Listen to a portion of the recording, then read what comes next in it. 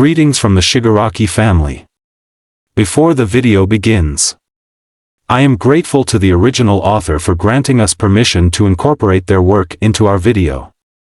I am extremely grateful. The description contains the work of the original author. We will now proceed to the video. Again, Secret Wonderland. The city of Hosu is beautiful at night. It gleams and flashes in brilliant, neon colors that leak into alleyways, spilling kaleidoscopes through the streets. Constantly packed full of distractions, stores never thought to go to, millions of street vendors and hero billboards broadcasting the latest fight for everyone to watch. People walk around oblivious to their surroundings, all content to carry on with their merry little lives, all just waiting for nightfall to let loose. There's a plethora of alleys to hide in, plenty of dealers selling anything the mind can imagine, a maze of a city perfect for sanctuary under dark, polluted skies. Unfortunately for Izuku, it's broad daylight, and the city is doing him absolutely no favors. One would think that Kamui Woods beating the shit out of some dude with shark fins, on a 1,000-foot screen, would draw more attention than some kid trying to slip through the crowds. But no, throughout his 15-minute panic-inducing walk through the city, Izuku has run directly into a lamppost, attracted the attention of two concerned citizens, had hot coffee spilled all over the front of his shirt, and fallen into a mysteriously yellow puddle. He's retreated to the rooftops for now, where the people aren't. They look like little ants from up here, all mulling about in their day-to-day business. No one notices the pickpocket in the crowd. She's already stolen 4 wallets in the 10 minutes Izuku's been watching. They're all too busy with each other and the world around them, acting like it's a good place to be. Like it's safe to interact with, like they're safe from it. Izuku rests his head on the concrete ledge, resisting the urge to scream. Today is absolutely not his day. Today is fucking awful. Of course, that's not unusual. Most of his life has been fucking awful. He gave up trying to figure out why when he was 8. Not to say it's all been horrible. He understands the basic concept of life has ups and downs. He can recognize the good things that have happened to him, the moments in his life that are little golden spots in his memory. See, the problem isn't him, per se. Bad things are just statistically more likely to happen to people like him. Those little sunshine memories are scattered throughout a whole lot of rain, and it appears that today is a stormy day. Insane, he knows, for fuck's sake there's not a cloud in the sky. Hosu is stubbornly sunny, holding on to the warmth of summer with a blazing fist. The sun beats down on Izuku's neck, he's covered in sweat, and as much as he wishes he could blame it all on the heat, he knows better than to lie to himself. He stands slowly, casting one final glance at the city below him. It really is ugly in the daytime. Too many people, too many assholes, too many potential threats. His eyes linger on the fight playing on the plaza's main screen. Kamui Woods has shark fins wrapped in wood, there's a small crowd cheering below him, but no breaking news. Good. That's good. Izuku turns, letting himself slump down against the ledge. Kicking his feet out, he stares up at the sky and tries to figure out what the fuck he's gonna do now. He's had some hard times, they're as inevitable as they are frequent, and no amount of training can ever prepare one for their time in a crisis situation. The only reason Izuku's been able to make it this far is because this isn't his first rodeo, and his mother taught him everything she knew. Allure drilled it into his head, there is always an answer, always a tactic that can get you to the final blow, always a way out when you need to run. He just needs to find his way out. It's the final step. He's already delivered the final blow, and it was a fucking disaster. Izuku snickers, clutching his stomach as it turns to full-blown laughter. He sounds insane, even to himself. The slightly hysterical laughing pulls at the wounds on his abdomen, but the pain is nice. Grounding enough to snap some semblance of sanity into his brain. Kami, he sounds deranged. There's this pitiful little tilt in his pitch, like he's 3 seconds from snapping. Which, if there was ever a time to lose his fucking mind, it would be the same day he murdered someone. No. Not murder, it was self-defense. Osami was going to kill him. There was no other possible explanation, no other possible reason for him to, for fuck's sake, the robe should have been a dead giveaway. Izuku never should have gone for the walk. He should have stayed hidden in his room until Osami left him alone, and then he wouldn't be in this situation. He wouldn't be fleeing a fucking crime scene and praying that his face doesn't show up on any of these fucking billboards. He wouldn't have the blood of one of the richest men in Hosu on his hands if he had just stayed in his room. Izuku frowns at the little patches of rust in between his fingers. He swallows the sudden need to vomit, quickly scratching it off. He doesn't have time for should-haves right now. Osami was a very important person to a lot of very important people, and Izuku needs to figure out what the fuck he's going to do before he finds out what happens to little quirkless kids who kill billionaires. He'd rather not know. Finding out what happens to little orphan quirkless freaks who get adopted by eccentric billionaires was enough, thank you. Izuku takes a deep breath, flattening his hands against the gravel. He needs to think. It's never been this hard before, never has he ever had to beg his brain to work, just for a second, just so he can churn out some sort of game plan. This doesn't happen to him. His brain hasn't been this empty in ages, but he closes his eyes, forcing himself to take another breath. Time is dwindling while he's sitting around and complaining. Oji said he wouldn't report Osami as missing, but Osami also had a meeting with Waku scheduled at 5, which means all his business friends will know their latest subject escaped before night falls. Izuku needs to be out of the city, yesterday. It's too suspicious if he disappears the same day Osami died. Granted, Izuku knows there's no way he'll get caught for this. The murder weapon is in his duffel bag, Osami's body is long disposed of by now, courtesy of Oji, and Osami's private plane went out to Paris today, which should throw any heroes off his trial for at least a day or two. His mistress might think something is up, but she doesn't think Izuku can speak, much less slit a man's throat, and Osami was never stupid enough to put his mistress on any flight logs. Waku might know. But, Waku is frankly a fucking creep who won't care enough to search for one quirkless kid when he can just find another. He knows from personal experience that Izuku is perfectly fine with punching someone in the face, but there's a pretty big difference between being able to harm and being able to kill. Waku will think him too weak. Plus, the little rat bastard won't come within 100 feet of Osami's name if anyone finds out about their research. The only people who know are him and Oji. That means he's covered, right? It's quiet on the roof.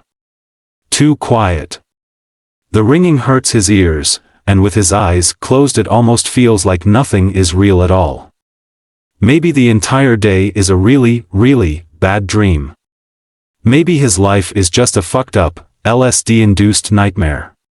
Tragically, the sky is still blue when he opens his eyes. The world is still real. His duffel bag and backpack are still over by the roof access door, on top of the ridiculously tall building he fled to the second he entered a semi-empty neighborhood. The day still continues, so Izuku must too. He slit a man's throat today. Izuku didn't know a person could bleed like that. Didn't know how quickly blood would stain Osami's pretty pink robe, drowning the little satin blue jays along with his bare chest, and the body below him. Izuku never thought he could murder someone, but he didn't think twice in the clearing. Osami came at him, robe open and knife in hand.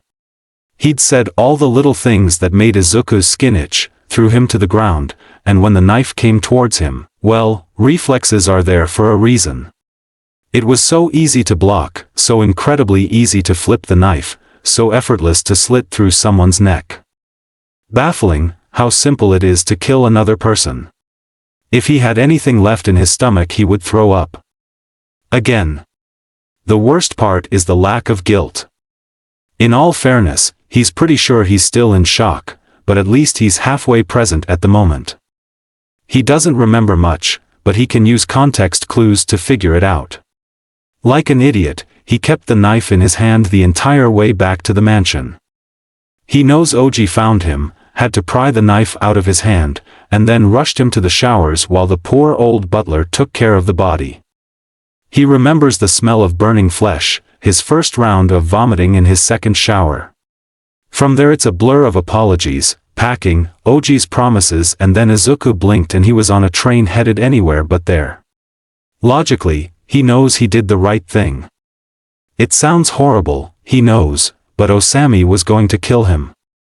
Study him, use him, and then kill him to keep anyone from finding out. The same thing he did to other quirkless children because that's his MO. It's what he's been doing for years.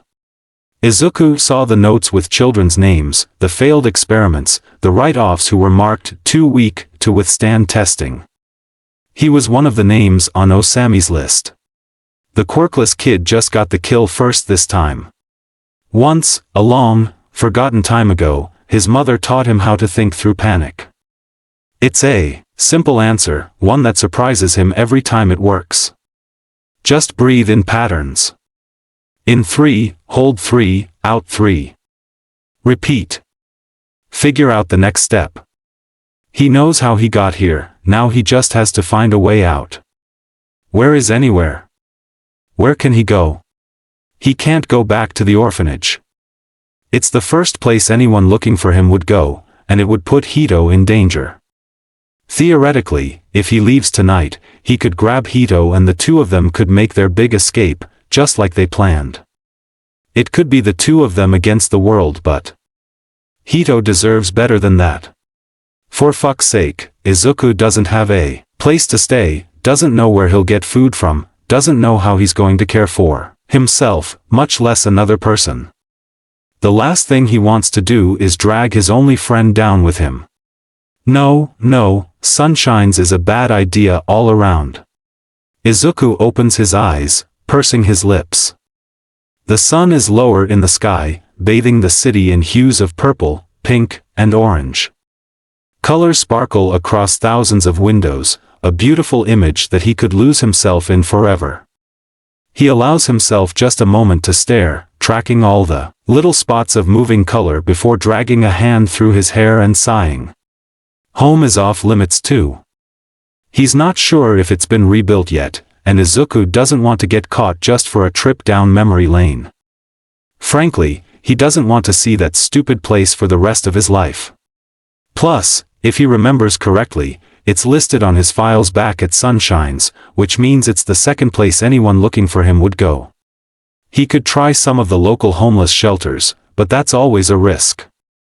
One murmur of the word quirkless and he'd be right back on the street with an even larger target on his back. Wouldn't be the first time he was kicked out of a shelter over a fucking toe joint. Izuku could track down Uncle Sho. No. The thought of it deepens his frown. He has no idea where Sho is now. The man wouldn't want to see him anyways, that much is obvious by how he left and never looked back. Sure, it was 2 years ago and the entire world has changed by now, but the sentiment wasn't lost on Izuku. Sho wants nothing to do with him, and Izuku would be an idiot to hope a hero would harbor a murderer. Izuku stretches his neck back. His jaw hurts from grinding his teeth, there's gravel stuck in his hands, his stomach still feels like lead, and he can't think of anywhere else. Sunshines is a no, he can't go home, shelters will kick him out, Sho wouldn't take him, where else is there? He could stay on the rooftop. Hero patrols rarely dip into the poorer side of Hosu, where Izuku immediately turned to escape the crowds. The vantage point lets him stay up to date on any breaking news via the giant billboards across the block, and the fire escape is broken so he could barricade the door to cover entrance points. Of course, anyone with a flight-based quirk would be a problem, but if someone does find him, he can always just jump. Izuku pauses. He can always just jump. No one will question a small child falling from a rooftop here. Garbage gets picked up once a week, providing just enough coverage if he aims right. The noise from the slowly filling bar 2 streets over should hide any sound. By his estimate he would be dead instantly. His neck would snap as soon as he hit the street, he wouldn't feel his bones shatter on impact, he would be gone before the worst of it. Green eyes flick to the edge of the roof. Is it worth it? Izuku has a history of shit luck. The last time he tried to die, all it did was scar his arms and send poor Hito into a panic attack. Cleaning everything up was a pain in the ass, but there's no one here to stop him this time. There is physically no way for him to survive a fall from this height. It wouldn't be like last time, he wouldn't wake back up. The thought is oddly comforting. See, Izuku's always known how he would die. There are only 3 ways it could ever end: killed by someone else, himself, or the world around him. He's known the statistics his whole life. Quirkless kids are meant to die young, they're built to be the perfect little punching bags who can't fight back against assholes with too much power for their own good. If not a slap to the face, it's a foot to the gut, a spider lily forced down his throat, words carved into his skin until they're carved into his brain, and that's before the systematic issues. Statistically speaking, he's lucky that he made it to 11 years old. By all accounts, he should have died a long time ago. If he keeps going, what will that bring him? His parents are dead, killed by each other in a massive clusterfuck of a night. His uncle-like figure walked out of his life and, really, if Uncle Sho wanted to help him, he would've. He had every opportunity and resource to rescue Izuku from the stupid orphanage, but he never came. Instead, Izuku had to fight for his life because no one, comes to save him, ever. He can't go back to Sunshine's, he has the blood of one of the richest men in Hosu on his hands, he would just be endangering Hito if he went back. He has nowhere to go, he can't run forever, and killing himself now sounds better than finding out what happens to quirkless murderers. This is the only way out. All other possibilities lead to dead ends, but at least this route leaves Izuku without a beating. If he does this, it'll all be over. All his mistakes, his regret, the blood on his hands, the nightmares and wishing for it all to stop. Maybe his life is meant to end like this. It fits with all the statistics. Tragedy after betrayal, after heartbreak, after trauma until nothing is left but a lifeless child wishing death would hurry the hell up. Jumping would just be speeding up the process. Izuku stands on shaky legs. He braces himself against the ledge as he removes his shoes, setting them neatly by his bags. Night has fallen around him, and he's once again breathless by how beautiful the city is. He climbs over the ledge, his feet dangling, eyes taking in all of the beautiful lights around him. Hosu really is stunning at night. It's finally all lit up, neon flashing between buildings, empty streets too dark to see the trash, the assholes, the others who are like him, beaten down and at the end of their ropes. The fall is simple. One little push and Izuku is flying through a million specks of color. At the end of everything, he has the wind rushing through his hair, that calming feeling of weightlessness, and the quiet reassurance that this is it. It's finally all over. Chapter end notes. Oh, you made it to the end of the prologue so fast. Won't lie, I have about 5 chapters of this written. I like to have 10 chapters in advance before I post a FIC, because I like to keep a writing schedule, but life is kinda shitty, so I can't always follow it. I posted this one way early because this month has been really shitty, and I found out that everyone in my company is getting let go at the end of the month. I'm kinda freaking out, so I needed something to perk me up and get me out of my own head, which is a weird thing to say on a suicidal Izuku FIC, but it is what is. I'm probably going to post the 2nd chapter before the end of the day.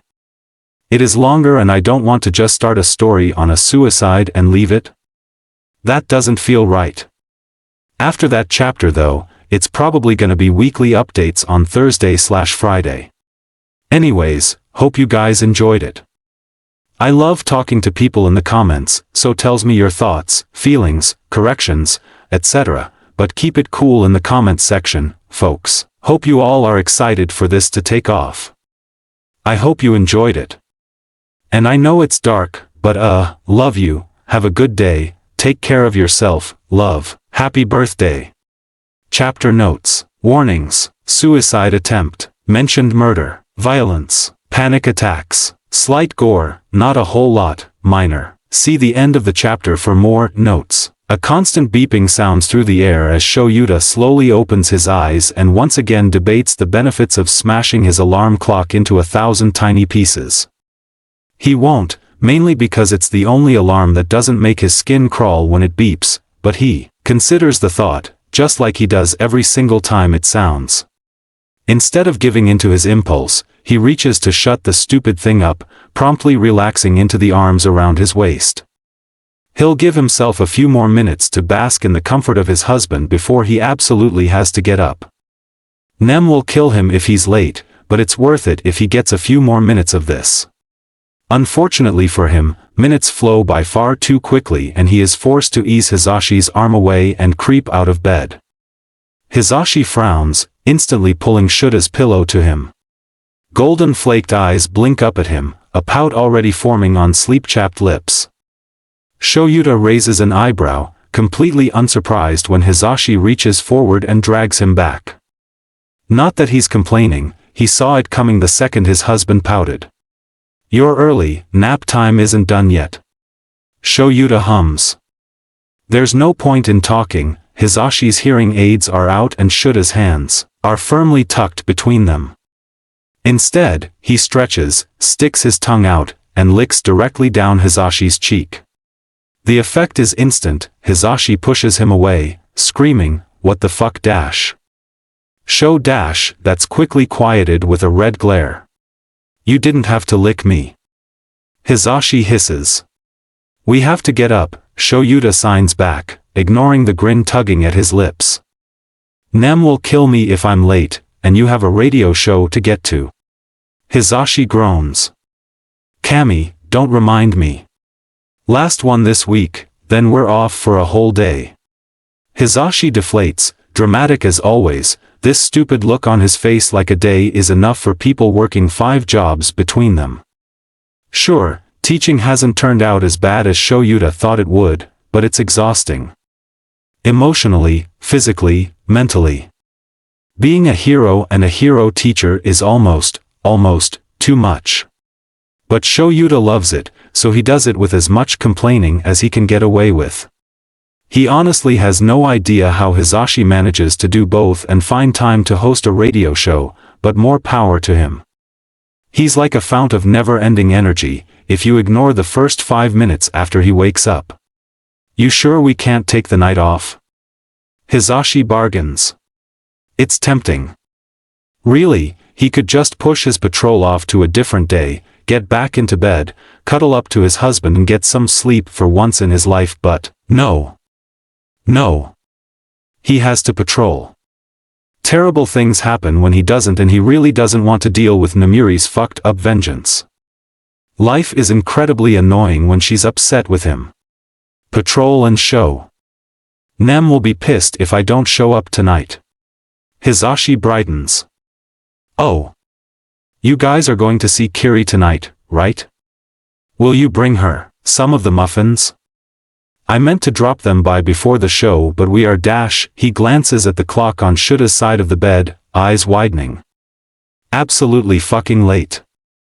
Holy, we gotta go, show." He bounces off the bed in a flash, practically sprinting for the shower and cursing Shoyuta for laughing the entire time.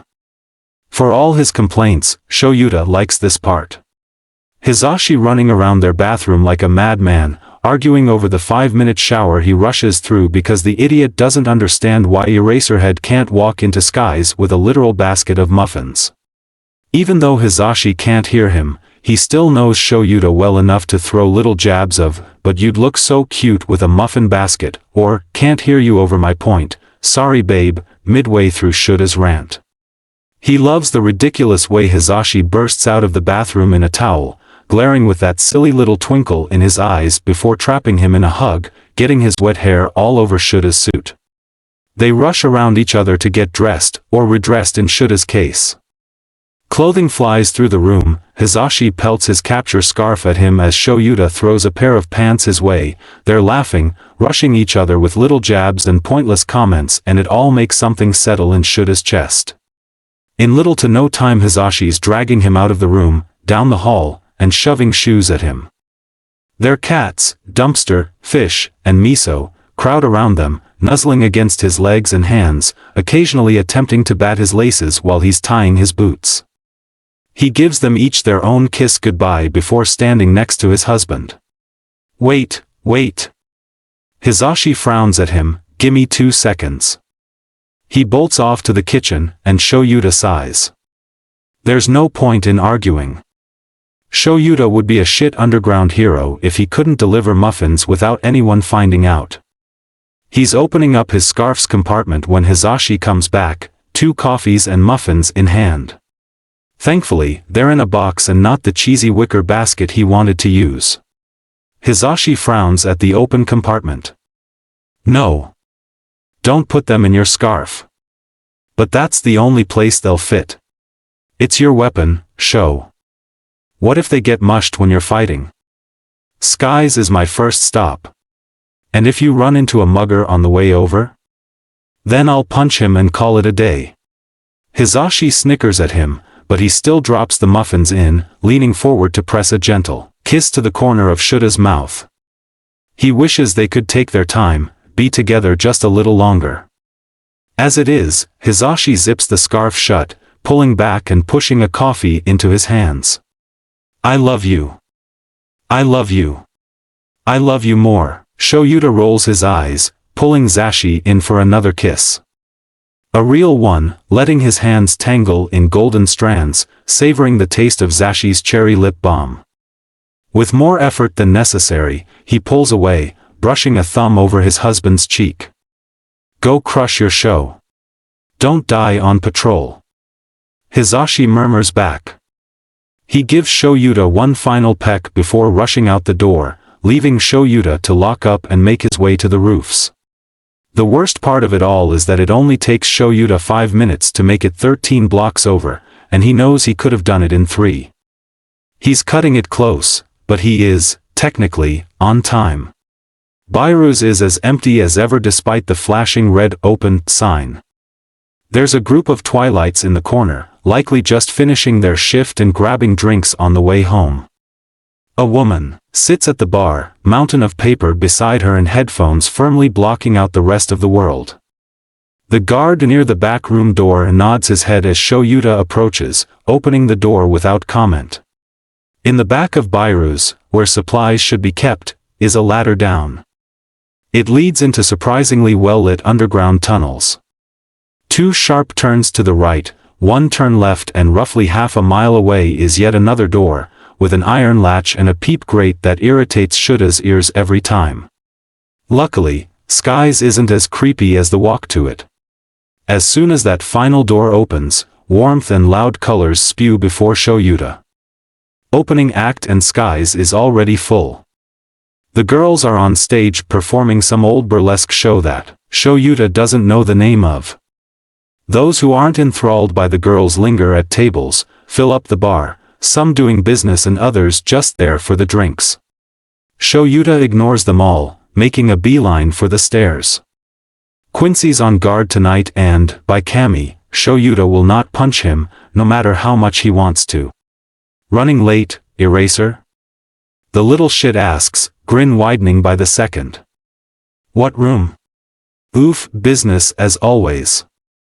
Come on, Eraser, is your life really too busy for a quick dash? Shoyuta sighs, letting a bit of red flood his vision. Quincy, what room? 3rd door on the right. Have a pleasant visit, Eraserhead, sir. He makes it with 1 second to spare, slamming the door open and sending both women inside into cackles. Honestly, Midnight wipes a fake tear from her eye. You could have just knocked. But then he'd be late. Sky tells her, and you know how he feels about being tardy.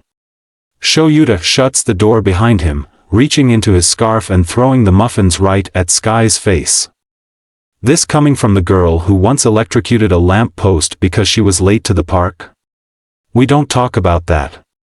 Oh. Are those Zashi's muffins? Gimme dash, those are for Sky. Shoyuta sighs, plopping down in the free chair. Sky brightens at that, immediately opening the box and throwing a muffin at both of them. Shoyuta doesn't even complain, Hizashi makes amazing muffins. They're the perfect before patrol snack. He and Namuri take a moment to clock in through their hero suits as Sky stuffs her face, idly watching the muted news playing on the TV in the corner. When he looks back up, Sky's already pulling files out from Kaminosware and sliding them across the table.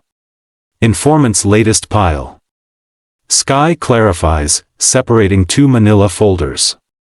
This one is for midnight. Tangerine plans to hold a shootout in the red light district, tonight at 3 a.m. Opening shots are scheduled to begin at V's, they're targeting the Velvet Association, and no, the other gang doesn't know, yet. She turns to Shoyuta, sliding his folder over. This is everything we have on Crusher. He and his boys are making some type of deal tonight, Seafood District, somewhere by Dock C, 2, am. Trigger? What else would he be selling?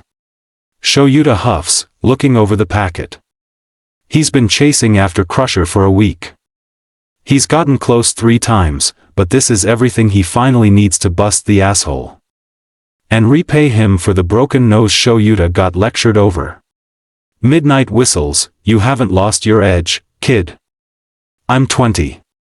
Still a baby to me. Sky pouts, gearing up for a rant about being an adult, but Namuri cuts her off with her own rant about age being useless because she'll always be like a little sister, and so it goes.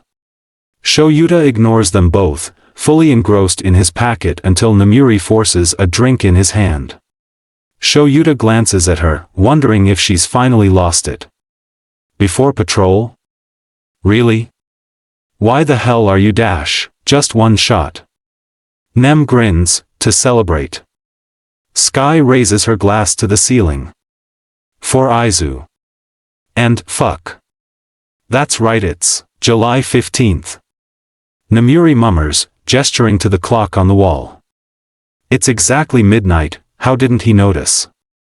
I won't be able to make it to the graves tomorrow, so celebrate with us now.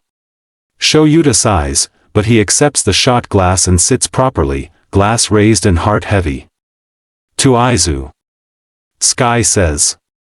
Midnight grins, wicked and wild as always. May he be raining terror wherever he goes. May he still be alive, Shoyuta doesn't say. He clicks his glass against theirs before downing the shot, forcing away images of a tiny green-haired kid with a smile too big for his face. Shoyuta knows such thoughts are illogical. Izuku's been missing for 2 years now. His case grew cold after the first 6 months, and most of the useless idiots looking for him tried to call it off after the customary 48-hour search. Shoyuta hated them for it. It took Hizashi, Namuri, Tsukachi, and Nezu to stop him from ripping all of their heads off their bodies. He only calmed down because Nezu wormed his way into taking over the search.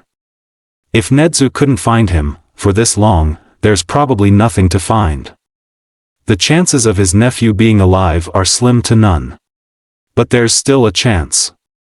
And for that, Shoyuta will hope. He won't say it out loud, won't run the risk of jinxing himself, but he will keep that hope close to his chest and cherish it. It's what he should have done with Izuku, what he should have done with Inko, and what he should have done with Oboro. Leaving Skies always leaves a bitter taste in his mouth. He wishes she would come with them, wishes she'd leave the underground and live a life that isn't filled with the worst kinds of people. But, as a part of the underground, as someone who understands, he can't say a word. So, he keeps his mouth shut and leaves with Namuri by his side. They pause at the exit to the tunnels, just long enough for midnight to force him into a hug. Be safe tonight, Eraser. Always am. He tells her. Don't die. Don't get shot. He calls back, but she's already out of the tunnels and racing towards the red light district. He has a few hours before 3 am, and he really hates the smell of fish, so Shoyuta takes his time. Part of being an underground hero means never running out of people to deal with. He runs into no less than 3 robberies, a group of drunk idiots making bad decisions in an alleyway, and manages to prevent kids from going into a suspiciously unmarked, now totaled, van, all before landing in Dock C, plugging his nose, and beginning his first scope. It only takes 10 minutes to find the best vantage points, escape routes, and probable entrance points. By the time that's done, Crusher's men are arriving and Shoyuta starts the grueling task of picking off minions. He has roughly 15 minutes before the buyer shows up, giving him just enough time to pick off the weaker links, leaving their unconscious bodies where guards won't spot them. It's safer when there are less people, and Shoyuta has learned by now to always cover his tracks. He texts Tsukachi as he settles in for the final stretch. If everything goes according to plan, he'll be done with this entire case by 2:30. At 2 on the dot, the buyer and his men walk into the warehouse. He's completely unsurprised by the amount of people. This is Crusher, anyone on his team could be on trigger, and not taking precautions would end with a lot of people dying tonight. He starts with the fools by the car, knocking them out one by one as Crusher waxes on about the quality of his product. The man's dramatic lecture even gives Shoyuta time to slash tires. He really isn't in the mood for another chase tonight. From there, he moves back into the rafters. He gets 2 of the men in the back of the warehouse before he's spotted and the all-out brawl starts. Thankfully, they're down to just 7 idiots left. Shoyuta dodges between fists, venom, and someone's fucking lizard tongue to knock the buyer out. He spins on his heel, delivering 2 quick blows to the red idiot and snapping his capture scarf out to snag Crusher before he can run. An elbow to Lizard Tongue's face has him down for the count. Shoyuta catches someone's fist with one hand, planting his feet firmly on the ground before throwing them at Venom Spit. The momentum knocks them against the wall, a second glance confirms them both down. With a final jump back and a tug on his scarf, Crusher's eating concrete while Shoyuta sweeps the last 2 goons off their feet. He tugs Crusher back, catches him by the ankle and slams him to the ground while his scarf wraps around the 2 conscious fools, squeezing them still and dropping them on the floor. Eraser head. Crusher laughs, spitting blood on the ground. Should have known you'd catch up to me. Nose still broken? It's about to be. Shoyuta mummers.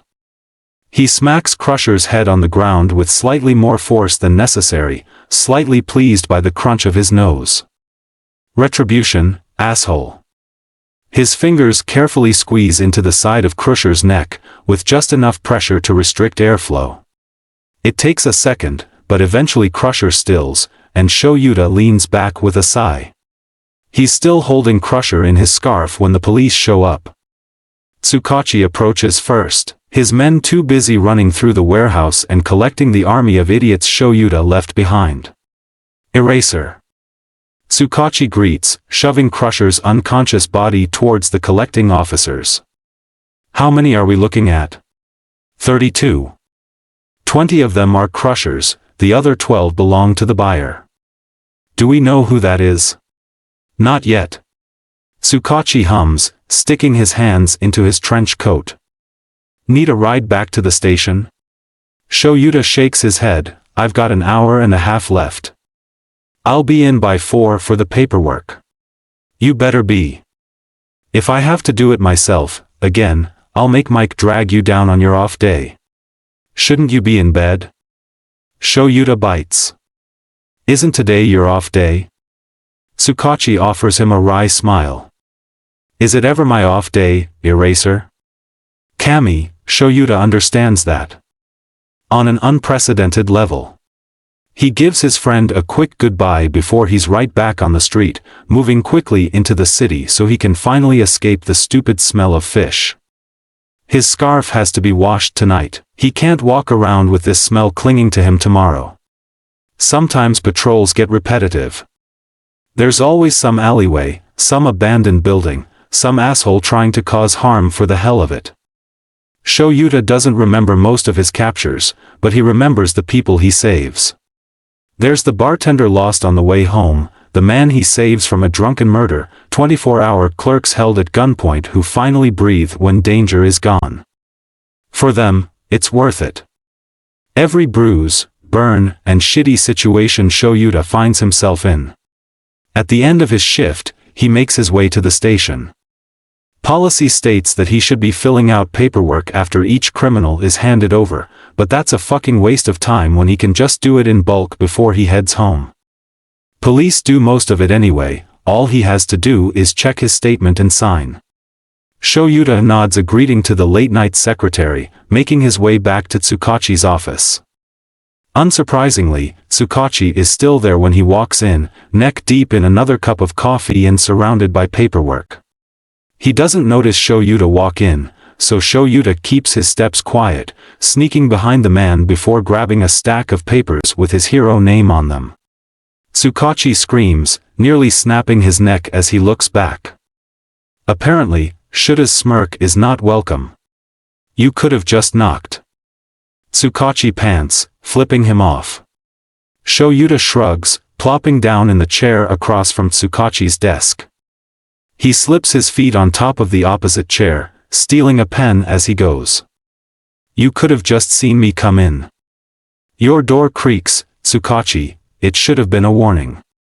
Yeah, well, some of us are neck deep in shit, Eraser. We're always neck deep in shit. True. Tsukachi sighs. I just got a report from Hosu. Apparently, Tanaka Osami is missing. Yuta keeps writing, filling out the blank spots the detective has left for him on tonight's reports. Am I supposed to know him? He's some billionaire, funds several of the biomedical research centers throughout Japan, just started dating that Guriko artist. I'm still waiting on the full report, but it's gonna be a shit show. Higher-ups are already stressed about it because, well, you know. Because he's a rich asshole with rich asshole friends who are being a pain in the ass and expect him to be above all the other cases we have? Tsukachi grins, exactly. His computer chimes with a notification and they both return to the task at hand. The office fills with the sounds of Tsukachi's typing and Yuta's pen scraping against his stack of reports, a strangely soothing ritual. Yuta will admit, he never expected to befriend one of the more famous detectives in the department, but it came with the job. After the first year of dragging criminals in at ass in the morning, glaring at all the idiots in the building, it became natural for Tsukachi to laugh in his face, shove a cup of coffee his way, and keep him from getting into another altercation with another officer. He's a good man, a brilliant detective, and one of the few people Yuta knows he can trust. Tsukachi was one of the few who actually worked Izuku's case. The detective fired everyone in the office who didn't want to waste resources on a null, took vacation time to help with Nezu's efforts, and saved Yuta's ass on several occasions. He trusts Tsukachi with his life. Coming from him, that's high praise. Yuta's on his last report when Tsukachi chokes, spewing coffee down his shirt and several papers. Oh, fuck. Bad news? Tsukachi looks away from his computer, eyes blown wide and face pale. He gulps, ignoring the coffee entirely, glancing between the screen and Yuta as he slowly gathers the stained papers on his desk. Yuta raises an eyebrow. Something you'd like to share with the class? Tsukachi. The detective sighs, squeezing his eyes shut. He takes a minute to drag his hand down his face, slowly nodding. We've been friends for a few years now. I would feel incredibly guilty if I kept this from you, but you cannot get involved in this case, understand? It's already assigned, and it's not even technically within our jurisdiction. Yuta's eyebrows raise higher, but he finishes his report, capping the pen before dropping his stack back on the desk. He stands slowly, cracking his back before looking at the apparent shitstorm on Tsukachi's computer. It takes a second to read through the report and Kami, it's not good, he's kinda thankful that Edge Shot got stuck with this one. Tanaka Osami was supposed to show up to a business meeting at 5 p.m., but never showed. His assistant stopped by his mansion, only for the butler, Oji, to inform her that the man wasn't there. She went to the police when he didn't show up to work the next morning, and they've had their hands full ever since. Apparently, while he was funding research, Tanaka was doing some of his own. There's a trail of fosters, adoptions all for quirkless kids, and the second Shoyuta sees it, his stomach starts sinking. They found a research facility on the mansion grounds, filled with body parts of Tanaka's adopted children, some type of drug with papers upon papers of equations, all with mentions of quirk nullification. Shoyuta feels sick to his stomach. But the report isn't done, so he keeps reading. Obviously, the man was trying to create some sort of drug that stops the effects of a quirk. It's not the first time something like this has floated up from the underworld, but it always makes him furious. So far, no accomplices have been found, and statements have yet to be collected, but they're already onto their first lead.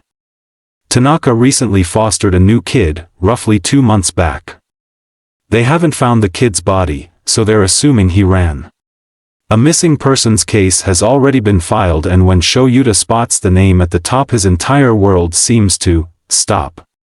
Tsukachi's hand steadies him, forcing him into a chair. He doesn't even realize the man left until a new cup of coffee is thrust into his hands. It's warming, grounding in a way that Shoyuta needs right now because, what? Tsukachi sighs. Security cameras around the mansion picked up his image. He scrolls down, clicking on an attached document, and Shoyuta can't breathe.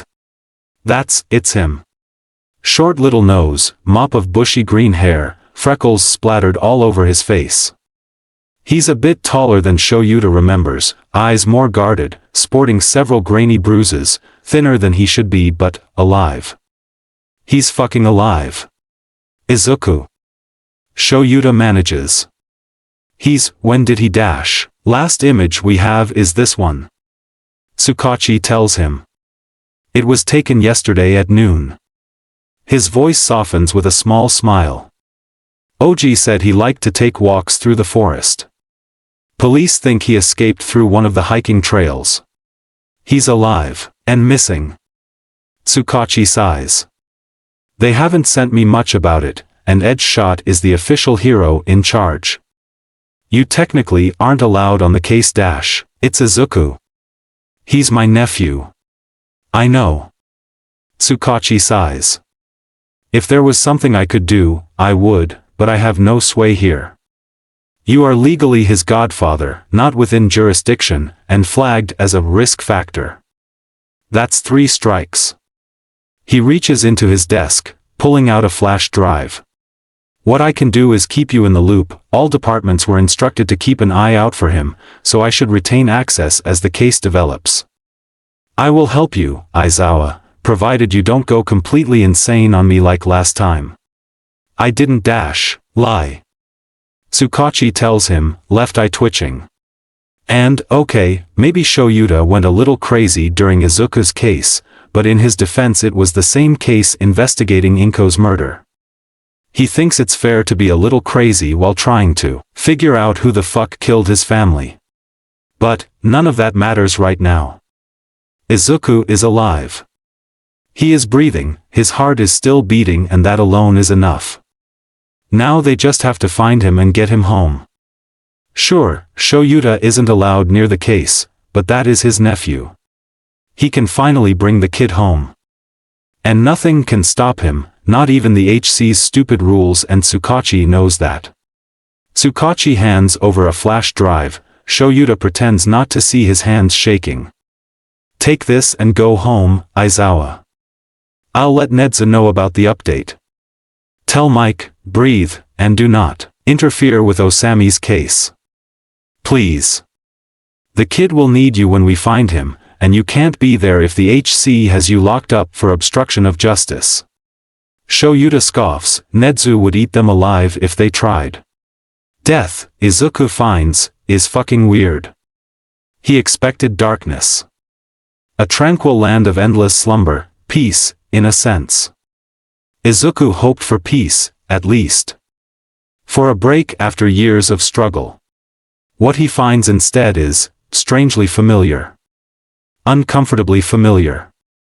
He feels like shit. Like he's been dragged across the playground, had his head smashed into swing set poles, and been tossed carelessly into some ditch. No, the soreness is worse than getting thrown into a ditch. More like the day Tsubasa tried to see if his nails would work as paintbrushes on Izuku's skin. His entire body aches, his bones feel like they're jello, he's pretty sure his throat is currently made of needles, and he is absolutely going to vomit if he moves. He's awake. Izuku doesn't think he's supposed to be awake. If memory serves him right, he just jumped off a building. No one is supposed to wake up from that, much less some quirkless kid with the world out to get him. But, he's in a bed right now, and every small stab across his body is drawing him closer to consciousness. Past the aches, he recognizes the feeling of soft sheets, a pillow beneath his head, the weight of a blanket keeping him warm. He can hear some pre-Quirk song playing across the room, someone quietly humming along, and, oh fuck, someone is with him. Izuku strains to hear the scratching of a pen against paper, barely containing a flinch at the sound of a door opening. He awake yet? A voice asks. Not yet. I don't think it'll be much longer. Do we know who he is yet? The first voice snorts, I think the whole country knows who he is by now. Midoriya Izuku. News has been running his face since noon, some rich guy's missing kid. More like a runaway. Voice 2 mummers, missing kids typically don't hurl themselves off buildings. Fuck. They know everything, he's on the news. This is bad, fuck. What is happening? Izuku peeks his eyes open, careful not to move a muscle lest he puke and give himself away. Fuck, it's bright in here. Little black dots dance in his vision as his eyes come into focus, it takes everything in him to keep still instead of flinching away. The room is bigger than he expects it to be, tall ceilings with honey-colored lanterns hanging from arches high above that make the space feel warmer than it is. 2 women stand over to the right, one with long blue hair in a tight ponytail, the other with a red braid going down her back. Red turns right as Izuku snaps his eyes shut, but it's already too late. Oh. Look, he's awake. Motherfucker. Is he? Sure is. I saw those eyes, greeny. Izuku resists the urge to groan, instead tentatively opening his eyes again. To their credit, the women don't move, just offer him smiles, each filled with their own form of sadness, but surprisingly not pity. Izuku hates pity. Hi. Ponytail says, voice gentle and hands carefully open. My name is Mika, this is Akane. My friends found you hurt and brought you here last night. What's your name? Izuku frowns at her. You already know my name. Where am I? They exchange a glance, a quick frown, and then Akane steps forward, palms up. You're in the lily's web. You're safe here. I found you after you jumped, and, brought you back. You healed me?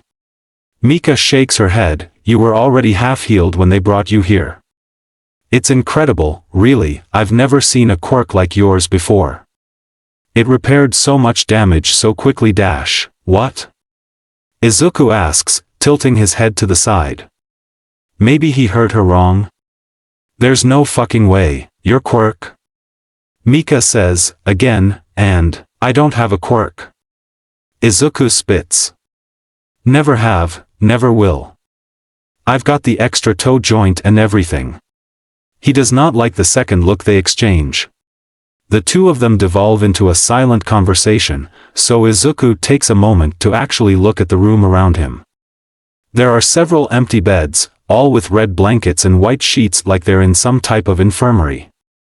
Metal shelves line the far wall, proudly displaying high-quality medical supplies. He might be able to snag some of that before he leaves. His bags are directly to his left, so it would easy to grab them, overpower the 2 girls, and make it out one of the windows to the far left. Mika takes a few steps closer, drawing Izuku's attention back to her.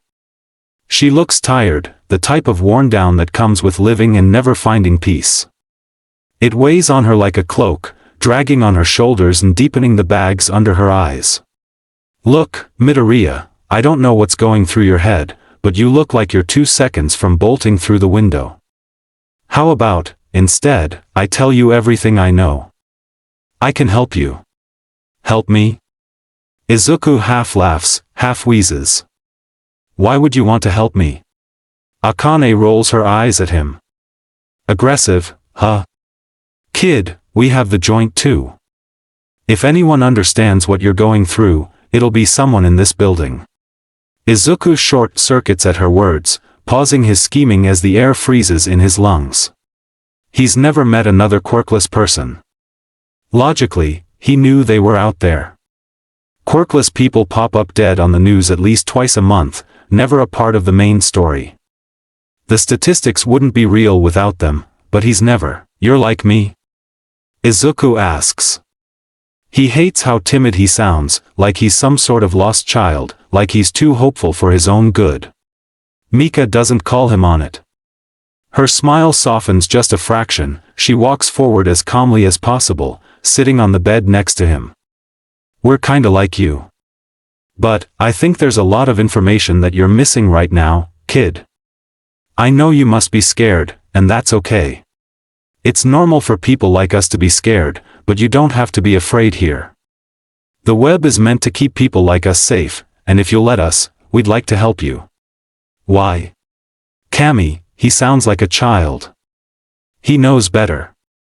These people are strangers, he knows nothing about them, and the few things they have told him could be lies just to trap him here. There is no reason for the weight that gently crushes his chest, making the drag of air through his lungs much more strenuous than it should be. It's stupid to get hopeful, he knows this, but, because at some point we needed help too, and life would have been a lot better if someone had just taken a second to offer, so, we're offering. We won't force you, but we will offer. And, it's not like Izuku has much else going for him. Sure, he could escape, but that would mean hurting these people, and once he's out, he's back to square one. On the run with nowhere to go and no one to help. He'd be a fool if he didn't at least listen. He can vet the information later. Izuku gives a slight nod, trying not to be freaked out by Mika's pleased smile. Good. She looks over to Akane, who gives a nod and starts to head for the door.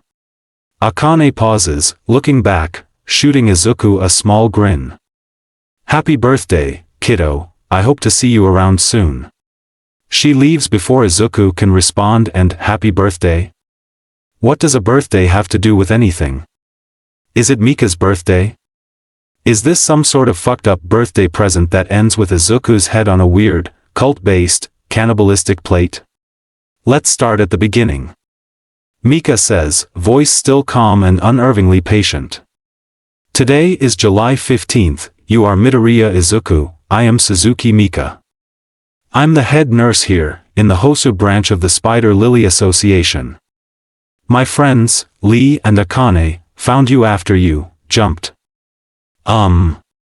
They, recognized your shoes, put 2 and 2 together, figured it was another quirkless suicide, you know? She gulps, words coming faster. They looked for your stuff and Akane was starting to call an ambulance, but then you dash. She takes a breath, gesturing to his arms. You just started glowing and coming back together. By the time you got here, your tendons were already reformed. Akane said she watched them literally wind back together, your bones that had been broken set and then rebuilt on their own and dash, she cuts herself off, shaking her head, voice breaking off to a whisper. I watched your body stitch itself back together, toe joint and all. Izuku forces himself up, swallowing the bile in his throat. Tossing the blankets aside, he looks down at himself, barely daring to breathe. He's in a medical sheet that's loosely tied around his neck.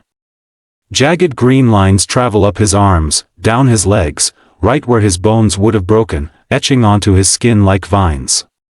He looks like someone's kintsugi project if green paint left angry bruises and violet patches across skin. This isn't possible. Izuku whispers. I'm sorry kid, it is. I have the medical file and surveillance tapes to prove it. Mika sighs, brushing her ponytail off her shoulder. The wrinkles on her face are more noticeable up close. Have you ever heard of a false negative? He scoffs. Of course I have. Izuku takes knowledge of quirks to an almost religious standard. At first, they were just so cool he needed to know how every last one of them worked, but then he learned that understanding someone's quirk in a matter of seconds could be the difference between life and death. Allure and Serpentine knew it too, and they helped Izuku develop his skill until the day they died. He is very well acquainted with all quirk types: emitter, mutation, transformation, accumulation, false negatives, and quirkless. Everyone has something, but there's no way that Izuku is a false negative. He's quirkless. Right? That's what we're thinking you are. Unfortunately, we don't have time to get you to our quirk specialist. I won't lie to you kid, I think you might be in some deep shit. Your face has been all over the news, missing adoptive son of the similarly missing Tanaka Osami. Fucking damn it. Why didn't you turn me in? Mika shrugs. You're one of us. We have thousands of stories about missing kids who are running from what would kill them. I only wanted to call someone you'd be comfortable with calling, someone you're safe with. She isn't making this easy. Izuku should be pushing her over, grabbing his bags, and sprinting, but there's no one to call. Mika sighs. I figured as much. She sits up straight, something sad in her eyes and angry in the clench of her fist. I'm sorry, Midoriya. No one deserves this. Izuku snorts. Do you want to talk dash? No. He absolutely does not. What happens next? Mika pauses, he sees the slight downturn of disappointment in her lower lip, but she hides it quickly, giving a short hum. Well, that depends on what you need. If you need to get out, before someone finds you, I can help with that. If you need to contact someone trustworthy, I can do that too. If you need a place to lay low and get your bearings, I can also help with that. I need to leave. Izuku whispers. I need to get out of the city. I need dash, Kami, damn it all. Suicide was supposed to be the fucking answer. He wasn't supposed to wake up. What the fuck is he going to do now? There is literally nowhere he can. I have a shipment of supplies going through the web to Mizutofu tonight. We can sneak you out that way, there's still enough time for you to eat beforehand. Izuku blinks. He's an idiot. It sounds so simple when she says it. He's pretty sure at least one of Allure's warehouses is still secure. Hisashi never found out about the last one and Izuku would never forget the address. Why didn't he think of this before? Is that okay? Mika asks. Izuku looks up at her. She seems like she's telling the truth. Izuku doesn't have many other options and it's not a bad plan. I want proof. Izuku offers. I'm sorry, I know it's rude but I've been quirkless all my life and I don't know who you are, or what the web is and I don't dash. You don't trust me. Mika nods.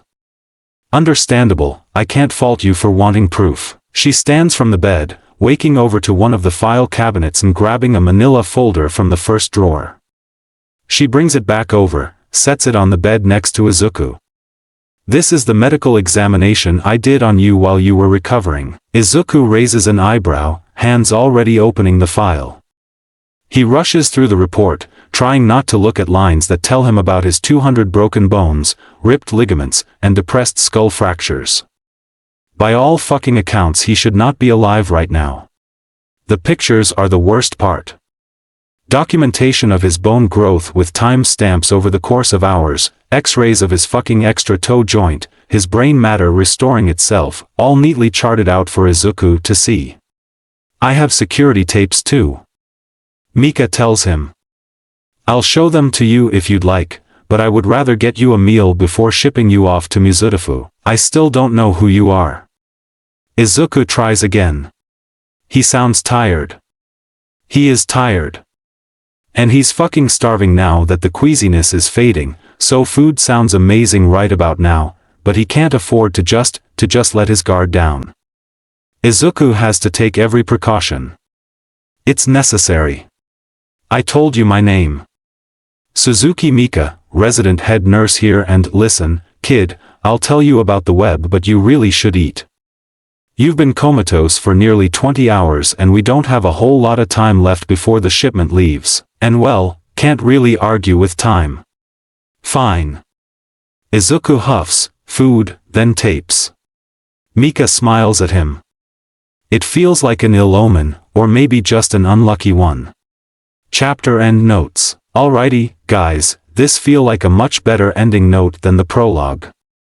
Izuku is alive, as promised in tag, and Papa Show is here. Also, in case it wasn't clear, Sky is a cover name for basically the leader of an underground information network that Eraserhead and Midnight work with. Hizashi and Shoyuta are close friends with her, so they call her by her first name Kiri, and that's all you get to know for now. Who's excited about the web? My ass, that's who. Also, peek at traumatic backstory, more on that later. Hope you all are excited for the next one. I'll probably release it this Thursday, and then start our weekly schedule from there. Wish me luck in job hunting, guys. Not the end. Chapter notes. Finally, a chapter with limited trauma warnings. Mentioned bullying/discrimination. Mentioned child abuse. See the end of the chapter for more notes. A long time ago, Izuku loved car rides. Inko would put on some pop song they both knew every word to and jam out, acting out duets during bad traffic. When he was tired, he'd watch the landscape change, head pressed against the cool window, eyes closing to the gentle hum of the machine around him. Now car rides make him sick to his stomach. His vision is limited, there's only one escape route, and Izuku's not in the passenger seat of his parents' car, but in the back of a cargo truck filled with supplies and just enough room for himself, his fellow stowaway, and the thin bench they're both precariously stretched out on. Sure, the car ride isn't actually making him sick. There's maybe an hour left, depending on traffic, and Kudo hasn't been awful. The team lit up a joint the second they took off, offering it to Izuku with a raised eyebrow. Izuku knows that drugs aren't a good idea right now. He's barely within his right mind and slowing his reactions with inebriation doesn't seem like a good idea, but he's also barely keeping his shit together, so he'll take what relief he can get. They split half a joint before they were out of Hosu, Izuku coughing up a lung from his birthday present and Kudo laughing at him the whole time. He doesn't mind weed, surprisingly. His parents would kill him if they knew this information, but they're both dead, so it's kinda a moot point. The first hit had him hacking up a lung, but the floating feeling is nice. Thoughts don't come as quickly, his focus is narrowed down to the rickety space around him. The bench is much more cozy with drugs in his system, and his jaw-clenching panic has dulled to this hazy, warm, lightheaded feeling. Better than a panic attack, Izuku supposes. They've been alternating between making extremely bad jokes and playing a card game. The cards go flying every once in a while, each time it sends them both into hysterics, but it's better than sitting in silence for 4 hours.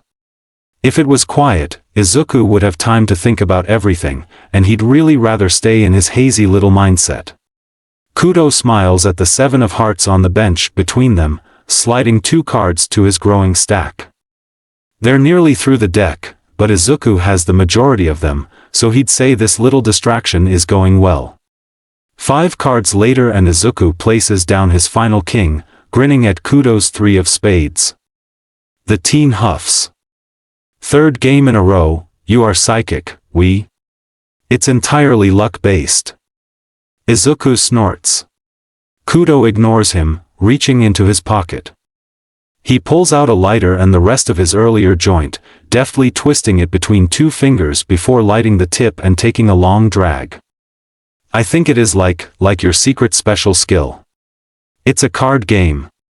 So? Does it really qualify as a secret special skill if it's a card game? Kudo passes him the joint, one blonde eyebrow raising. Mon ami, you sell yourself short. Anything can be a super secret special skill, as long as it is super, secret and a skill, we? Izuku snorts, taking a hit. He doesn't immediately burst into a fit of coughs, but Kudo forces water into his hands just in case. Which is fair, Izuku almost gagged last time. Neither of them want a repeat of that. What is child like you doing here anyways? I'm 12, I can tell. Kudo snorts. Are you fleeing? Are you? The teenager laughs, throwing his head back to rest on the wall. No, Ami, I was left behind ages ago. Mama had a chance to start over, and little monster Kudo had no place in her new life. Izuku passes him the joint, frowning. He shoves down the rage that prickles under his skin, forcing himself to breathe past the lump that always clogs his throat when he hears these stories. Statistics echo in the back of his head, but he ignores them, focusing on the person still here, still fighting, still living. Bitch move on your mom's part. I hope her new life is in fucking shambles. Kudo laughs, choking on his hit. Smoke beats out of his mouth as Izuku hastily passes him the water bottle, patting him on the back. Wee. Fuck her. Kudo cackles. You understand, Ami. Life is better with the web, our community is kinder than any mother I've known. How long have you been with them? Since Mama left. Kudo takes another hit, letting the smoke curl in his mouth before blowing out. 10 years. Akane found me 2 months into living as a street rat, offered me bed, food, and so much more. They have saved me, and they have saved you too, no? Izuku takes the offered joint, shrugging. Oh, come on, Ami. You are the green one, we? On the run from your elitist prick of a father? Izuku scoffs, taking a hit and shaking his head as he blows smoke towards the rattling storage shelves. That man is not my fucking father. Oh. So Mama and Papa left early. Izuku nods. Kami, it's pathetic that this teen can figure him out so easily. Of course, it's not hard to figure out what happened in Izuku's life, especially with the similarities between them. Every quirkless person knows the statistics, knows the stories if they haven't lived through it themselves, knows exactly how someone can go from a child to a street-hardened beggar within months. My parents died 2 years ago. Izuku admits, if only because he knows Kudo will understand. I made it on the streets for 6 months before cops rounded me up and shoved me into the foster system. Kudo TSKS, never had that one, thank Kami. It's hell to escape. Izuku offers. Well, that is where the web has come in, we? Why else would you be using potatoes as a pillow right now? Izuku passes the joint back, pointedly resting his head on the sack behind him. It's more comfortable than the metal walls, but not by much. At least the weed makes it easy to physically melt onto any surface. Do we have to talk about this? Can't we just go back to playing war? We pick a new game.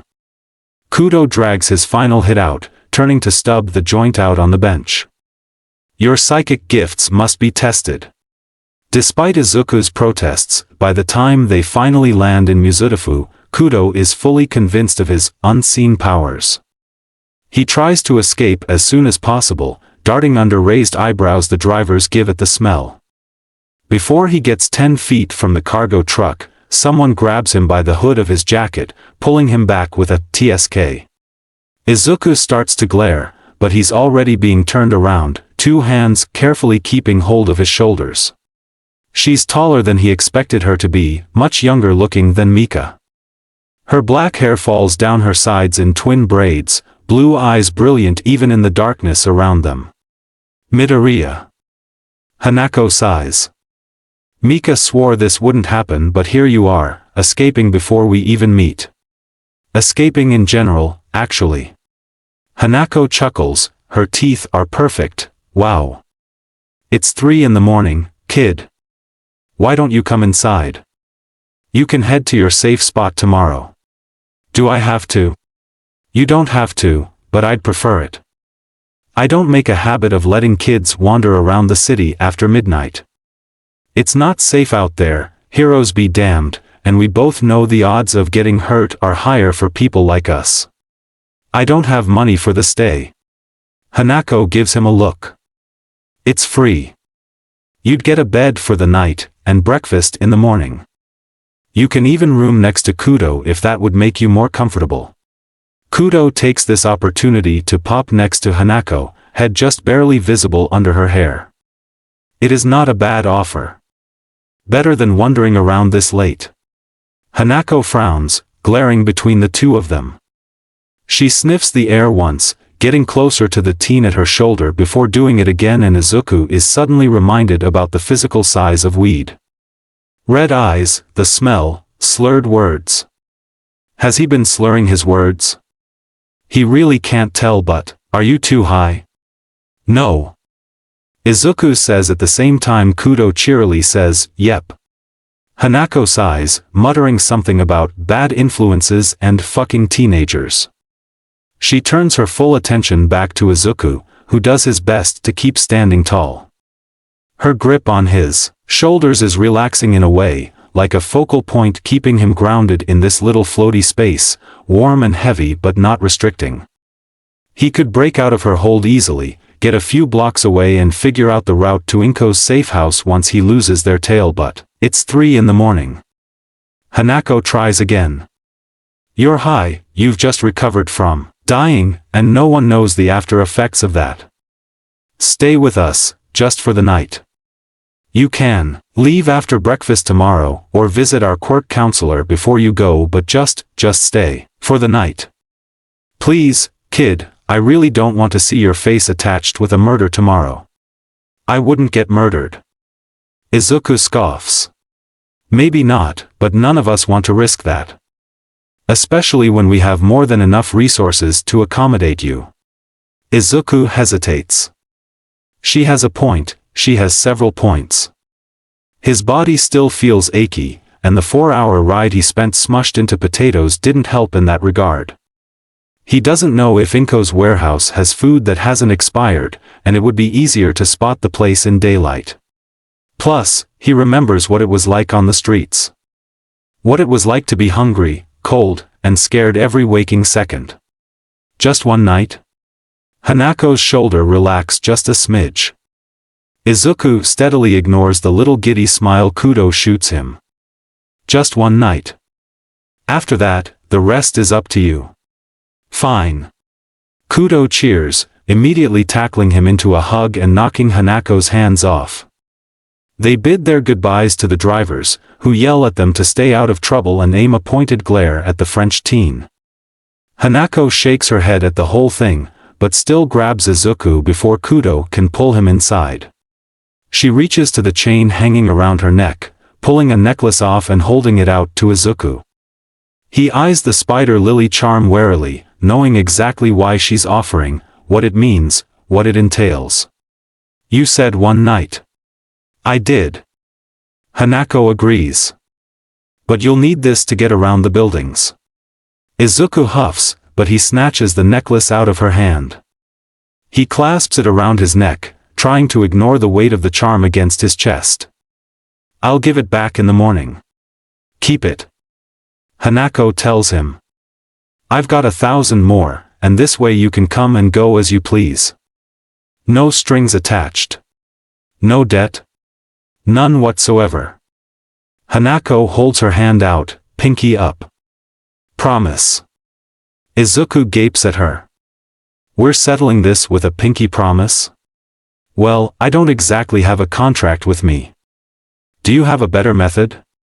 Izuku grumbles to himself, but he crosses his pinky with hers, scowling even as Kudo links their arms together and drags him past the front guards. The building isn't all that different from the branch in Hosu. Old, but maintained, homey despite the lack of decorations. Izuku spots signs to several activates, the first 2 floors, mainly used for community services, which is apparently the entire purpose behind the web. Kudo leads him past the entrance staircase, up to the 3rd floor and down a seemingly random hallway. He stops towards the end of the hall, gesturing to 2 identical oak doors. "I'll be on the left if you need me, mon ami." He pulls Izuku in for another quick hug, not bothered by how stiffly Izuku stands, arms refusing to hug the teen back. "Have sweet dreams, we will meet again in the morning." Before he can respond, Kudo is closing the door to the left behind him, and Izuku is left alone in an empty hallway. With a sigh, he opens the door, taking in the space around him.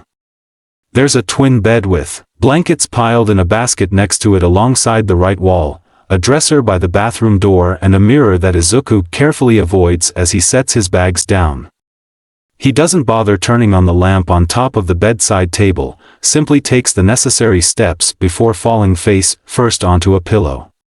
His body protests the movement, sending spikes of phantom pains along the little red lines that shouldn't be there. Stay still until the pain passes, Izuku counts his way through it, eventually rolling over and staring at the moonlight casting shadows across the room. All things considered, he could be in a worse position.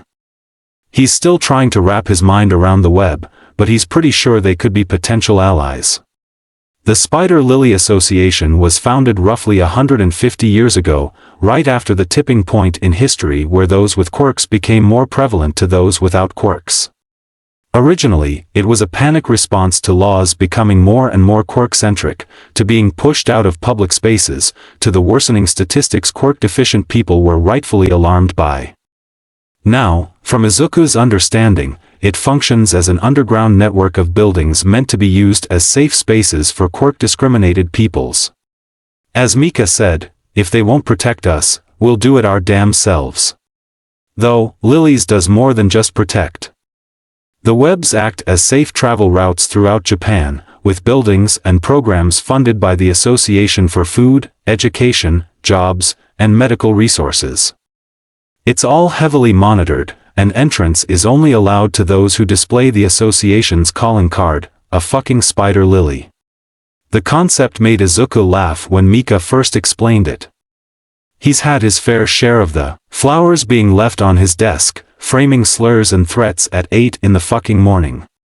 He was 7 when he got his first one, he didn't even know what suicide was back then. His classmates did, though, and an internet search was all Izuku needed to understand. How ironic that the very flower used to wish him an early death is the same lilies uses to protect their webs. Kami, the whole thing is fucked. Izuku's entire life is fucked.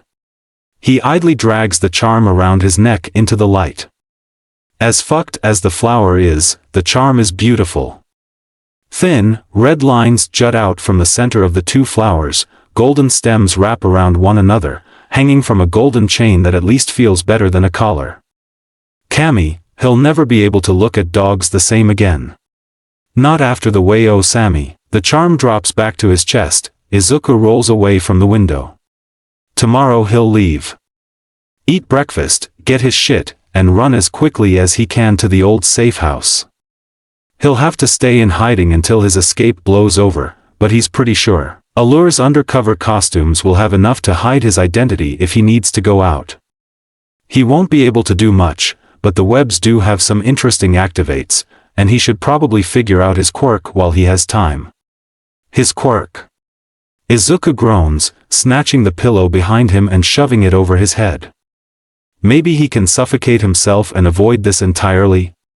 No, if falling off a building didn't do the trick, he highly doubts a pillow would.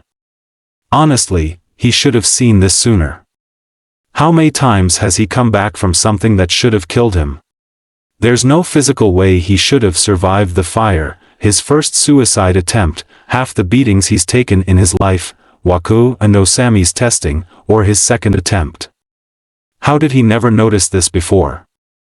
With retrospect, it feels like a slap to the face, but in his defense he's never heard of a regeneration quirk like this. Sure, regen quirks exist. They commonly speed up healing, rapidly rebuild atoms or cells, and assist in stamina and quirk exhaustion, either for the user or for a user's target, but a quirk that brings someone back from the dead? It's unthinkable, if not highly improbable. In order for a quirk to even activate, the user has to be alive, otherwise there would be no brain activity for a quirk to execute a function. But here Izuku lays, reminiscing on every moment in his life where he was sure he was going to die, still breathing. This means there's no way out. If he can't die, it means he has to keep going, and Izuku doesn't really know what to do with that. So he shoves the pillow back beneath his head, and opens his eyes. He tracks every little moment around the room.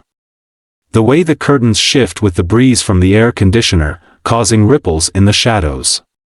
He notates the specific hue of the dresser in the corner, the difference between the wood in the light, and the darker tone out of the moon's reach.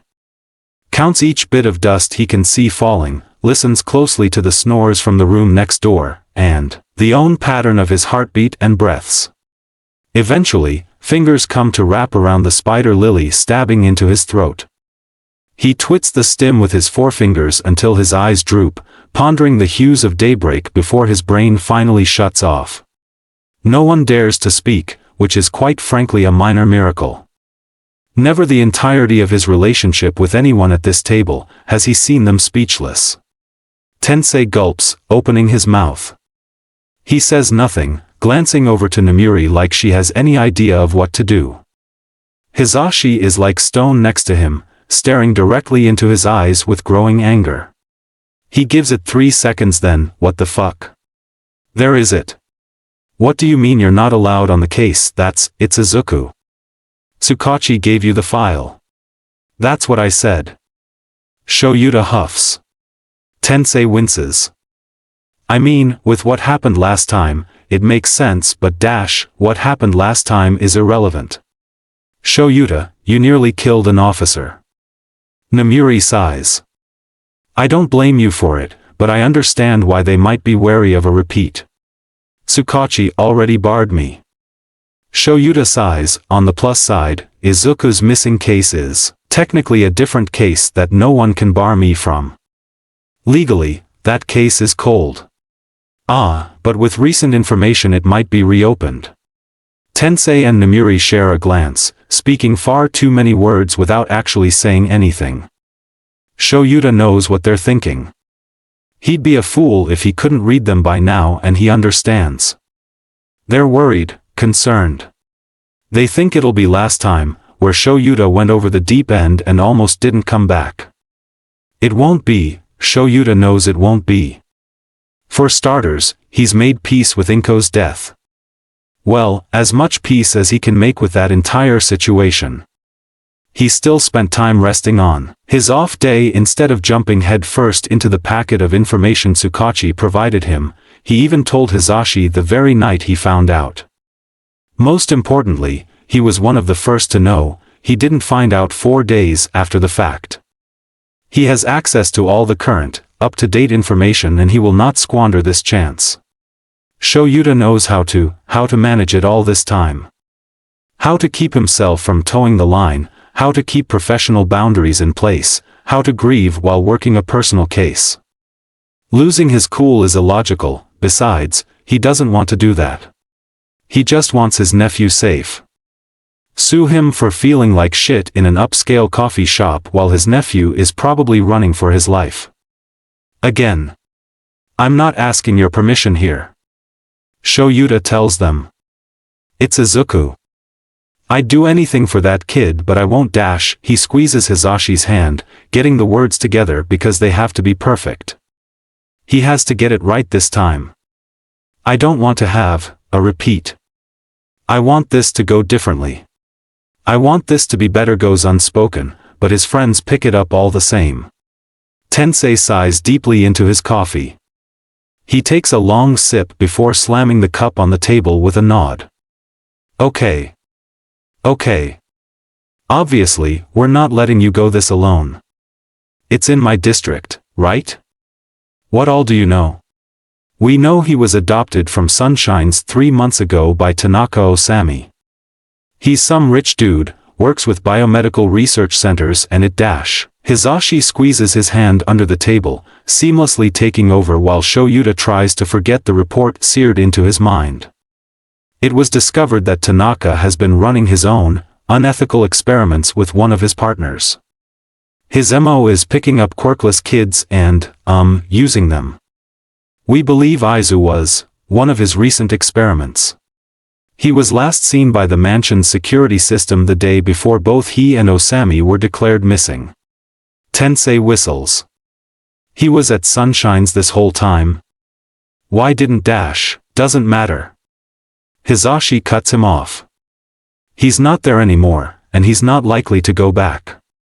How did he even end up there? Shoyuta clenches his teeth as Hizashi answers. We don't know. He went missing after Inko and Hisashi died. We didn't really know if he was alive or not until now. Do you think he'd flee? Namuri asks.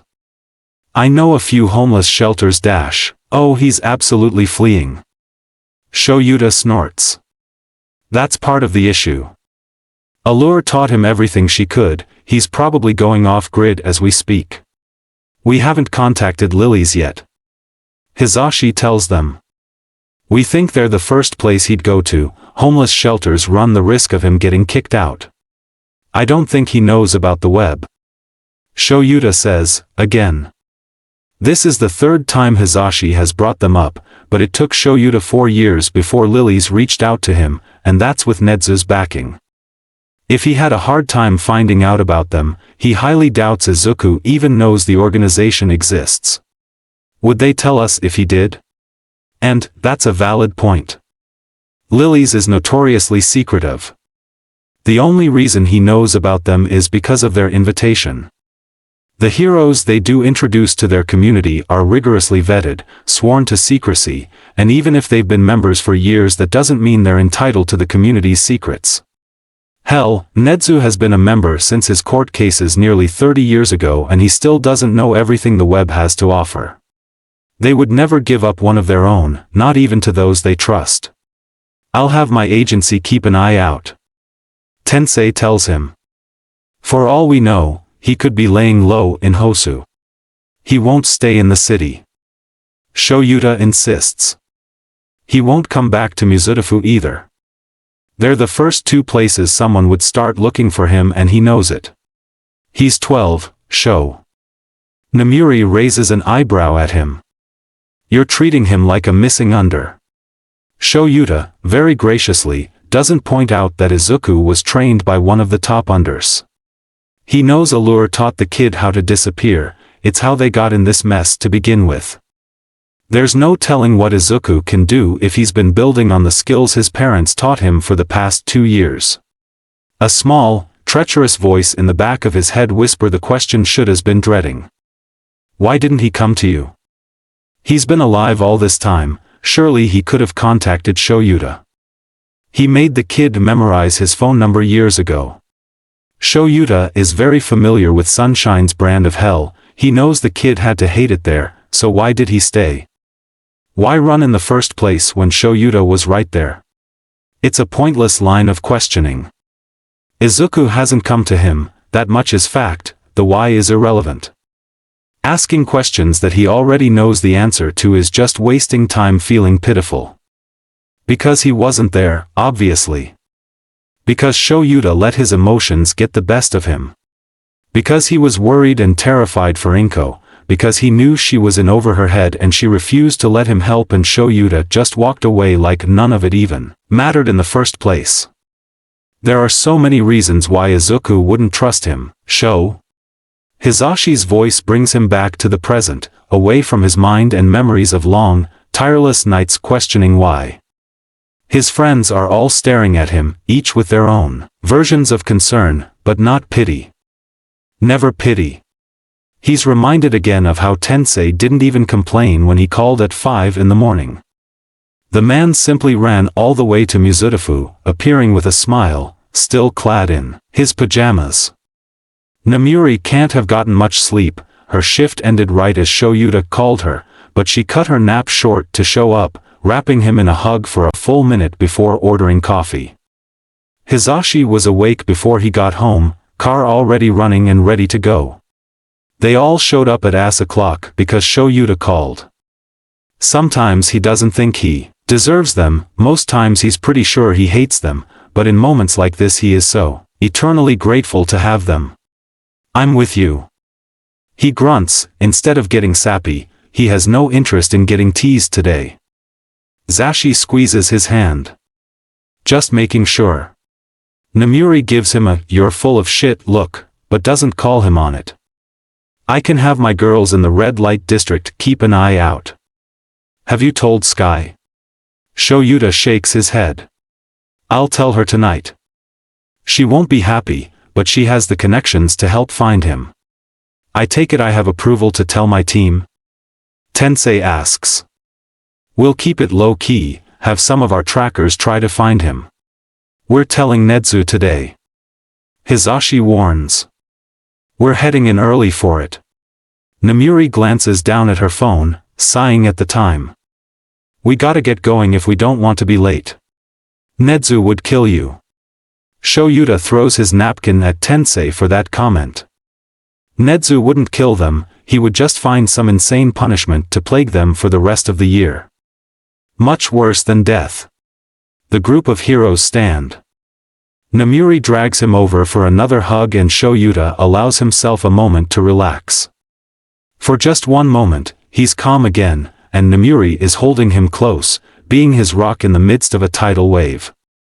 She pulls back with a smile, poking his nose. We'll find him this time, HM? Nezu won't let him get away again. You make it sound like we're signing the kid up for a death warrant. Tensei claps him on the shoulder. With the rat, you never really know. Hizashi slaps his arm, stop freaking show out. Nezu adores Izu, there will be no death involved. It's nice to think that, but Tensei is right. Izuku's already escaped from Nezu once, telling his boss that the kid is back will be like giving an addict crack. They'll be lucky if Mizutafu is left standing by the time the rat is done. Shoyuta should probably care more about that possibility, but if he's honest he doesn't really give a shit. Let the city burn. If it gets his nephew back, it'll be a necessary sacrifice. Hizashi keeps a firm grip on his hand the whole ride to UA, chattering endlessly about his kid's latest English project, the collab he and Namuri are working on, and the new hats he's planning on buying for the cats. Shoyuta relaxes to the sound of his voice. Not enough to sleep, and Kami, he'll need to sleep soon, but enough to ease the stiffness in his spine.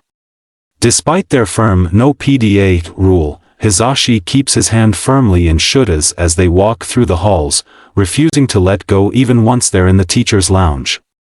Ken warily watches them, but before Shoyuta can glare, Hizashi is turning to stare him down. Ken backs away immediately.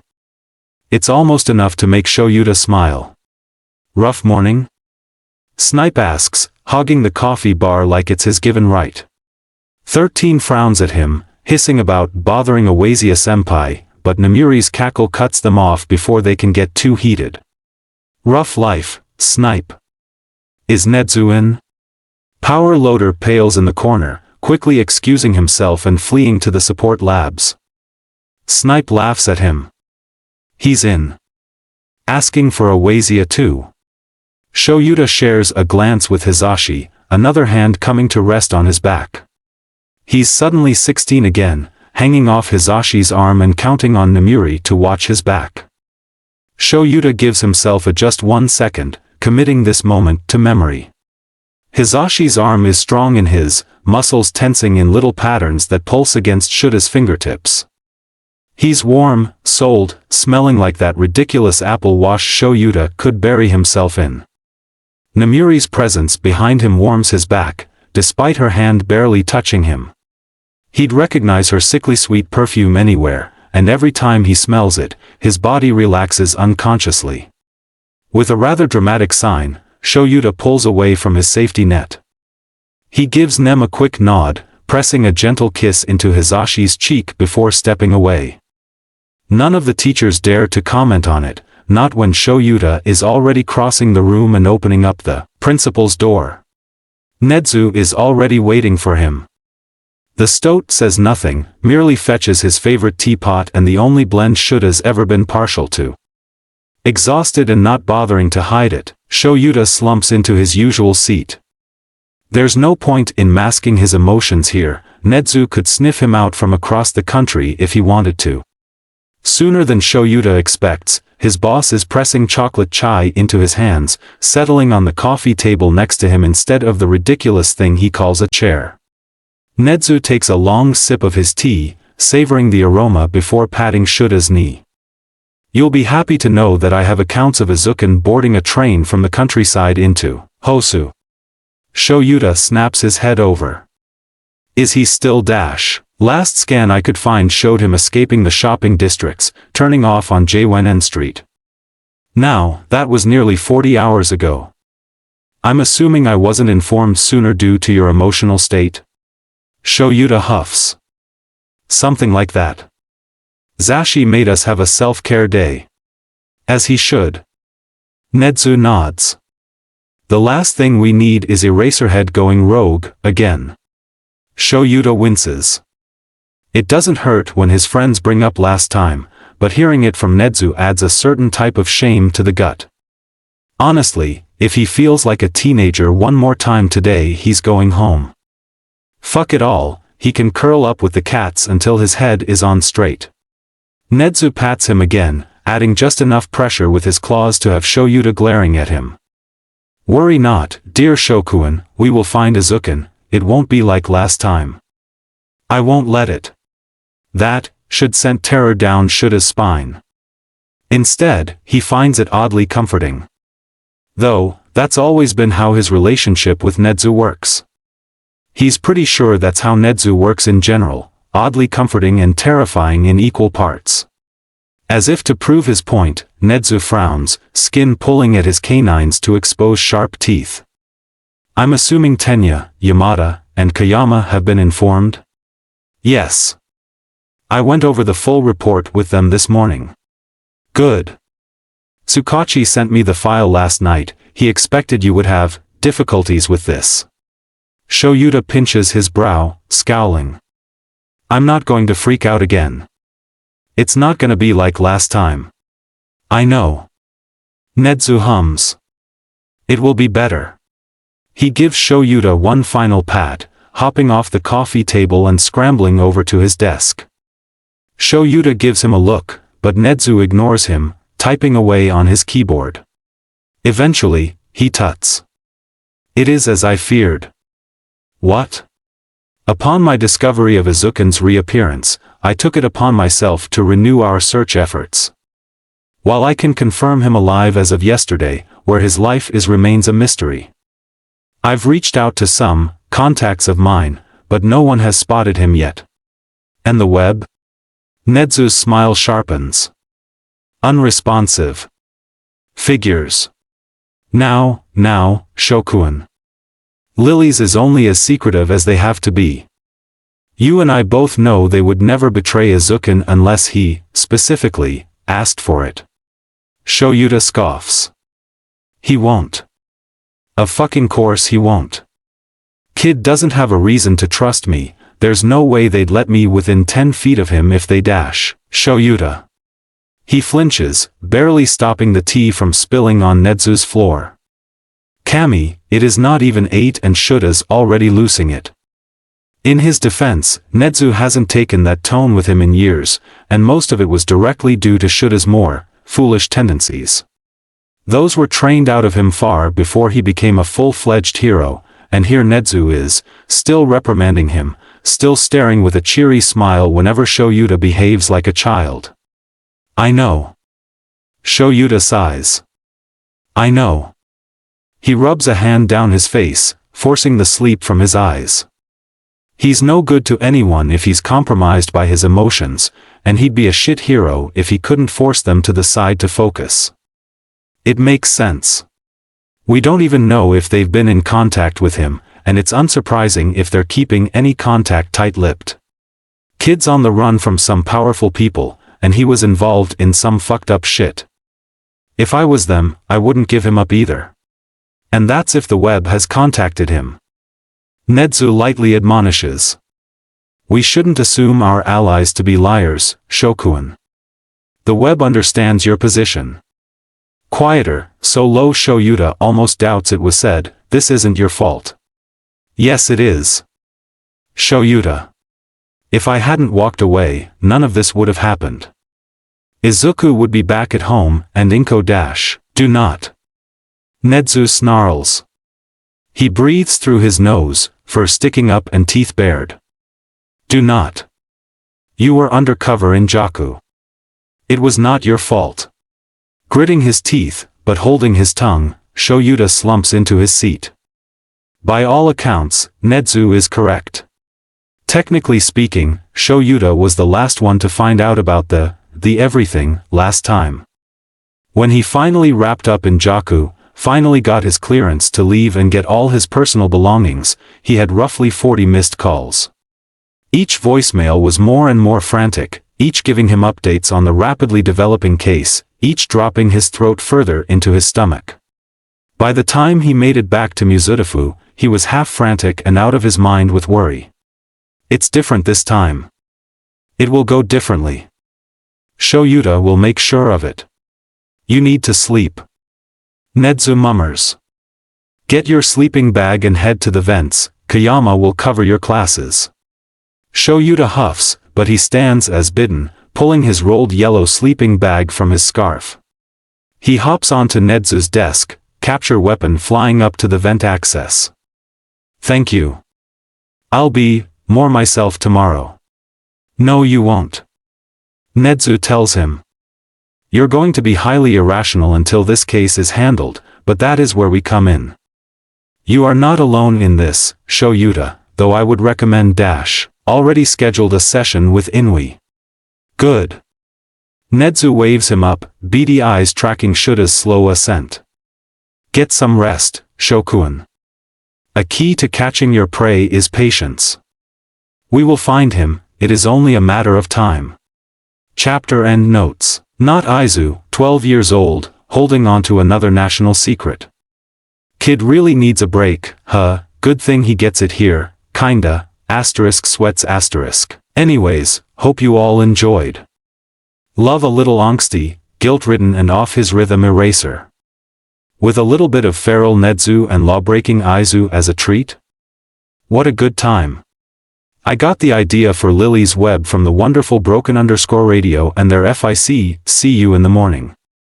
It's super fucking good, highly recommend if you're into quirkless Izuku fics, and also underground societies and found families. Cannot stress enough how good it is. Next chapter we get to see a new / well-loved character and I hope you're as excited as I am. Love my lil angsty troll doll. As always, hope everyone is doing well, I love you all, and I'll see you all next Thursday. Integral miscommunications, chapter notes, warnings, panic attacks, mentions of death, child abuse, blood. Won't lie, the start of this is kinda sad, guys. See the end of the chapter for more notes. Izuku ducks between two buildings, narrowly avoiding brick walls. Part of him regrets leaving the web before breakfast. Kami, who is he kidding? He regretted his, admittedly rushed, decision, when he heard Kudo curiously knocking at his door. Izuku was already halfway down the fire escape. Kudo's voice made him pause, made him consider. But, in the end, Izuku made his mad escape, bags bouncing on his back and stolen hoodie from said teenager carefully concealing his hair. Lilies can be used as a backup plan, but Izuku is better alone. Honestly, the less supervision the better. It was laughably easy to get past the web's guards, but Izuku still sprinted 3 miles in a random direction until he deemed it safe enough to hide within the rest of Mizudafu's daytime populace. He didn't stay in public long, too many curious gazes wondering what someone his size was doing out of school. As soon as he caught sight of a familiar street sign, Izuku disappeared from the crowd, down a semi-familiar route to a place he hasn't been in years. Walls of stone tower 3 stories above him, not the tallest buildings in the city, but certainly constructed to merge seamlessly into the surrounding squalor of downtown Mizudafu. Heroes don't patrol here often, too little press and too little monetary reward.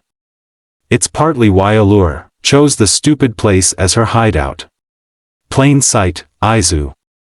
It's the easiest to hide in, and no one will question a shady figure in a shady part of town.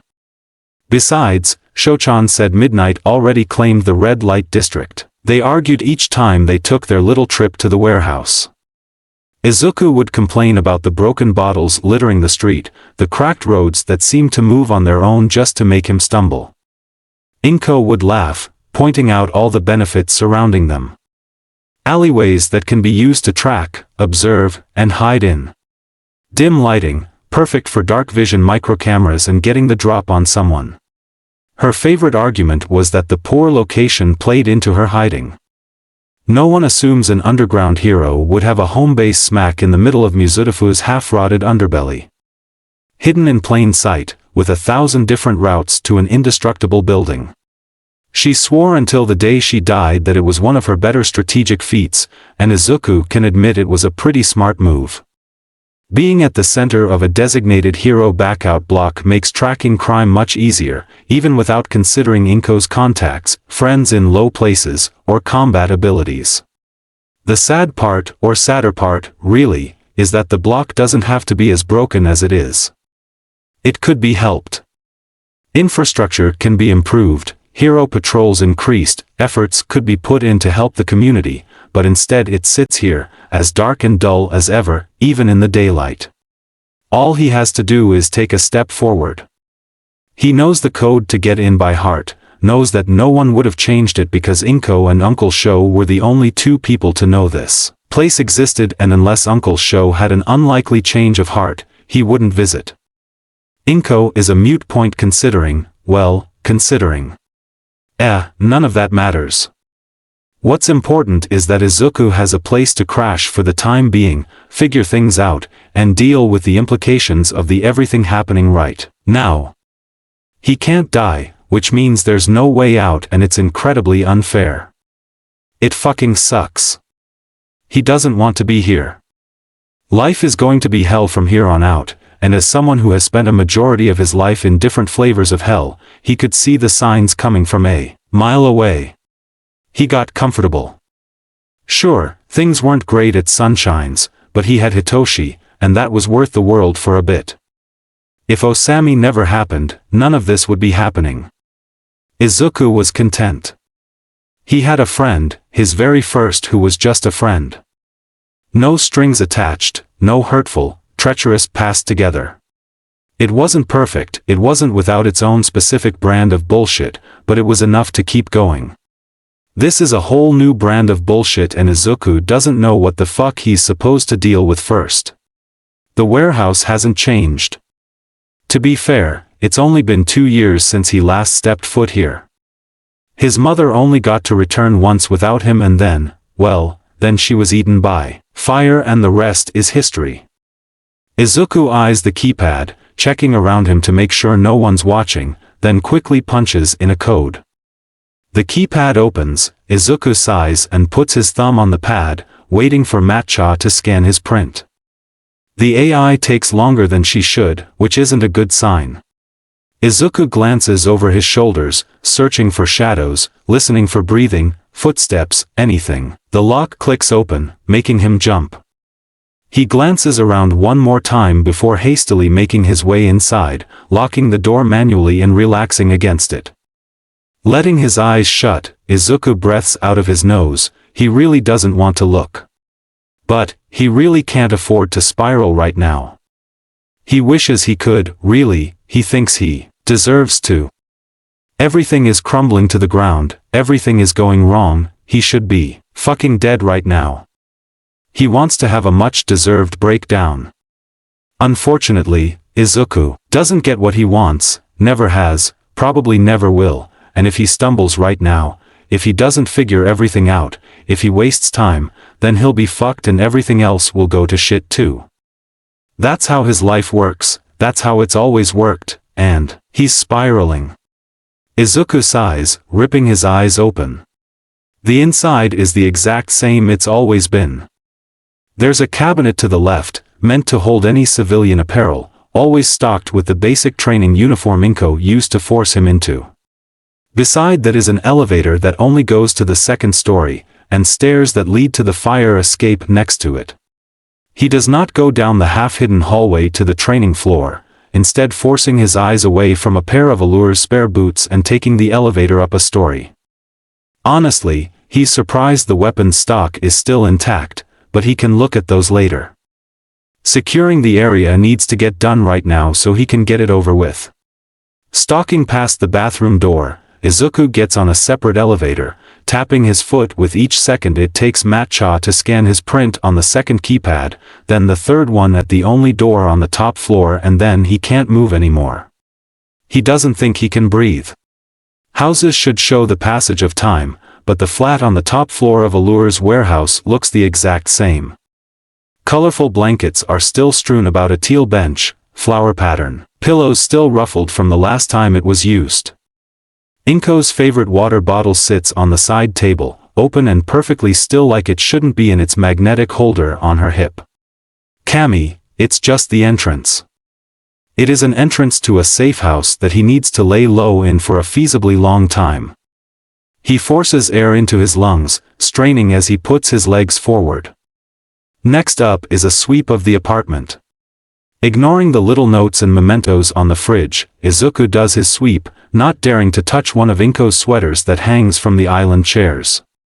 The living room makes him freeze again, taking in well-worn books, the couch still lumpy, the ring stain on the coffee table is still there, Inko's chair is still in the corner. Thankfully, the office and Matcha's computer screens offer reprieve. Here the mass display of 10 screens across the wall leaves little room for mementos. Still, he takes care to inspect both sides of the filing cabinets, the closet, and around Inko's old lab setup. Izuku debates when he reaches the final door. Technically speaking, it's just a bedroom. Just a room used for rest, with an attached bathroom and one of the softest beds Izuku has ever slept in. He doesn't have to go inside. It would be smarter to, he really should check under the bed, in the closet, and in the bathroom for any possible companion that may be lying in wait for him, but he doesn't have to. It's a choice. There's always a choice. With a deep breath, Izuku opens the door. Sunlight seeps through the windows, blanketing the dusty room in golden hues, warming up the chill on his skin and highlighting dancing dust bunnies that spin in tune with the fan. The comforter isn't fully on the bed, half fallen off from the last time Inko slept in it. Despite the dust, Izuku can still smell her. Hints of citrus from her favorite perfume, he'd recognize it anywhere. Sparing a quick glance in the bathroom, Izuku forces himself to check under the bed, peek into the closet where the smell is almost pungent. He freezes when his eyes land on the wall of photos, and then forces himself out the door. Step 1 is complete. The warehouse is secure. He needs to get to step 2, he doesn't have time for this right now. New places are never secure, Aizu. You always have to check, you never know what's waiting behind a door. Inko holds up a second finger, face horribly serious. Next you take stock. What resources do you have available? What are the things you can use? Izuku hunts down an old, unused notebook and creates an inventory sheet. To his surprise, the kitchen is fully stocked with non-perishables. Sure, the milk has gone bad and most things in the fridge are revolting, but he has food. Enough to last him a few months if he's careful. Much better than eating from a dumpster. Water works as well. Izuku was nervous about that. He's been without water before, learned how to make do with the showers in Aldera's gym, but Aldera is out of the question until the end of the school year, bare minimum. Getting Izuku to finish the year early was the first step of getting him isolated. Thankfully the water in the sink sputters to life after a few seconds, turning hot enough to steam, much to Izuku's delight. When was the first time he had a hot shower before the walk? Does an experiment, a showpiece, deserve such a luxury? Exploring the storage hallway covers soap, towels, and stock-ups of his and his mother's favorite hygiene products. Things for his curls. Soaps that smell good, conditioner. When the hell did he use this last? Surely before that night. They didn't have this shit at Sunshine's, and he sure as hell didn't have it when he was hiding out on the streets. He stops by Allure's medical cabinet, pleased to see that plenty of supplies are waiting for him. Doctors have never liked him, even before Waku. Apparently they were kind to him once, and then he turned 4, found out that he had one extra joint, and that kinda ruined his medical experience. Waku just made the nightmares worse. For a moment he debates cataloging the weapons, but decides against it once he confirms them all to be in their designated spot. Kami, what he would have given to have one of these with him. Part of him wants to take one, just in case, just as a precaution, but wouldn't it be disrespectful to his mother? Would it be? She never had a problem with him having weapons before, but she was kinda losing it at the end. Would she let him if she knew it would make him feel safe? He doesn't look at Allure's suit. He doesn't give himself time to run his fingers over her bow, staff, admire the casing of her knives, or inspect her utility belt sitting so innocently on the counter. Izuku merely makes sure nothing is missing before bolting out the door, away from the suit, away from posters and memories and all the little things that make his chest feel like it's concaving. It's hard not to stop and stare. Hard not to run his hands over the growing list of his supplies. She planned for this, didn't she? She knew that one day, he'd be forced into a situation where running was his only option. She knew he'd need a place to stay and supplies, so she prepared for it knowing she'd get all the little details he wouldn't think about. She's still taking care of him, even from beyond the grave. By the time Izuku returns to the kitchen, his notebook is half full, but he's also compiled a large inventory list. Midoriyas have always been two things, crybabies and overpreppers.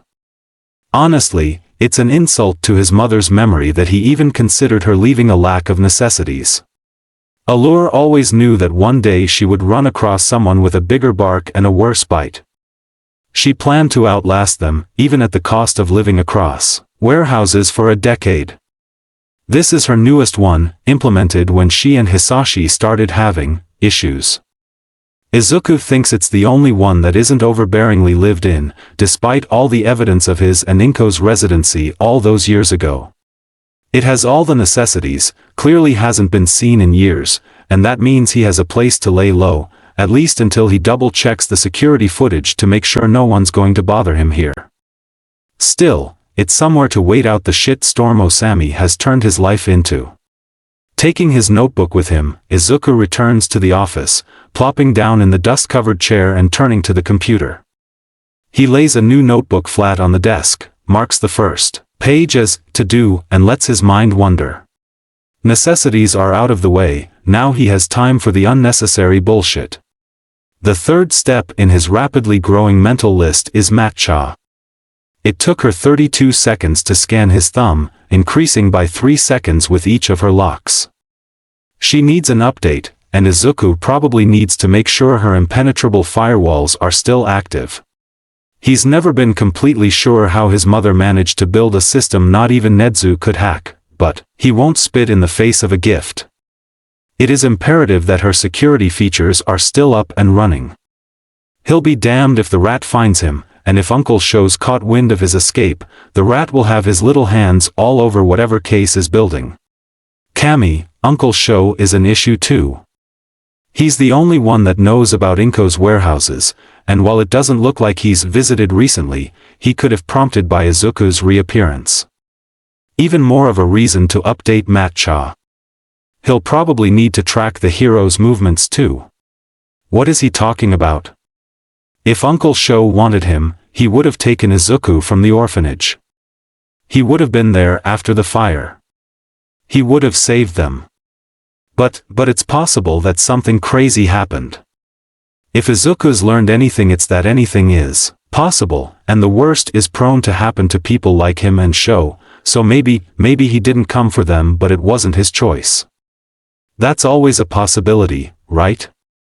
Uncle Sho may not care enough, but the logical side of his brain that's always been taught to cover any possibility writes his name as number 3 anyways. One really never can be too careful. Especially when one is a previously quirkless, on the run after murdering a billionaire preteen. Izuku groans, stretching out over the desk.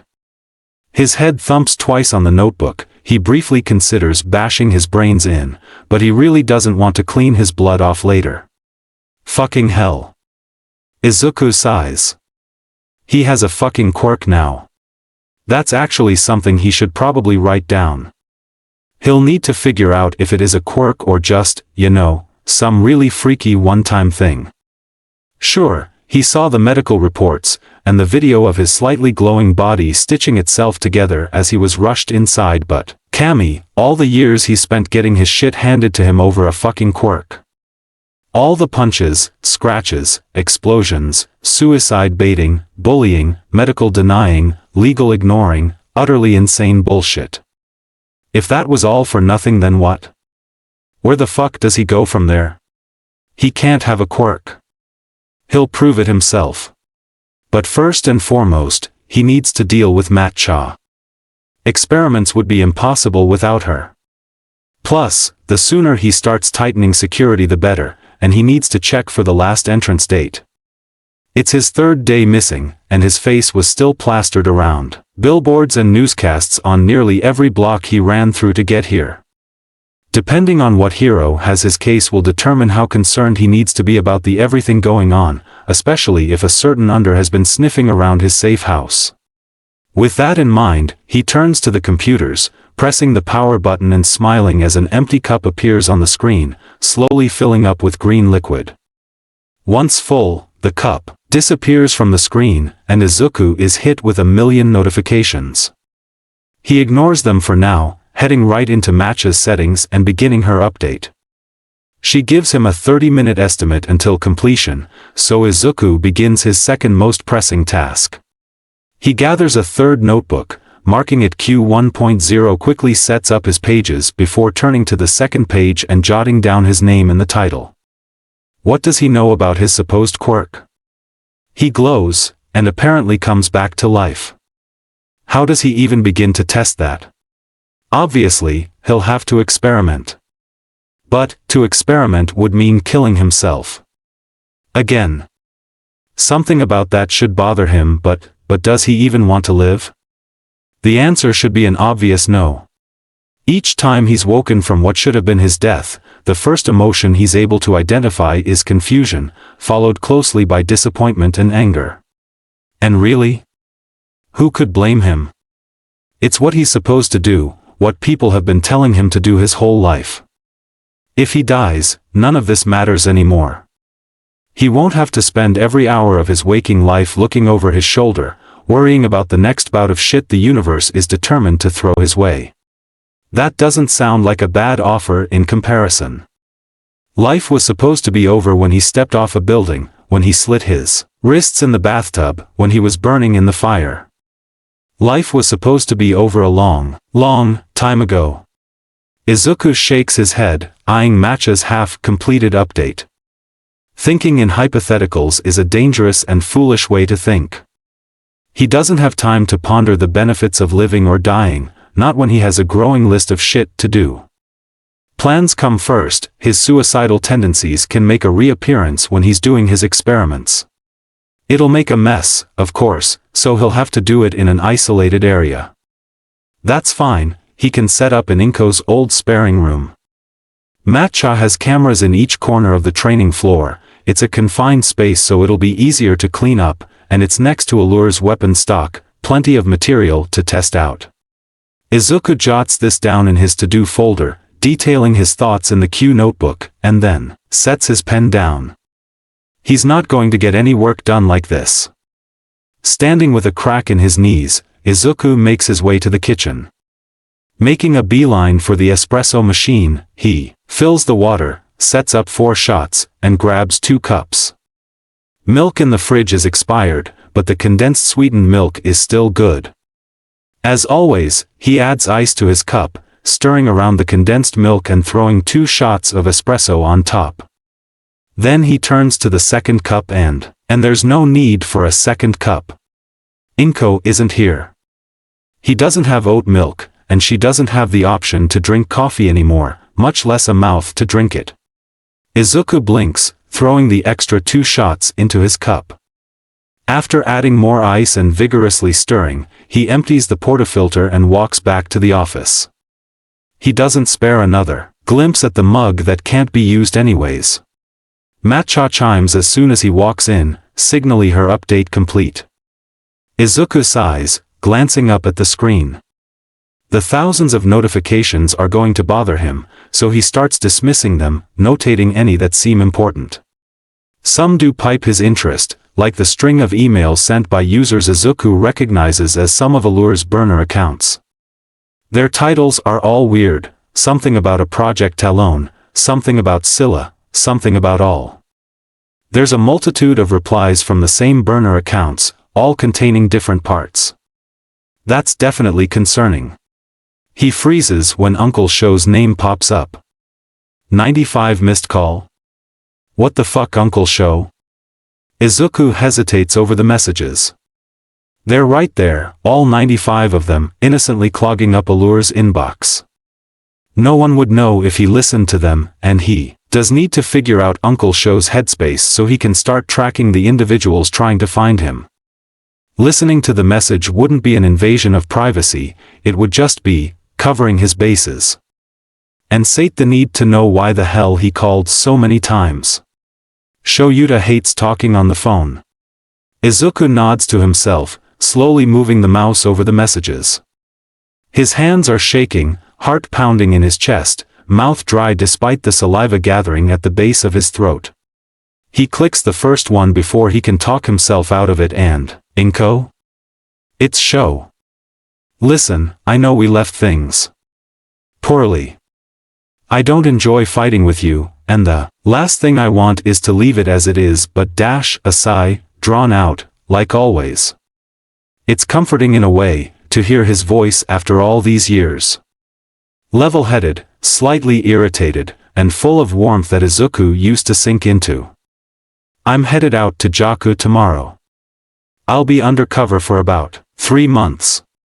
When I'm back, how about we meet up for coffee? We can talk things out and figure out the next step. Tell Aizu I'll bring him back a present, okay?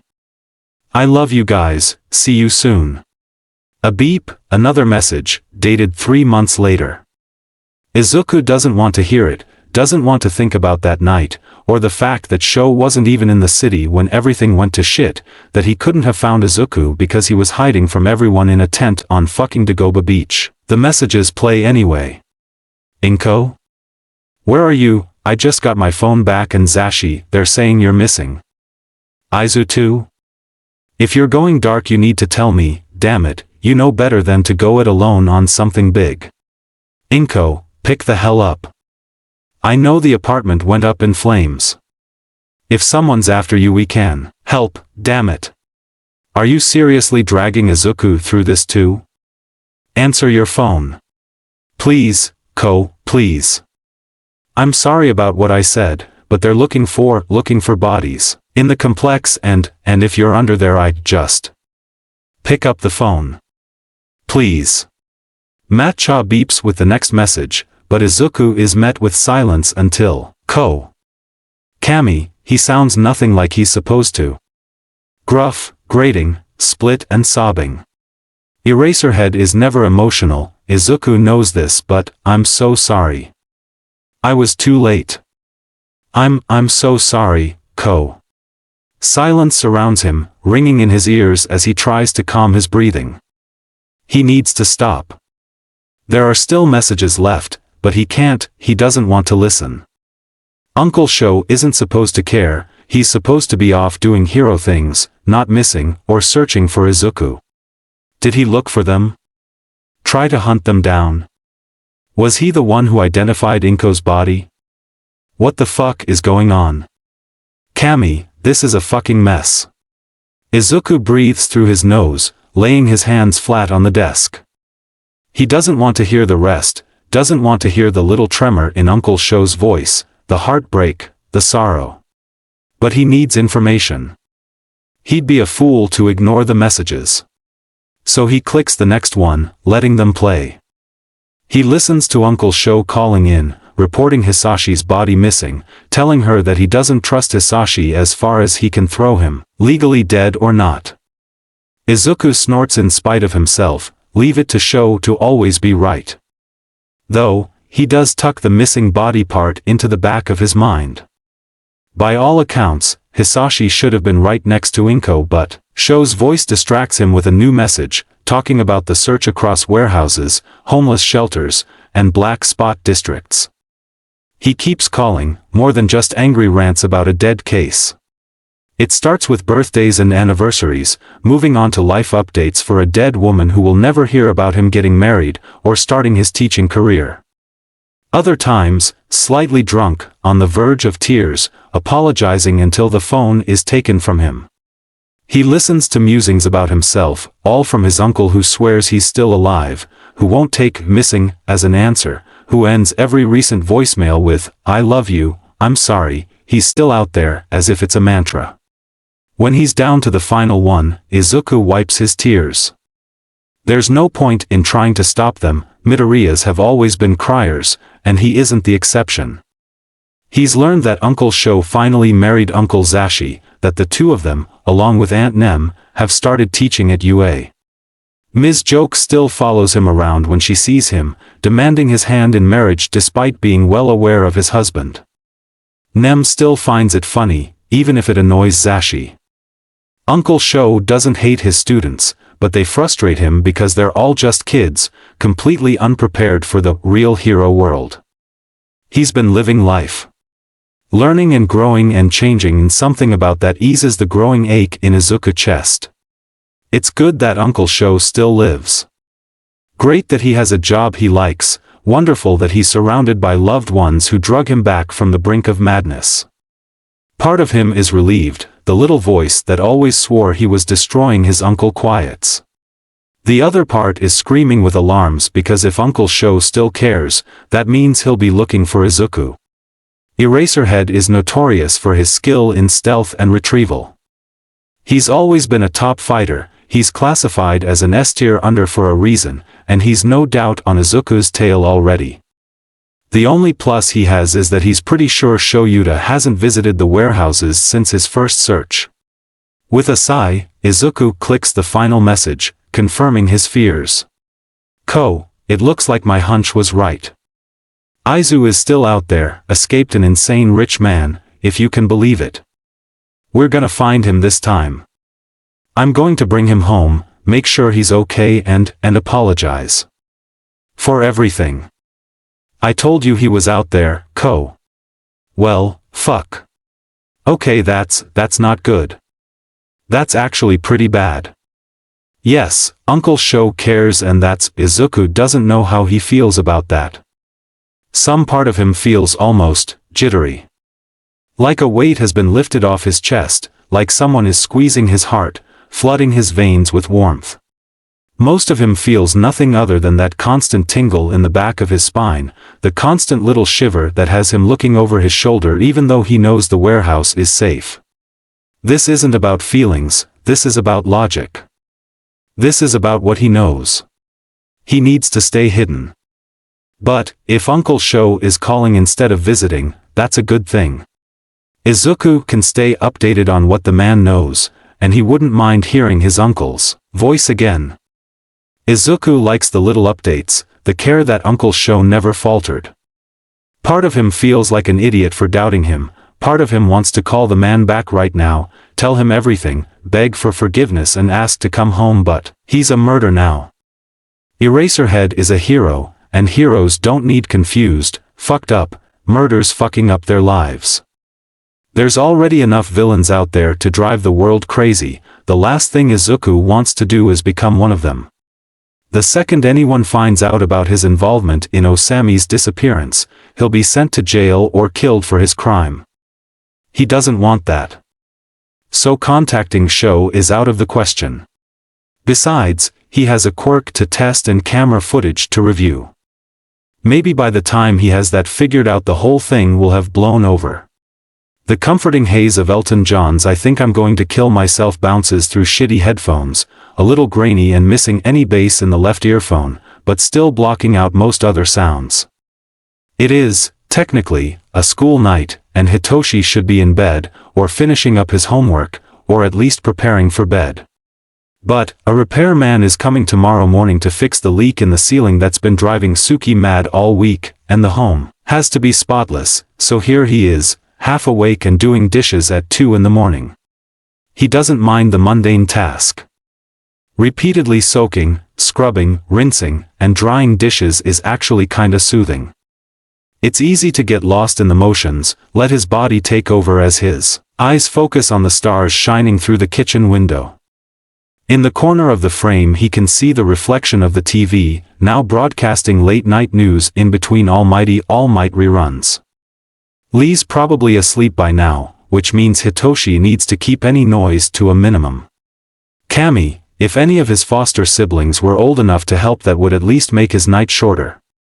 But no, ACI is 5 and can't be trusted with glass, 6-year-old Vivi's arm is broken, and Kyusu is only 3.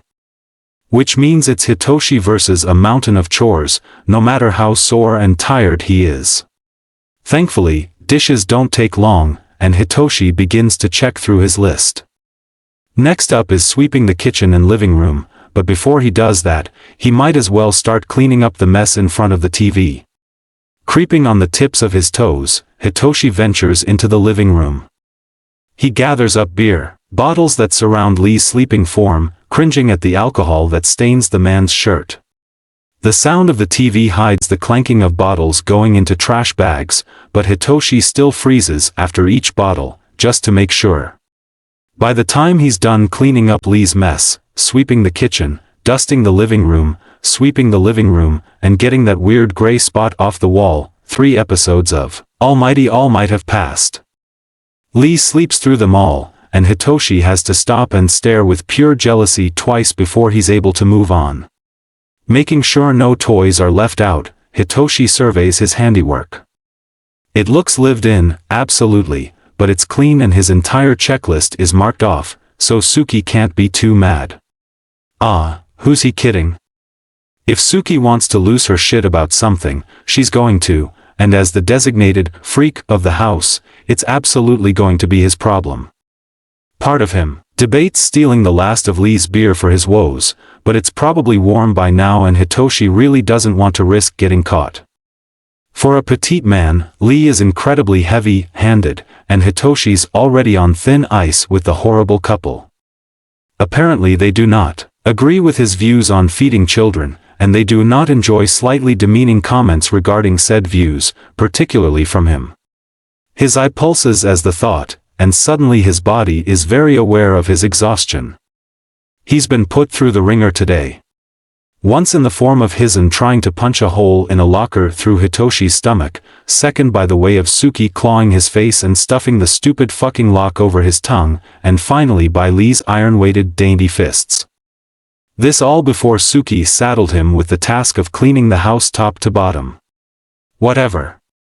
It's over now, task is done, and Hitoshi can finally drop into bed for a few hours. Sure, it'll be uncomfortable because the muzzle has this bulky lock at the center of his skull, but if he turns on his side and props his face with his arm then it won't bother him and it won't pull his tongue. He turns to head upstairs, only to pause in front of the TV. There's this flash of green that's weirdly familiar and, what the fuck? Izuku is on TV. Izuku is, what the fuck? Hitoshi rips the headphones out of his ears, creeping closer as the news anchor drones on. Izuku's photo remains in the upper left corner of the screen.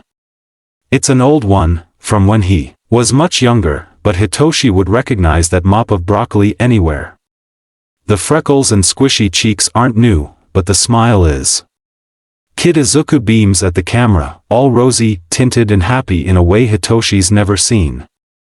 Just as Hitoshi starts to frown, the photo is shoved to the side in favor of an old man. Are still on the lookout for Midoriya Izuku, the adopted son of billionaire Tanaka Osami. Tanaka and Midoriya were last seen nearly 4 days ago, in their home by Lake Tagu. Since their absence has been reported, forces in Hosu remain vigilant in their efforts to bring these two home. I know many have been saved by Tanaka's leading research in the field of medicine, and to those concerned for his safety, we remind you that the heroes of Hosu will not rest until the good doctor is home. If you have any information that may assist in the search, please reach out to your local police station. His back hits the wall, stabbing into a picture frame. Hitoshi freezes at the sound, bringing his hands to his back in case the photo falls and carefully stepping forward. The photo doesn't fall, but Hitoshi's pretty sure his knees are about to give out, so he sinks to the floor, staring blankly at the woman now raving about Endeavor merch. Izuku is missing. And okay. That's fine. It's not like Hitoshi knew what happened to his friend when he got fostered. Sure, he thought Izuku was just stuck back at Sunshine's and having a horrible time. He and Izuku never thought he would get fostered, much less adopted. Which isn't, like, a diss against Izuku. People are just horribly quirkist and they didn't think Hitoshi would ever get fostered for the same exact reason. But he did. They both did, apparently. Izuku got fostered by Takana Osami. Hitoshi recognizes the name. He's some rich guy with a lot of medical opinions that Hitoshi's dad hated until the day he died. He used to sit around the kitchen table, furiously scribbling over a copy of Takana's latest study, hissing about eugenics and fucking idiot Nepo babies. Hitoshi frowns, a weight dropping in his stomach. His dad swore that Takana was messing with something people didn't need to mess with. He somehow adopted Izuku in the 4 months that Hitoshi's been gone, and now they're both missing. That's suspicious as hell. Honestly, knowing Izuku, it's probably Takana that's missing. Hitoshi's seen that feral little gremlin slip out of everything from cuffs to a literal locked cell. There is very little that can keep Izuku caged, and, Hitoshi will be honest, in most fights involving Izuku, Hitoshi's money is on him. Yes, he's tiny, but the fucker uses that to his advantage. He's seen the fool take down men twice his size with a single rusty knife. If Takana tried anything, he'd be down in a flash. Izuku is likely hiding somewhere until this whole thing blows over. Which means that, as of this moment, Izuku is free. He made it out. No sunshines, no foster parents, no massive list of chores or reoccurring aches. Just like they swore. Hitoshi always thought the promise was bullshit. One of those offhanded comments you make when life is shitty and you need something to make it through the night. It was their lifeline some days, the thought of escaping it all and starting anew, just the two of them. They would dream of better days without restricting hands, becoming heroes against all odds because they would have each other and that would be enough. Izuku made it out. Something about that makes him want to laugh. There's this bubbling feeling in his chest, climbing up his lungs and escaping his throat in little puffs of amusement because of course Izuku made it out. He hated sunshines, hated every moment they spent in that stupid old building, hated the way potential fosters and the staff treated them. For fuck's sake they used to sneak away from the orphanage every chance they got. And now Izuku is out and he never has to go back. Kami, that sounds like a dream. Hitoshi leans his head back, staring at the leak in the ceiling. It's right by the stairs, in front of the utility closet. He put a towel at the bottom of the catch bucket to keep the dripping from getting too loud, but he can still see the little dribbles falling from the yellow-stained patch. Technically speaking, it wouldn't be hard to escape. The whole house is asleep, he doesn't have much to take with him, and it's not like Suki or Lee would care enough to look for him. He could make it out too. What's he got to lose? If he stays, he gets a few hours of sleep, only to wake up and go to school in his muzzle if Suki doesn't feel like letting him out, which she won't until after the leak is fixed. Hizen awaits at school to add to Hitoshi's ever-growing list of aches, and the bill to fix the leak will likely mean an angry Lee when Hitoshi finally makes it back. He doesn't really want that. If he leaves, none of that will happen. He can find someone to get the muzzle off, avoid Hizen, Suki, and Lee for the rest of his life. Sure, it won't be easy but it's gotta be better than this. Izuku did it. He can too. Decided, Hitoshi rises. He spares one last look at the TV, displaying a cartoon All Might in the midst of chasing a burglar. And, fuck it, if he's never gonna see these assholes again, he might as well make his last night worthwhile. He starts with a duffel bag, slipping into his room and shoving what little clothes he has in one side of it before carefully untacking his Eraserhead poster and tucking it into the outside pocket. From there, he takes as many blankets as he can fit, topping his duffel bag off with the shitty pillow they gave him. Most of his textbooks and homework stays at school, meaning he has plenty of room in his backpack for supplies. First he grabs chargers and the portable battery he may or may not have taken from a convenience store. Then he steals Lee's battery-powered heater, Suki's travel fan, and the biggest knife from the kitchen. After that he thinks of food, loading up his backpack with granola bars, fruit pouches, water bottles and whatever small snacks he can find. As his last act, he steals one of Suki's and one of Lee's coats. An old black puffer jacket with faux fur lining, and a dark leather jacket with spikes lining the shoulder blades. He slips a beanie over his hair, tugs the leather jacket on, slips the other on top of his duffel bag and reaches for his shoes. It's easy to leave. Incredibly easy. Hitoshi quite literally grabs his bags and walks right out the back door. They never installed security cameras, and their backyard leads directly to a back alley street. It's simple to undo the latch, creep into the darkness of the night and then he's free. He's really, actually, finally free. Hitoshi turns a corner and this utter elation grips him. Laughing despite the metal digging into his tongue, he starts running. Joy pushes him forward, begging him to dance and scream and laugh and celebrate because he did it. He is out and he is never going back. The duffel bag beats against his side with every step, but he sticks close to the shadows, just like Izuku taught him. He's made his escape, but it's still 3 in the morning and he's still tired as hell. Finding somewhere to sleep takes priority, he can worry about everything else tomorrow. Honestly, he should probably do most of his traveling at night until he can get the muzzle off but for right now Hitoshi pauses. He looks up at the sky, framed by the buildings on either side of him. Goodbye Yellow Brick Road plays in his ears and for the first time in a long time, Hitoshi feels like things may be okay. They did it. They both made it out. And maybe he can even find Izuku. Maybe their dreams aren't full of shit after all. Chapter end notes. He did it, folks. Made it out. Listen, I promise it gets happier soon, we just gotta get through trauma first, you know? Anyways, thanks for reading. See you guys next week.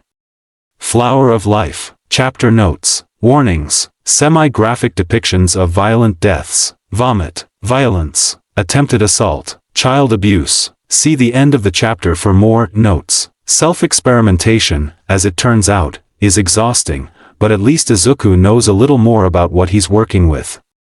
Bad news is that he does, in fact, have a quirk. Good news is that he kinda understands said quirk, even if it is a fucking weird one. Izuku sits before Matcha's giant screens, weighted blanket draped over his shoulders. Sleep has evaded him thus far, probably because he keeps downing energy drinks. That and he's been routinely unconscious throughout his experiments. He did at least eat when the hunger got to be too much, so he has that going for him. And he didn't want to get blood all over the flat, so he did shower. Honestly, the shower and food did more for him than the energy drinks. His complied research from the past week is strewn across the desk, alongside a few ramen cups and napkins that are half-used. Matcha's upper right screen still shows the last time someone visited the warehouse, dated 2 years ago. Just like Shoyuta said, Eraserhead throws open the door, exiting 30 minutes later and sprinting to the left. Security from Matcha's cloud proved him at the next warehouse in Allure's loop, 20 minutes later, then nothing until Izuku's arrival. Meaning the warehouse is thankfully secure. Izuku runs a hand through his hair, readying his bangs back before grabbing his pen and glaring at the screen. He can ponder about Shoyuta telling the truth later. The crash is coming soon, he just knows it, but he'd really like to make his notes comprehensive before he sleeps. If he could easily replace it, he would punch through all the images, tear the monitors off the wall and rip them into pieces. Unfortunately, Matcha is incredibly complex and he cannot replicate her at his current skill level. So he'll have to make do with glaring and breaking his way through a pack of pens. The footage is confirmation he never wanted. On each screen is a similar picture. Izuku, bleeding on the floor. Izuku, with a pile of vomit next to him. Izuku, hanging from the ceiling. Izuku, dead via any and all means he could think of. And he does mean any and all. He tried impalement, rat poison, bleach, shooting himself with an array of Allure's less sentimental weapons, even electrocution. But each time there are these little wisps of golden green light that shoot out of his wounds and tie him back to life. At first they look like flowers, which is as insane as it is true. Izuku sketches the pattern displayed on the screen, the starting point of the whole damn process. Exactly 6 minutes after Izuku dies, what looks like golden hibiscus flowers glow on interlapping green vines around his wounds. Only, the vines are remarkably thin, more like wires that slowly stitch him back together, all in that geometric flower pattern. They fill in missing parts of his skull, push bullets out of his body, burn poison, restructure ligaments, reform organs, and then shimmer out into his veins until Izuku is bolting upright and gasping for air. He vomits first, crumples into the fetal position immediately after, and shakes until he can move and start the process again. Complied footage tells him that the severity of an injury results in varying awakening times. Stab wounds and blood loss originally took about 30 to 40 minutes, less time than poison, which originally clocked in at roughly an hour and a half. Bone and organ regrowth took hours the first few times. Overall, his first round of tests resulted in a recovery time of 1 to 10 hours. He'll be honest, around the 10th experiment he finally accepted that the quirk was his. One doesn't just avoid death without a quirk, but he really didn't think there was anything else to it other than, coming back to life. Inconvenient, ironic, ludicrous. And then, around the 12th experiment, he noticed the quirk evolving. Or, maybe a more appropriate word would be advancing. Izuku didn't mean to train his quirk, he just wanted to get to know it better. Sue him, it's exciting. He's always loved picking quirks apart and figuring out their little ticks, but he's never been able to test one before. It all began with noting the difference between simple deaths and the more complicated ones. To put it simply, the more he dies, the quicker he comes back to life. Don't get him wrong, back-to-back deaths prove harder to recover from. Multiple fatal wounds make the wires too stretched out to quickly heal, but in redoing his experiments again, he found his recovery times down by 5%, and by the third round his reawakening times were 30 minutes to 6 hours. So yeah, dying more makes him wake up faster. He supposes it is like flexing a muscle. His little wires have never really been used prior to his first encounter with death, and Izuku didn't really make a habit of trying to die until roughly a week ago. It makes sense that they would strengthen with repeat use, though he does need to be mindful of quirk exhaustion now. And Kami, learning how quirk exhaustion feels was not fun. 1 minute Izuku was debating on trying out Allure's old hunting knife, and the next he was doubled over, blood pouring from his nose and eyes, throwing up bile and wondering if his skull was going to split open. In all fairness, he was planning on stopping his experiments anyways. Dying takes a lot out of a person, but that experience drove him to his shower and ramen cups. He had to sit under scalding hot water for 10 minutes until the headache started to subside, and it didn't fully go away until his third ramen cup and hero-grade migraine medicine kicked in. But, it did inform him of a side effect his quirk imposes. It seems almost too good to be true, like some joke played by the universe to spite him, specifically. While he was sitting on the shower floor, head pulsing in tune with the rest of his body in one violent push of agony, he made the simple decision of gripping the shower door. Steam was making it hard to breathe, so he left the door cracked. The difference in temperatures between the heat of the water and the cool metal frame gave him something to focus on. He tightened his grip ever so slightly, just to prove to himself that he was, in fact, still real and alive, despite his skin being more bruised encased vines than flesh, and managed to shatter the shower door, frame and all. He bent the steel frame and broke the shatter-proof glass of the shower door. That's impossible without a strength augmentation. Meaning that not only does he die and come back to life, he dies and comes back to life stronger than before. How much stronger is still up for debate, and will require more experiments to properly measure. He also would love to know if there's a minimum time frame between death and reawakening. It's obvious that the Quirk can be trained into quicker return times, but surely there's a cap on how quickly his wires can put him back together. By that same line of thought, there should be a cap to any strength gained via dying. There's also the question of what all improves. Fuck, he's gonna have to break out Allure's old obstacle course and time himself to see.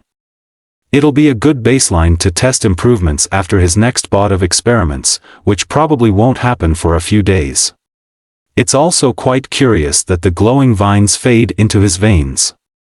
He'll have to take a few blood samples to follow up on that, and, man, what he would give for an X-ray to track the rate of internal regeneration. Maybe he could even prove himself right.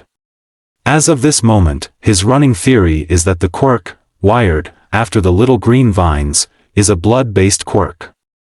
It activates 6 minutes after his heart stops, when his brain shuts down as a result of his death. Blood then blossoms, in literal glowing flowers, and repairs any damage, bringing him back to life. Izuku notates this in his notebook, leaving room for backup theories or elaboration before moving on to immediate Quirk backlash.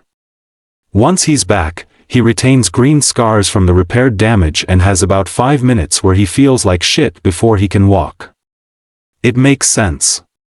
He does literally die, and part of why he freaked in the shower was because of all the little green lines laid out in the steam. For a moment he really thought he was more vine than himself, and then the shower door shattered and he had other things to focus on. Shaking his head, Izuku leans to crack his back and lets his eyes drift shut. There's still this pulsing spike right behind his left eye, and part of him really wants to say, fuck the Quirk, even though he still needs to outline his plans for his next experiment while the ideas are still fresh. All the research he did on Quirk exhaustion said it should go away after 3 days of rest, more in extreme cases, and it's typically recommended for a doctor to look the exhausted patient over to deter any complications. Going to the doctor would be the equivalent of turning himself into the police, though, so Izuku pulls himself together. He adds his forming plans to his notebook and finally starts organizing his scrawls into a neat stack. Tomorrow he'll have to clean up the training room, and the mess in the bathroom downstairs, but right now his brain is starting to shut down. He leaves his notebook on top of his stack of papers, turns Matcha into sleep mode, and starts his trudge towards the bedroom, only for Matcha's alarm to stop him in his tracks. Groaning, Izuku calls, "Matcha." Report. The top right screen pops to life, displaying a security feed from one of the alleyways. Izuku steps forward, narrowing his eyes. Matcha shows him a scene of a man punching the shit out of another guy. The poor dude doubles over, right as the asshole brings his leg up, knee smashing directly into a nose. Izuku winces in sympathy, but the attacker is at least stepping away and not doing anything too stupid and, oh for fuck's sake, he has a knife. Fuck. Izuku swears. Knife guy screams something at the dude on the ground, grabbing him by the head and shoving the knife against his throat. Fuck. He's moving before the camera can show him anything else, rushing out of the office and racing towards Allure's gear. Obviously, he has to intervene. Knife guy doesn't seem the type to pull out a knife for nothing, and the last thing Izuku needs is a dead body on his doorstep. It's a shit side of town, yeah, but a body popping up here would mean underground heroes, literally outside his front door. He throws on one of Allure's old merch hoodies, pulls on a pair of her old cargo pants, and grabs her old bow staff, one of the few weapons he didn't defile with his own blood.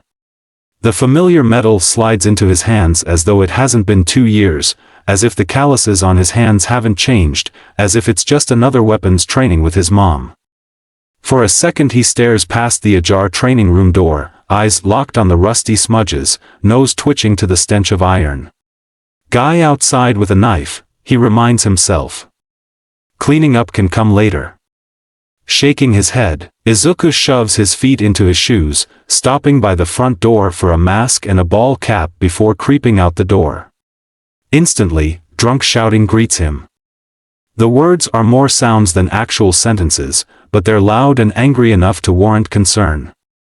Izuku creeps against the wall, poking his head around the corner to survey the scene, and hey, Knife Guy hasn't stabbed anyone yet. Izuku would be proud of him, but the whole kicking a wounded man in the fetal position thing kinda dulls the moment. If he doesn't act soon, Knife Guy will become Killer Guy and Izuku will be on the run again. With that in mind, Izuku slips from the shadows, swinging his bow staff in a perfect arch, right into Knife Guy's side. He crumples to the ground, swearing, his knife sliding right underneath Izuku's shoe. What in the hell, dude? Izuku spits. Are you trying to fucking kill someone? The fuck is wrong with you? Fuck you. Knife Guy spits. He stands on uneasy legs, fists coming up in a fighting stance that reminds Izuku of a fresh-born deer. Snorting, Izuku leans back, using his bow staff to support his weight. What is this? He gestures to the man's wobbly knees. You gonna hit me when you can't stand straight? Didn't get enough action on this poor guy. Knife Guy looks at him like he's insane, which is fair, but highly hypocritical. His momentary confusion gives Izuku enough time to eye the victim. He's bruised, bleeding from his nose, but thankfully still conscious and staring at Izuku with stars in his eyes. Movement to his left has him twirling back a step, bow staff spinning in his hands and coming to block Knife Guy's attempt to stab him. Izuku frowns as the staff slips, grinding against the metal edge of the knife. His control is off, and in all fairness it's been 2 years, but the bow staff was always one of his favorites. It has so many useful applications outside of combat. He'd hang off it, swing around it, get the cookie jar off the top of the fridge with it, prop doors open with it, occasionally tear through one of Inko's training dummies with it. And now here he is, letting it slip in his hands. He can do better. With a quick breath to steady himself, Izuku forces the staff up, ears ringing as metal screams. Using the momentum, he steps between Knife Guy's legs, slapping his free hand onto his staff and pushing the asshole back. He goes stumbling, scoffing and sputtering, landing flat on his ass. In the second it takes for him to sit up, Izuku lines up his staff, the butt of the weapon next to Knife Guy's nose. Stay down, Izuku says. Knife Guy grabs the end of his weapon, trying to tug it out of his hands. Izuku helps him, dropping the staff fully, letting Knife Guy pull way harder than necessary, and smack himself directly in the face. He goes down with the staff and Izuku laughs, stunned that his trick worked. Unfortunately, just because Knife Guy is unconscious, doesn't mean he'll stay unconscious. Izuku undoes the tie around the man's neck, fastening it around the dude's wrists and hoping for the best. Once Knife Guy is sufficiently restrained, Izuku turns to the victim. You okay? He's sitting up at least, looking extremely comfortable in his pile of trash bags, one covered in his own vomit. Cammy, that's fucking gross. With a shaking hand, the stranger tries for a thumbs up, but his hand is twisted, so it's really a thumb sideways. Either way, it's good enough for Izuku, who stands back to take stock of the situation around him. The good news is that Knife Guy is taken care of. No one is in danger at the moment. Bad news is that Izuku now has an unconscious attacker flimsily restrained feet away from his drunk victim, all still literally outside his front door. This is way above his pay grade. What does he even do with Knife Guy? And what about the other drunk? He's too gone to stand, much less make it home. Drunk guy looks at him, still half grinning. I need, oh, lie down. Izuku starts to tell him that his idea is shit, but he's already face planted into his own vomit and, oh, that is so disgusting. Great, now he has a drunk suffocating on his own vomit and the guy that tried to kill him, still outside his fucking house. Fuck, what does he even? He could call the cops. That's probably the right thing to do. Knife guy isn't necessarily a villain, though he is an attempted murderer, so leaving him here unattended isn't an option. And, as gross as it is, drunk guy probably shouldn't spend the rest of the night face down in his own vomit. Cops would be good for these two to get a free ride home for the evening. Only problem is that Izuku doesn't really want to invite pigs to his door, but there's not really another option. It's not like there's a number he can call to remove people, well, not a legal number he can call. Besides, Izuku doesn't want to kill another person. Call him weak, but he doesn't have the stomach for it. So yeah, bar killing these guys, or dragging them streets over and risking a DNA trace, the cops are his only option. Izuku groans, hating that he doesn't have a fucking phone.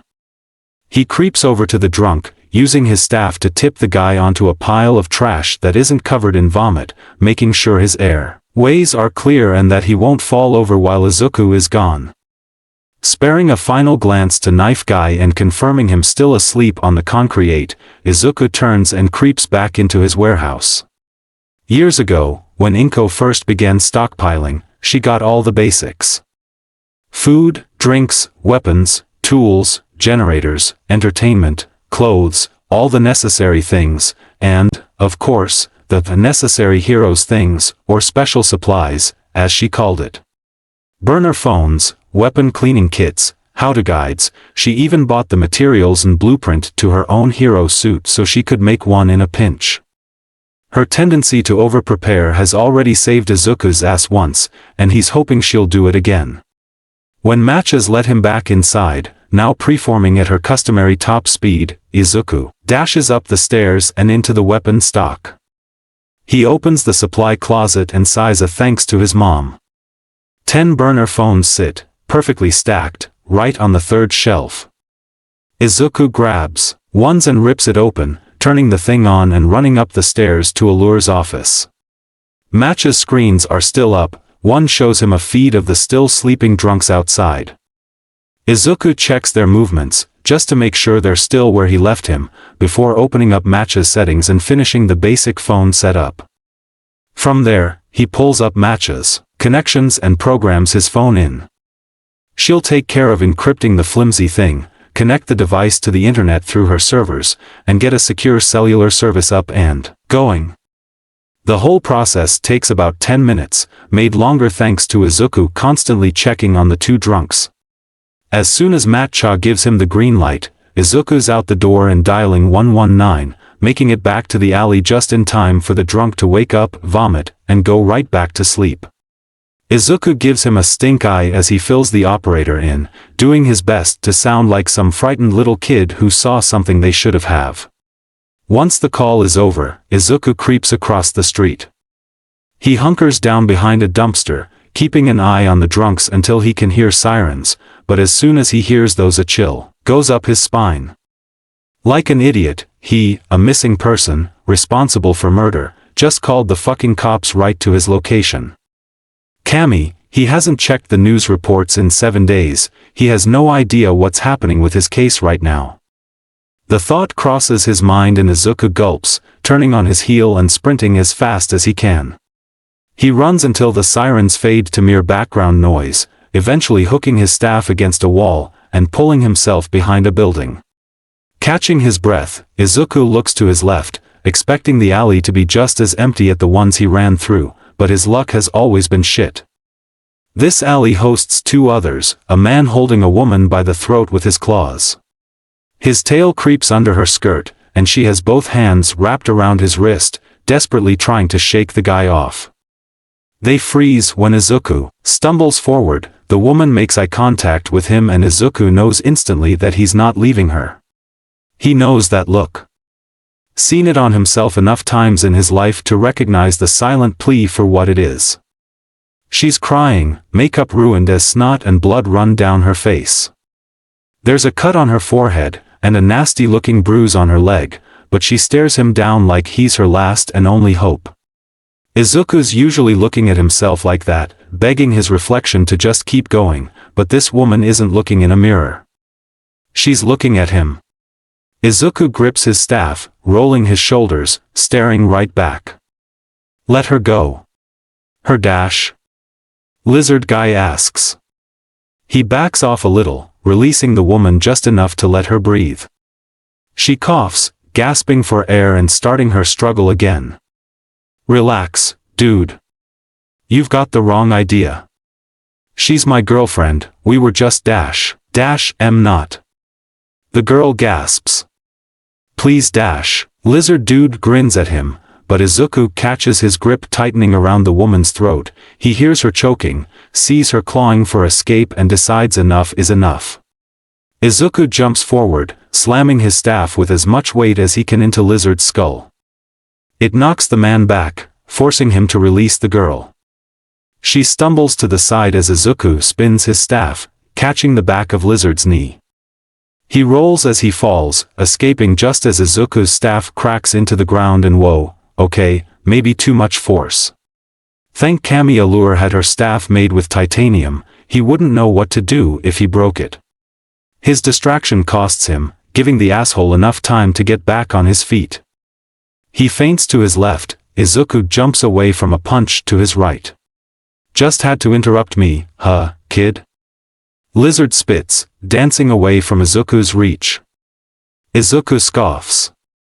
Just had to be human trash, huh, pervert? Apparently, Lizard doesn't like having his actions called out.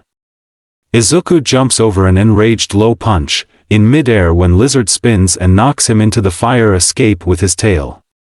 Thankfully, the alley isn't wide enough to have a horrid impact, but it still knocks the breath out of him. Lizard must recognize this, rushing over and delivering a swift kick to Izuku's stomach. Izuku flinches, bringing his staff to block the next kick. Rolling to the left, he manages to slam Lizard's ankle with his staff. He hops backwards, cursing, as Izuku rises. Swinging his staff, Izuku hits him once on his left cheek, using the spin to hit him again on the right one. The asshole blinks at him, disoriented, and Izuku doesn't waste the opportunity. Raising his bow staff in the air, Izuku brings it down right between Lizard's eyes. He drops like a sack of sand, leaving Izuku alone with the victim. She's staring at him with wide eyes, still crying and bleeding, and maybe Izuku is okay with being a murderer. Assaulters make him sick, and after Osami, Izuku thinks that maybe the excessive force was necessary. Pushing that train of thought to the side, Izuku calmly walks towards the girl, palms up and trying to look non-threatening with blood on him. Your head is bleeding, he says, like that isn't obvious. Do you have any other injuries? She nods, sticking her leg out. He took out my ankle first. But I called the cops, there's an ambulance on the way for us for you. Izuku corrects. But he slammed you into a wall. She points to it, like Izuku forgot. And you saved me and he hurt you for it and Izuku crouches next to her, palm still up, offering her a smile before remembering that he has a mask on. It's okay. He says, in the same voice he used to talk to the younger kids at Sunshine's. I'm not hurt, and what's important is that you're alright. I can't be here when the cops show up, but I'll wait with you for them, okay? Don't want to risk that fucker waking up. She grips his hand, fresh tears gathering on her lashes. Thank you. Thank you. I didn't know, but I knew, you know? Izuku blinks at her. Sure. You don't. She laughs, half sobbing. It's okay. I work in this club, and he's a regular, you know? And we vet them so they're supposed to be safe, but I knew someone was following me, and I knew it was him because he's been a fucking creep all night, and I knew I should have said something but I didn't and dash. Hey. Izuku interrupts. You did nothing wrong here. Okay? He is the one that decided to do something fucking awful. You didn't make that decision for him. You didn't force him to do it. You are not in the wrong. She sobs, the force of it rocking her forward. Her tears leak onto Izuku's shoulder and he's at a loss for a second. He racks his brain, trying to think of something. When Osami happened, Oji was there for him, in a weird way. Yes, the main focus was getting Izuku, the murderer, out of the house and far away from the crime scene, but for the first 10 minutes Oji just held him. The poor old butler let Izuku cry until he couldn't, held his hair while he puked his guts out, rubbed comforting little circles into his back. He made sure Izuku was bandaged, helped him pack, gave him snacks for the road, and just the memory of Oji's old, wrinkled face makes something fragile thump in his chest. Slowly, carefully, Izuku puts an arm around the victim, rubbing small circles on her shoulder and telling her that she's safe, reminding her to breathe, a mantra of, it's okay, you're okay, we're okay, until he hears sirens echoing in the distance. He pulls away, offering her another hidden smile. They'll be here any second. I've gotta go, but I won't go far until Lizard Breath is in custody. Okay? She nods, wiping her tears. Thank you. Izuku stands, climbing the fire escape to the roof. Wait. The lady calls, what's your name? Halfway up the escape, Izuku pauses. He glances back to the woman, shrugging. Don't have one. Without waiting for her response, Izuku finishes his climb, hunkering down with a decent vantage point as police and EMTs shows up. Thankfully, the girl is taken care of first, looked over and brought to back of the ambulance immediately. To his word, he doesn't leave the rooftop until Lizard is in the back of the cop car. Then, he rushes home, exhaustion dogging his every step, shoving thoughts of Osami away with every step. Sucky situations are commonplace for Hitoshi. His parents died when he was 8, and thus began the shifting of foster homes and orphanages. First was Tokyo Fosters, where he got fostered by a businessman and his wife. They were fine, until the day Hitoshi accidentally used his quirk, and all hell broke loose. Within a month, Hitoshi was back at Tokyo Fosters, and 3 failed fosters later he was shipped to Sunshine's as a troubled boy. Caretakers stuffed him in the back of a van, muzzle on so he couldn't use his quirk, hands cuffed to the wall so he couldn't take the muzzle off or escape. He spent the ride staring out a small window and wondering what life would be like if he didn't have the cuffs on, if he never got his stupid quirk, if he never existed at all. Sunshine's was a disaster. The older kids treated him as a punching bag, verbally and physically. Hitoshi still doesn't know if he can really blame them. After all, they weren't the ones that started the muzzles, the beatings, the berating, the promises that he was nothing but a 2-bit villain waiting to happen. Adults always took care of that, the kids were just encouraged to follow their lead. And then Izuku arrived. Brought in cursing the officer escorting him to hell and back. He was a scrappy little asshole, eyes cold and body language as threatening as his scars. Whispers about his quirklessness spread like wildfire, but lacking a quirk didn't make him any less terrifying. Hitoshi was the only one without a roommate, and thus the 2 freaks were stuck together, whether they liked it or not. Only, Hitoshi did like it. Loved it, even. Because while Izuku was terrifying, brash, hard-edged and sharp-tongued, he was also so incredibly good. He had Hitoshi's muzzle off within 5 minutes of meeting him, and he beat the shit out of the older kids when he saw them beating the shit out of Hitoshi. Their alliance against quirkist assholes bloomed into the only friendship Hitoshi's ever had.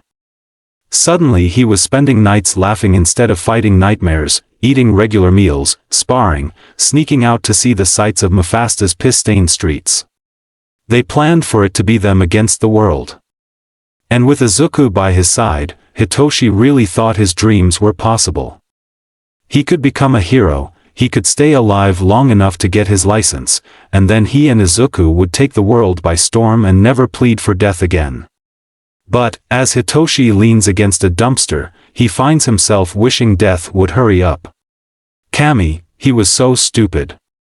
He thought he already went through rock bottom, thought he'd found hell already in several places. Sucky Situations could be the title of his autobiography, but this isn't just sucky anymore. This is a shit situation, and Hitoshi doesn't think he'll make it out this time. It's been a week since he escaped. At first he stuck to the shadows, finding shelter for the night in the form of a half-collapsed house. He managed to get a few hours of sleep before noise through the hole in the wall woke him and he was forced to relocate or risk being caught. Next came the rooftops, where he spent the day hiding from heroes and people watching, wishing he could still turn to the left and hear his sarcastic comments answered with a laugh or retort. By the end of the first day is when the hunger started, and Hitoshi realized his predicament. Eating is impossible with the muzzle on. It blocks his mouth completely, locks around his tongue, so even if he could get food through the breathing holes, swallowing would still be a challenge. Getting it off is out of the question. No matter how hard he tries, Hitoshi can't cut through the metal skeleton underneath the cheap leather straps. Trying to cut the thing off only tore through the leather, leaving bits of the metal frame stabbing into his skull, adding to his growing migraine. Falling asleep hungry isn't new to Hitoshi, though.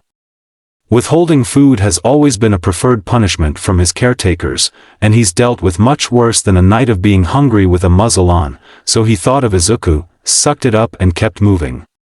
Staying out of sight wasn't as hard as he planned. As long as he stayed near the shadows and wasn't out during the day, Hitoshi was practically invisible. It really wasn't all that bad the first 3 days. The fourth night left Hitoshi desperate. He'd found a semi-stable parking garage, abandoned years ago with wreckage that seems to be hero-related. Hitoshi's not really sure what else would explain the random craters left around the area. He forgot to steal spare batteries, so his portable heater was useless, leaving him shivering well into the night. Hunger pains kept him awake until sunrise. With the first hues of daybreak seeping through the pillars Hitoshi tucked himself against, he broke. Started trying to rip the muzzle off, crying and desperately hoping the tears would somehow make it easier to slip off. He's not proud of it, he's sure Izuku would have been able to hold out longer, but he broke. And all he really managed to do was drive the broken pieces into his skull and tear his tongue on the metal clamp. It left him bleeding, still starving and shaking in a parking garage for the day. He couldn't exactly walk around in public with a muzzle sticking slightly off his head and blood all over him. But, as soon as night hit, Hitoshi took towards the streets, deciding that enough was enough. He hoped that he'd find some decent person who would at least take the fucking muzzle off. That would have solved at least 3 of his problems, but instead of finding a nice, well-meaning individual, he ran straight into the opposite.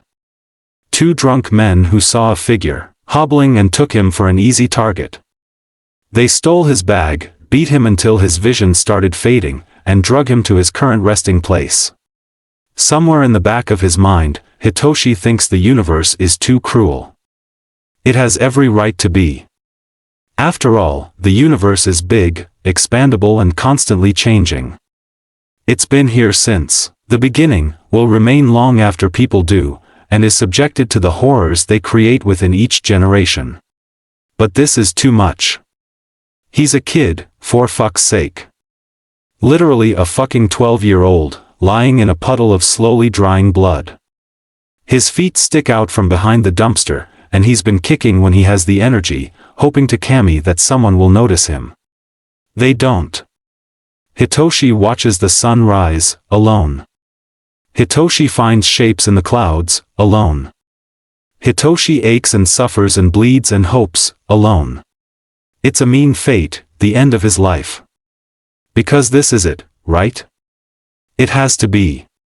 He can't move, he can't feel his body, he hasn't eaten in 5 days now, he's lost too much blood and his vision is starting to fade out. That little spark of hope in his chest died out after sunset. The one thing he has going for him is that the end is still better than staying. Dying it worth it if it means he doesn't have to go back. Not really. Hitoshi is fucking terrified. He's never going to see Izuku again. He's never going to become a hero. He will be some kid with a villainous quirk who was left for dead by the world, in more ways than one. He will be forgotten, if he was ever remembered, and that is the only legacy he has left. He's crying again. Not that he can feel it, but his vision is blurring and he recognizes the telltale prick of a crying headache merging with his hunger headache and general migraine. Again, he wishes the universe was just a little bit nicer. That it would put him out of his misery already. Vague, star-like lights blink above him. Unlikely real stars, because of the pollution and all that, but it's nice to imagine. He tilts his head up, watching their twinkle as his mind grows quiet. For a moment, Hitoshi is not alone. He floats among the stars, effortlessly called by their shine and the promise of peace, and then he hears a thump. His eyes snap open, he's not really sure when he closed them, but that doesn't matter right now because those are footsteps. Someone is nearby, someone is here. Help me, Hitoshi tries to scream, but he can't speak around the clamp, so he tries to kick his feet again. His feeble attempts barely move his ankle, but he manages to knock it against the metal frame of the dumpster. Pain sparks across his body, traveling like lightning through his limbs, and he thinks he cries out, but the muzzle muffles the sound and he knows he's doomed. They won't hear him, his efforts are too quiet. He can't hear the footsteps anymore. Hitoshi is going to be left here to rot like he fucking always is, and there's sharp intake of breath. A shadow covers Hitoshi as his heart stops in his chest. He looks up, wondering if this is a hallucination, or if he's about to actually meet death, but all he sees is a guy in a black jumpsuit with a very familiar scarf and very familiar goggles. Hitoshi's heart leaps in his chest. Eraserhead, the eraser hero, the uncle Izuku loved, the one hero who has always had Hitoshi's admiration, looks back at him. There's horror and rage in his expression, and he's already crouching to be Hitoshi's eye level. "Hey, kiddo," he says, voice soft. It's deeper than Hitoshi expected, gruff and gentle, and Hitoshi sobs. Hey, it's okay, kid. I'm a hero, I can help. Is that okay?" Hitoshi can't nod quick enough. Chapter end notes. Sorry for the late upload, I got caught up in trying to find a job. Still no luck, but that's fine. Wish me luck. We have Izu's quirk. Not to spoil the surprise, but I'm basing it off of a certain flower. Well, bits and pieces of it. And him running into trouble like he has a fucking road map to it. Also, I'll be honest, I feel so bad for Hitoshi. This was a rough chapter for him, but it's getting better. One day there will be, like, a cotton candy level of fluff in a chapter, promise. Let me know what you guys think. See you next Thursday. Double Trouble. Chapter notes. Warnings. Blood. Muzzles. Violence. It's not that bad this chapter. Pretty good and normal except for the everything, you know? See the end of the chapter for more notes. Still mad? Shoyuta steadily ignores Tsukachi, shoving his perp into the detective's car and slamming the door behind him. Tsukachi leans against the rear, staring him down. It's not that Shuta's angry with Tsukachi, more that he's irritated with the whole situation. It's been 10 days since Izuku went missing. He's as good as gone by now, and Shoyuta is both the only one willing to accept it, and the only one angry about it. Tsukachi still thinks he's hidden in Hosu. Namiri's bet is on Tokyo, the city next to Hosu. Tensei's latest theory is that he's camping between cities. Hizashi suspects Lily's is hiding him, even though Shoyuta and Nezu have both failed to get any sort of confirmation. Nezu, of course, still views the whole thing as some sort of strategy game against someone who can actually make it fun. Very few people can escape Nezu's radar, and for Izuku to do it not once, but twice, makes for a strangely focused and weirdly pleased rat. His theory is that Izuku left Hosu on a trade vehicle, easy to stow away in for someone in a pinch. The only questions are what vehicle? And where did it go? A brain teaser that delights Nezu each time he muses his thoughts to an increasingly irritable Shoyuta. They don't understand. Izuku could be anywhere. Allure didn't just know how to go into hiding, she knew how to disappear. Shoyuta was there, during Izuku's training sessions. He watched as Inko taught her son everything she could. There's no way in hell Izuku can't vanish just like his mother. Each patrol he keeps his attention out for any flash of green, hoping to see a red sneaker, overhear some hero ramble. Hell, he even pleaded with Kami to find the kid in the sewers. His patrol time searches have yet to turn anything up, and that combined with Nezu being practically clueless does not bode well. It will be a miracle if they find Izuku, and that fact grates on Shuta's every last nerve. But, none of this is directly Tsukachi's fault, so Shoyuta sighs, meeting his friend's gaze. Not mad. Worried, irritated. Tsukachi corrects. Shoyuta shrugs. His friend takes it as confirmation anyways, raising an eyebrow at him. Part of Shoyuta feels a ping of guilt when he takes in Tsukachi's eye bags, the pale parlor of his face. Despite his undisputable bias in the case, he's not the only one Izuku's appearance has impacted. Logically, he knows this, but it's been weird to see the effect on everyone else. Shoyuta was too blinded by his own emotions to see the aftermath the first time. He didn't realize until months later that everyone who worked the case, actually worked it, unlike Tsukachi's old pigs, had been changed by Izuku. Some people made more sense than others. Hizashi, Namuri, and Tensei most notably. Granted, they've all actually met the kid. About 2 years into his rookie period as an Allure agreed to let Hizashi meet Izuku. She was his handler through his rookie years, a surprise that brought tears to his eyes the first time he saw her again. It took 2 months to fully catch up with his old foster buddy, another 2 before Shoyuta broke down and introduced his basically sister to his boyfriend, and a final 2 before Inko sat him down and conned him into meeting her kid, the big hero nerd. That nerd turned out to be a fierce, timid little menace. A child with a tough shell who smiled like the sun and possessed a determination Shuta's only ever seen in heroes. It took maybe all of one day before Izuku wormed his way into Shuta's heart. The kid was dealt a shit hand in life, something Shoyuta, Allure, and Hizashi could relate with. He asked Inko if she thought it'd be good to introduce the two, because Izuku needed kind role models in his life, and she immediately planned for it. Of course, once Hizashi met him, and Namuri found out about it, she demanded to be next in line.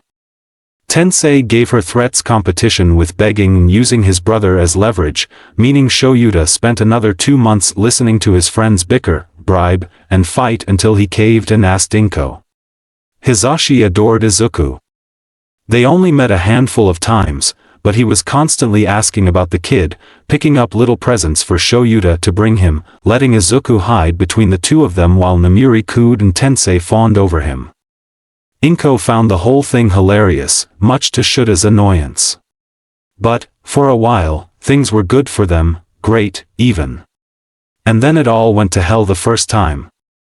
Shoyuta went through hell the first time, and months later he crawled his way out to find his life changed once again. Hizashi never stopped buying little gifts for Izuku, things he'd seen over the years that he couldn't leave in the store because he knew Izuku would love it. Their guest bedroom closet is full of them, all unopened. Namuri does blessings for him each festival, collecting the latest, exclusive hero merch to leave on his shrine. Tensei's distanced himself the past 2 years, spending as much time as he can with his brother when he's not doing hero work. Shoyuta privately thinks losing Izuku gave him a permanent fear of losing little Tenya, but he doubts pointing that out would help anyone. And now it's all going to hell a second time. Only, Shoyuta knows he's not the only one digging his nails in to stay afloat. He knows Hizashi's cut back on his radio show to take more patrols, that Namiri's calling in favors for more eyes on the ground, that Tensei's agency has all staff on lookout. He's noticed the increase in time Nezu spends behind his computer screens, the way that Tsukachi's running himself ragged for a lead. He's not blind, and they're not nearly as sneaky as they think they are. We'll find him. Tsukachi says, the same thing he's been repeating every time they've spoken this week. He can't hide forever.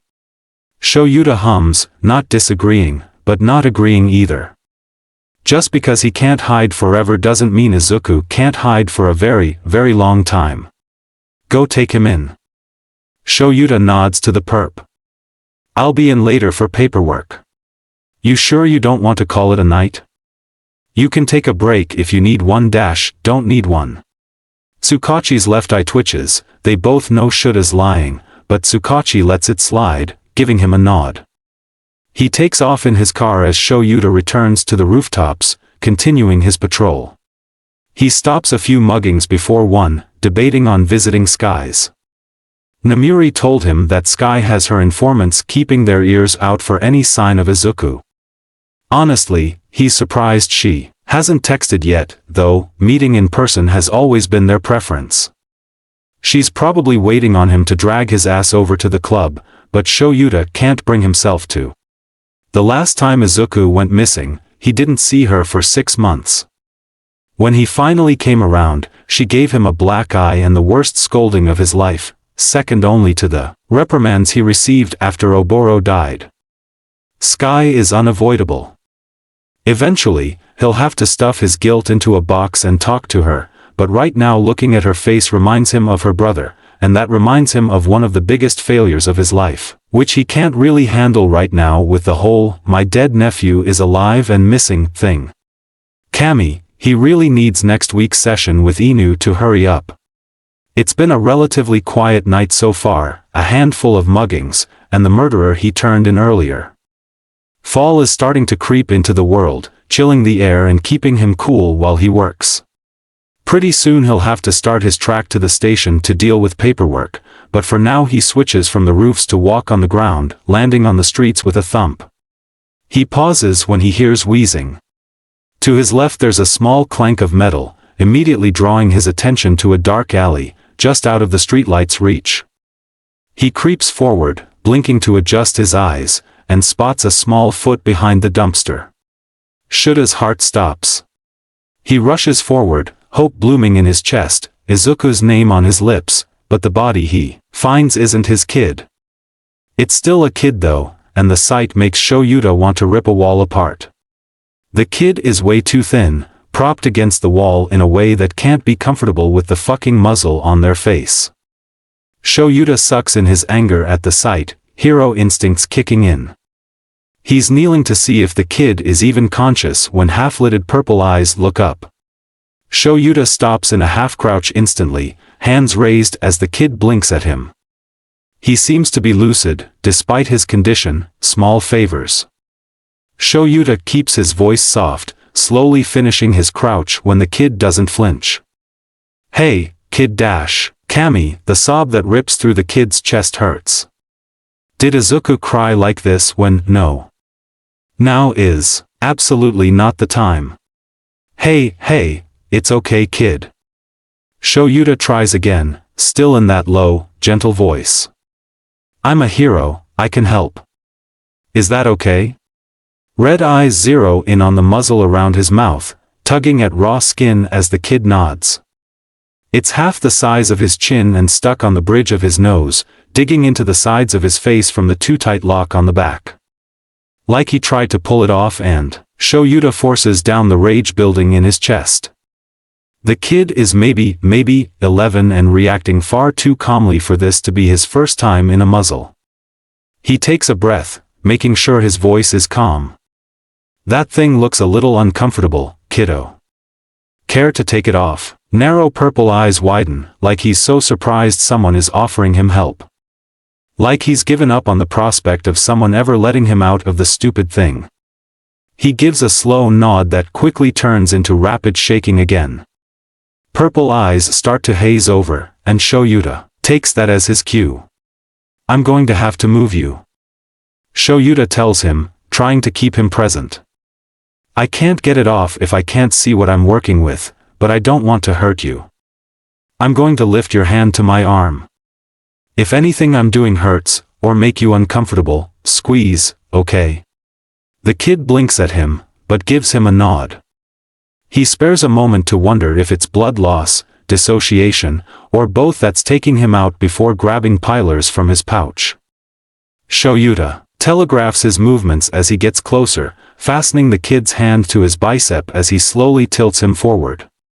Carefully ignoring the shaking of his hands, Shoyuta feels for the top of the literal goddamn cage around the kid's head.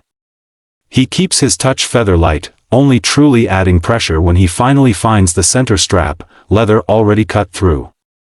The implications sit heavy in Shuta's mind, but they can wait until after the kid is safe. One SEC, I've got you, kid, it's almost over, he whispers. This might pinch a tiny bit. To his credit, the kid stays perfectly still, barely even breathing as Shoyuta quickly snaps the wires. Ignoring the wet patches on the kid's scalp, he quickly finds the horizontal strap, snipping it as carefully as he can. The muzzle starts to slide, the kid makes this aborted noise, hands suddenly very tight on Shuta's arm, so he catches the stupid thing. Refuses to move a single muscle while the kid recovers. I think I need to lift your head, kiddo. Shoyuta says when the kid's grip loosens, hoping that he's wrong. As gently as he can, Shoyuta eases the purple mop up, taking it slow to minimize any pulling. He keeps a firm grip on the muzzle, refusing to let it poke and prod any more than it already has. It's still hard as hell to see in this alley, but he can still make out a fucking clamp on the kid's tongue. His little face is bleeding from the metal edges. It drips from his chin to his hands, breath increasing with every drop, eyes blanking and filling with tears. Fucking dash, Shoyuta growls, quickly tilting the kid's head back. He grabs the muzzle, balancing so it doesn't pull his tongue or cut into the kid's face. Thankfully, it's a simple latch, but the second it snaps the kid freezes. Shoyuta eases the thing out of his mouth, chunking it as far down the alleyway as he fucking can before turning his attention back to the kid. He's still hyperventilating, so Shoyuta breathes with him, keeping an even pace until he copy his movements. Eventually the kid pulls back. Shoyuta lets him. Better? He nods, opening his mouth, stretching the scrapes around it, frowning when no sound comes out. Speaking proves to be a bit too much for him, which makes him frown, but Shoyuta takes it in stride. Don't worry about it, kiddo. For now, how about you blink once for no and two for yes? 2 blinks. Good, he's present enough to respond coherently. Some of your injuries look complicated. We need to get you to the hospital. He stares at him with wide eyes, frozen, breath picking back up. The reaction paints an even worse picture in Shuta's mind. Izuku hated hospitals too. Said he never felt like he could trust any of the staff, something Shoyuta understands on a personal level. This case just got more complicated, Shoyuta can feel it in the weight of the bones. If you want, I can stay with you, he offers, relived when the kid's breathing slows again. Some of your injuries just look a little too severe for bandages. You'll say? He croaks, voice cracked, slurred and barely above a whisper.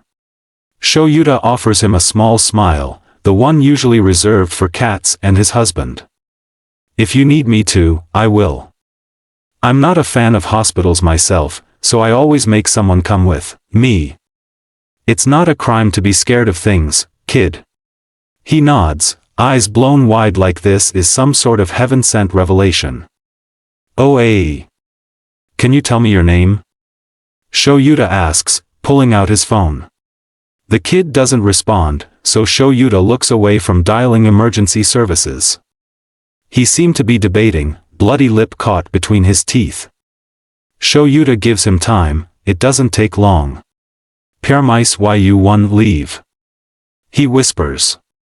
Izu said Yu were safe but dash, Izu? Shoyuta clarifies, world screeching to a standstill because surely not Izuku dash. The kid nods, he's my best friend. From Sunshine's. Shoyuta breathes through his nose, trying to counteract the dizziness. Is this kid fucking with him? No, wait. He said Sunshine's, and that's classified information, something the kid wouldn't just know unless he was there. Shuta's not even supposed to know about that.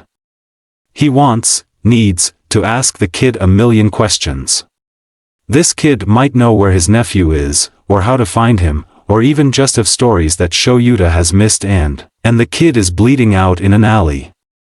Alone, at 3 in the morning, with a muzzle cutting into his face and various other injuries. Sunshine's has never been known for its gentle childcare, and Shoyuta knew one too many kids over the years with questionable quirks that ended up in a similar position.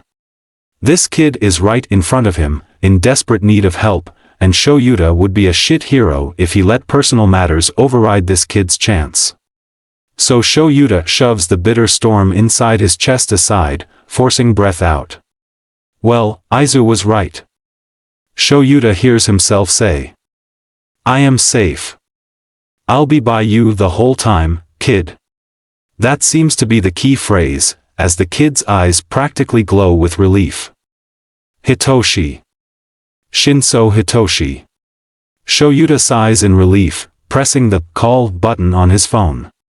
Sleep, as it turns out, is overrated. Izuku lays in his mother's old bed.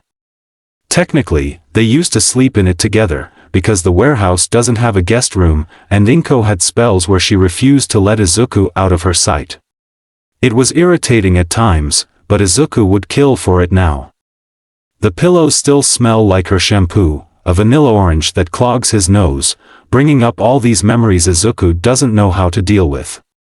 She used to make cookies when they couldn't sleep. They'd eat them, straight out of the oven, with a glass of milk for their burning tongues and cartoons playing in the background. When he was really young, Hisashi would read him a bedtime stories. Run, his warm hand through Izuku's curls until he fell asleep. He wishes Hito was here. Back at Sunshine's, no matter how quiet Izuku kept his screams, Hito always just knew. Granted, the boy did get less sleep than Izuku, so he was almost always awake when Izuku started twitching. He'd stay close when Izuku woke up, remind him where he was, that he was relatively safe.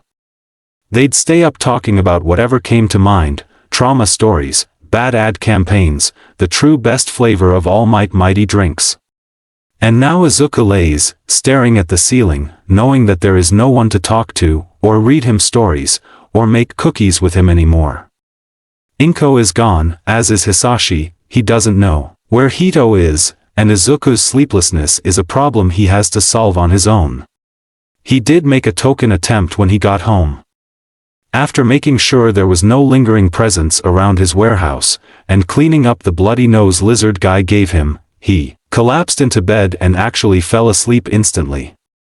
It's just that his dreams were full of blank faces, syringes, and Osami's stupid fucking face.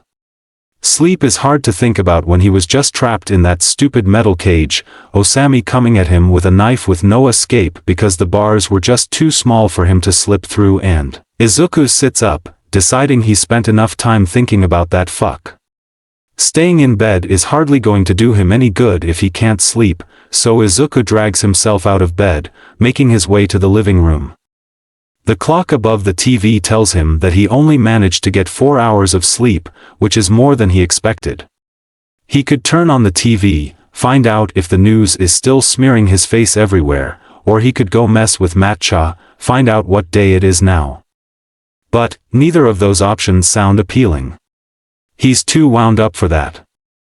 His eyes keep darting to the corners, expecting someone to be there and do something, but the warehouse remains empty. Honestly, it's a little creepy, without another person here. But maybe Izuku doesn't have to be the only person here. He could bring Hito here, and the two of them could make their dreams reality. After all, this place has everything they'd need.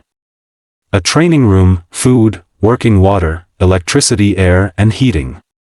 Matcha provides a security system and untraceable internet access. Hitoshi could have his own phone, pick his favorite weapon from Allure's old stash. Sure, they'd have to share a room, but they never had a problem with it before. Hito probably wouldn't appreciate the mess in the sparring room though. The last time he saw the results of Izuku's suicide attempt, it did not go well. And if Izuku's going to kidnap his best friend, he wants it to be a pleasant experience. With a sigh, Izuku exits the flat, making his way back down to the training floor. He'll get the training room cleaned up, find his friend, bring him home, and holy shit. The training room did not look this bad when he left it. Or, maybe it did and he was just too out of it to notice. There's blood on the ceiling, Izuku doesn't even know how it got up there, and is that an organ? Right hand slapping over his mouth, Izuku takes a step back, trying to access the damage without acknowledging the everything wrong with this situation. In the end, no matter how gross it is, Izuku is the one that has to clean it. There's not a magical fairy that's going to take care of it, and he can't exactly call a cleaning service. On the plus side, the sparring room on the training floor is meant for just that, sparring and collecting sparring footage. The only real object in the room is a frankly ruined mat, the weapons Izuku left in his stupor, and a mass explosion of iron stinking maroon, some patches already fading to brown. Thankfully, most of it is on the floor and bottom part of the walls, which will at least make cleaning easier. To start, Izuku collects Allure's weapons, bringing them back to her office so he can carefully clean them later. Then he returns to the utility closet, finding the industrial-sized mop bucket and hero-grade cleaning solution, typically used when Inko came home bloody after patrol and had to mop up before Izuku could see the red trail.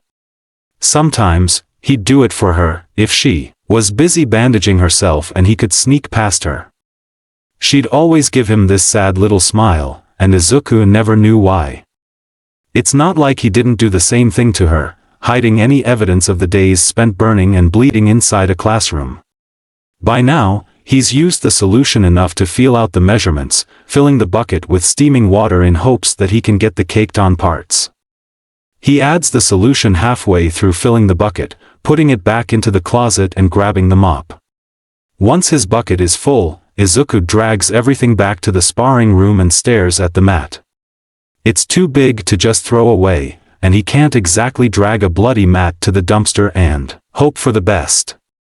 So, Izuku shrugs to himself, grabbing his bucket of soapy water and tossing it directly onto the mat. The stupid thing is in the center of the room, so water leaks off it, but it seems to be doing something. Izuku carefully scrubs with the mop as best as he can, pushing it all into the drain on the left side of the room. He has to refill his bucket 4 times before the mat is clean, and then he moves on to the walls. The repetitive motion is nice, even if it does strain his arms after a while. When he was at Sunshine's, he was often on chore duty with Hito.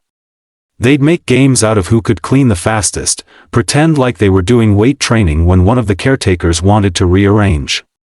It's strange not to have a sarcastic, boorish voice in his ear as he mops. Strange to clean in utter silence. Reminds him of Aldera. But, Izuku powers through it.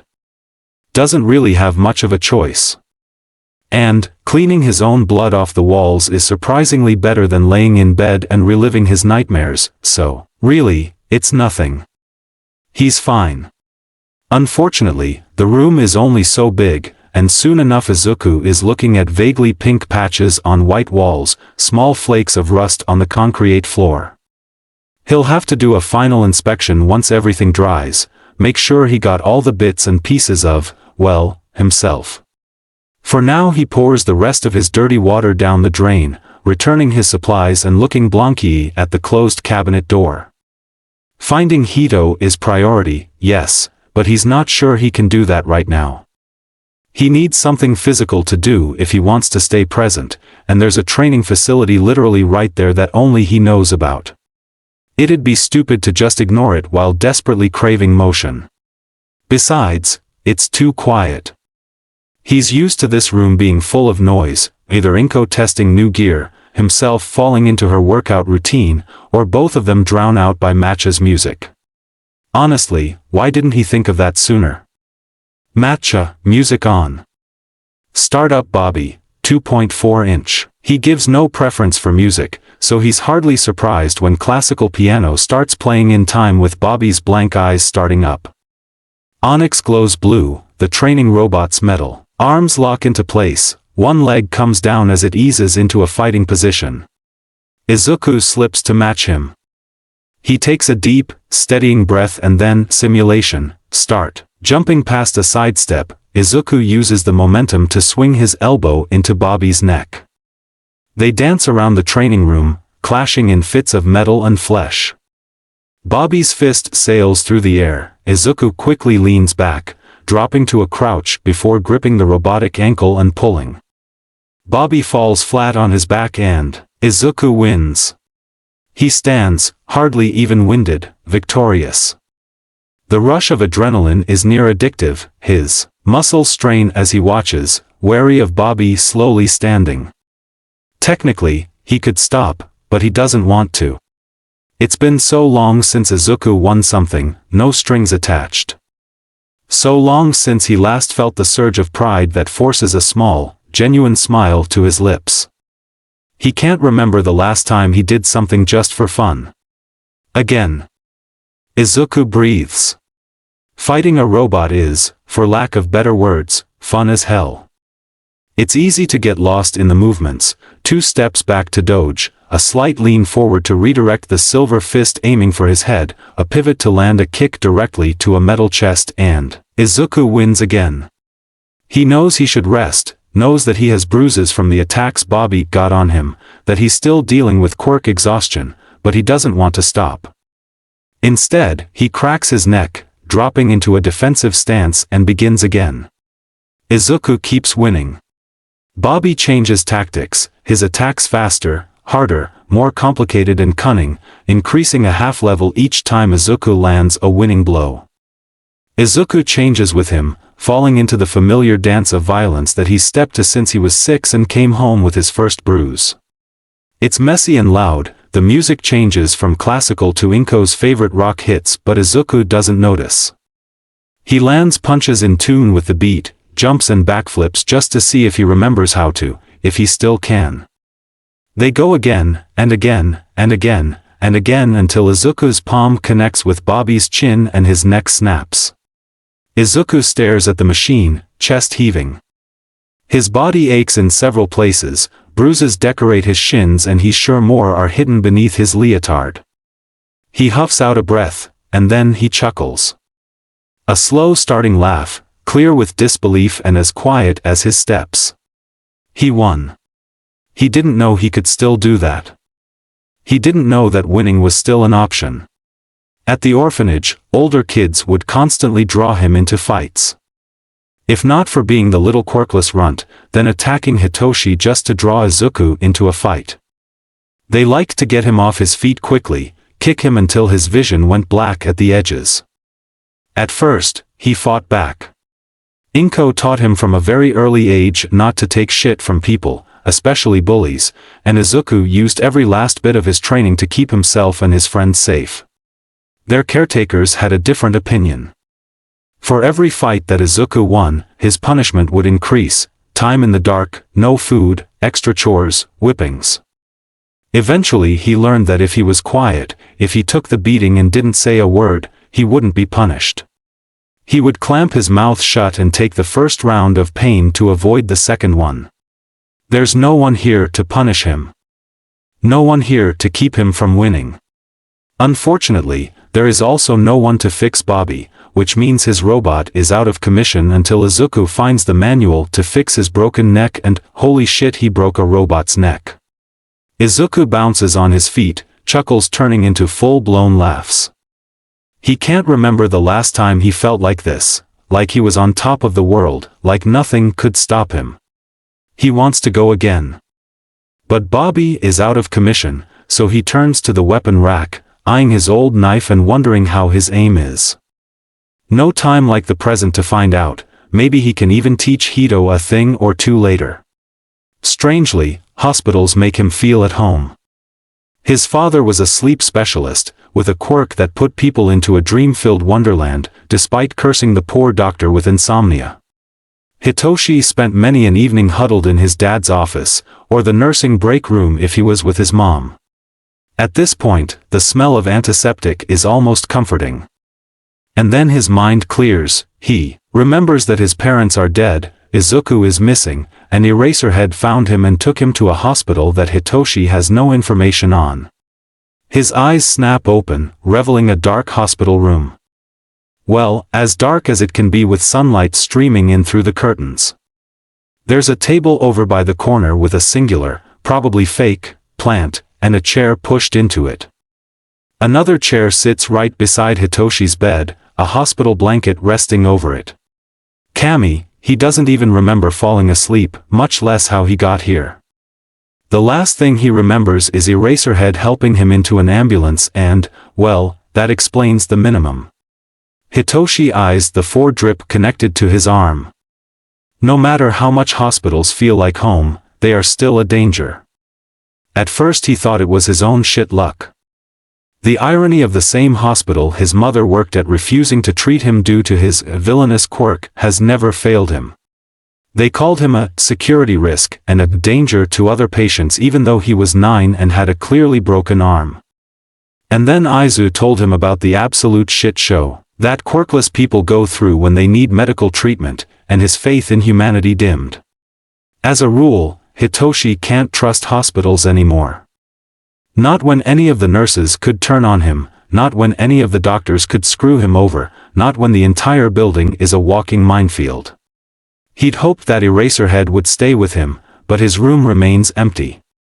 Izuku said he was safe, that he was trustworthy. Sure, he also said that the hero failed him in a way that crushed his soul, but he was also one of the few heroes Izuku has no grievance with, which is just unheard of. Plus, no matter how much Izuku hates to admit it, Eraserhead made him happy. Whenever Hitoshi bullied old stories about the hero out of his friend it changed something about him. Izuku's face always got a bit softer, like it would when he talked about his mom. He'd get this stupid grin, voice losing the sarcastic bite, his eyes coming to life, talking with his full body in a way that was so rare and precious. The door to his right slides open and Hitoshi snaps his eyes shut.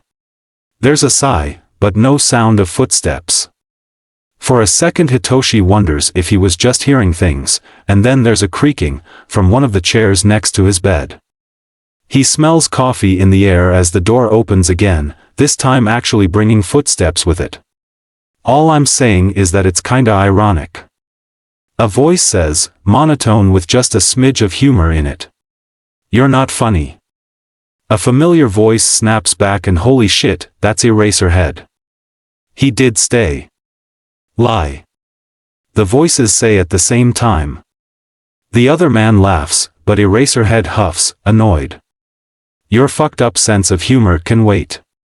What did you find out? Geez, Eraser, can't a man sip his coffee first? I don't even have the files out yet. There's no response. Hitoshi is sorely tempted to open his eyes, just to see Eraserhead's expression. Izuku told him of the famed Eraser dead stare, and Hitoshi would bet real-life money it's the face the hero is making now. Instead he keeps his eyes shut, maintaining his breathing like he would when the caretakers tried to catch him and Izuku awake past bedtime. He listens to the steady roll of a zipper, the shuffling of papers, a chair scratching against the floor, followed by groaning and a small curse from the stranger. Alright, here we go. The stranger says.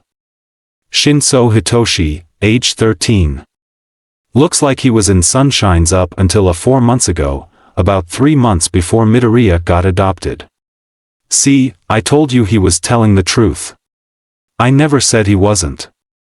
I said you should be careful when handling a lead regarding a case that you're too close to. Same thing. Eraser dash, don't. He's not a lead, Tsukachi. He's a kid I found beaten to hell and back. Him knowing Izuku is just a coincidence. What we need to be focusing on is next steps. There's a moment of hesitation, then a sigh. Fine. Shinso was moved to the foster care of Lee and Sukiyakari, looks like they have 3 other kids with them. I won't lie, Eraser, his record is weird. What do you mean? Doesn't match with what you've told me. History of violent intentions, all entered by fosters, some from schools too.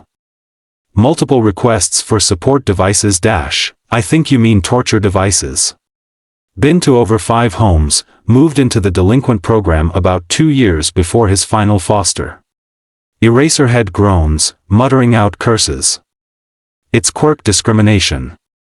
It has to be. His last support item Eraserhead spits out. When was it bought? Gimme a sec, let me the other voice hums for a moment. More papers shuffle, and then, a week after his new foster. They sigh, long and heavy. I can start the report, but no, we won't get anywhere unless the kid talks with us. He's unconscious right now. Eraser muses. Or at least really good at pretending to be. He can talk when he's awake, when he's ready.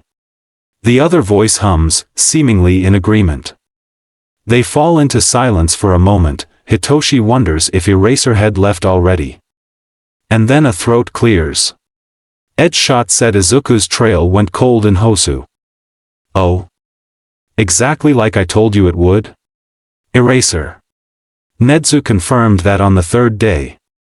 Eraserhead huffs. He's been investigating supply truck routes that left Hosu that day, spanning a 24-period gap just in case the kid laid low longer than we expected. Do you have an supposed timeline? Not really.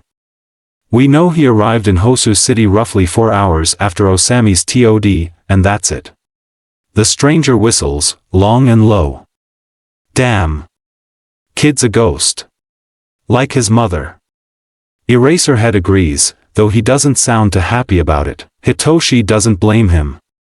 If Izuku is anything like his hero parents, and Hitoshi knows he is from seeing him fight alone, then they're on his time.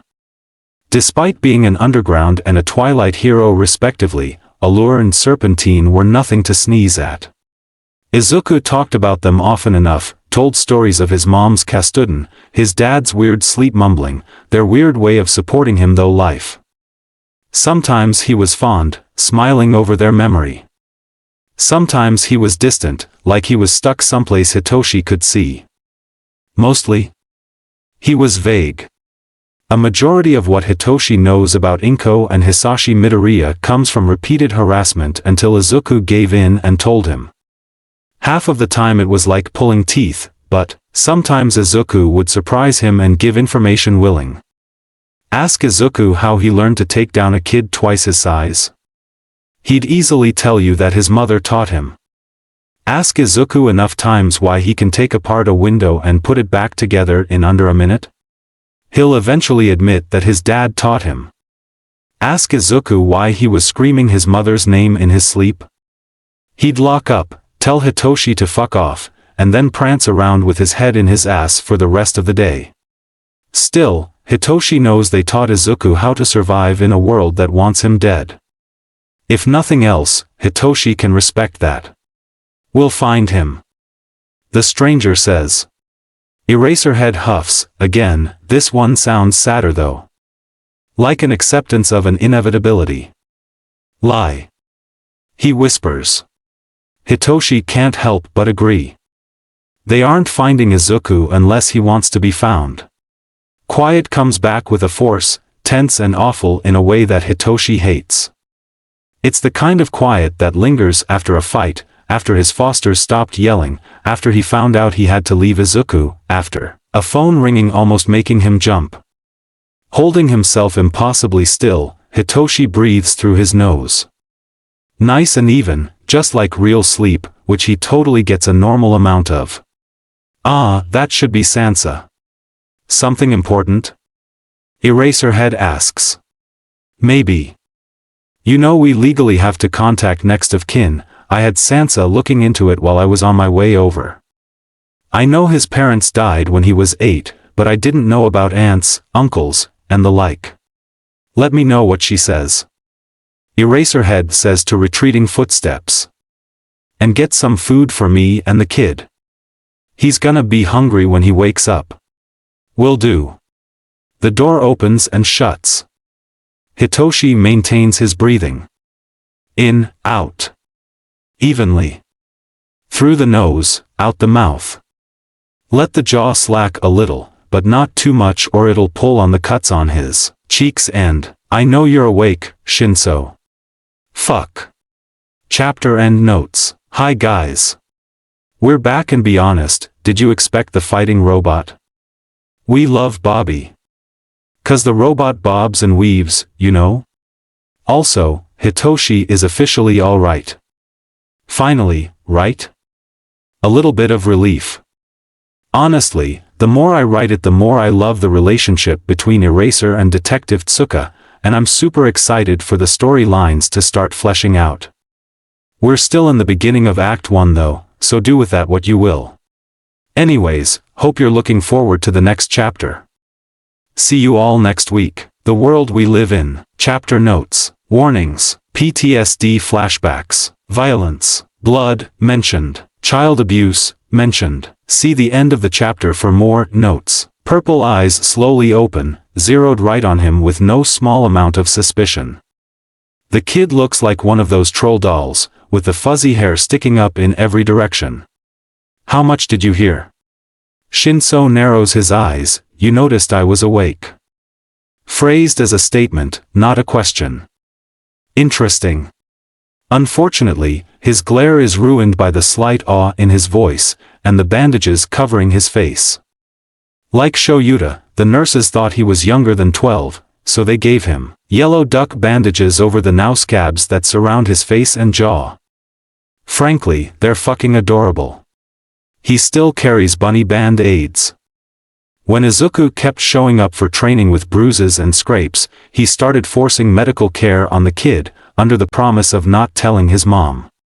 Izu always pouted at the childish band-aids, and Shoyuta would always remind him that he was just a kid, no matter what nonsense Hisashi was putting in his head.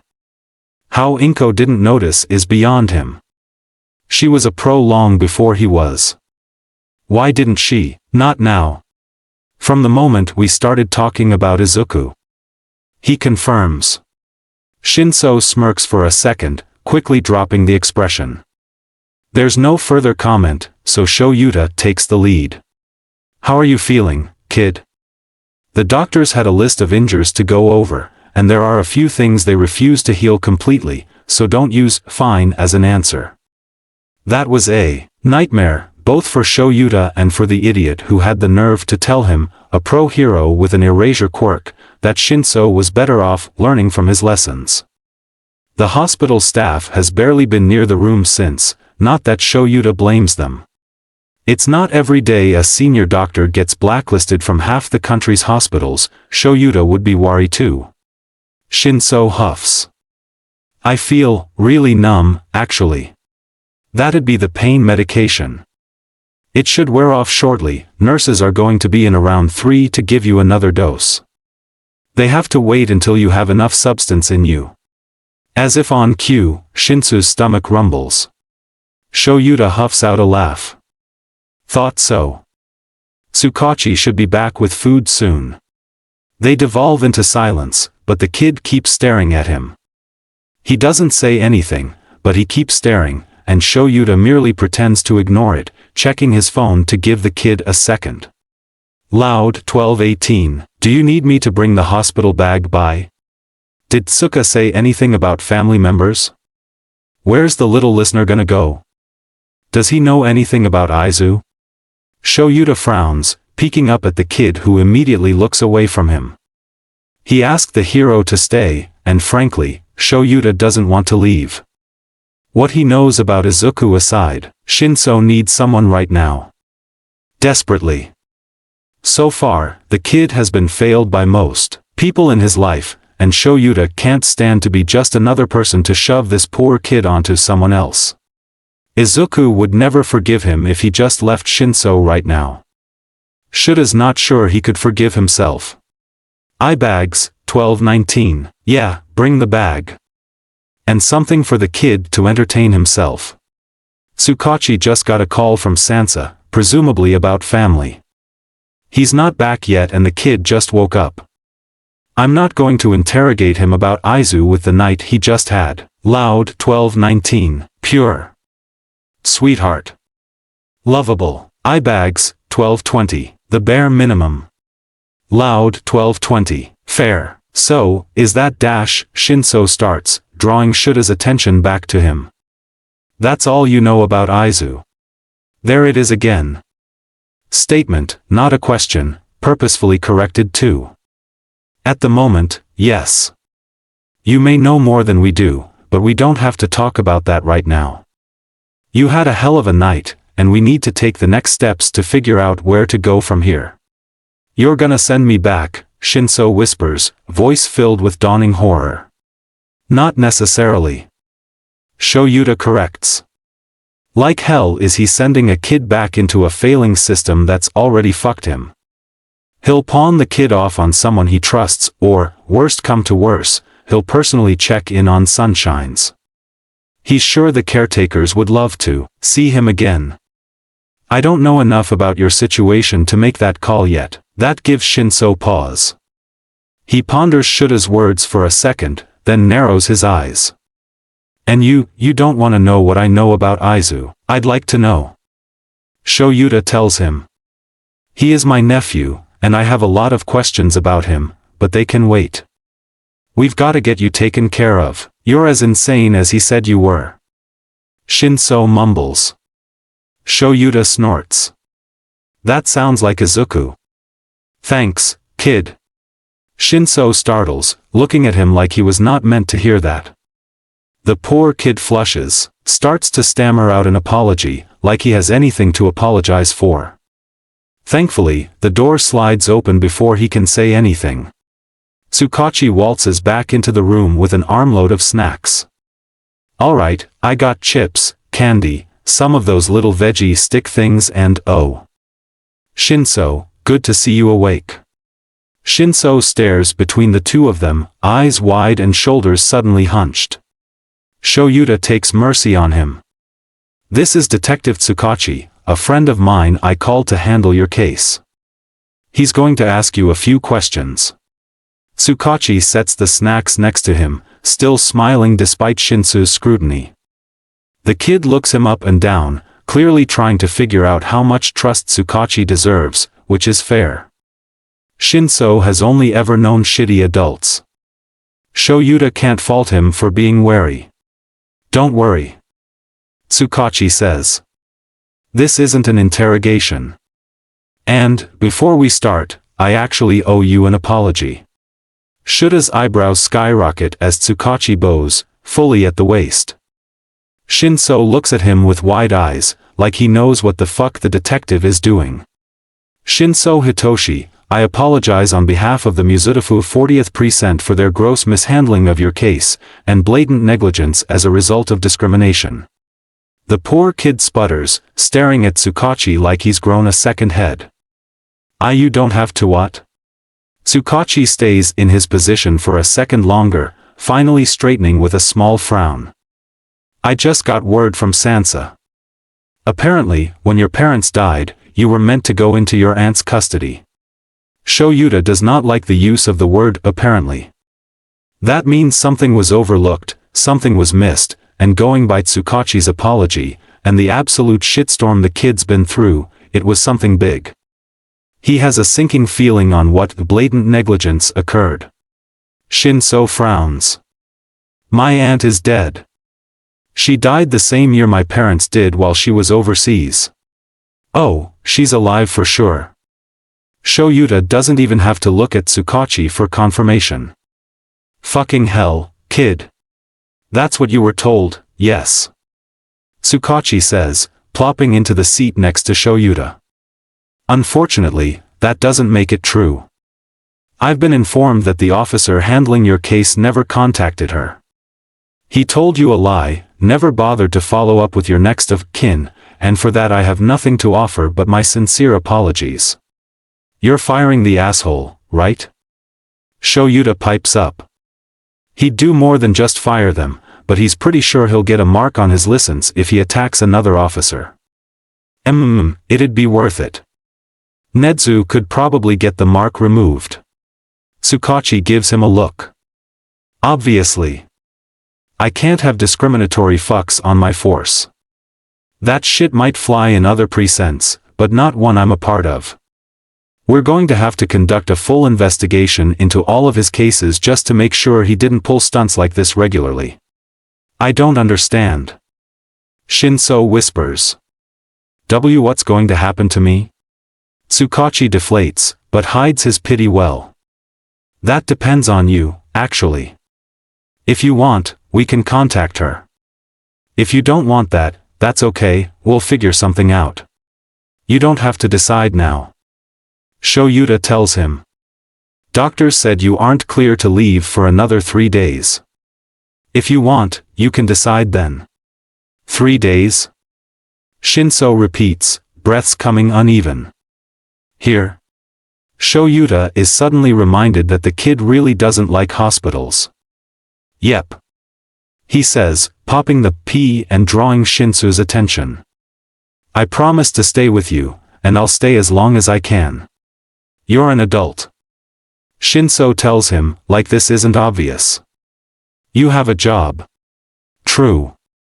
Shoyuta hums, ignoring Tsukachi's elbow digging into his ribs. But I also don't feel great leaving a traumatized kid alone where they're clearly not comfortable. But you have a job, yes. Like I said, I'm staying as long as I can anyways. And, if you're comfortable with it, I have a few friends who wouldn't be opposed to keeping you company. Izuku knows them. Shoyuta frowns at the phrasing. Twice is coincidence, 3 times is a pattern, a learned one from the looks of it. Kami, Shuta's willing to bet his next 3 paychecks on the kid's quirk being question-related. Likely voice-activated too, if the muzzle is anything to go by. Yes. If he talked to you about them, you'll know them as Zashi and Auntie Nem. Shinso blinks at him, dumbfounded. Why would you, sorry, but you don't have to apologize for asking a question, Shinso. Tsukachi gently corrects, making the kid flinch. He powers on, ignoring the kid's slip-up. Eraserhead is a good hero, he's got a bleeding heart under that glare, if you can believe it. Shoyuta elbows him, smirking when Tsukachi doubles over, muttering curses. At least it made the kid laugh. It's a short little thing, a surprised huff that catches Shinso off guard, but it's still a laugh. There's hope for Izuku's little friend yet. And there will be even more hope if the kid gets a safe place, maybe takes care of some of those concerning behaviors, possibly gets an ounce of self-confidence, or literally any form of a support system. An idea pops into his head. Kami, Hizashi is going to kill him. Izuku leans back in his chair, idly clicking through police files. Legally speaking, he probably shouldn't be sticking his nose into the pig's den, but he got curious. Sue him. After breaking Bobby's neck, he put himself through a workout that left him so tired he could barely walk. He managed to make it back upstairs, collapsed onto the couch, and slept a surprising 10 hours. Waking up with the sun setting was jarring, but Izuku was a little too excited about actually getting sleep to care. Of course, he stunk to high heaven when he woke up, so the first thing he did was shower. An actual, long, well-heated shower. He lathered his curls in conditioner, a luxury he hasn't afforded himself since the last time he was here, 2 years ago. The soap smelled amazing, way better than he basic bars kept in the training room shower. For the first time in 2 years, Izuku left the bathroom feeling 100% clean, and honest to Kami refreshed. And then his stomach growled and he was reminded of food. He slurped down 2 nutrient packs while getting caught up on his case. Kami, his case. Officially, it's been handed to Edge Shot, but the hero is frankly doing a shit job. And, okay, Izuku can understand that his methods aren't exactly in line with any other 12-year-olds. He's been trained since he was 4, by an underground and a twilight hero, or was Hisashi more villain? He knows way more than he should about checking for cameras, staying out of sight, creeping around alleys, and covering his tracks. Still, the case is so wildly off it's funny. They think he's still in Hosu. Like he's an idiot or something. Why the hell would he stay there? He has no known connections there, no known reason to stay, but because he's a helpless whittle quirkless runt, they assume he couldn't have made it out of the city. Their mistake, not his. Though, Tsukachi's notes on his file did make him pause. Inko's favorite detective has always been a smart one. He joined the force a few years before Eraserhead's debut, and Allure adored him, if only because he didn't take shit and actually did his fucking job. Tsukachi's the only one that notated Izuku's probable escape from Hosu, citing fucking Nezu as the tip. Fucking hell, he knew the rat would be on his case soon, but not this fucking soon. Tsukachi was also the one to attach both of his parents' files to his, which piqued his morbid curiosity, and got him into his current predicament. Looking at a picture of his mother, burned beyond all recognition. Logically, it makes sense. Izuku was there that night. He knows the apartment building went up in green flames, knows the fight that occurred before, during, and after he fled the area. He stumbles over to his door, pausing with a hand over the doorknob. It's too hot to touch. Heat pulses into his palm, whispers seep in through the door crack, angry, vile, and freezing him in place. Izuku knew the moment his mother begged him to leave that she wasn't going to make it. But looking at the charred corpse he leans over his mother's desk, throwing up into the trash can. Kami, he remembers the burning, and the smell. He is my son, our son, how could you? How could you do this to us? He more mine than yours, my creation, my responsibility. I won't let you take him. There's a laugh, short, bitter, mocking. And what will you do to stop me, love? Izuku places 2 hands flat on the desk, refusing to look back at the screen. His mother is dead up there. His father's marked deceased right next to her and, yeah, obviously. He knows that, logically, he does, but to see it again. Her voice is strained, low but furious. Sobs interrupt every other word. I loved you. She screams.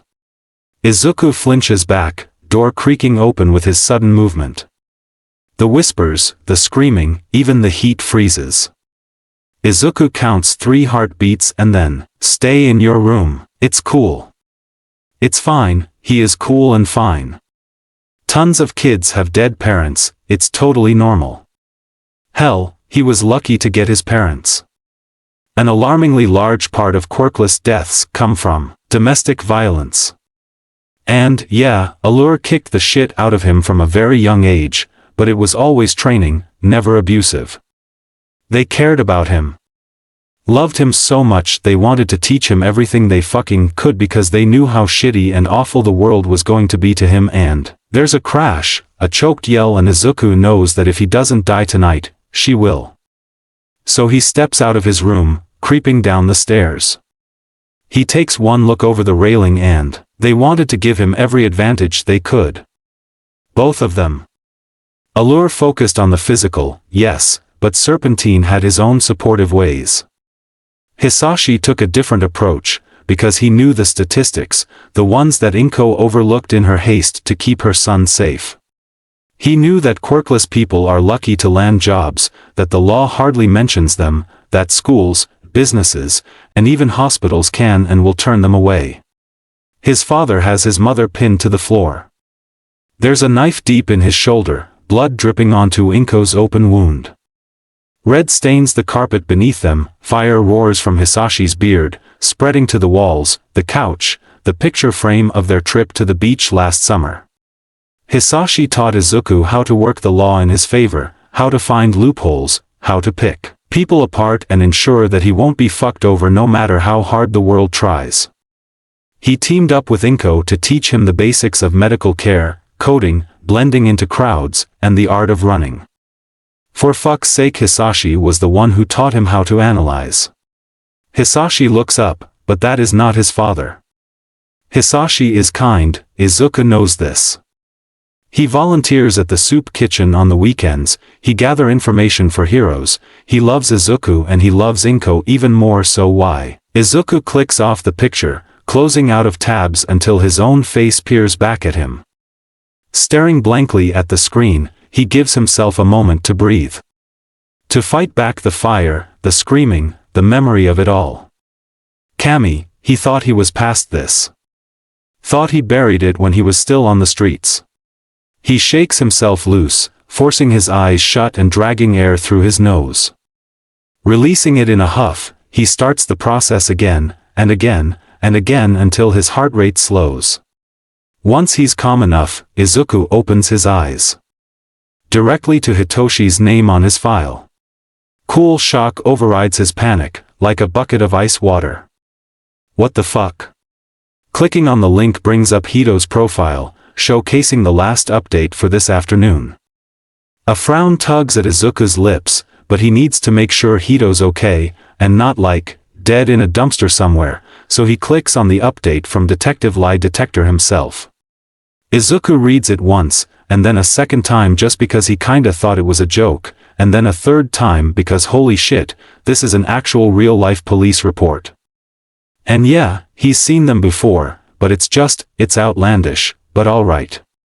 Hito was found at 3 in the morning by fucking Eraserhead, in a fucking muzzle, because of course his foster parents got him a new one after Izuku destroyed the one Sunshine's had for him. That totally makes sense, putting a muzzle on a child because people can't get their heads out of their quirkest asses. He sees the words near death and short circuits, the sentence not fully computing in his head. What fucking call incoming, Eraserhead, Matcha tells him, as if he can't see the notification flashing over her top left monitor. Izuku stares at the incoming call, right at the profile picture, where a much younger Sho sits, getting his hair braided between Inko's legs. She's pouting at him, but her eyes are smiling, and Sho's clearly holding back a laugh, even if he is scowling at the star hair tie in her hand. Matcha rings once, twice, a third time, finally connecting to voicemail, and Izuku sits, still staring. Hey, Ko. Sho says, tired, drained, more a whisper than anything. I think I inherited your shit luck. Or your great luck, one of the two. I haven't found Aiza yet, but I did find his friend. Kid's name is Shinso, and he's a sarcastic little shit, but a good kid. He was dash. There's a gulp. Izuku closes his eyes, leaning back until his head hits the back of his chair, forcing himself to breathe and not picture his best friend beaten to a pulp. Kami, Ko, he was half conscious in a fucking alley with a damn muzzle on his face like some sort of dash, he cuts himself off with a huff, taking a few breaths to calm down before he continues. We suspected child abuse, minimum, but the kid, Kami, no wonder Izuku befriended him, the kid's been fucked systematically since his parents died. Izuku snorts. His uncle is right, he and Hito haven't caught a break in a long time, one of the first things they bonded over. And isn't that fucked? They're 12 for fuck's sake, but Hito's apparently a very successful, high-class villain, and Izuku is clearly either a science experiment or too useless to live. Ha ha ha, what a funny classic joke. Tsukachi's interrogating the foster parents tomorrow, and the poor kid, he's concerning, Ko. The whole thing is concerning.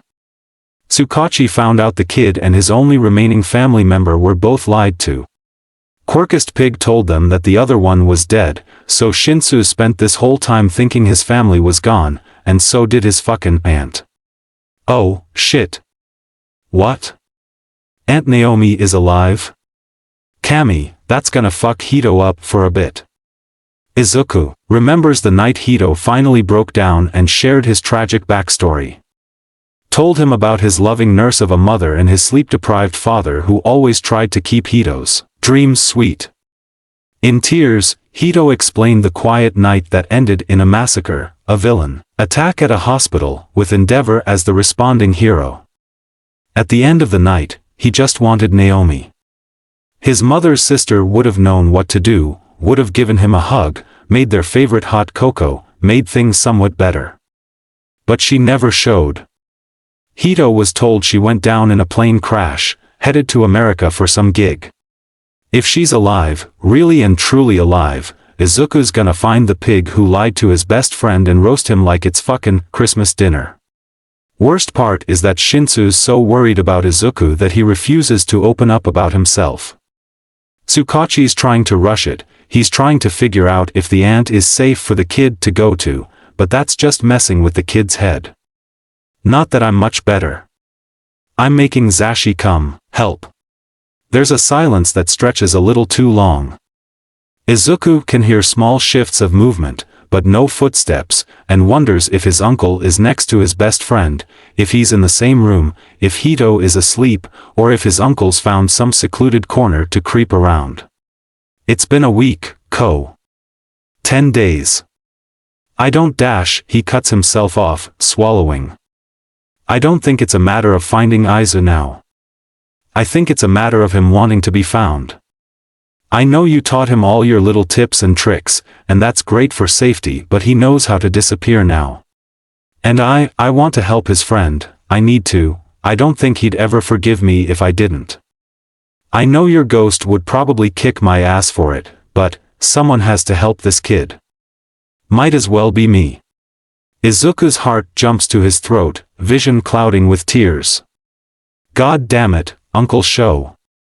See, this is why Eraserhead is still one of his favorite heroes, why Izuku held on to that fragile hope that Sho would come swooping into Sunshines and save his ass. Uncle Sho is good. So incredibly good it's like breathing in fresh air after being in uptown Tokyo.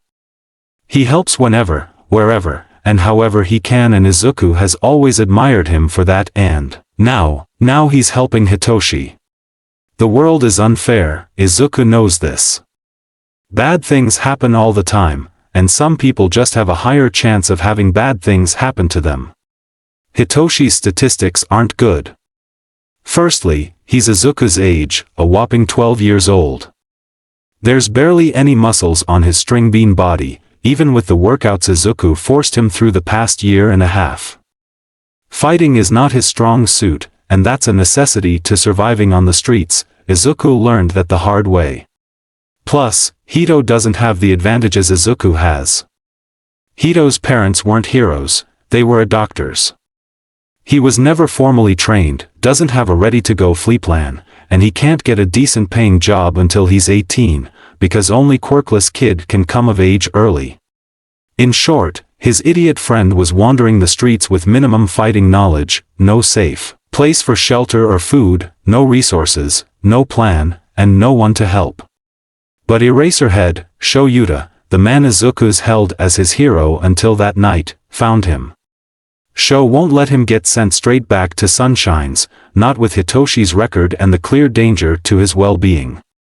Kids like them don't make it long in the system, they either die or they miraculously age out. They don't get the privilege of being one of the few who are taken into a loving home. The normal kids get that, but for a quirkless freak and a brainwasher? It's unthinkable. Hitoshi's quirk isn't villainous. Izuku's said it 1,000 times and he will say it until he's blue in the face, but Hitoshi's quirk is not villainous. There's no such thing, never has been, and never will be. But, other people think his quirk is villainous. Izuku's seen the results of it, the kami-forsaken muzzle, the beatings, forced silence, starvation. For fuck's sake, the two of them were locked in the dark for as long as the orphanage could get away with. They spent days in that stupid little room, Izuku talking for as long as he could just to get rid of the silence. Hitoshi's been found, though. By Eraserhead. He'll never have to experience that again. Sho Yuta would kill a man before knowingly putting a child in harm's way, physically or systematically.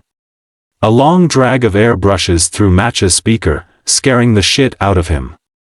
He forgot Sho was still on the phone. Someone should have helped a long time ago, he says, but they didn't. So I'm going to. And I'll dash. His breath hitches, just for a second, just long enough for Izuku to notice. I'll let Izuku come to me. Put out a few comments with my informants, just in case they can let him know that I'm still here for him. He's never enjoyed being chased. But, at least we know I was right. Izu's still out there, now we've just got to get him home. He hangs up with little fanfare, leaving Izuku still gaping at the screens. One showing Allure's new voicemail, another still displaying Hito's case. Izuku's not sure why he does it, but he clicks the injury report. Call it worry, curiosity, the sick need to know why his uncle sounded so tired. A list of his friend's injuries pops up: lacerations to his mouth and jaw, small stab wounds on his skull from broken metal, bruised ribs and a busted kneecap, marks consistent with strangulation around his throat. It goes on, and each new word on the screen flames a fire under Izuku's rage until he rips himself away from the desk, dusting his shaking hands off on his leotard. He needs to move. To get out, to not be here, but it's only been a week. His case is high profile because Osami was a rich fuck. He cannot be seen. Okay, Izuku nods to himself. Not a problem. It wasn't an issue when he dealt with the drunks and lizard guy, it won't be one now. He checks the time on his phone, laughing when he sees that it's just past 10 p.m. Perfect. He's already in a full-length leotard, and his mood can't get worse than it already is, so Izuku snags his mom's old, cropped, zip-up vest jacket. Throws one of her old black beanies over his hair, and hides his face with the same black mask as before. Shoving his phone in his front pocket, Izuku bolts down to the training room, grabbing his mom's bow staff and shoving his feet into his old training boots. They're a little small, pinching his toes ever so slightly, but he can't exactly wear his sneakers. They're from the brand Q, one of the few companies that still bother to make shoes for people that have an extra toe joint. Izuku hates them. All of their shoes are bright fucking red, with a Q etched into the side like they're trying to out quirkless people. Izuku scoffs, fucking assholes. His slightly too tight training boots are much better than that shit. He takes the final stairs 2 at a time before he's bursting out of the back entrance and running through the street, not sure where he's going, only that he has to get away. His feet take over, and Izuku lets himself relax into the familiar motions of winding his way through downtown. Eraserhead saved Hitoshi. Cool, that's so good. Hitoshi is safe, and Sho will keep him safe, and Izuku doesn't have to worry about it, and that's so great. Izuku doesn't have the words for it, but now he can't see Hitoshi. If Hito was at a foster house, Izuku would have no problem getting his friend. They could have stayed at the warehouse, together, and now they can't, because Izuku decided that dying was easier than trying to figure it the fuck out. And now Eraserhead has his grubby little paws all in Hitoshi's business, which means Izuku has to stay far away unless he wants to get caught. Part of him thinks Sho wouldn't care. It's been a few years, and he sounds pretty distressed whenever he talks about Izuku for too long. Maybe that could work in his favor. Maybe Sho would pity him, let him in with no questions and pretend like Osami never even happened. Please, there's no way in hell that'd happen. Sho would have a million questions, most of which Izuku cannot answer. So Hitoshi is a no-go. And that's fine. It just means that Izuku is alone. Really, and truly alone. Hitoshi is his last connection to everything. The last person he has in this life that makes breathing a little easier, that doesn't hurt him with words, beliefs, or violence. Hitoshi being out of reach means that Izuku has no one. And for whatever reason, Izuku can't accept that. Death is an easy thing to accept. People die all the time. He grew up knowing that his mother had a higher chance of dying just because of her job. For fuck's sake, death is literally advertised through massive hero fights on every news station after 5 p.m. He accepted his own death ages ago, on the day he found out exactly how likely quirkless people are to die. Death doesn't scare him, not anymore, not when he's faced it so many times and unfortunately survived every attempt to drift off in its cold embrace. Loneliness is a completely different concept. Izuku's never been alone, not truly, not like this. He's always had someone. His parents, his uncle and Sho's friends, Bakugo for a few years, rats in the trash on the beach, then eventually Hitoshi and now, no one. He is truly and utterly alone. Izuku trips, nearly running smack into a wall, throwing his hands out just in time to avoid eating dirt. Though, he does scrape the fuck out of palms. Wincing, Izuku stares at them, already bleeding and blistering. Great. This is what he gets for not wearing gloves. With a deep sigh, Izuku slowly leans forward, knocking his head against the bricks. The part that's fucked the most? Hitoshi is only in this position because of a quirk. If he had a flashy quirk, something that sparkled or exploded, something that created an elemental feat, something that others are comfortable with, then none of this would have happened. He'd be more likely to gain acceptance from his peers, less likely to suffer from abuse, he could find a home with loving parents, have a successful career and a happy life. But Hitoshi doesn't get that. Instead he got left, dying in a fucking alley, because of a quirk. Something he was born with, something he has no control over and something he never asked for. It's infuriating. He peels himself away from the wall, forcing his feet to keep moving. Why should such a little thing matter? It's a question he's asked time and time again because Izuku knows how the world is, but why? Why does it have to be like this? Why are quirks the only thing that matter?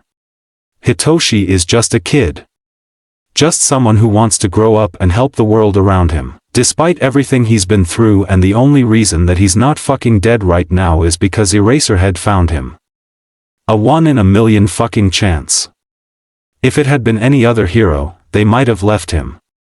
Assumed him to be some sort of junkie, ignored him because he was homeless, beaten him just for the hell of it. Izuku picks at the scabs already forming on his hand, trying to figure it out. Why is help so rare them? Another question he's asked 1,000 times. He saw people watching while he and Hitoshi were whipped, starved, locked away in that stupid little wooden room for hours, and no one, not a single person, said a damn thing. They stood there watching while the caretakers dealt their punishments. They stood there watching older kids start fights on the playgrounds. They stood there watching while his apartment went up in flames. Why didn't they do anything? Why didn't they help? Did they not deserve it? Was the world really so cruel? A scream brings Izuku back, freezing his feet and narrowing his rage-filled focus to the left, right where a building ends to make room for an alleyway. He tilts his head, listening, waiting. Told you to keep it down. We wouldn't want anyone finding us here, would we? Oh, come on. All I'm asking for is your money, you should be thankful. Izuku creeps forward, carefully pulling out his collapsed bow staff and pressing the button on the side. It extends to its full range, fitting easily into his hand just like it always has. The cool metal feels heavenly on his palm. He peers around the corner, unsurprised but disappointed by this discovery. A man leers over a woman, pushing her against a dirty wall. She holds out shaking hands to get him off, cries muffled by a larger hand over her mouth. There's a window looking into the building on the right. The door is propped open just enough to fill the alley with light and music, and why isn't anyone helping her? Surely they saw the two walk out together. Someone had to hear the woman scream, and the man isn't exactly being quiet. But no one comes. The man leans forward, one arm stretching back as his free hand narrows into a sharp point. Fingertips merge into steel pins and Izuku makes the decision, reaching for the spare knife Inko always kept in her jacket pocket. If no one else is going to do literally fucking anything about it, he will. If no one else will help, he will. Izuku has nothing to lose and every reason to help. He will do what no one did for him, and every other individual who was tossed to the side on the premise of some sort of bullshit. A knife flies through the alley, landing directly in Pinhand's elbow, at the intersection of skin and metal. It sinks into the skin, spewing blood as it buries deeper, adding to the filth that surrounds them all. The distraction gets the man to stumble back, releasing the women in favor of holding onto his bleeding arm. Beady gold eyes search for Izuku, but he doesn't care. Horn Girl is lying on the ground. She doesn't have enough room to get to safety, so Izuku will make room. He flies down the alley, running as quickly as he can. While the man is still reacting to Izuku's appearance, he slams the bow staff against a leather-clad chest. What the dash? Pinhand stumbles back. A fucking kid? You stabbed me. Izuku dances back, offering a single shrug and a glance at the woman before readying his staff. Maybe if you weren't an asshole, you wouldn't have gotten stabbed. Fuck off, pipsqueak. Izuku tilts his head, considering just long enough to form a plan. No, he surges forward, feinting a hit to the head just to drop at the last second, swinging his leg out and sweeping the man's feet from underneath him. His beanie flies off as he goes, but he kinda has other things to worry about right now. As soon as Pinhands is down, Izuku delivers one swift hit to the head with the padded side of his staff, wincing at the crack that echoes from Dude's skull. Kami, did he hit him too hard? He thought he was being careful enough, but he really doesn't know how much stronger he's gotten because of this new fucking Quirk shit. Fuck it, if this dude is dead, Izuku's going to lose it. Who needs sanity when you have a growing body count? Quickly, he leans down, fingers finding Pinhand's pulse while the other gently opens eyes that keep closing. Satisfied that the asshole is unconscious but still alive, Izuku turns his attention to the woman, finding her at the edge of the alley, on the phone, clutching her wrist. The back of her dress is covered in filth, her blue hair is matted at the base of her skull where she was grabbed, and she has a small cut on her calf. No, the kid knocked him out. What? No. He's still alive, I think. 5 minutes. Okay. Thank you dash. She turns to frown at her phone as Izuku approaches. To his surprise, she notices him quickly, tucking the phone into her purse and giving him her full attention. Kid. You were amazing. Are you hurt anywhere? Did he get you? Izuku blinks up at wide pink eyes, shrinking back slightly. No. But you're bleeding dash. Yeah, the woman sighs, asshole got my leg, but it's no biggie. Shit like this happens all the time, kiddo, it's why they don't let pipsqueaks like you out late. Izuku rolls his eyes, reaching into his pockets for bandages. Thank fuck Allure always kept a stock. It makes sense, a hero never knows when a band-aid is necessary. Oh dash, Pink Eyes pauses, oh, kid, you don't have to do that, cops are on the way and dash, you're hurt. Izuku frowns.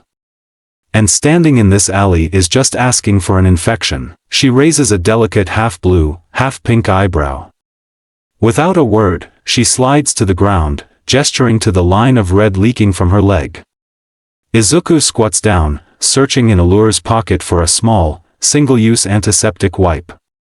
She's gotta have one in here somewhere. You do this on the regular or something? Izuku considers her, finding chapstick, medical tape, what feels like a smushed granola bar. Oh, there it is. He pulls out the wipe, shrugging at her question. Not really, not much for words, huh? Izuku shakes his head, frowning when the disinfectant wipe makes the lady flinch. Sorry, I forget that it stings. That's okay, kid.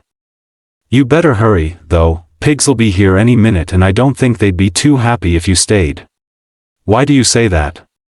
They don't really vibe with vigilantes. Izuku pauses, fingers freezing on the opening of a bandage. I'm not a vigilante. Sure you're not. Pink Eyes snorts. You're the spitting image of the kid that saved Cookie the other night.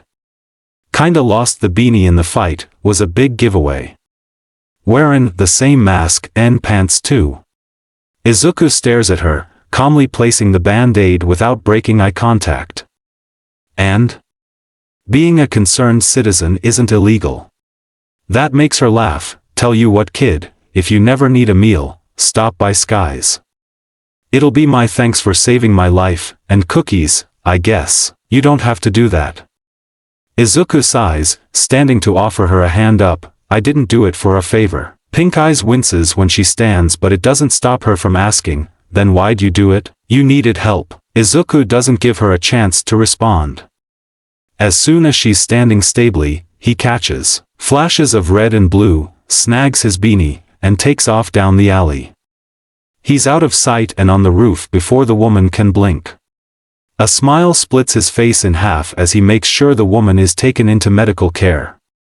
He waits until the perp is slammed into the cop cruiser to relax against the rooftop, laying back fully to stare into the sky. He fucking did it. He helped 3 people now. Sure, it's mostly coincidence, but still. That's gotta mean something, right? Chapter end notes. How we feeling, folks? 2 consecutive not that trauma-filled chapters? Hell yeah. Speaking of trauma, we got a little sneak peek of Izuku's last memories with his parents. More on that, the dark, Izuku's sudden bout of saving strangers, perks of helping Sky's girls, and the cage later. Also, super happy that Hitoshi is still safe-ish. I'll be real, I wasn't sure if I was gonna keep Aunt Naomi around, but I grew to love her. Hope you will too when she finally gets introduced. Honestly, the parental situationship they get themselves into, more on that later, too. As always, let me know how you feel in the comments, if you have any questions, etc. Love you all. I'll see you guys next chapter. Interconnections of webs, chapter notes, warnings, mentions of violence, mentions of child abuse. Won't lie, this is a lighter chapter, guys. See the end of the chapter for more notes. When Izuku came into his life, Hitoshi had to get used to rapid changes. He's a whirlwind disguised by his smallness, greenness, and sudden bouts of heroic kindness. Hell, in the span of their first week together, Izuku single-handedly changed his entire life. Broke the clamp on his muzzle so Hitoshi could take it off as he pleased, beat the hell out of the older kids who had a thing for kicking Hitoshi when he was already down, and found a way to pilfer food from the kitchens so they could actually eat something.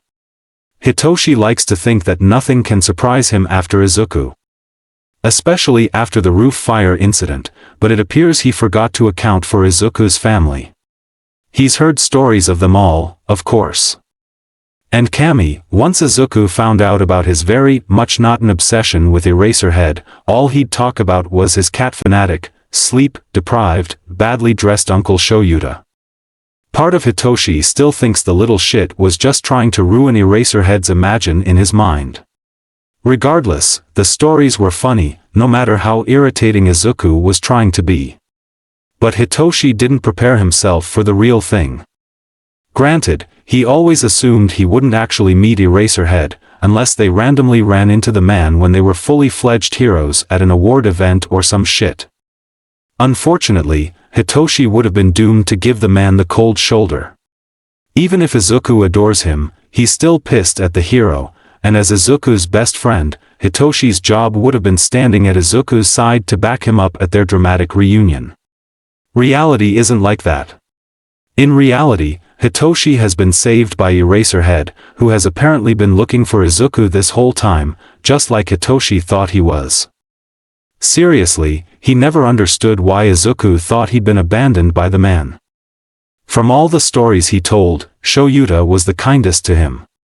Yeah, he helped with training and everything, but some of the shit Izuku's parents made him do was fucking insane. Hitoshi held his tongue because he didn't want a black eye, and a pissed Izuku was a dangerous Izuku, but come on. Reality is Eraser being a decent hero who actually sticks to his word.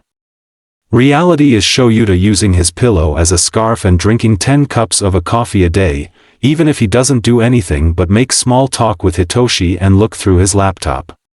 Reality is Hitoshi idly putting together a puzzle that Eraserhead's husband brought while he pretends he can't hear them talking outside the door. It's a cute one too, a sunflower field under a sunset. Poor kid, he's such a sweetie too. Can't believe he sired me. Those assholes are lucky it wasn't a house call. Tuska hasn't contacted his aunt yet? Not yet. Wants to get the kid's permission first. Speaking of, I have a question. Shoot. Can we foster the kid? Hitoshi drops his puzzle piece, half of a sunflower with just a bit of cloud behind one of the petals. What? Yeah, really, what? Think about it, Zashi. He's a Quirk discrimination case, on his last mark before being sent to juvie. We don't know anything about the aunt, and they both spent the last few years thinking the other was dead. That's going to be a messy reunion, even if she isn't a discriminatory asshole. The kid needs people in his corner. Shoyuta. Hizashi's voice softens, Hitoshi leans forward to hear a little better. Are you sure this isn't about Izuku? The little listener is his friend, right? We can't take in a kid just to interrogate dash. I wouldn't interrogate him, for fuck's sake. I'm just saying dash, I know. You're right to question it, and yeah, fuck, it is a little bit about Izuku. I mean, the kid wasn't just his friend, was his best friend. Izuku didn't have a single friend the whole damn time we knew him. But Shinso, I mean, he's right where I was before Nezu got involved. And I want to be there for him. You know, we would have gotten Izuku out of Sunshines the second we knew he was there. You think he wouldn't have drugged the kid along with him? He'd never forgive us if we left him here when we could help him, and I don't think I could forgive us either. There's a moment of silence, during which Hitoshi tries to unpack the everything in that. Okay. I see your point, I get it. Really, because Hitoshi doesn't. Sure, he also didn't really have friends before Izuku. And yeah, he hasn't really met nice adults since his parents, but it is what it is. Hitoshi wouldn't fault them for leaving him here. They don't know him. Does he want to do this? Fuck, does he? What would Izuku say? Oh, that's a useless line of thinking. Izuku would want him to do it if only to save his ass from Sunshines. Eraser is technically correct. Izuku would be pissed at all of them if Hitoshi was just left here. He has no idea how his aunt feels about him, he's still kinda processing her being alive and all that. Can't really count on someone you don't know anymore. Best case scenario right now is him disrupting whatever life she's managed to build. Worst case scenario is his ass behind bars because he can't keep his stupid mouth shut. At least if he goes with Eraser and his weirdly perky husband, he'll be safe. Even if he has to use his information about Izuku as bargaining tools to ensure that safety. I'm asking you, of course I'm sure. Eraser sighs, fond. It doesn't sit right with me to just leave him. But, I haven't asked him yet. Figured I needed to ask you first, you know, as the person I am married to and live with. Do you want to? Hitoshi sucks in a breath, hands shaking. Well, it's not like we don't have the room. We'll need to ask him first, of course. He really is a nice kid, and he's going to need help that we are in the perfect position to provide. He'll need therapy, and people who understand and know how to live with trauma and discrimination. And I have been wanting to redecorate, not the time. Do you know his favorite color? Any triggers we need to be aware of? Is he allergic to cats? Oh, we'll need to get him new clothes too and a phone. Did the doctors already give you the home care instructions? Fuck, it's like a sucker punch. Hitoshi nearly doubles over, desperately trying to calm his heart rate. The last thing he needs is to accidentally summon nurses just because he can't keep his fucking cool. Cammy, what the fuck? What is he talking about? Therapy?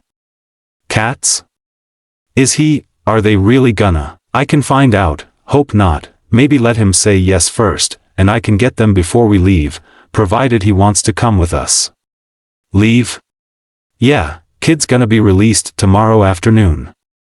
Kinda glad you said yes, I'd hate to send him back like this. There's a huff that Hitoshi barely registers over his own breaths. Are they really releasing him so soon? Little listener's face is still covered in bandages. Didn't he have cracked ribs that they couldn't heal for some bullshit reason? Already handled it. Doctor is blacklisted and fired, but unfortunately they still can't heal his ribs. Nurse said it has to do with the excess cartilage around the area. Their specialist is on maternity leave, so they don't have anyone that can do it safely. We'll probably need to call Chio. Cartilage build up around his ribs? How many times has he had them broken? No, you know what, I'll call Chio before I leave and get it handled. You do know that if we want everything to be ready before his release, we have to ask him like, right now, right? Oh, Kami, please no. Hitoshi's only just got his heart beat back to normal rate. Part of him feels like the wrap around his chest is too tight, but most of him is desperately fighting back nausea. What the fuck is his life? Did he make a deal with the devil or something? Is that what happens when you befriend the strange green kid with a bite much worse than his bark? Kami, he did make a promise with the boy. Fuck, he's doomed. In his defense, he didn't realize Izuku was a fucking devil until after their friendship started. What do you mean everything? Wonderful question, Eraser. What does the fine print to his contract say? Basics, show. Obviously we have to ask him first. We'll have to talk to him about the required visit with Chio, and then there are recovery appointments that need to be merged into our schedules, finding any allergies, etc. Although, I can just get the medical stuff from his file if he's groovy with that. Then, I have to get the basics for the kid. Clothes, phone, room decor, etc. And then we gotta set up his room, and we only have, like, a day and a half dash. It's what dash? 10. If we ask him now, we can catch Nem before she starts day drinking, make her help out. 2 heads are better than 1. Are you ready to ask him? Oh fuck, oh no. Yeah, you? Oh shit, oh no. No, fuck yeah. Let's do this. Shit, the door burst open before Hitoshi can smother his panic, leaving him staring at Eraser's perky husband. He won't lie, coming face to face with the Eraserhead was like a dream come true, but he never expected to meet fucking present Mike too. Kami, he almost lost his shit the first time he walked in. Only managed to play it cool because he kept thinking about that story Izu told him. You know, the about his uncle's boyfriend and a cockroach 8-year-old Izu found in the training room. Eraser follows in behind him, oddly pleased for a guy staring down a kid in a hospital bed. He offers Hitoshi this smug smile with far too much teeth, and he realizes that Izuku definitely understated Sho's sanity. How much did you hear? Fuck. I don't dash, it's on your face, listener. Mike chimes in, placating. Look like a kid who got caught stealing right out of the cookie jar. I didn't dash, it's okay, Shinso. We're not mad. Saves us a bit of time, actually. Eraser mutters. He plops into the chair on Hitoshi's right, leaving Mike beside his feet. Kami, they're looking at him. Relax. Eraser says. Kid, seriously, no one's mad. Mike, Mr. Accidentally stole an illegal weapon, Zashi, nods. We'll have to talk about eavesdropping later, you gotta learn to knock it off or stop getting caught, but that can come later. Right now we have a very important question, and even if you heard it, it still needs to be asked. I don't have a choice. Hitoshi tells him. Because really, he doesn't. If he doesn't go with them, then what? Roll the dice on his aunt? Go back to Sunshine's? Get a new foster who treats him like a live-in maid and punching bag? Eventually go to juvie because he can't just sit and keep quiet while fuckers are cruel to fucking kids? At least they're kinda familiar. Sure, he only knows them through Izu, but he knows enough to understand it'll probably be better than any shit he's dealt with before. There's always a choice. Shoyuta huffs. Kid, listen, I know you don't want to go back to the system. Sunshine's is a nightmare. That gives him pause. Izu did say that he was an orphan, but you went? You went to Sunshine's? Shoyuta smirks. I did. Aged out. Not a great way to live, but I got through it. And I know the truth, kid, no one wants to go back there. Even if you don't want to stay with us, we can find and vet a new foster for you, or you can stay with us and call your aunt, or just stay, if you want. It doesn't have to be permanent if you don't want it to be. We just dash, I know. Hitoshi sighs. I heard, remember, doesn't matter. Zashi cuts in. This type of stuff needs to be said, kid. Show's right. If you don't want to come with us, we won't make you. But we'd like to be there for you if you'll let us. You guys don't understand. Hitoshi tells them, because whatever this emotional, have choices, let us help you, bullshit has got to stop.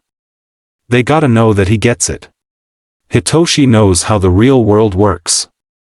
Learned when he was 8 and his parents got murdered right in fucking front of him. Let's say I'm insane, okay? He begins.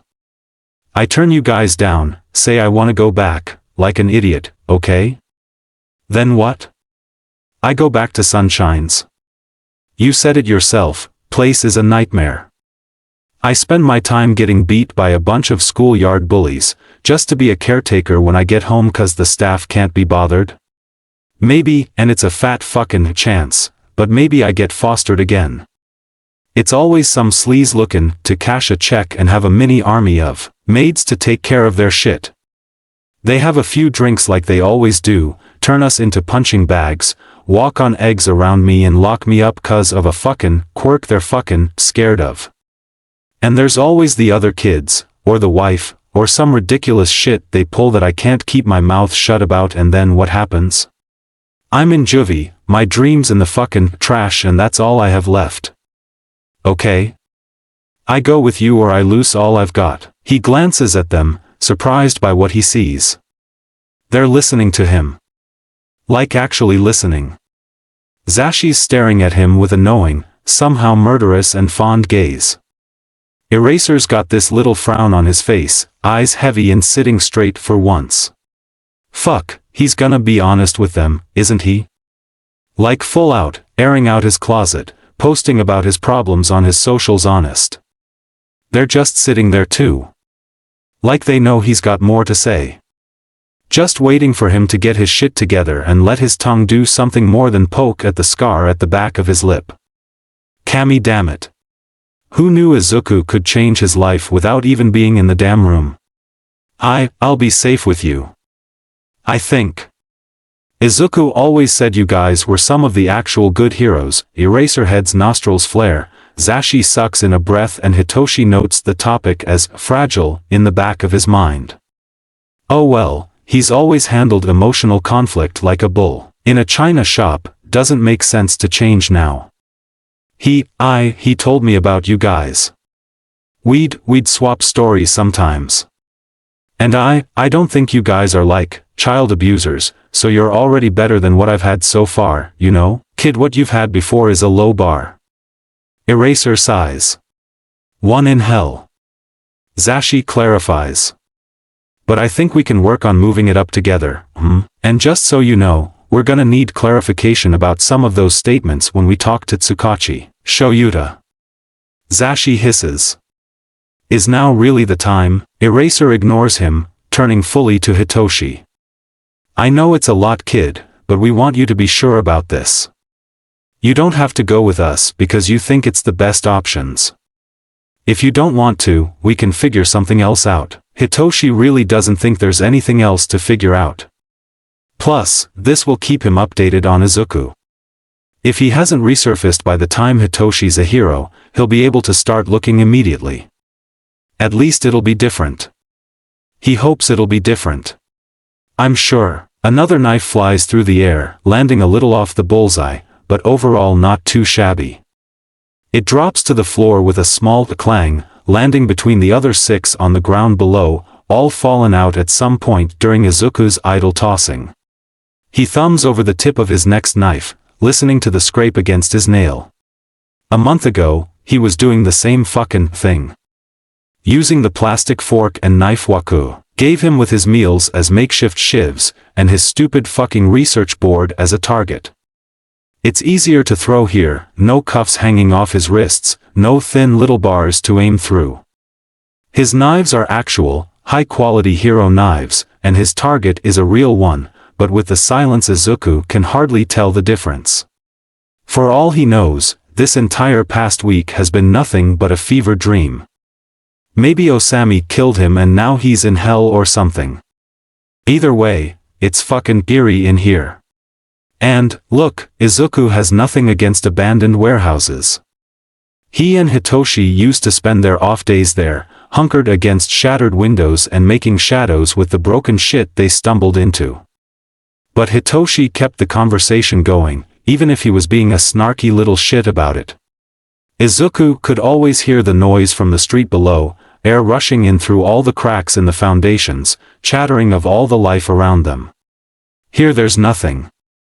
No kids shrieking, caretakers shouting, or the constant squeal from toddlers. No laughter, snarky comments, requests and fond huffing. Not even the distant running dialogue of someone knee-deep in a project. It's a silence that Izuku used to pray for. Really, he used to like the quiet.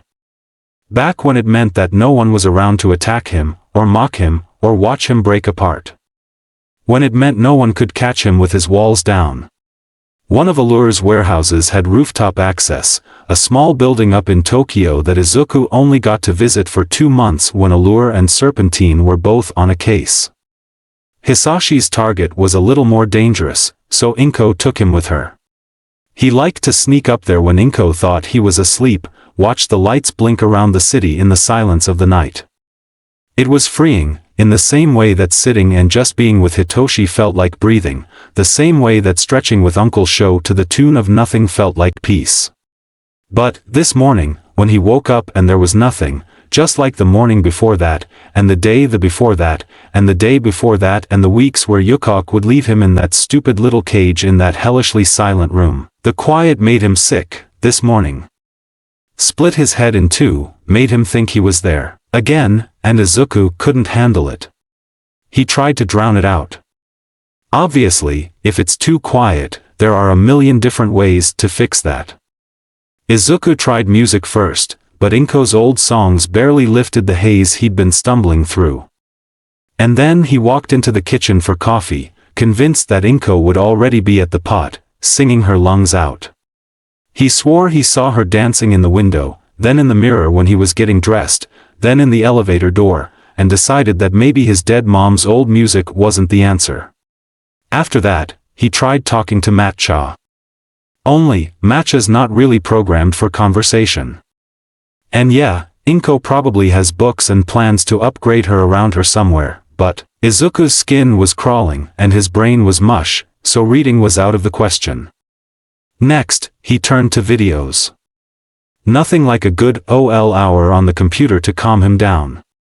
He ran into a similar issue he expected with reading, not being able to focus on a goddamn thing, because it was still so quiet he could hear his bones grinding together in his mouth. Yeah, the videos didn't work out. Instead, he turned to his old pastime. The one that always at least distracted him for a bit when he was desperate. Osami ruined it for him, didn't he? Fucking quirkist bastard and his child-hating doctor. Izuku was fine with silence before. Used to seek it out, revel in it. He could exist in it, function in it, live in it, and now he's here. Spending the better part of his day desperately trying to escape it because those motherfuckers changed the rules of silence. How is that even possible? It's gotta be a trauma response or something. Kami, it makes sense, as much as Izuku hates to admit it. Silence with Osami and Waku meant Izuku didn't eat until he heard Osami's jet touch down. Meant another long, agonizing night in the cage. Meant another delirious trip on whatever they injected him with. Meant pain, if he dared to break it. Silence was used to control him. Of course he has issues with it now. Fucking hell. That's a weird thing to realize, and kinda shitty considering his in-hiding status. Grinding his teeth, Izuku throws another knife. It lands on the white part of the sheet with a satisfying clunk. pitifully off mark and deep into the wood behind the target. He leans back in his seat, sighing, tracing the shape of a gray stain on the ceiling. The warehouse is driving him insane. Or, really, maybe he's just insane and having limited human interaction is doing something to him mentally. Way back, when Inko first started to crack, and she and Hisashi started their little petty arguments, Izuku tried to help. Step 1 is always to educate yourself on the problem at hand, so Izuku began his research into the mortal psyche. Most of it was useless, he was a kid, no way in hell was he fixing whatever the fuck happened between his parents. Mainly because their problems apparently ran deeper than talking it out. But some of it Izuku held on to. Hell, some of it was taught to him by Allure and Serpentine themselves. He keeps the important stuff in his back pocket, how to calm down during a panic attack, how to talk people down, what to do with a high-risk individual, suicide avoidance, basic mental check-ins and how to make them casually. The other stuff, well, Izuku hasn't thought about it in a while. A lot of the articles that Izuku actually learned from talked about mental health like an actual field of study. Broke down the sections of the brain, what neurons fire to actually make shit happen, how they can get crossed and what mental disorders are caused by it. One such Izuku remembers to this day is the article that did a deep dive into stress, how it can literally cause the sections of your brain to reshape when stress receptors swell, affecting everything from response time to decision making. He thinks about it from time to time, wondering if that's why he thought Inko was going crazy. Maybe she had so much stress in her brain that it reshaped, refused to let her think about her decisions, forced her to be rash and angry. Sometimes, he even wonders over what his brain must look like. It's fucked. It's gotta be a fucked-looking brain. He's self-aware enough to admit that he has some of his mother's rash tendencies, he did kill a man.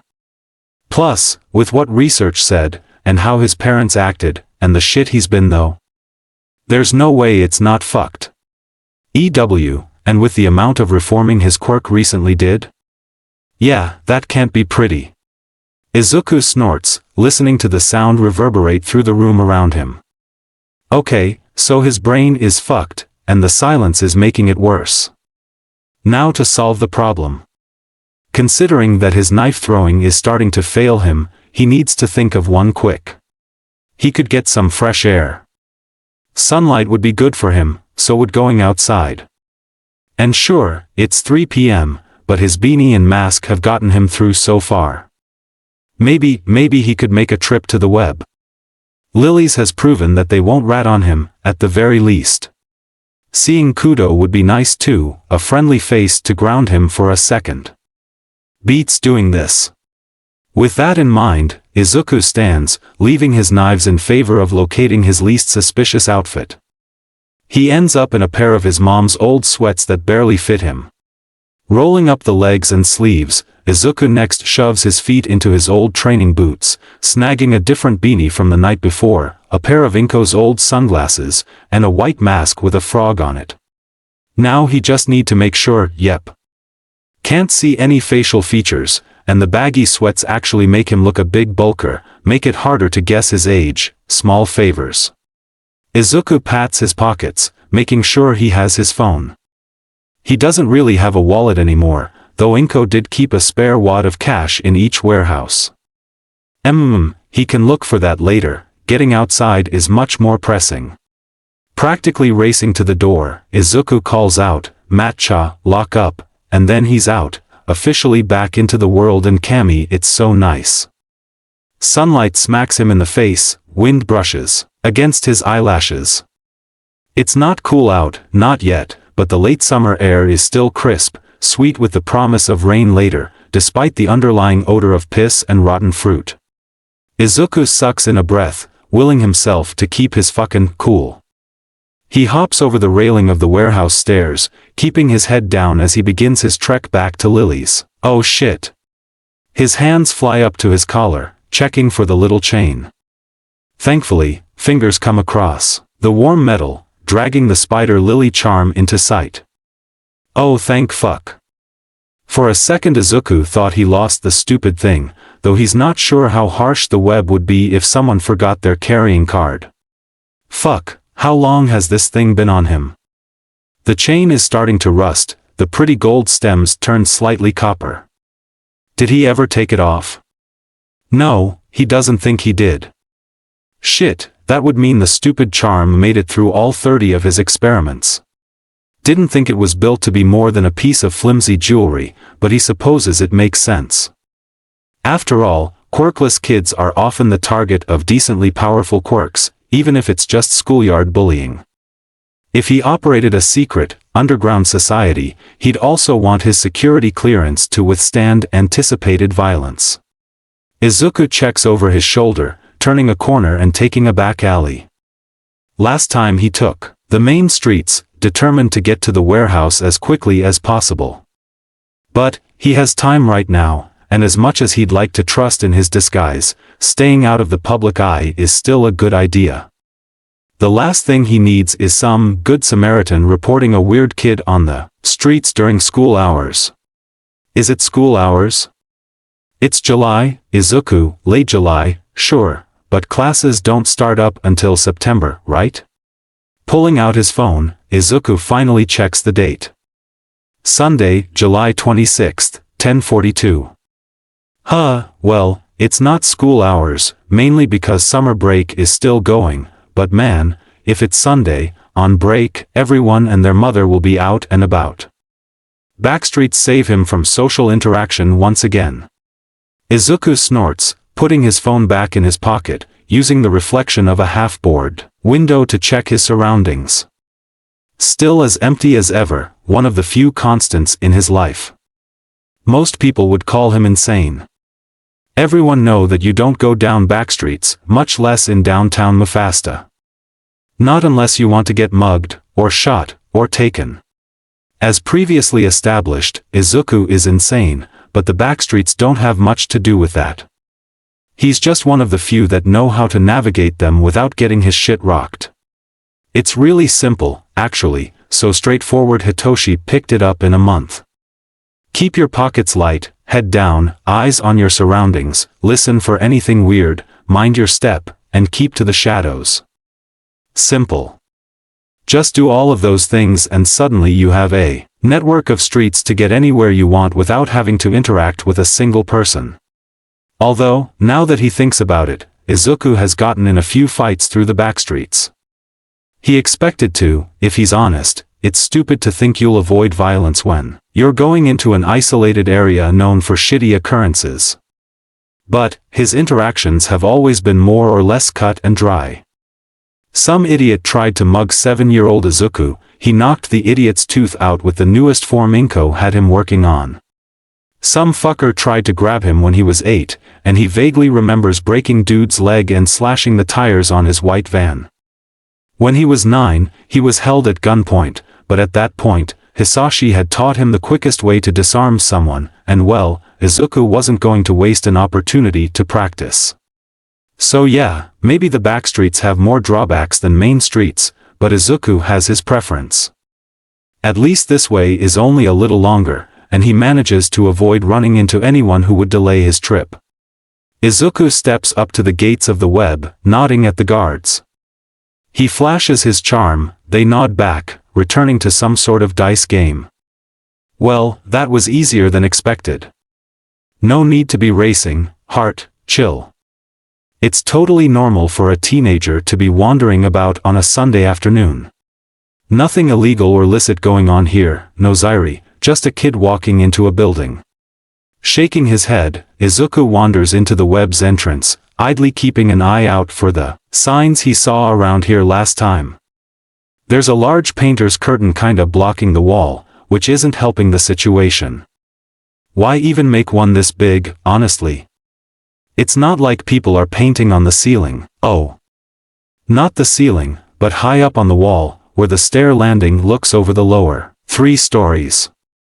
Okay, having a huge curtain is understandable, so is the hanging platform in the corner, and, hey, he recognizes that blonde hair up there. As if summoned by Izuku's glance, Kudo's face pops over the railing of the platform, about 60 feet above. One hand holds a palette, the other frantically waves, still clutching a brush that is absolutely spewing paint everywhere. Oi! Green one. Izuku laughs, waving back. Kudo holds up one finger to him. He disappears back over the railing, his blonde top knot bouncing around before it vanishes completely, and Izuku is watching his friend slide down a rope from 60 feet up. Izuku stumbles forward, prepared to catch him if he falls, but Kudo lands smoothly, twirling around the rope with a giggle like he didn't almost die. Relax, Greenie. This is easiest way down, no? Didn't that hurt your hands? Kudo shows Izuku his palms, not a scratch on them. Is fine. What are you doing here, HM? Decided we wouldn't bite after all? Or paying me back for the hoodie you stole? Ah shit. He did steal from Kudo, didn't he? Izuku begins, rubbing his neck as excuses bounce around his brain. Shit, why can't he think of an excuse? Sorry about that, he hear himself say, mouth moving without his brain. I needed something to cover my hair. Kudo rolls his eyes, leaning forward to poke Izuku's shoulder. Forgiven, but only because I'm excited to see you. Next time, ask, we. Izuku blinks at him. That's it, what? Want me to punch you or something? No, not really, just, I stole from you and you're fine with it. Kudo shrugs. Worse things in life than stealing. Besides, I have many hoodies, that one will not be missed. Is fine. Now you have never explored web, we? You are first-timer? Izuku nods. He opens his mouth to respond, but Kudo's squeal cuts him off. The teenager surges forward, grabbing Izuku by the hand and pulling him to the left. Okay, perfect timing, Ami, is lunch break and I, Kudo, will uphold the sacred duty of showing you around. Is there a reward or something? Kudo glances at him, reaching into his paint-covered overalls and flashing Izuku the tip of a joint. We go to rooftop first, and when we're done there, we explore. Well, you explore, I guide. Deal? And well, it's not like Izuku has anything else going on. As much as he hates to admit it, the weed will likely dull the anxiety that's been festering in his chest, or at least loosen the grip of paranoia that the silence accentuated. He lets Kudo drag him up 4 flights of stairs with little complaint, surveying the teen's handiwork from a different angle, letting his eyes track all the little colors climbing up the walls. Izuku didn't notice last time, too caught up in the everything that was happening, but there are paintings all over the place. Sketches on brick, leading all the way up to the 4th floor landing and emerging on the ceiling. Clovers, people, abstract globs, an array of flowers, constellations, cityscapes, old-timey memes, slogans, and even fruit. Did you do all of those? Izuku asks, pointing to the area at large. Kudo shakes his head, opening the roof access door. No. Web is, they like to have quirkless artists leave their mark, we. Makes the building cuter, and gives budding artists like me some hope. After all, most of those who've painted on the wall go on to become at least small-time artists. Is there a stipulation? Any requirements to paint on the walls? Izuku asks, following him through the door and up the latch. They emerge into the roof with little fanfare, though Izuku does take a moment to savor the sweet air and sunshine warming his face. No, Kudo tells him. He leans against the nearest railing, fishing the joint and a lighter out. Art is resistance, for us, you know. Artists have always had hidden meanings in their works, and for the quirkless, it is good way to protest all this bullshit, we get point across and make them feel a faction of what we feel. Nothing says, fuck you, like beauty in what was meant to be wreckage. Finally finding both pieces to the puzzle, Kudo lights up, taking a long drag. I'm in town for commission work. He explains, paint murals as side gig, and since I'm in town, I'm adding to the wall. No fee, no permission, just a minority artist space for minority artists' sake, we? Taking another hit, he nods at Izuku, you never answered question. Why come back? We thought we'd never see you again. Izuku shrugs. On the one hand, Kudo is really nice, Izuku also loves art as a form of resistance, and the teens shared weed with him twice now, but on the other hand, Izuku really doesn't feel like explaining his trauma while it's daylight. Weed is supposed to dull the trauma, not expose it. Got bored? Did you find somewhere safe? Nodding, Izuku accepts the offered joint, taking a hit. It's probably weird that he's proud of not coughing, but he's learned not to question the small wins. And Kami, is it nice? The smoke pulls so easy, instantly stretching his lips into a goofy smile, loosening his muscles and making his skin tingle in the best way. It fills his throat with cedar embers, leaving him in the breeze of the summer-fall day. You do look lighter. And I supposes that's all that really matters, Kudo grins. No need to know where you go, so long as it is safe and you're happy. Izuku snorts, taking another drag. For all you know, I'm living under a bridge, selling crack to druggies and pissing their money away. Kudo laughs at him. Unlikely. You lack the deposition of a dealer, green one. It's Midoriya. Kudo blinks, then chuckles, eventually doubling over in his laughter. Green, he mummers as he catches his breath. Yeah, laugh it up. Izuku bites, mock offended, passing the joint back. Green for my last name, hair, and eyes. How original. Now his quirk and scars have joined the green train too, but Kudo doesn't need to know that. It suits you, little shit, just call me Izuku. He says, waving the conversation closed. Less headache for both of us, oh. Kudo wiggles his eyebrows.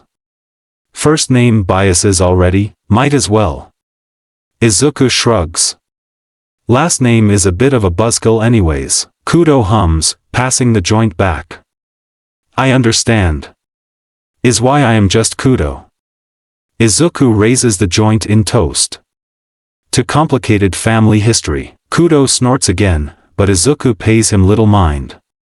He takes a long drag from the joint, feeling the smoke roll over his tongue.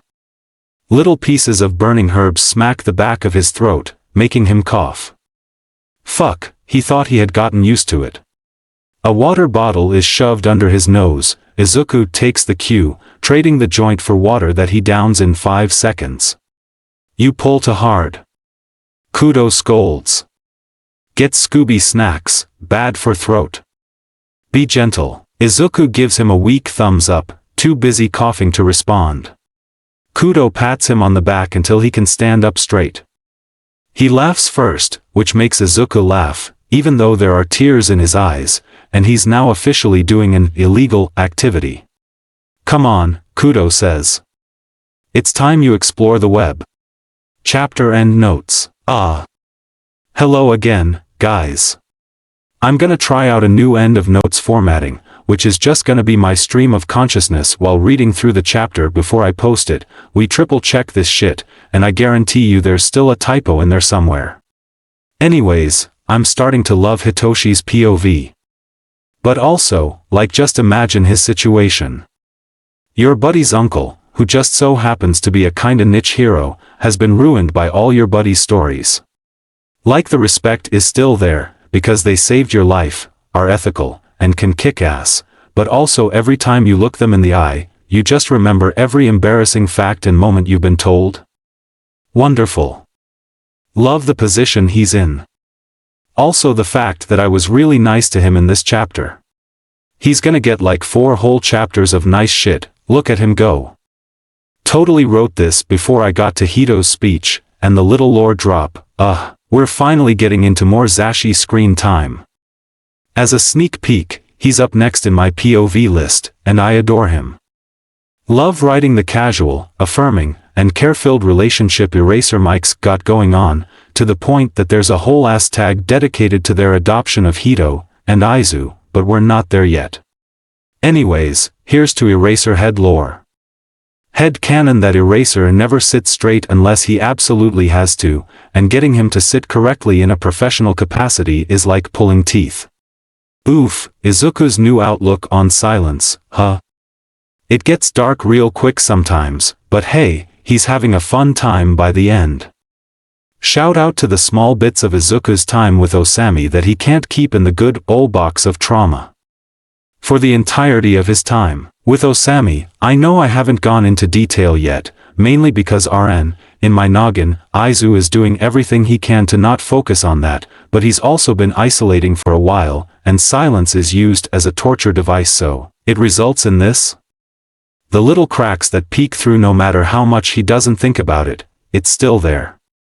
It still comes up from time to time, and the longer he avoids dealing with it, the more opportunities it'll have to crop back up. I do think it's something he would be aware of, because there's no way Izu wouldn't try and help his parents when he sees them hurting, and I do think a certain level of how people work is needed for heroism, so he's gotta have some type of psychological knowledge. Also, he has a ton of trauma, all from a very young age, and when that occurs you eventually developing coping mechanisms, even if they're not healthy ones. So some of it would just be intrinsic? Anyways, those are my thoughts on that. We're just gonna gloss over the backstreets, more on that later. Also, don't mind me, just reinforcing the timeline and making sure everybody knows where they're at in the world for no reason. But, the web?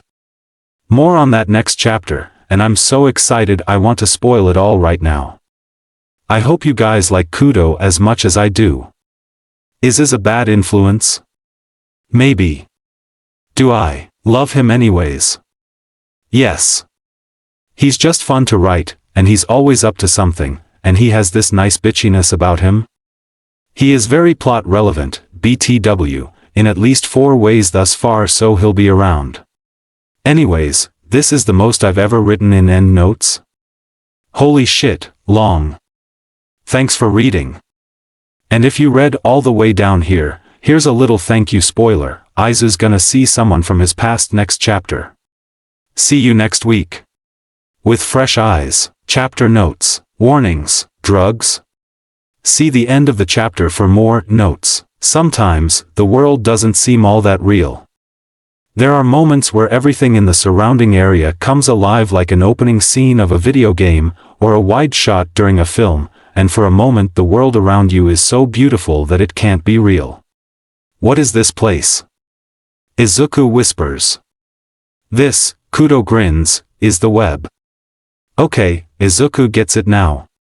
When Kudo led him down 4 flights of stairs and promised to blow his mind, he really just thought the teen was about to show him a weed farm or some equally ridiculous shit. Not this. The entire inside of the block surrounded by the rectangular shape of Lily's building is nothing but life.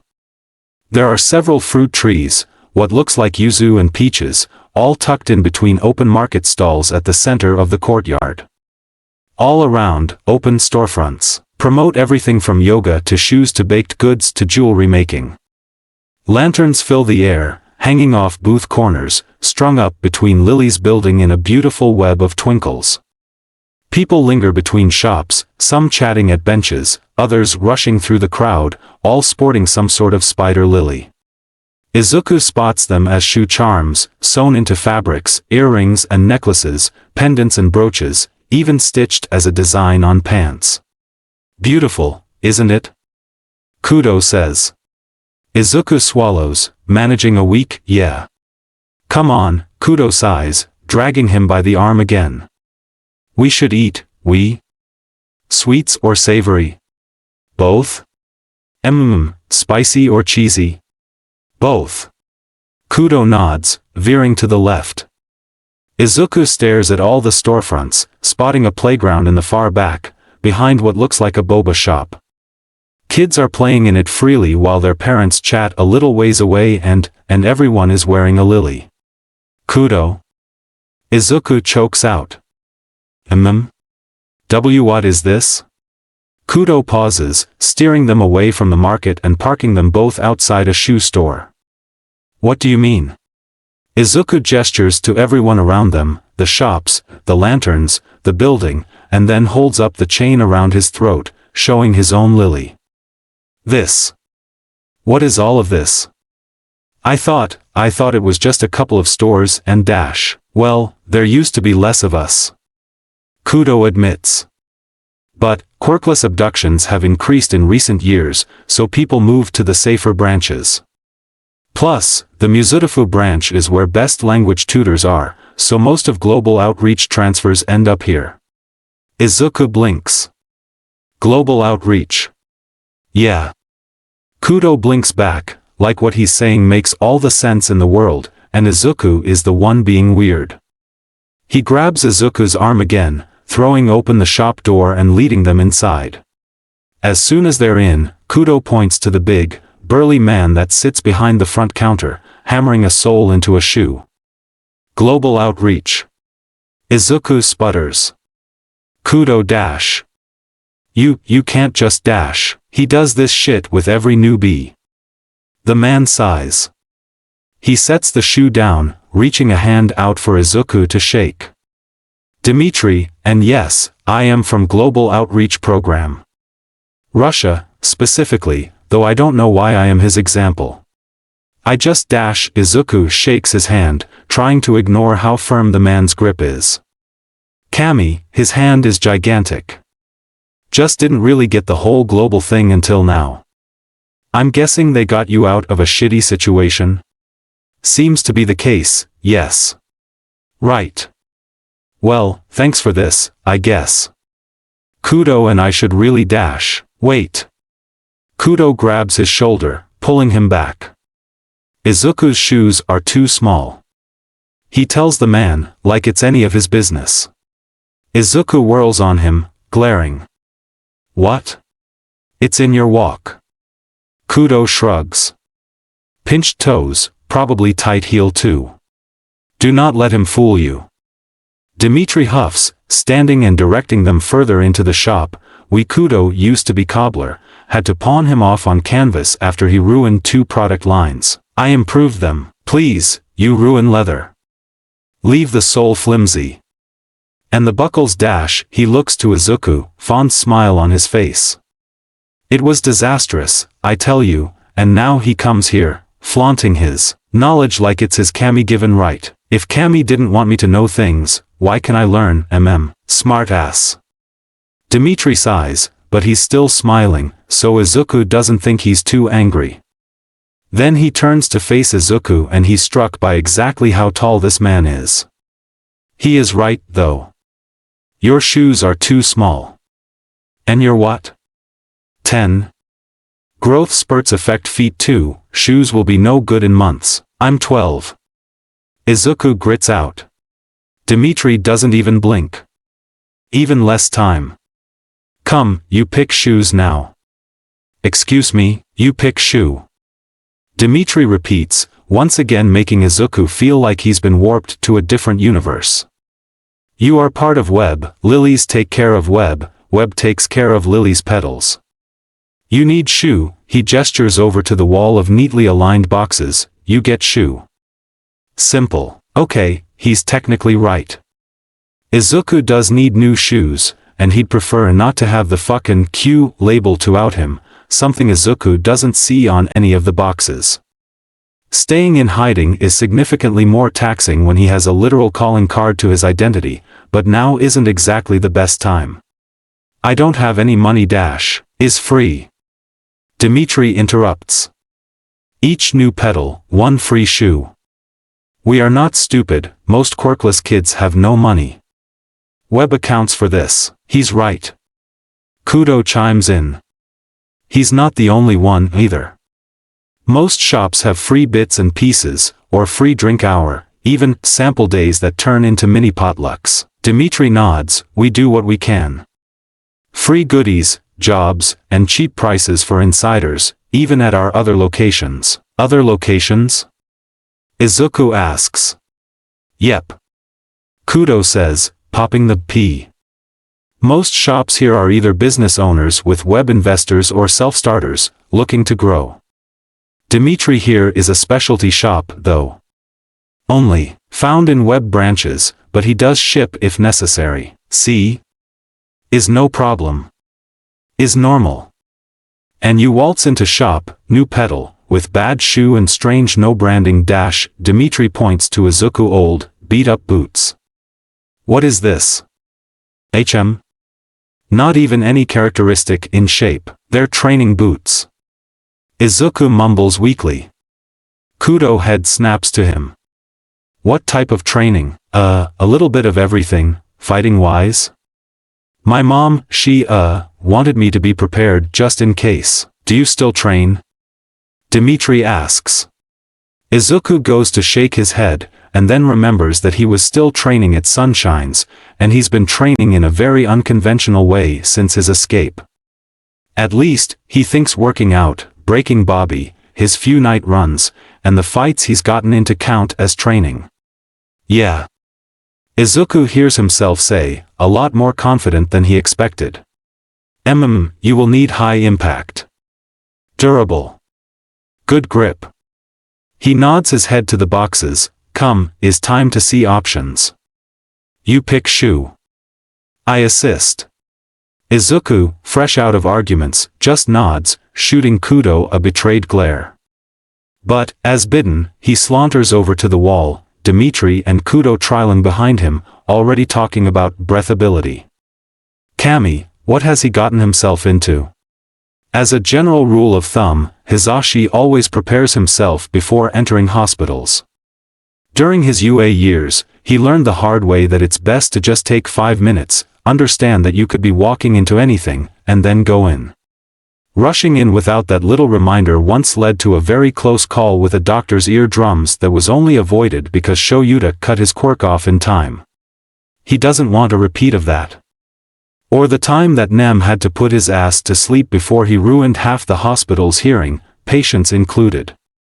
During his rookie years, he learned that preparing to leave the hospital is the same. He has to take the 5 minutes. And it's hard, it's always hard. Having to walk away from friends you fought side by side with, leaving to shower and eat and keep moving while his loved ones are laying there, unconscious, incredibly vulnerable and hurt enough to end up on 4 drips, confined in the hero ward. This time is a little bit different, but Hizashi still sits in his car, making a mental checklist and calming his mind before starting the engine. Driving while emotional is a great way to wreck a car, and Hizashi doesn't really have time for that right now. Kami, he and Sho are fostering a kid. A kid with scars on his face from a fucking muzzle, a still healing back eye, bruises coating the skin under his hospital gown, all from people that were supposed to be his guardians. Shinso's views of the world are pretty shit, understandably. He talks with the bleak sort of cadence, like he's already accepted his doomed fate. And, Kami, his speech about choices left several concerning questions rattling between the rage and concern in Hizashi's chest. If Hizashi were a different person, he'd visit Shinso's last fosters and beat them senseless. Tie them to chairs, put gags on their mouths, and slowly destroy their eardrums, note by fucking note. Make sure it'd be a long and painful experience. As it is, Hizashi is a hero, not a villain, and unfortunately torture is kinda a villainous thing to do, even if those assholes deserve it. He'll have to settle with letting Tsukachi ruin their lives for now. Shinso and Sho are the ones who need his undivided attention, not those fuckers. Despite it all, Shinso's still such a sweet kid. One with big purple eyes, who got so starstruck when Hizashi walked in the room, but was so polite. Who finished his puzzle, thanked Hizashi 3 times for bringing it, and asked if he needed to take it apart to fit it back in the box. Yeah, it was more of a weirdly formed statement, but still, super sweet kid. Hizashi glances at the still complete puzzle, carefully placed in his passenger seat, right on top of the box full of papers that he still has to grade. He's so hanging that up in the kid's room. Oh shit, his room. No, wait, organize thoughts, Zashi. Organize thoughts, then plan. Shinso, while sweet, is still highly traumatized, still partially injured, in a weird spot with what remains of his family, and hasn't had an actual home in years. That's going to require planning, and going to require the 2 of them to be there while the kid is getting adjusted. A week should do it, right?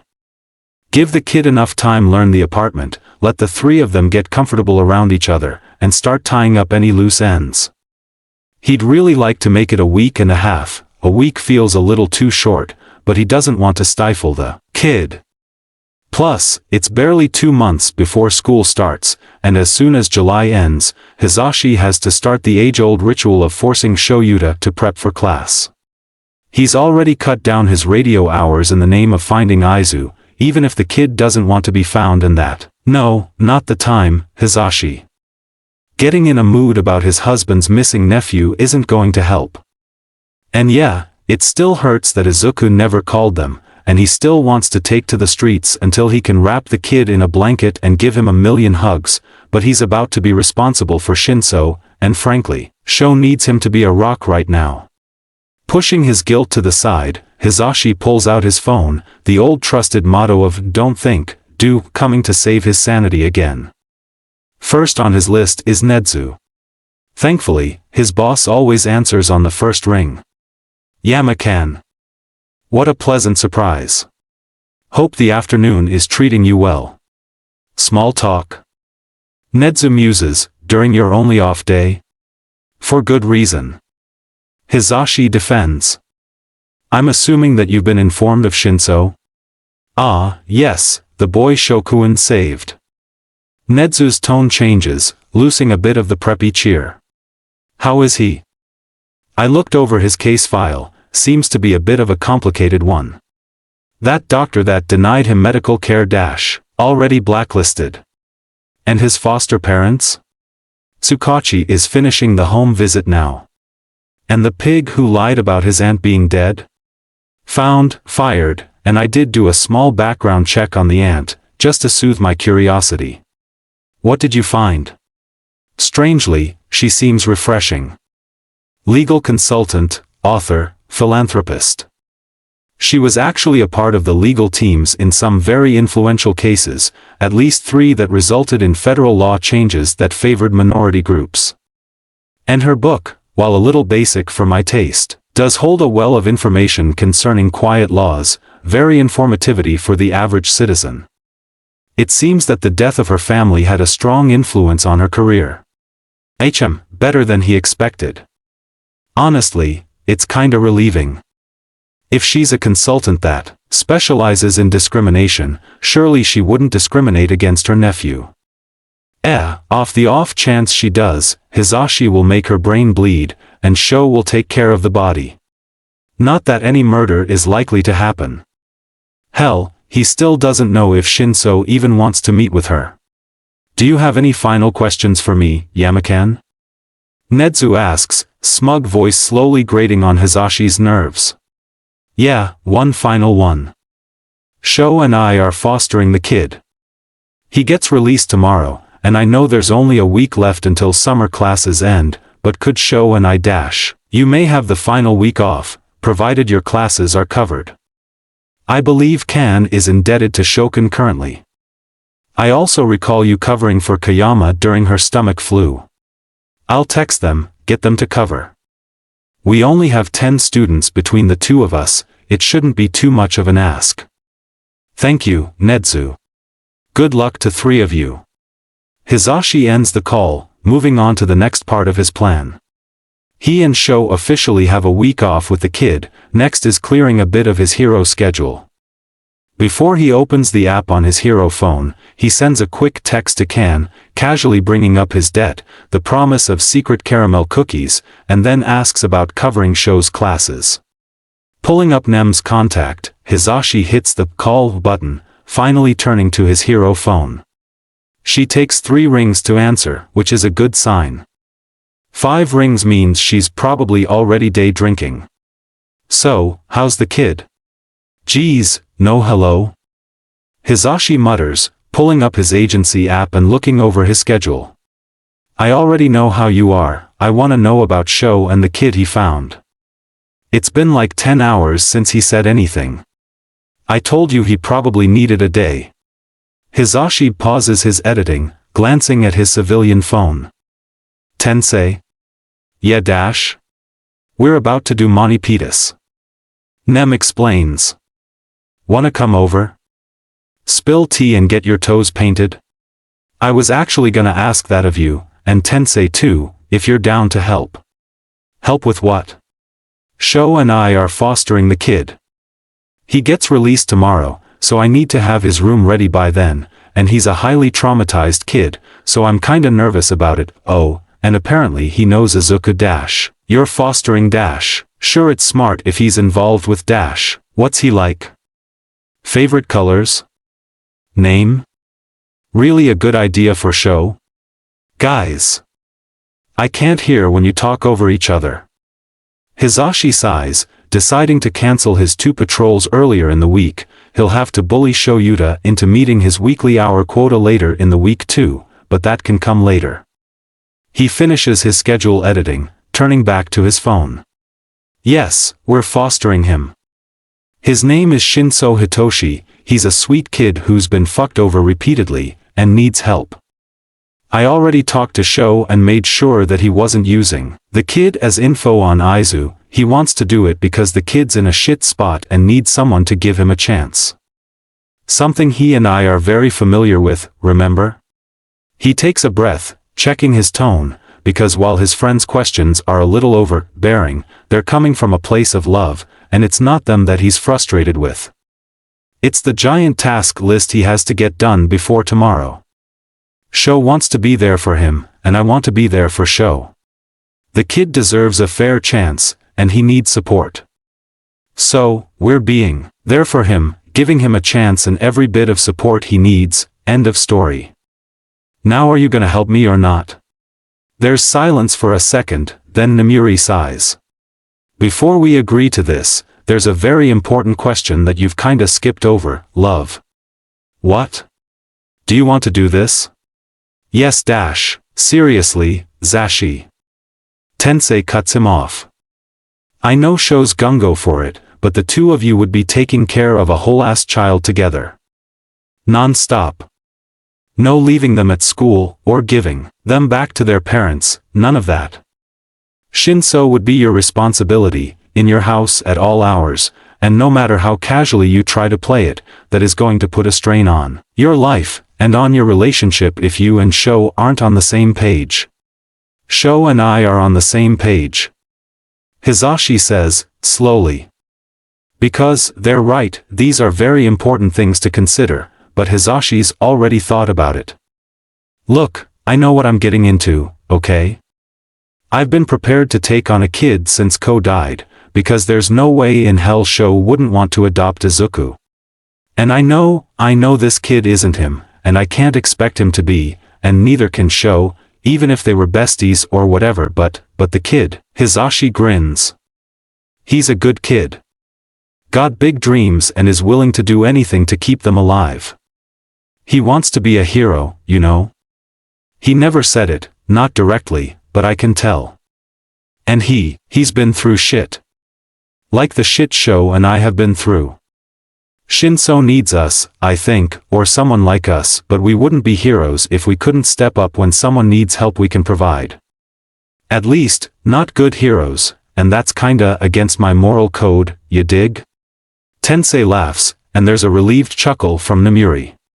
What all do you need? Already called Nezu, got us the week off. Nem, can you cover my classes this upcoming week? Yeah, can do. But, you owe me. Nope. Payback for your stomach flu in November. Damn it. I told you not to trust the food at Ritz. Anyways, I have papers in my car that I've got to finish grading tonight.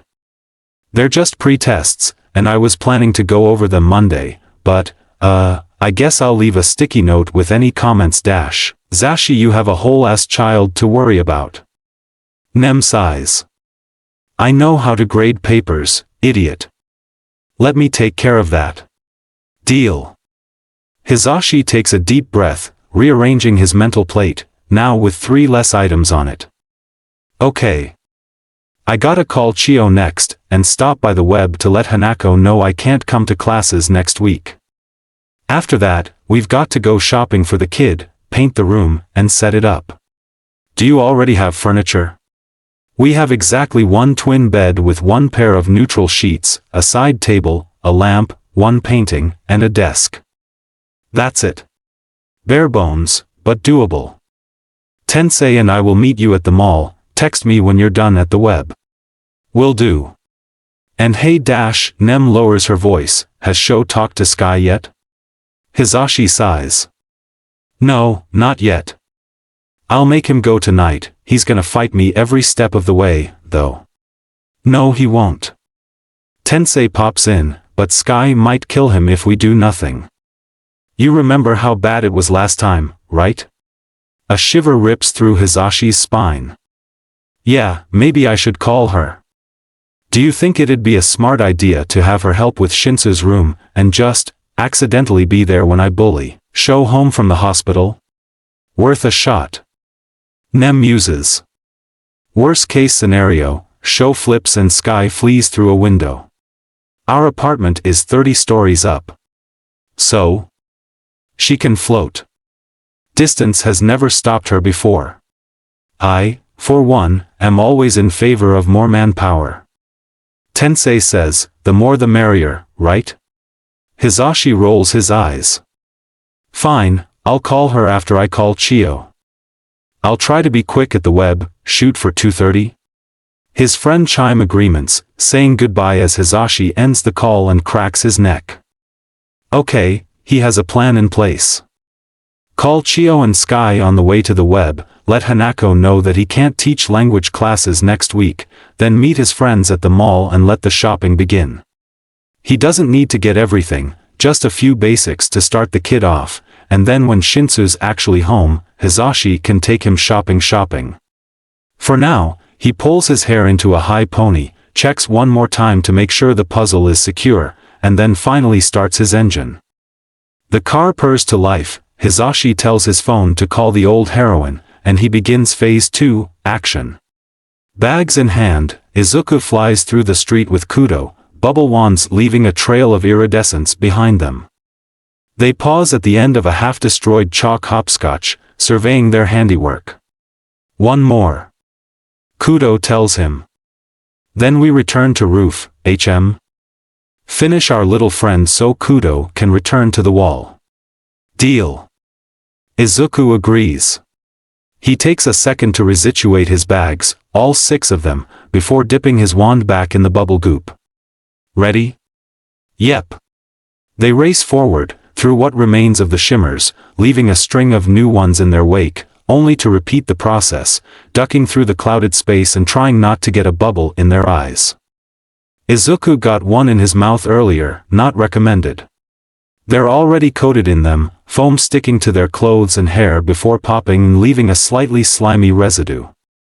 His new boots are already ruined, coated in the froth and scuffed on chalk, but they should be fine if he wipes them off later. Kudo comes to a stop beside him, foam caught in his bangs, watching their wall of bubbles slowly fade to nothing. Izuku nods at him, and Kudo turns without a word, leading his way back into the main building. His bags clank against his leg as he walks, which brings him to the sad reality of having to use the main streets to get home. If he'd just gotten new shoes, this wouldn't be a problem, but he'd also didn't really have a choice. When Demurti finally let him pick a shoe option, after denying his first 6 as unfit for high impact, Kudo thanked him, and they forced him to change shoes on the spot. Thus came his first bag, filled with his old shoes and a note Dimitri stuck inside. He hasn't looked at that yet, mainly because he's been a little busy getting dragged into every shop by a very enthusiastic Kudo. After Dimitri's was the sweet shop next door, who ushered cookie samples on Izuku, resulting in the first goodie bag. Next came the specialty soap store, handmade clothing boutique, the mini-web supplied clothing store, the mini-mart, and finally the beauty supply shop, where Izuku acquired 2 more goodie bags, and 2 additional large bags. Their final stops were thankfully all food-related. They managed to find spicy, cheesy ramen at the ramen stand. And, as a treat, Kudo got them cream puffs from Marie's bakery. As it stands, he's leaving the web with way more than he came with. Entered with a phone and a charm, and leaving with 2 sets of clothes that actually fit him, a lovely handmade sweater, soap that doesn't remind him of a different life, a bubble wand, deodorant, acne wash, and exfoliant. The later 2 came with instructions, which is concerning, but whatever. Reaching the final floor, Izuku once again follows Kudo to the rooftops. To his surprise, it's 1:33 in the afternoon. Which means he only spent roughly 3 hours outside his warehouse. Strangely, he does feel better. A little more sure on his feet. He doesn't want to rip his hair out and try to break walls down anymore, so there's that. Although, he'll be real, he's still kinda wrapping his head around the web. Sure, he understood it in theory, but to see it, to live it, to be a part of it. He's new, a brand new petal, that fled as soon as he could, but they were still kind to him. More than that, they know what he has been through, and they have systems in place to care for kids like him. It's insane to think about, really. More than just empathy, or a shelter with time constraints and shitty facilities, or a soup kitchen in a shit spot of town. They give out luxury items, for free. Skincare, durable clothes, specialty sweets, so much more than Izuku ever got when he was homeless. Kami, and it was right here too. The web would have saved him from so much if he'd just known about this place. He could have had a bed, clean water, easy access to a shower and a functional toilet. Instead of shivering inside a goddamn broken tent, he could have been warm under a blanket, snoozing on a comfortable pillow, not his fucking backpack, and woken up to a meal. If he'd known about this place, he wouldn't know hunger like he knows his backhand, wouldn't know how cold streets get during winter, wouldn't know what it's like to wonder if tomorrow's the final tomorrow he'll see. So many things could have avoided. Literally, the entire sequence of events that landed him in his current predicament wouldn't exist if he'd known about this place. 10-year-old Izuku would have taken one look at the web and never left. He never would have gone dumpster diving in that alley, wouldn't have been there to draw attention. The word carved into his thigh wouldn't be there, he wouldn't have gotten caught by the cops while trying to heal from the wound, he wouldn't be sent to Sunshines, only to end up with Osami, and if he never met Osami then he never could have killed him because he would have been at the web. The one place that actually could have made sure none of that happened. But, he didn't know about it. All that shit did happen, and he's still in his predicament. On the plus side, he met Hitoshi at Sunshines, so Izuku can't really regret his lack of information. Meeting Hitoshi is worth all the bad shit that happened, before and after. He'll never say otherwise. Still, he can't be the only quirkless kid to miss the information packet. Maybe he could talk to Hanako about their community outreach, learn how they go about acquiring petals or something. Kudo passes him the half-smoked joint, Izuku didn't even realize he relit it. What are you thinking of, hum? You are lost in space. Just thinkin', Izuku mumbles, taking a hit. Not about much, just about going home. Ignoring the smog in his lungs, he takes another hit, passes it back while he blows smoke into the breeze. Your super secret location. Kudo jokes. Yeah, Izuku snorts. Unknowable to all. Setting his bags down and taking a seat, Izuku begins his consolidation. Good or bad? Good or bad thoughts? Kudo clarifies, blowing smoke from the side of his mouth. About your home? Oh. Neutral, I guess. He accepts the joint, waving his hand in a SOSO motion as he takes a hit. More about how to get home with this stuff. Izuku hands the joint back, letting the high roll through his chest. Cracking his neck, and feeling it down his spine, he finally takes stock of his bags. Getting all the clothing into one bag, he shoves the goodie bags between his shoe bag and his grocery bag. They're a little full, but he's got it down to 3. Better than 6. He looks up to see Kudo lazily holding the joint his way, stretched out on the rooftop next to him and staring at the sky. Izuku takes it, pulling gently like Kudo said, and takes a second to savor the pleasant burn, leaving goosebumps on his arm. Now you're lost. Am not. Kudo points up at the sky. Am drawing inspiration. For the wall? No. For mural. Client wants it to be, almost optical illusion, like you are walking into the sky. Izuku joins him on the ground. He flicks the base of the joint, using the rooftop as an ashtray, before taking another hit and passing it back. What's the building for? Some club. Kudo says through smoke. Is for stage. Burlesque girls, goal is to make it look like the stage is, heaven. Like girls dance on clouds. Staring the sky, Izuku tries to picture it. Clouds are rolling in from the west, idly pushed by a decent breeze. Ozone in the air promises rain, soon, but the clouds are too thin for a long storm. Maybe a precursor to one though, Izuku hasn't exactly checked the weather. I guess they're kinda pretty, kinda. Kudo scoffs. You do not see. Look dash, he points to the sky, handing the joint back. The shading, the hues of blue and pink, the weight of rain, the silhouette of the sun behind them, the light that peeks through anyways, and the effect that has on the shape and colors. Okay, damn. Izuku breathes. Yeah, I didn't even think about all that. You lack the eyes of an artist. Rude, true, still rude, though. Kudo snorts, waving a hand. Is fine. You are trained of body, we. Seemingly of mind, too, do not think I've forgotten your physic abilities dash. I'm not physic. What I mean to say is that you are not an artist. You have not been trained in arts as you have body and mind, we. Izuku passes the joint back, now a mere little nub. Not extensively. Kudo takes a hit, raising his eyebrow in question and, it can't hurt to tell him this, right? He's been so open with his information, which is great for Izuku, but not something he's used to. Information is a powerful thing, and in the wrong hands, the right information can be deadly.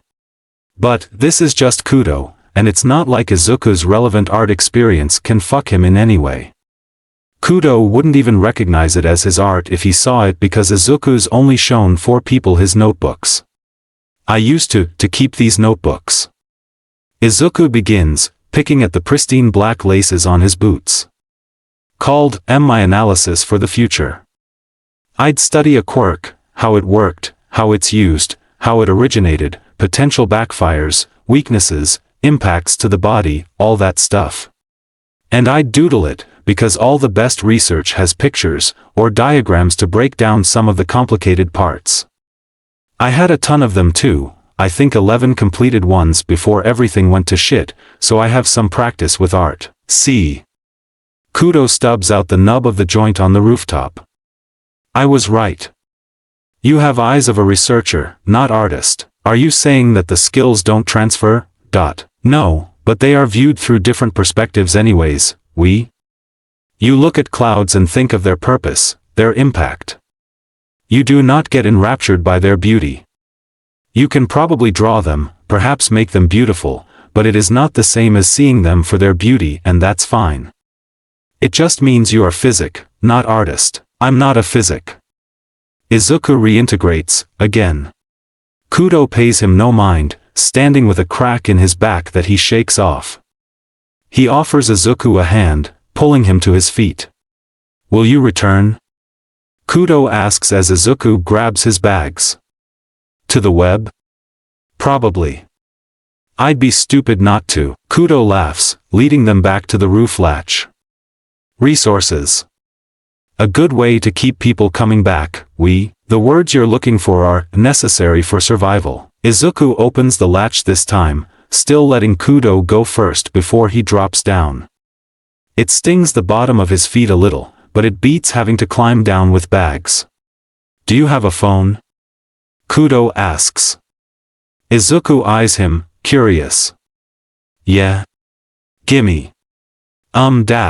Or here. Kudo reaches into his lower overall pocket, withdrawing a pencil. He looks around the hallway for a second, eyes landing on one of the posters talking about martial arts. Without a second thought, Kudo rips off one of the papers hanging from the poster. Using the back of his hand, he scribbles something on the paper, thrusting it into Izuku's hands before Izuku can say a word. There. Is my number. Text when you come by, we. Izuku stares at the little piece of paper, all 10 digits innocently sitting there, incapable of a single action and still clogging his throat. He goes to thank Kudo, say okay or something, but the teen is already wrapping him in a hug. No goodbye, just next time. With a small squeeze, Kudo pulls back. He flashes Izuku a grin, and then turns on his heels and races down the stairs, leaving Izuku standing on the top floor, still staring after him. Holy shit, he made a friend. Casually, without a traumatic incident to start them off. Izuku's never really had a casual friend before. Sure, he had Bakugo, but that went sour fast, and he doesn't like to think about their relationship, too many bad memories. No one can ever replace Hitoshi, that's his brother in all but blood, but their relationship was born of shitty circumstances, forged in trauma, and cemented by a suicide attempt. As much as he loves Hitoshi, he can admit that they were welded together, and there's nothing casual about a blazing torch. Stupefied, Izuku blinks at the number again. There's a chance that it's not real. Kudo seems nice, but it wouldn't be the first time Izuku's been given a fake number by a seemingly nice individual. He should test it, make sure it's real, give it a few months before calling Kudo a friend, just to be safe. Every time he gets too excited about these things, it doesn't end well. So, he'll stuff his excitement in a box for now, let it fester until he's certain Kudo can be trusted. For now, he starts towards the stairs, freezing when he hears footsteps. Did Kudo forget something? Wasn't expecting you to drop by today, is all. Your class isn't until Tuesday. Hey, that's Hanako. Izuku actually needs to talk to her. Yeah, sorry about that. I actually came to talk to you about the schedule for next week. Oh fuck. He knows that voice. That's the man who used to sing to him, tell him bad jokes until he laughed. The same one that would cry over bad TV with him and Inko, cheer him up any time his mood was even slightly off. A voice that used to fall over him like a blanket of sunshine. On instinct, Izuku flattens himself against the wall, hidden just behind the corner cut off to the stairs. He sees a flash of familiar blonde hair, feels tears prick the back of his eyes as his heart drops to his stomach, and he wants so badly to rush forward. But, Izuku remains glued to the wall, listening to footsteps march forward. They pause sooner than he expects. Izuku doesn't dare to breathe as silence fills the air, and then there's a screeching of a chair being pulled out, the distinct sound of two people sitting. The schedule? Hanako asks. Is everything okay? About that dash, Izuku creeps forward, unable to resist anymore, poking his head around the corner. Zashi is here. Just sitting, with his back facing Izuku, blonde hair much longer than he remembers it. He's still wandering around in his red leather jacket, stolen from Aunt Nem after their graduation, if Izuku remembers right. With his hair in a high pony, Izuku can spot the outline of a necklace, which is new. Though, Izuku doesn't spot a ring on his finger, so that may be where the necklace comes into play. Show's always been big on privacy, and Zashi likely didn't want to broadcast his marriage. Hanako sits before him, eyes flickering over to Izuku. For a second, his heart stops. He can feel the blood rushing from his face because surely, she's about to give him away.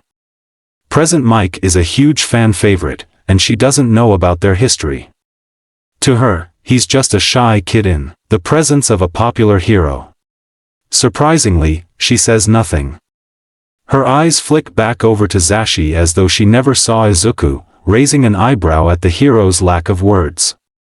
In response, Izuku hunkers against the wall, barely peeking around the corner. If she'll allow it, he'd like to stay. Just for a second longer. Just to listen to Zashi's voice for a second longer. Chapter End Notes. Ayo, welcome to End Notes. AKA, my stream of consciousness. I'm so freaking excited about the web. Imagine having a place that just straight up helps you however you need. Like to the point that they can anticipate and assist without a single personal convo.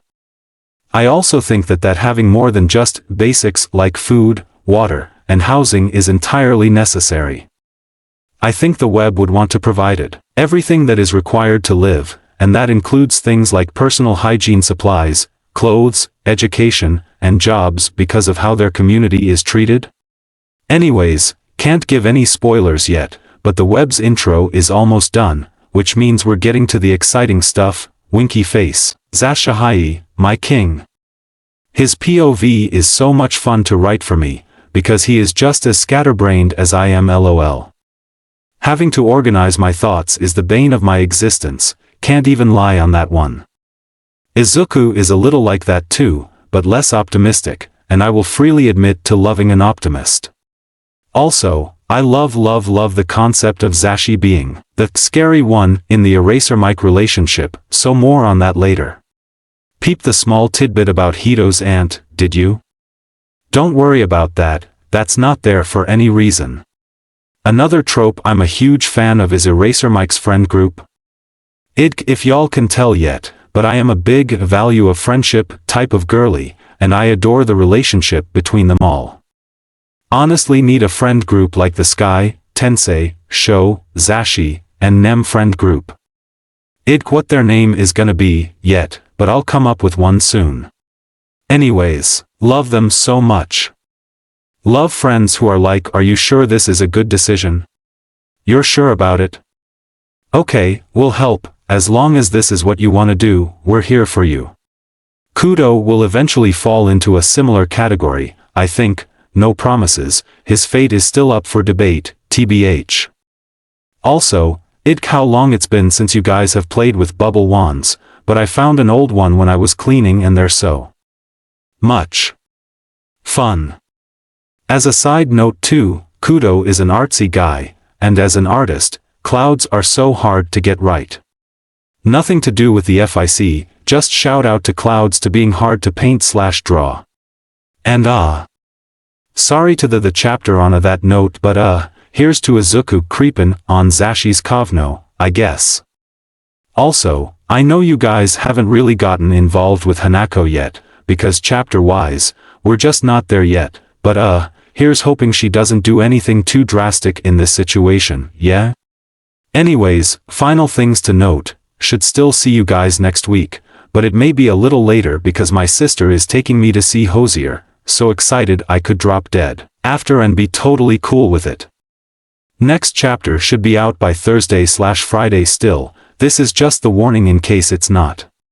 Everything below is kinda personal TBH. Also, I don't know if y'all know me from anything outside of this fanfic, but I've been writing fics for a long time now, and writing in general since I was a kid.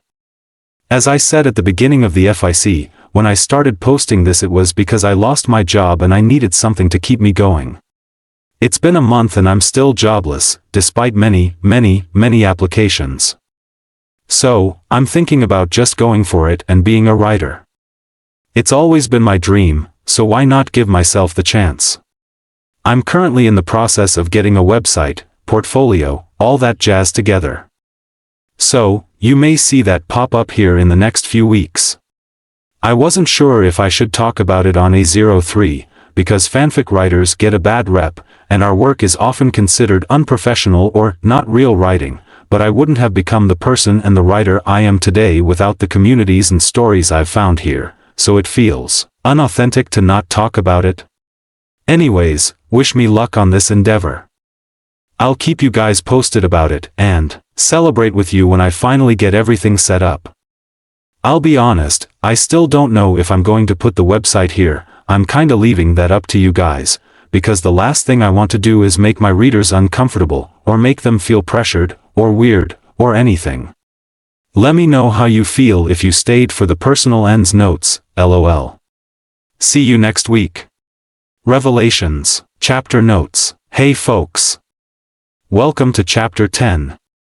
As a celebration, this is a bit longer than normal chapters.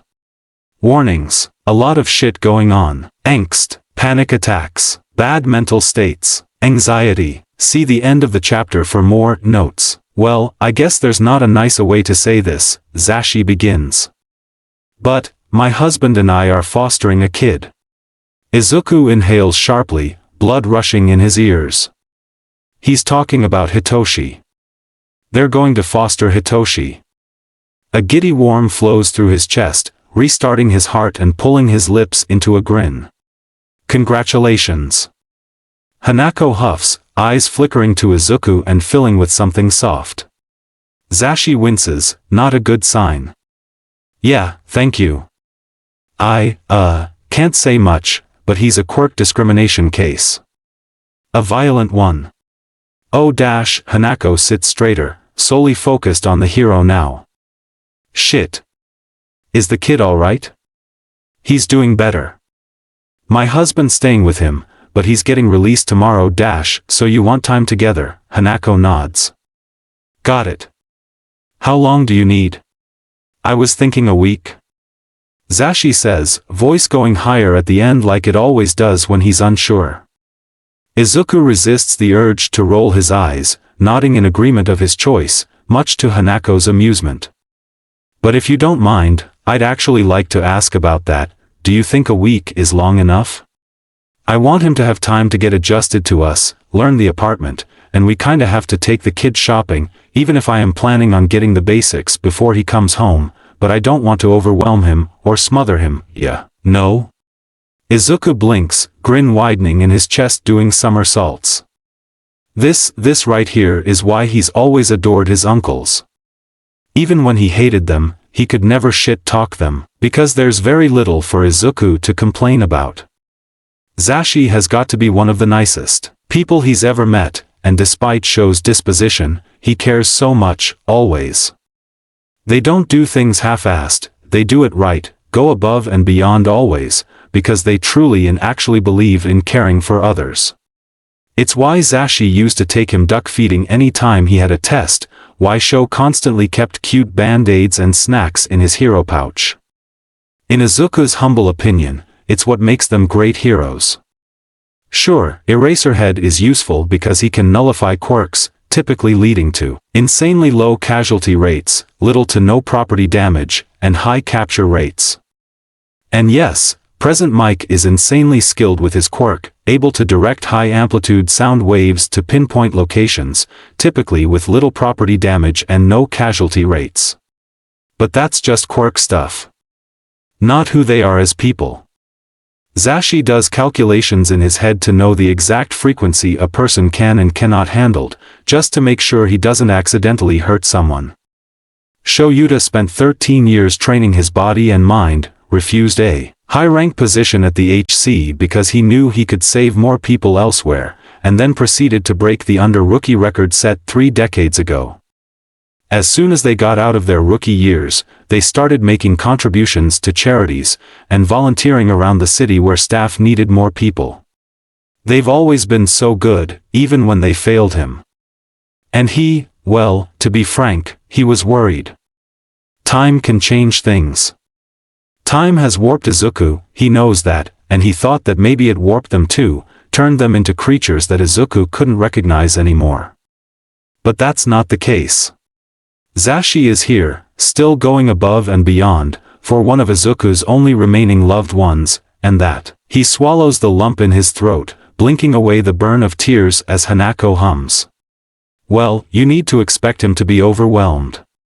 Especially if he's going from a hostile to a calm environment. That type of change is going to take at least 3 months to get used to, possibly more depending on what all he's been though. She begins, and there goes the tears fucking hell. But a week is good, considering that you two will be around and he's on summer break right now. I would recommend waiting to take him shopping until he's more comfortable with you guys, though. If he's going through recovery, changing environments, and getting genuine care, he's going to need time to fully process the changes. Adding access stress isn't the best idea right now. Maybe wait until the end of the month, beginning of next month. And let me know if you end up needing more time, we can always find temporary replacements if we need to. Thank you, but I should only be gone this upcoming week. Any other advice for first-time fosters? Yeah. Hanako grins. Don't be a dick, respect boundaries, and for fuck's sake remember they're still growing up when they're teens. Zashi huffs out a laugh, pushing his chair back. Thanks. Any time. Izuku ducks behind the wall again as he stands, forcing himself to take even, steady breaths. Oh, hey, before I go, I have to ask you something. What? Midoriya Izuku. Zashi says, sending ice down Izuku's spine. Has he been by here? Green hair, cutest little nose, freckles. I know Nezu sent an email, but I know those can get missed and he means a lot to me and my husband. Blinking away the mist in his eyes, Izuku presses his hand into the wall, letting his finger find purchase so he can anchor himself to the wall. He needs to pay attention, damn it, this is free information. Zashi's dolling out, not a great time for an emotional meltdown. Nezu sent an email, and if Zashi is here asking in person, the email was ignored. Kami, has the web being covering for him? Similar people have said similar things for not so pure reasons, Mike. Hanako replies, voice missing any of the previous perky cheer. They have been covering for him, holy shit. Oh, that's gotta drive Nezu up the fucking wall. Serves the rat right. He's my nephew, or, well, technically my husband's nephew. Not the point, I need to know he's safe. Zashi's offers, voice cracking at the end. Izuku notes the slight plea in his tone, the barely contained desperation mostly hidden by grief. And, Izuku's never really thought about how that night would affect his uncles. He assumed they'd be fine, thought they left him at Sunshine's for a reason that it made sense for Sho to walk out on a loved one and never come back. But he knows better, now. They've spent the past few years wondering if he was even alive, and now he's popped back up on a national, high-profile case out of fucking nowhere. He's heard that same desperation in Sho's voice through voicemails. In the back of his mind, he sorted away all the little facts that he didn't care to examine, and now they're here, ripping his chest apart with each remembrance. Sho, poster child for sobriety, was drunk on every call for the first 3 months after the first voicemail. Zashi had to stage an intervention to get Sho back into therapy so he could patrol again. They left a seat for Izuku open at their wedding, didn't take a honeymoon, because it didn't feel right. Zashi keeps a stash of gifts for him that has overtaken their guest closet. Each month they put fresh flowers on Izuku's and Inko's graves. Please, Zashi starts again, forcing Izuku back into reality, where he is feet away and still causing them grief. I just want him to be safe. I can't bury him again, especially if the case goes cold again, and we don't even know, he breathes in sharply, stealing his voice. My husband needs to know that he's okay before he drives himself mad, and now I have a traumatized kid coming to my home who doesn't even know if his best friend is alive or not, so, please. Izuku's fingers dig into the wall, sinking through brick to keep himself steady. If you hear anything, please, contact me. I don't have to know where he is, or what he's up to, I just need to know that he's still alive. Can we do that? There's silence for a moment, so loud it rings in Izuku's ears. Blurs his vision and turns his mind to mush. I can't guarantee it, and you know lilies does not give information their petals, Hanako speaks, gentle. Voice smooth, if cautious, filled with something like pity but not quite as insulting. But I'll see what I can do. Thank you. Zashi chokes. Thank you, seriously, I don't know what I can do to repay you. Stop. Don't thank me when I haven't done anything. You've given me hope. Zashi corrects. That's enough. Kami, he sounds so genuine. Hanako huffs at him. Her chair slides against the floor, startling Izuku.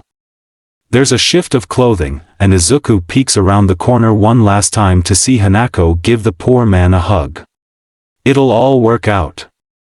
She says, to him, or maybe to Izuku. Just give it time.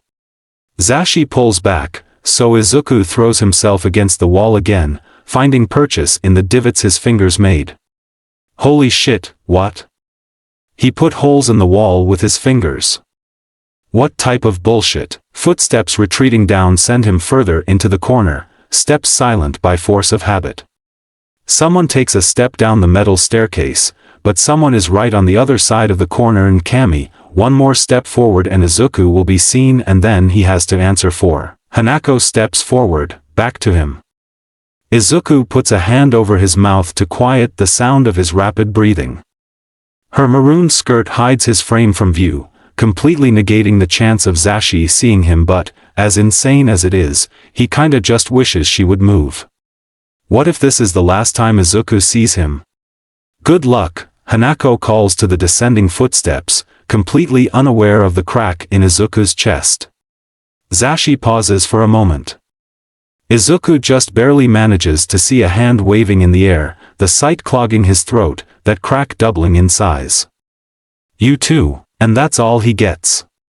The footsteps can't line their march down, Hanako remains a necessary barrier, and Izuku curls further into himself, resting his head on his knees in a useless attempt to forget the scene before him.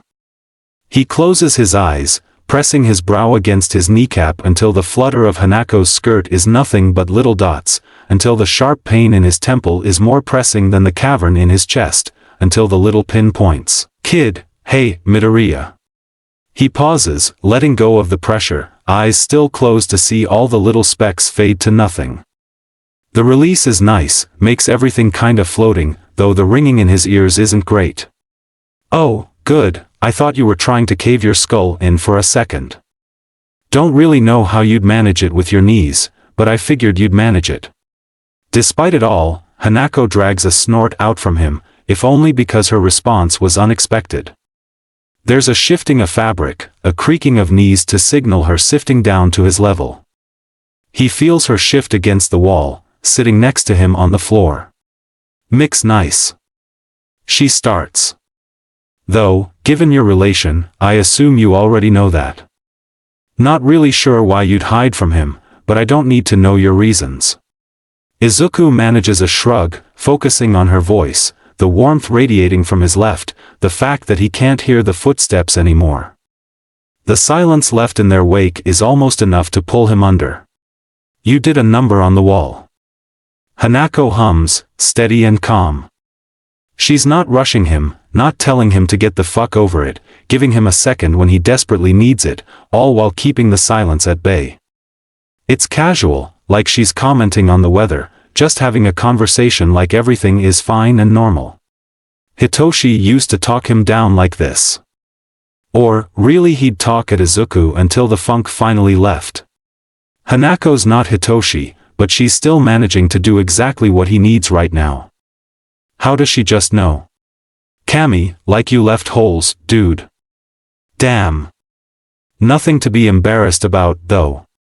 She quickly corrects. I mean, you did just get the quirk a week or two ago, I'm honestly surprised the wall is still intact. You know, one time, we had a kid, 8 years old, right?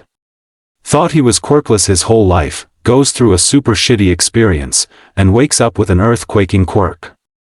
I was your age when he passed through, and I remember thinking, shit, the new kid's gonna kill us. Was he okay? Izuku croaks.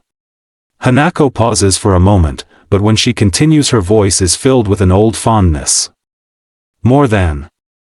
Ended up moving to America, became a support technician for a hero company. He had his second daughter a year ago. That brings a smile to Izuku's face. A small one, yes, because he can't really manage much else at the moment. But it's nice to hear a story that doesn't end with the freak unhappy. Good to know that there's some hope out there. Izuku lifts his head, propping his cheek on his knee to properly look at Hanako. She's not looking at him, staring off to the distance with this stupid grin on her face. It makes her look younger, a little lighter. I'm glad. Izuku tells her, honestly. He'll never meet the man, never get to congratulate him, never get to acknowledge their shared grief, despair, and journeys, but for now his story is enough. Hanako glances at him, goofy grin widening. Me too. Finally looking away from his laptop, Shoyuta peeks at the kid in front of him. Thankfully, Shinso is still sleeping. Huffing little even breaths with a slight snore every now and then, drool steadily leaking onto the hospital pillow. Nurses came in a few hours ago, gave him food, and a dose of pain medication that Shoyuta only had to ask for once. They're learning their lesson. Nodding to himself, Shoyuta closes out of his open tabs, the confirmation of a week off from Nezu, Kan's surprising agreement to cover the last of his summer classes, and the last of the grades he had to input. Shinso sleeping gave him plenty of time to finish up his pressing tasks, but as soon as he closes his laptop, he's faced with the burning question of, what now? Zashi is taking care of physical setup, he's already handled any work-related issues, minus patrol schedules. Shuda's already sent him a text so they can get on the same page about that, but Zashi's likely knee-deep in paint or furniture, so he doesn't expect a response for a while. Not that it's a huge deal, Nikos doesn't really care about specific working hours, as long as his case quota is met, he's good. And, it's the end of the month, Shoyuta typically hits his monthly quota by the second week for situations exactly like this. Well, not for fostering a kid that knows his missing nephew and is severely traumatized, that's a special case, but he does try to have time set aside for possible emergencies, or recovery periods if the month is kind to them. Putting his laptop into the backpack Zashi brought him, Shoyuta takes a second to stretch his neck, checking on the kid again. Shinso's left eye is looking better, faded purples mixed with yellowing patches, but not nearly as swollen as it was. Most of the bulker bandages around his face have been removed, leaving small, plain white patches over his nose, jaw, and cheeks. Shoyuta looks away, packing up his glasses and finally standing to crack his back, stretch out his arms and legs. Shinso's ribs are still a pressing problem, but Chio should be here any second to get that taken care of. Apparently she's just as irritated about the medical negligence as he is, and was happy to make a quick stop by the hospital instead of making the poor kid suffer another day. Ah shit, that probably means he needs to wake the kid up soon. He glances over to Shinso a third time, and he's still there.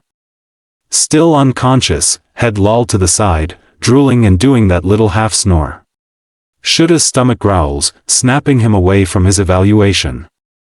Deciding that the kid should get as much rest as he can, and that he needs to let go of this, staying around Shinso 24/7 thing before it gets out of hand, Shoyuta turns towards the door. Keeping his footsteps silent, Shoyuta slips out of the room, carefully closing the door so he doesn't wake Shinso.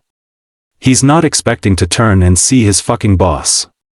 But, Nico is right there, strew across the visitor's couch in the hallway, spotless combat boots casually ticking to a beat Shoyuta can hear through their headphones. Their white hair is barely hidden under a baseball cap, proudly displaying Eraserhead's goggles, a travesty that Shoyuta was unable to avoid. Thankfully the rest of their outfit is inconspicuous, plain tan joggers and a light blue hoodie. The rim of their hat blocks their eyes, but Shoyuta can still see the imprint of a shit-eating grin through their black mask. Nice to see you present again, Sho-chan. Shoyuta rolls his eyes, starting down the hallway. What are you doing here? Despite the lack of sound, Shoyuta doesn't check to make sure Nico is following. They're already at his side, arms casually behind their head as though the two of them are taking a pleasurable stroll through a park. What? I can't check on my favorite little under when he's going through shit? What kind of boss do you take me for? An insane one. Nico laughs, bright and bubbly and slightly grating. Fair. They turn a corner, following the winding path to the vending machines. Nico quiets, for now, quietly humming to the song blasting in their headphones. But, as soon as the vending conclave approaches, their hold breaks. I came in earlier, Yeno. Nico chirps. But you had your business glasses on, and completely ignored me. Which, rude, but whatever. I was busy. Shoyuta offers, coming to a stop. He takes a second to browse the vending machine selection, a pointless endeavor considering that he only ever gets 3 items from these things. Nico steps towards the second machine, already pressing a mass of buttons. Understandably. It's not every day an under gets directly involved with a victim, who just so happens to be a lead in a high-profile case. Shoyuta tenses, the movement disrupting his smooth reach towards buttons. It's a small flinch, but Nico catches it, smirk growing under their mask. Do you have anything to say for yourself? They ask, letting Shoyuta catch a glimpse of amused amber eyes. Taking a breath, Shoyuta presses down on the vanilla cold brew button. Special circumstances. Oh, Nico drawls. Special circumstances, Yes. Shoyuta adds a pack of caramel chews. Tsukachi is handling his statement, I won't be outed. Plus, the kid was Izuku's best friend. That at least gives Nico pause. So small Shoyuta wouldn't catch it at all if Nico wasn't actively reaching for their wallet. Covering their slip so casually Shoyuta almost doubts himself. Nico pays for their hoard, turning to face Shoyuta head-on. As always, Shoyuta automatically sets himself at attention, shoulders back, head snapping to face Nico. Be careful, Eraser. They whisper, voice deadly calm, the slit of toxic purple blazing in place of a pupil. Take the kid, keep him safe, do what you have to. But do not get yourself compromised, am I understood? Shoyuta nods, air in his lungs freezing until those strange eyes disappear under the brim of Nico's stupid hat. They flash him a grin, big and goofy, like everything is hunky-dory.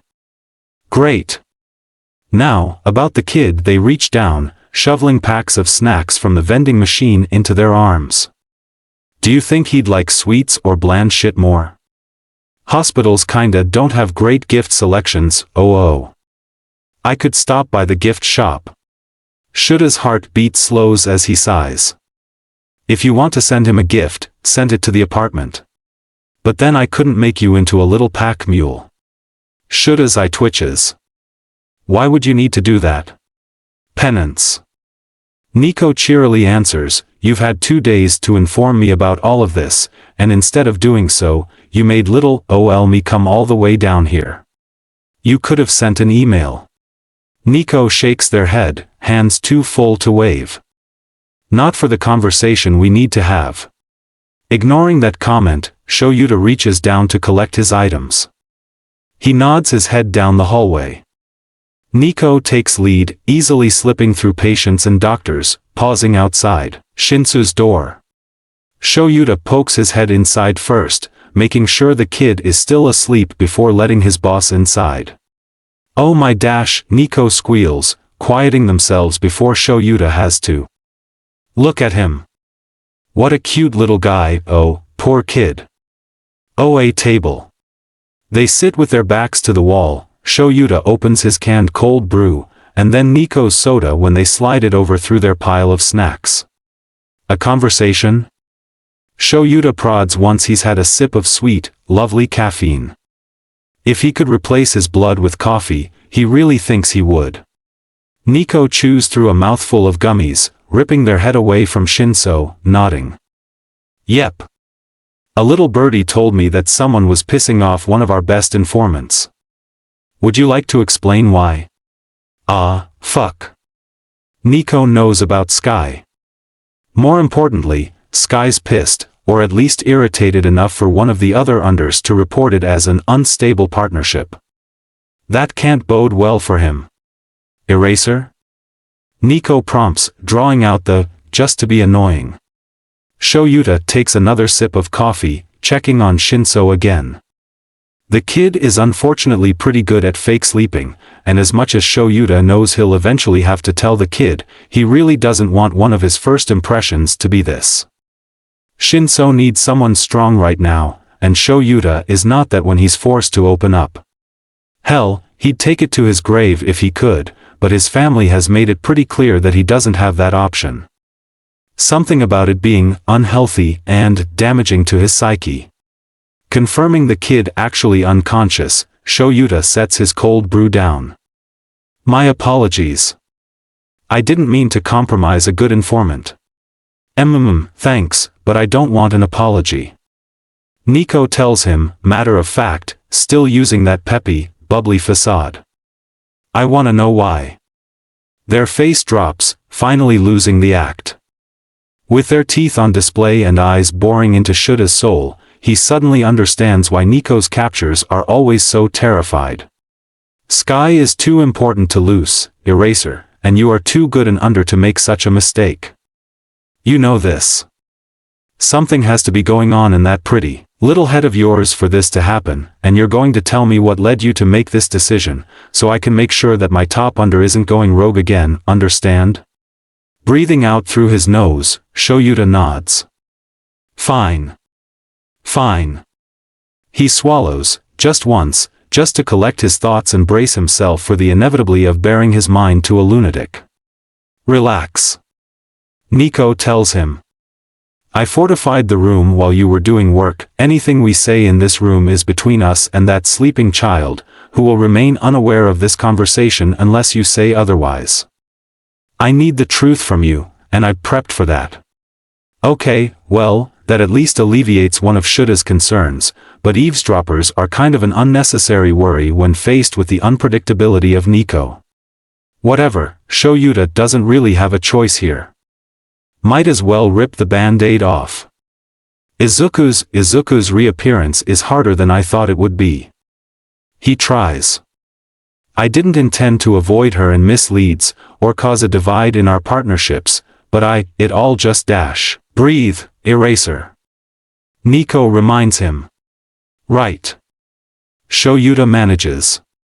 He takes a second, marveling at the rarity of Nico being willing to wait for something. Tell me the facts. Nico prompts. Think of it like a report. A report? Shoyuta can do that, easily. Right. He straightens up, hands flat on his thighs. He lets his brain shut off, body going through well-practiced motions. He's just having a monthly report with Nico, nothing unusual about that. Upon the reappearance of Izuku, I began avoiding Sky to salvage my mental well-being, and continue functioning at full capacity. Explain. 3 great failures. Shoyuta intones, void of emotion. Simple, concise, and to the point. Oboro, Inko, Izuku. Nico nods, frowning. I see. Am I to assume that Sky's similarities are too like her brother for you to process currently? Yes. Nico ignores the crack in his voice, opening their second bag of chips and chugging their apple juice. When is your appointment with your therapist? Monday. Good. Nico tips the chip bag against their mouth, downing the whole thing with the slight unlatching of their jaw. They throw the empty bag on the table, burping. You're not to patrol until I get clearance from your therapist. It's Inui, right? I want a written verification from him before you're back in the field. Shoyuta recoils like he's been slapped. With all due respect Eraser, Nico laughs, we both know you don't respect me. They chuckle for a second, wiping their eyes like it's some big joke. I don't need respect from you, silly, I need compliance. Especially in this. I won't have a compromised under from my agency in the field. Bad for survival rates, and civilians. I'm not compromised but you are. Nico blinks. Eraser, come on. Look me in the eyes and say that again. Let's see if you mean it. Shoyuta does as bidden, meeting the toxic gaze, mouth open to defend himself but he can't. Because Nico is right. He's compromised. Been compromised since the news of Izuku's reappearance broke. His emotions have been all over the place, he's been ignoring patrol to stay at the hospital, and he has case files for a case he's banned from at his house. Not exactly a great track record for his sanity plea. Shinso coming into the fold certainly isn't helping in that regard, and Shoyuta know from the second Obsidian makes contact with Amber that Nico will levy Shinso as a choice if it means getting their point across. Fine. He hears himself say. I'll let Inui know at the beginning of our session. Nico, the little bastard, smirks. See. That wasn't so hard, Shuta's eye twitches again, and Nico relaxes accordingly. They like to play this little game with him, see how many of his buttons they can get away with pushing. But, they always know the line, even if they dance on it with unnecessary enthusiasm at times. In a rare moment of sincerity, Nico pushes the brim of their hat down. I don't ask this to punish you, Eraser. I don't want to bury you, and I don't want to see you lose yourself. Remember that, yeah? Yeah. Shoyuta agrees. He lets a sigh rip through him, breathing away his lingering anxiety and letting himself relax, just for a second. Despite it all, he's trusted Nico with his life since the first time he interned for the idiot. I know. Without further fanfare, Nico stands. They leave the bulk of their snacks on the table, tossing the 5 empty packages in the trash on their way to the door. I'll see you soon, Eraser. Don't forget, you have my personal number for a reason. I know. Shoyuta sighs. Talk to Sky soon. I will. And dash, Nico. Shoyuta manage, letting a fraction of the growing irritation through in his voice. Nico chuckles, nodding in acquisition. They leave with a short wave, letting Shoyuta stew in the storm of his own making. He turns to check on Shinso again, trying to push the storm away, only to be stopped by a knock at the door. Shoyuta turns his head, expecting to see Nico back to terrorize him. Instead, Chiyo's old face pokes in, a small, tired smile on her face. Aizawa? Is he awake? Swallowing back his thoughts, Shoyuta shakes his head, forcing himself back into a presentable state. No, not yet. Come on in, I'll wake him up.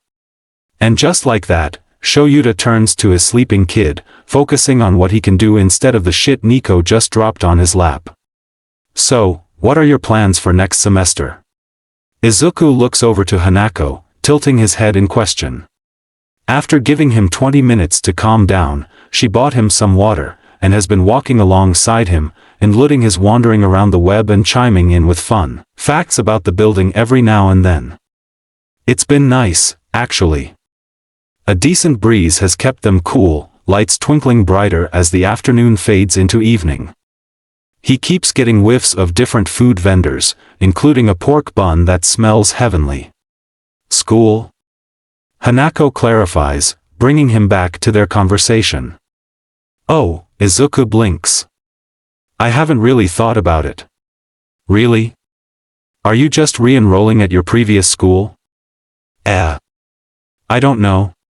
Hanako raises an eyebrow at him, and, strictly because he got a plethora of information from her, and avoided repercussions of eavesdropping, Izuku decides to be honest. My previous foster, Izuku begins, shoving the name Osami far into the back of his mind. He made sure I finished my classes early. I actually finished the last school year early, and I don't know if I'll be able to get into the same online classes without him. Hanako hums. Did you prefer online classes? Oh, absolutely. Izuku snorts. Come on, Hanako, virtual classroom where none of the other students interact with me versus a school campus with wannabe heroes at every corner, waiting to attack? It's not even a choice, really. Fair. Hanako gives. But I was really just asking for confirmation. What do you mean? Hanako gives him a look. Come on, Izuku.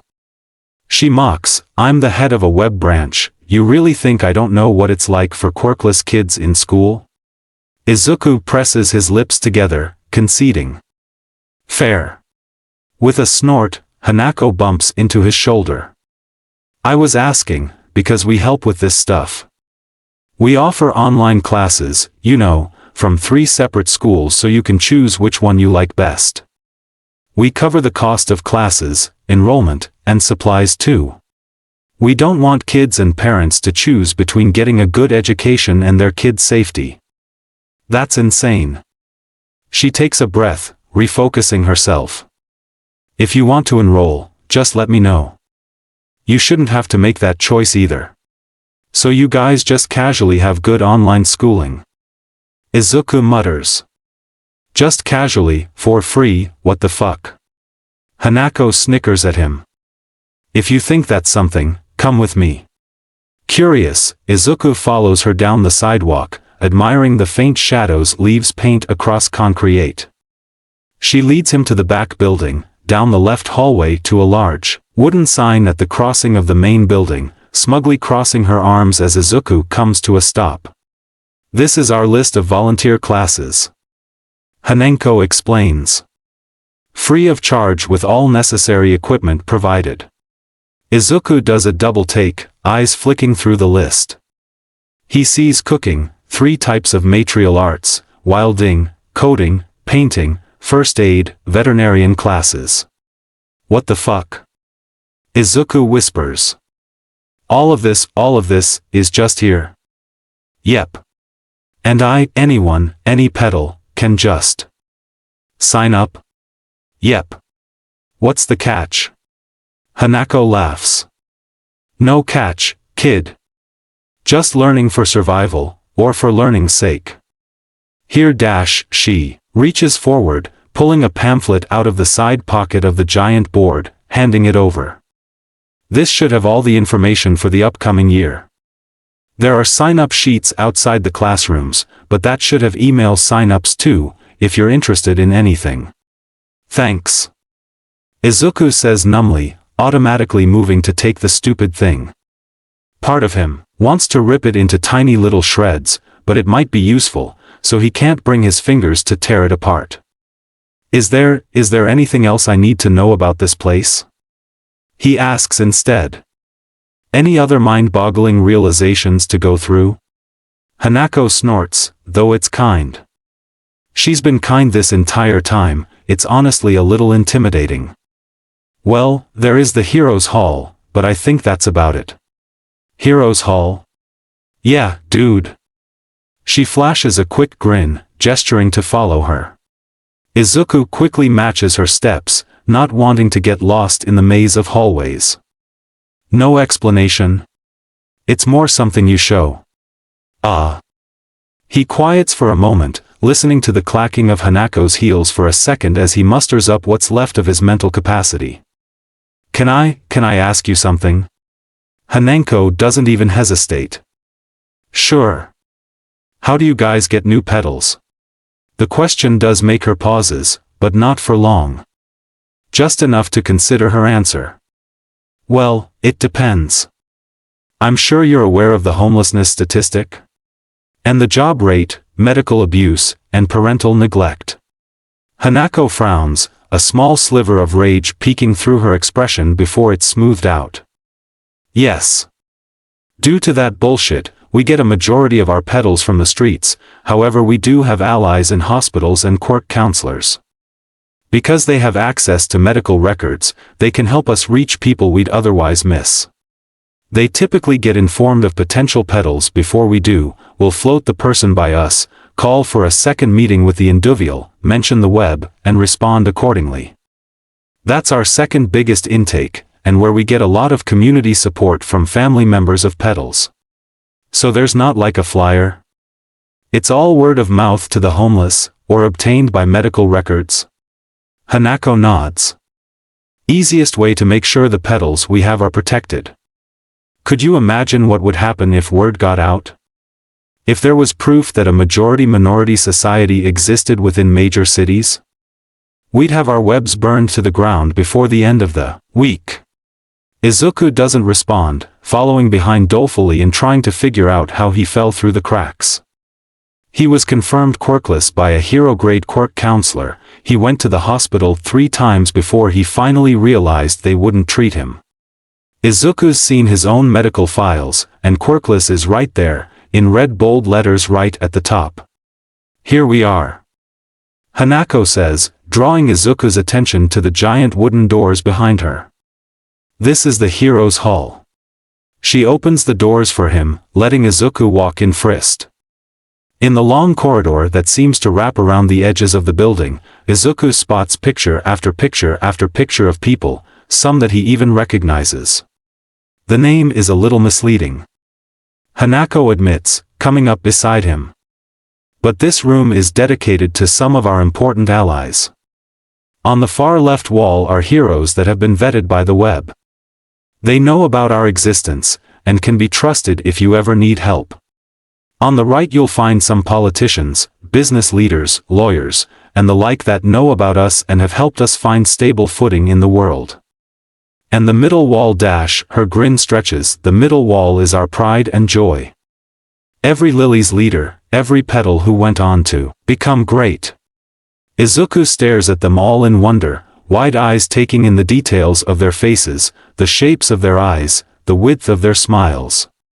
I take it you'll be here for a while. Hanako says, fondly. Stop by my office if you need have any questions, okay?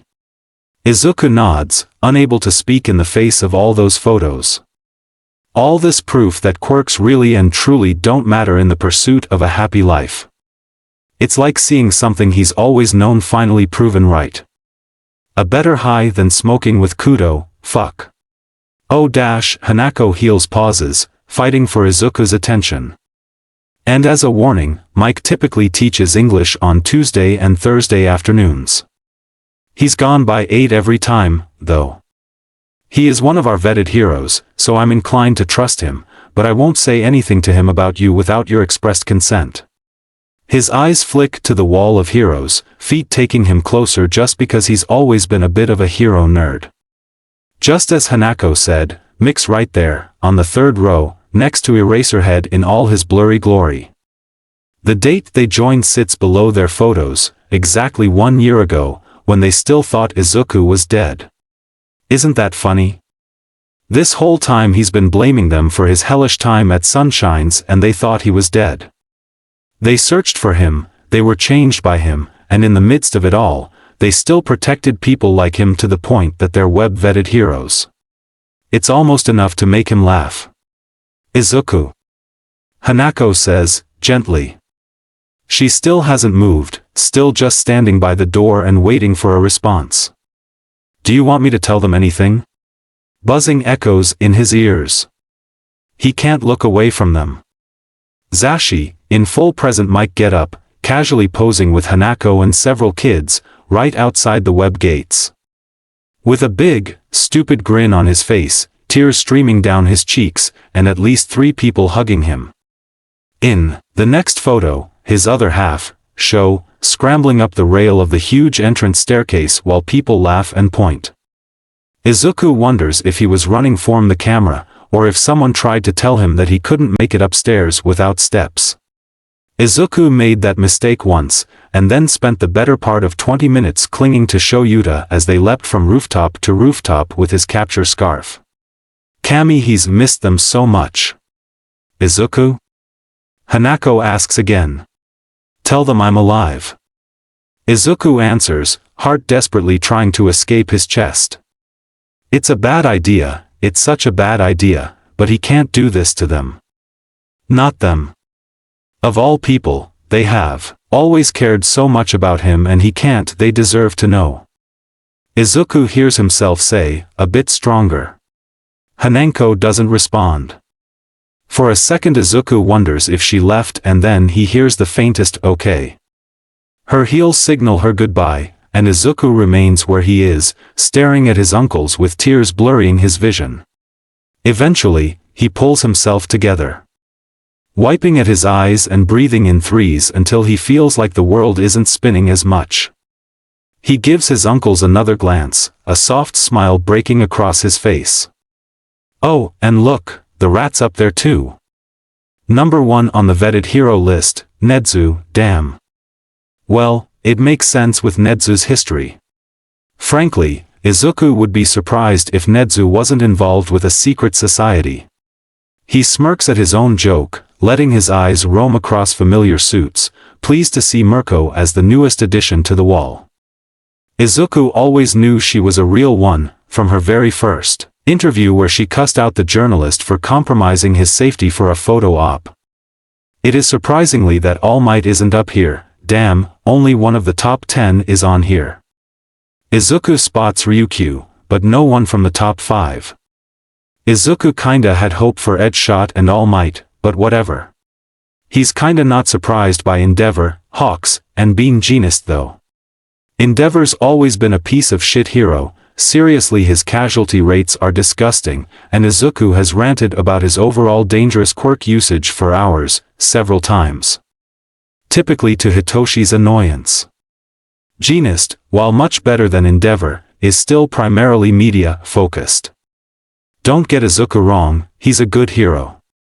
He does his job well, always prioritizes civilians, and generally is a nice person, but he still spends more time doing interviews and photo shoots for his new fashion line than he does patrolling. And look, Izuku likes Hawks. He's a great hero, with such an interesting quirk. Despite being a young hero, he's soaring through the ranks because he has incredible numbers, a near-zero casualty rate, and has yet to have a civilian injured in any fight he's been a part of. But, he's still an HC dog, so Izuku doesn't trust his ass. Apparently, the web has the same take, which is fair in his option. He wouldn't want the HC anywhere near the web anyways. They'd happily rouse riots against it, and be the first to start gleefully ripping the building apart. With a frown, Izuku glances around the wall one more time, freezing when he spots a familiar uniform in the upper right corner. And that can't be right. Izuku rubs his eyes, wondering if leftover tears and fucking with his vision or something. He looks to the wall again and, there's no way. There is no fucking way. Allure is on the wall. And it's her. Long green hair in a pretty bun, held in place with a pretty, metallic chopstick. Her bright green eyes grin at the camera, the rest of her face hidden by a painted porcelain mask. She's kneeling down between a group of kids, a much younger Hanako behind her, laughing. Allure was a web-vetted hero. Izuku tries to breathe, unable to draw air through into his lungs. She knew about this place. She knew. The little plague below her photo tells him that she worked with the web for 3 years before she died. Someone's hung up little flowers above her head, little red peonies that shadow the background of the Imagine, just above Hanako's head. She knew. Izuku was 7 when she found out and she never told him. She knew, and she took it to her fucking grave.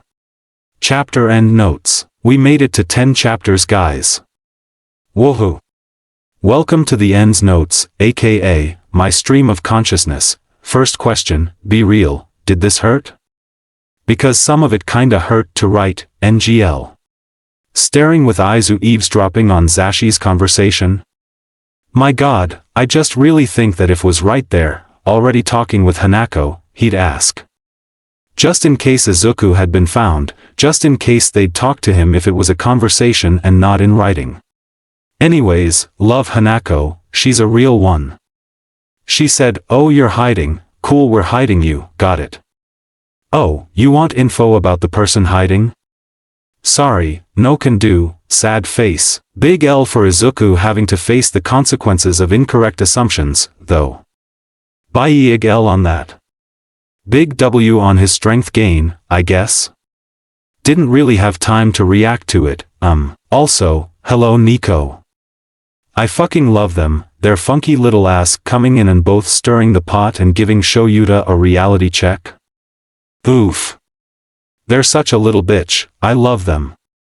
I'll be real, I don't know how often Nico is gonna pop up, but they should be around sparingly as should his hero boss, which is a weird title considering that Nezu is technically also his hero boss, but I think of the rat more like his teaching boss. Because in the FIC, Shoyuta works for UA and for one of the best underground hero agencies, more on that later though.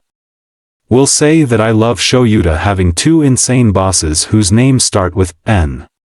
Also, not me casually giving hints to their quirk, anyways. As a side note, if you ever wonder where Izuku got his dramatic tendencies, it was in fact from Shoyuta. I wanted to use them as the kinda second intro to the underworld, so welcome to that. Sky was the first intro, Nico is the second, and the third is coming soon. And finally, we have officially finished the web's intro. Took me 10 chapters, but we did it. The Heroes Hall and the classes were the final thing to tick off my list, and the Heroes Hall, huh? How do we feel about Izuku consenting to let Zashi and Shoyuta know he's alive? It's a small bridge, but thank fuck he hasn't completely burned it, yeah, no? Also, after listening to Zashi literally beg for it, how could he say no? Come on, and allure. Oh, biggest L of the chapter for Aizu. I've kinda been hinting at it, but this chapter and next chapter are not good for Inko. She did in fact have the chance to utilize the resources of the web, but she chose not to, and she chose not to tell Izuku about it, and now Izuku knows, so, yeah. That's a thing. Anyways, sorry about that one also hurt for me. More on that next week? As always, love you guys, take care of yourselves, happy blockchain, if you know, you know, and you're a real one, and thank you for reading. See you next week. Also, we'll probably have writer and website updates sometime in the next chapter, wish me luck. The next big crack, chapter notes, warnings, fire, violence, blood, technically ambushing your friends for the greater good. See the end of the chapter for more notes. Flames stretch across shadowed bricks, morphing to make the strangest images. Izuku spots a fairy dancing, a laughing face, and a bird. In the flames he sees mountains ever-changing, flickering into new form, sometimes as steep cliffs, or two figures dancing before it smooths to hills with steep valleys. He doesn't remember how he got back to the warehouse. Nor does he remember gathering Inko's things, shoving them into the biggest metal trash can available, sprinkling in lighter fluid, and setting the whole thing ablaze. Still, Izuku sits, idly swinging his leg between the gap of his rolling chair, metal wire in one hand and graham cracker in the other. On the opposite side of his wire, a marshmallow cooks, slowly turning brown over the embers of one of Inko's favorite shirts. It's this maroon blouse, with little golden accents and flowing sleeves. She liked to wear it with this golden-fitted skirt on date nights, and now Izuku watches as bits of marshmallow slowly crust onto its ashes. Pulling back his wire, Izuku scrapes off his melted sugar glob with his cracker, breaks off a chunk of chocolate from the packet on his thigh, and completes his s'more. They always looked so appetizing. Come on, marshmallows, and chocolate, held together by a crunchy square? A literal dessert sandwich? Endorsed by the All Might as one of his favorite American classics? Izuku always knew they had to be heavenly. Inko didn't like him consuming too many sweets, so he's only had them a few times before, and he can admit that this is his worst one by far. Maybe the numbness is fucking with his sense of taste. Hell, maybe he's not even fully back in his body. Eventually he'll have to figure out everything that happened. He had to get the clothes from somewhere, and considering that he wasn't even present enough for memory, he's a little concerned at the amount of destruction he may have inflicted. An angry Midoriya out of their mind is a dangerous thing, he knows from first-hand experience. Taking a bite of his s'more, Izuku savors the marshmallow, letting a bit of melted chocolate stick to his mouth. He doesn't bother to wipe it, it really doesn't matter. What's a little mess when your whole life is a lie? Well, not all of it. Surely not all of it. Right? That's not statistically possible. So, Inko was hiding something from him. Something so big it takes up half a city block, something so important it could have changed the entire trajectory of his life, something that could have given him the extra protection she swore he needed. But it's not possible for her to lie about everything. Right? Izuku had to be faster than most kids to make sure he could outrun them. Izuku had to be stronger than most kids so he could always get back up, no matter how hard the hit. Izuku had to be smarter than the other kids in order to outthink their poorly planned violence. Izuku had to endure the hours of training, the punishments when his parents caught him slipping, the ridiculous prepping to make sure he would survive. He's quirkless, or was quirkless, and he knows from first-hand experience how quickly the world tries to snuff the quirkless out. Anything can happen, so he had to be prepared for everything that could happen. For all his life, he's been this perfect little learner, picking up all his parents' tips and tricks, knowing their goal was for him to survive no matter what. So why did Inko lie? Why keep the web to herself? They're stocked full of valuable resources that they literally give away for free. Why pretend it doesn't exist? Wouldn't she want him to have the web as a safety net? They're in the perfect position to help. They could have saved his ass at least 10 times. Are they secretly monsters or something? Izuku hasn't caught them lying yet, and yeah, it's only been like 10 days since his first introduction to the group, but he can't imagine them doing anything but helping, so why lie about it? Because she needed control. Flinching, Izuku tries to shake the thought away, reaching for another marshmallow. He stabs it through his wire, thrusts it over the open flame and tries to go about grabbing his cracker and breaking off a piece of chocolate, but the more he looks at the dying flames, the longer the thought lingers, and he's right. Kami, he feels so stupid, like the answer should have smacked him in the face years ago. Inko never let him go out by himself. She demanded to be Izuku's primary trainer as he got older, to the point where he only saw Hisashi 2 days out of the week, even before their fights started. The only reason his education was varied was because Hisashi put his foot down on the importance of learning. She decided what he ate, how he dressed, how many hours he spent physically pushing himself through hell, who he knew, what he did every damn day of his life. She's the reason Uncle Sho walked away. He's known that, it's always been somewhere buried deep in his mind. After all, he was right there, on the other side of the training room door. Eavesdropping, as always, listening to two of the most important people in his world screaming at each other. When Inko told Sho to leave, Izuku thought it was a bad joke. Some type of alternate reality quirk or something equally insane. But it wasn't a joke, because the next thing he knew, Uncle Sho was walking away and nothing about the situation was funny. She had him convinced that Sho was done with them. That he was some unnecessary force, that she could handle Izuku and Hisashi by herself, and look how that turned out. How much was she wrong about? How much did she keep him from? What else is she hiding? Blinking into the flames, Izuku slowly rises. He takes the route back to her office in a trance, barely bothering to avoid walls as he goes. For some strange reason, the flat looks different. It hasn't changed in any meaningful way. Still has the same couch, now without Inko's sweater over it. Her chair is still in the corner, with one of her knives sticking into the ruined cushion. Did he do that? He doesn't remember doing that, but he's also the only one with access to the warehouse, so it had to be him. Kami, he's probably the one who left her clothes strewn about, the half-ripped articles leaving a trail back to the bedroom. Not wanting to deal with whatever he did there, Izuku makes a beeline for the office, wincing at the shattered coffee cups on the kitchen floor. Fuck, he broke her skyward mug. Oh well, it's not like she's alive to do anything about it. Peeking his head in the office, Izuku sighs. Matcha, thankfully, doesn't have a single screen out of place. Monitors are still active, which means her systems are still up, i.e., Izuku didn't fuck up too bad. Sure, the file cabinets look a little dented and the clock in here has shattered into a million pieces, but that's fine. Izuku plops into the computer chair, rolling over broken glass and pulling up Inko files.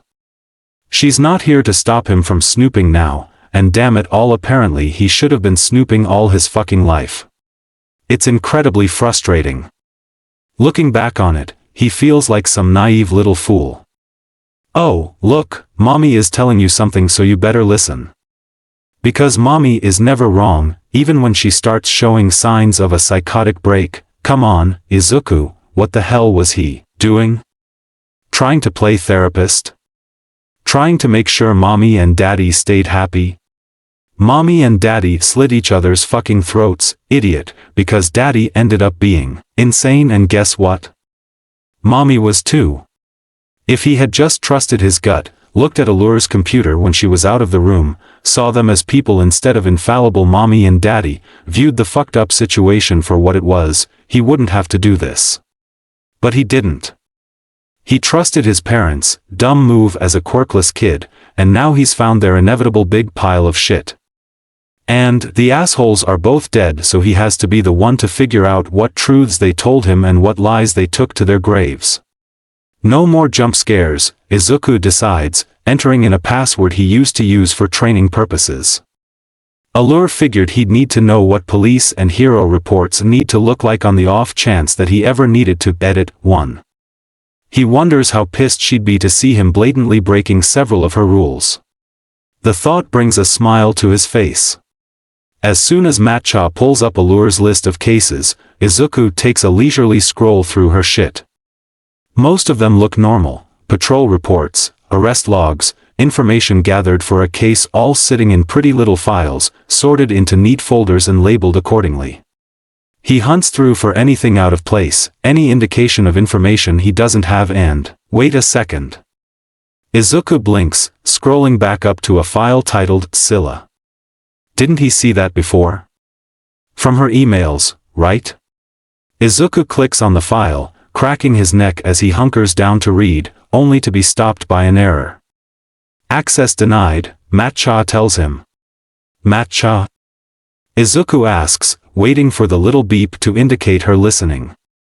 The fuck do you mean, access denied? There's a pause, another little beep. Izuku looks at the notification popping up on her right screen, scowling. It's a message, from Allure, of course. Hi, Zuzu. Looks like you found one of Mommy's special cases. Pick another file and continue your work. Love you. Feeling his eyes twitch, Izuku closes out of the message. He logs completely out of her files, closes the application, and then reopens it. At some point, by virtue of being in the same room his mother worked in, Izuku learned her password. Typing it in, Izuku immediately scrolls to the Scylla file, double-clicks it, and another password required? What the fuck, Allure? Rolling his eyes, Izuku types in her password again, only for red to flash on the screen. He frowns, reading through the message telling him that the password was incorrect. In fine print, so small Izuku has to squint to read it, the message tells him that he only has 2 attempts left before protection protocol is taken. Protection protocol? Fucking hell. Groaning, Izuku slumps back into the seat, ignoring the sound of skittering glass beneath him. She told him about this, when they were in the process of putting Matcha together. A protocol set in place on the off chance that someone tried to access Matcha's information. One that would completely wipe everything in the system, just to prevent any leaks. And she only has it on one case? There's no fucking way. Frowning, Izuku closes out of the tab. He rolls around in his chair, spotting a notebook half smushed on the floor. Picking it up, Izuku shakes shards of glass from between the pages, wiping dust from the cover. Once it's sufficiently clean, and bent back into shape, Izuku grabs a pen, numbers his pages, and starts a new entry. Parental bullshit. He notates Scylla as the first bullet point, scrolling through files and randomly clicking to see what else she has a password on. By the end of his search, he has 3 bullets: Scylla, Project Talon, and all. From there, he closes out of her case files, opening up her email. Thankfully, she's still logged in. A quick search pulls up all messages related to the 3 mysteries, giving him hope that he's at least making progress. And then he clicks on the messages, only to find them encrypted. It's some sort of code, obviously, but what type of code, he has no idea. It's not Pigpen, not Cipher, not even Vigenere. Biting the inside of his cheek, Izuku clicks out of the email, going to the next one only to find the same bullshit. It can't be in all of the emails, right? Surely Allure wouldn't invent a code for 3 cases, then use it on 103 emails, only to translate it and put the information under Matcha's protection. Cammy, damn it, that's exactly something she would do. Especially if she didn't want anyone to know she knew about it. Fucking hell, fine. So Allure's secrets are momentarily out of reach. He'll have to brush up on hacking, make sure he doesn't accidentally trip Match's security even though he's supposed to have equal access. There's gotta be a way to override Allure's utter horseshit, but he hasn't gotten to fuck around with systems in 2 years. At most, he can still get past police precinct firewalls and erase himself from camera footage, but that's nothing compared to the bullshit she could do. And Hisashi? Serpentine? Izuku laughs, running a hand through his hair. Serpentine is completely out of reach.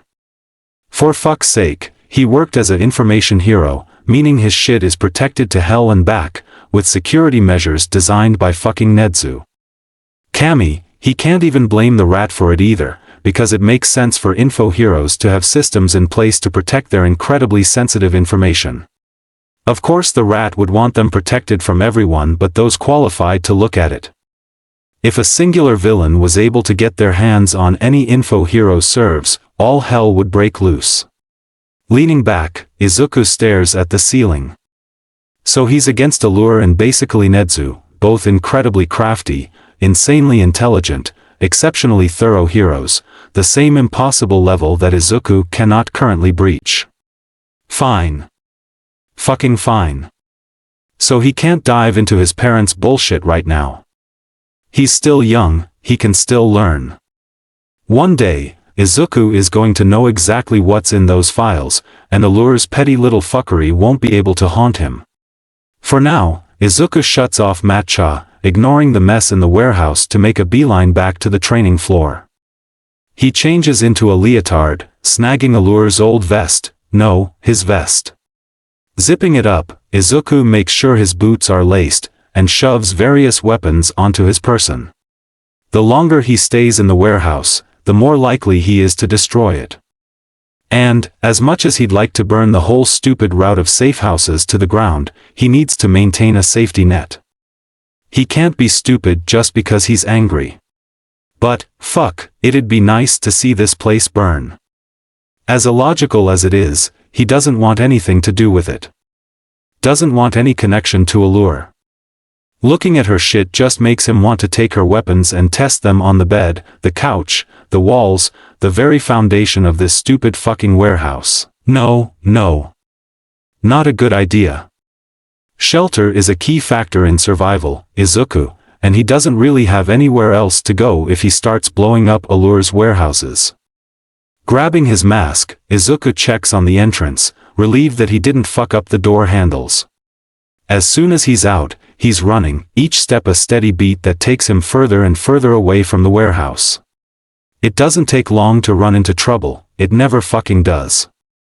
One alleyway is completely empty, the next contains 2 dudes, one with something white in a bag and the other pointing a gun at Bag Boy. Izuku doesn't even pause, rushing down the street and slamming his foot into Gun Guy's neck. He goes down instantly, and Izuku doesn't bother listening to Bag Boy ramble about how scared he was. Instead he tells the victim to call the cops, and then takes off down another street. For a while, it's a rise and repeat. Izuku runs down a vacant alley, desperately trying to keep his brain empty. Izuku inevitably runs into trouble, neutralizes the target, and leaves with instructions to call the pigs. In a way, it's kinda therapeutic. The near-constant adrenaline rushing through him, the feel of skin giving way to his knuckles, the fluid motion of swinging his staff into kneecaps. Something about it all makes him focused. Brings his mind to right here, and right now instead of all those little uncertainties. Who cares about his mom's secrets when he's breaking up a gang fight? Why worry about his dad's bullshit when he can pop the tires on unmarked, white vans? Why concern himself with the ridiculousness of it all when he's in the middle of a fight? Cracking his neck, Izuku slows to a stop. He'll rest just for a second, just to catch his breath, because despite it all his lungs do still need air or he'll get exactly 2 seconds to himself before footsteps echo down the alley. Shoving himself against the wall and away from street light, Izuku hunkers down, readying his staff. One is a behemoth of a man, skin made of rocks that shimmer despite the lack of light.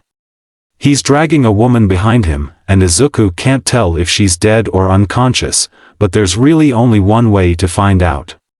Flipping 2 knives into his hands, Izuku takes aim, throwing them right at Rock Dude's eyes. Only one hits, scraping against stone and well, there goes his cover. Rock Guy drops the girl, headed directly for him, so Izuku stands, extends his staff and meets him halfway, bow staff crashing into a bulky nose. It barely phases him, but it's enough for Izuku to slam his staff against stone knees. Ow! Little fucker dash. Faster than Izuku can move, Rock Guy brings a hand down, smashing into Izuku's face. The hit sends him flying down the street, landing on his back, knocking the air out of his lungs. Panic threatens to cloud his mind, so he shuts his brain off. A shadow looms over him, and Izuku reacts on pure instinct. As soon as he can draw breath, he's dodging out of the way, snatching the knife hidden in his boot and aiming for the weakest spot near him, the backside of a rocky shin. His blade barely skinks in, so Izuku uses his staff like a hammer, putting in enough force to drive it deep into Rock Guy's leg.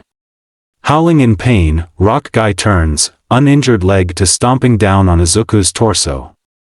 Faintly, he hears something cracking, and for a second he really thinks Rock Guy is trying to put his foot through Izuku's chest cavity. Whole body screaming in pain, Izuku reaches into his vest pocket, drawing a steel switchblade and slamming it into Rock Guy's ankle again and again and again until the pressure on his sternum is bearable. Above him, Rock Guy curses up a storm. He makes the simple mistake of reaching for the knife Izuku stuck in his shin, giving Izuku just enough room to unbalance him. With a thud that echoes down the street, Rock Guy falls on his ass.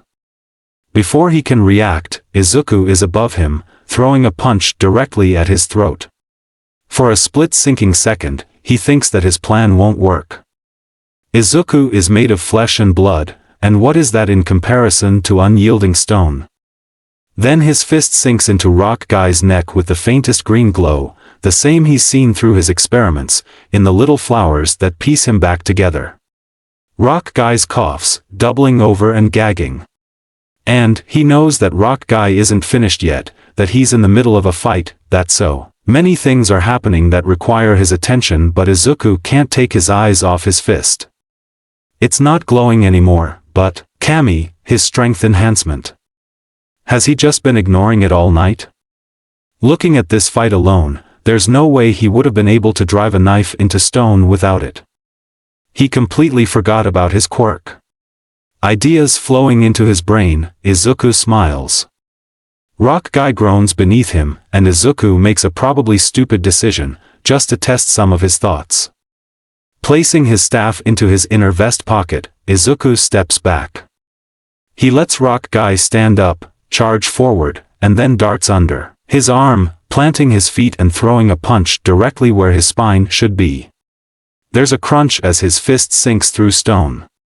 Rock Guy screams, whirling around and knocking Izuku in the face, but not pushing him away. Grin widening, Izuku blocks the second hit, wrapping both hands around Rock Guy's wrist and twisting until he hears a distinct snap. With one hand down, Rock Guy roars, trying again to kick Izuku, but Izuku's too quick. He steps back with little flourish, finally reaching for his staff, waiting until Rock Guy's face is inches away from gravel before delivering a swift blow to the back of his skull. And just like that, Rock Guy is down. All it took was not pulling his punches. And he is, in fact, strong enough to dent stone.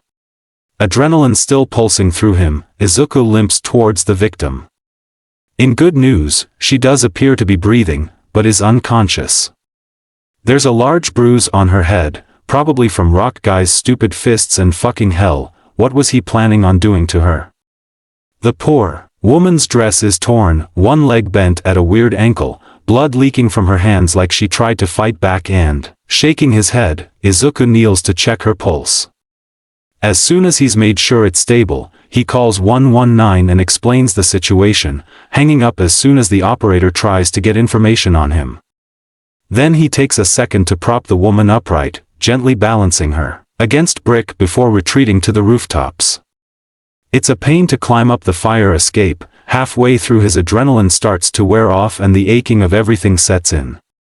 But, he doesn't have anything to tie Rock Guy up, and there's no way in hell he's leaving the woman alone with him, even if Rock Guy is unconscious, so Izuku powers through, pushing everything but the climb to the side. Eventually, he manages to pull himself over the rooftop ledge, laying on his back while he catches his breath and takes stock of himself. The entire left side of his face is pulsing, and his left eye is already swelling. His torso feels like it's going to fall straight out of his body if he moves another muscle. With each breath he can feel something sloshing in his lungs, and he's wheezing like a long-term smoker, not a good sign. To top it off, his legs don't really feel like they're connected to his body. Whatever. As soon as the police come and go, Izuku can slit his throat and fix everything. He breathes in deeply, allowing the pain to course through him, keeping an ear out for anyone moving down below. Sirens echo through the street as flashes of red and blue light up the buildings. Izuku closes his eyes, tuning them out to focus on his breathing. Kinda sucks that he can't move right now, but in a few seconds he should be good. As sirens disappear, Izuku relaxes, only for an uncomfortable feeling to creep over his skin, making pins and needles in the few spaces that don't ache. He's being watched. By who? He has no idea. For fuck's sake, he can barely open his eyes. Fuck, he was so invested in keeping his brain off that he hasn't been paying attention to his surroundings the entire night. Meaning they could have been following him for hours, and his stupid ass wouldn't have noticed. Honestly, if they come forward and kill him, it'll just save him the trouble of killing himself. Maybe he can negotiate with them? A lot of people seem down to kill kids these days. It couldn't hurt to try his luck. Peeling his eyes open, Izuku lazily looks around the area. He can't really see much lying down, but he can catch the tops of buildings higher than the one he's on. Kami, he's gonna have to move to figure out who's looking at him, for fuck's sake.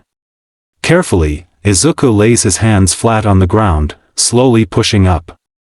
Arms throbbing in protest, Izuku maintains his slow and steady pace. He makes it about halfway up before a searing stab rips through his stomach. Jolting, and only making the pain worse, Izuku snaps into a fetal position, hands clutching at his sides, head pressed into concrete. Fuck, this fucking hurts. Is he going to throw up? It kinda feels like he needs to, but that could just be the dizzy, loopy feeling. Okay, breathe, Izuku. It's only going to get worse if he doesn't breathe. Something scuffs against the rooftop, drawing all of Izuku's attention to one point. Someone is on the roof with him, fucking hell. Someone is right there, and he can't even sit up, fucking hell. You alive? The voice is gruff, but unfamiliar. Small favors, Izuku doesn't really think he can handle any more trips to the past right now. He manages a small groan in response, tensing up as clothing shuffles near him. Alright, kid, hang on. I can help you, but you attack me, you die. Before Izuku can comprehend the threat, a hand is on his shoulder, forcing him up. He'd like to complain about it, but he can't do that with aches cutting off his voice and blurring his vision. The hand on his shoulder steadies him, leaning him against what he assumes in the rooftop ledge, gentle despite it all. They let loose a long whistle. Damn, I thought you blocked most of Stonehead's hits. Izuku blinks away the spots in his vision, trying to glare. When he can finally see again, the stranger isn't even looking at him. They're rifling through their pockets, a small hoard of medical supplies already gathered at Izuku's feet. Some type of hero, clearly, but not one Izuku recalls, a rare occurrence. The mask is strange, not a typical HC-approved one, given that it's literally two panels merging to completely hide the individual's face. Maybe? Either way, the figure finishes their hunt, sinking to the ground and taking the cap off a spray bottle. You're not gone off me, huh? Izuku manages. Ignoring him, the stranger sprays something burning on Izuku's leg, putting two fingers over his left eye and doing the same to his face. You've been saving Sky's girls. They say when they're done, already opening a fresh gauze pack. That means you stay alive. I do know, Sky. The figure snorts, easing Izuku's arm up and hastily wrapping it. They're applying good pressure, should stop the bleeding for now, but Izuku doesn't know what the hell they're gonna do about his stomach, or his head, if he's honest. Not many get the pleasure. Leaning him forward, they start cleaning his face. As much as he'd like to protest having his vision blocked, the smell of alcohol pads is actually pretty grounding, and he's not exactly in the position to fight back. Seriously, he's kinda shocked this person is actually helping him. They continue their work in silence, leaning him back and slowly stretching out his legs to check for damage. Izuku flexes his arms while they look, stretching his neck and feeling each of his muscles move. They're not screaming anymore, just pulsing with a dulling ache, more than he hoped for if he's being honest. Damn, what was in that spray? Can you stand? The maybe hero asks, already packing away their supplies. Izuku shrugs, but accepts the offered hand. Everything goes black as soon as he's pulled to his feet, but he still has enough presence to grip the stranger's arm, breathing in threes until he can make out the red sash around the stranger's waist. Kid dash, am good. Izuku mumbles. You need to go to the hospital. Izuku shakes his head, absolutely not.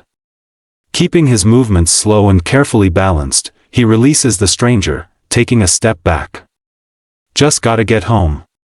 There's a huff, but the maybe hero doesn't protest.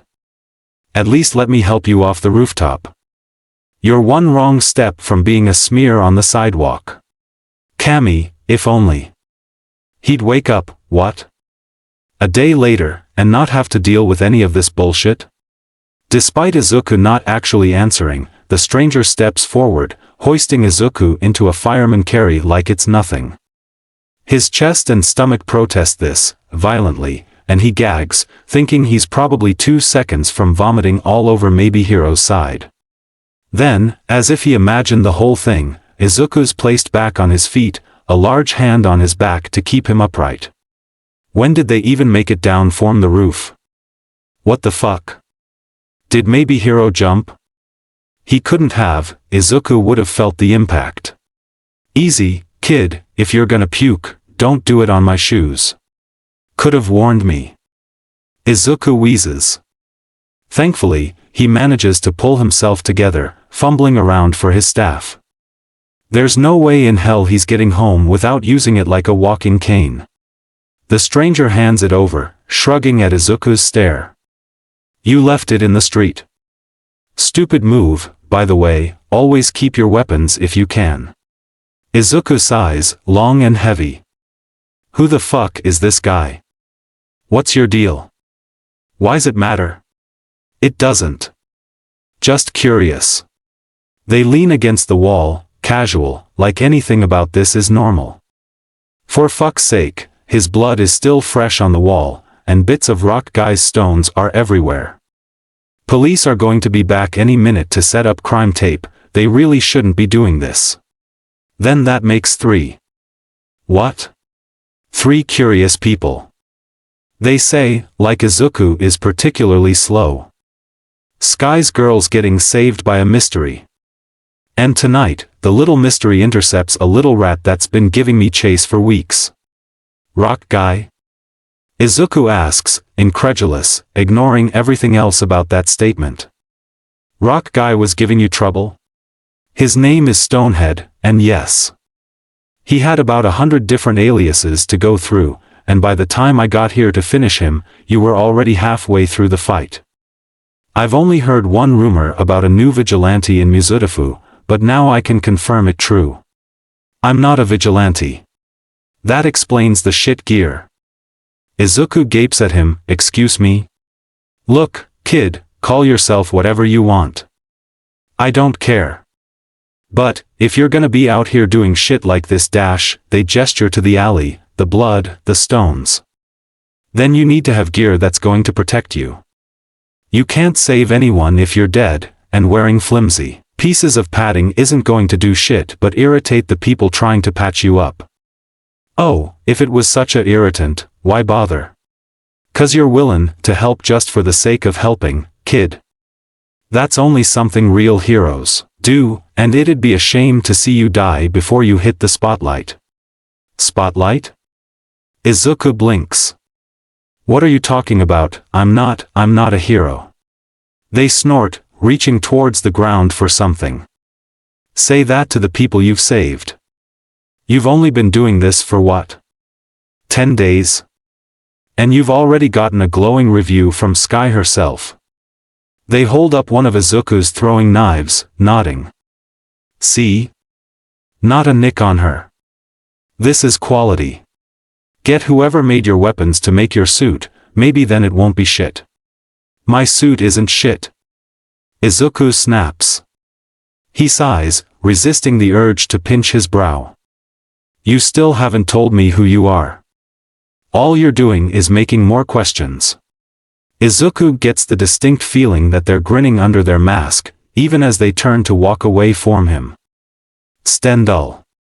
Get home safe, kid, no sense in a good hero dying. And then Stendhal jumps to a streetlight, propelling himself into the air.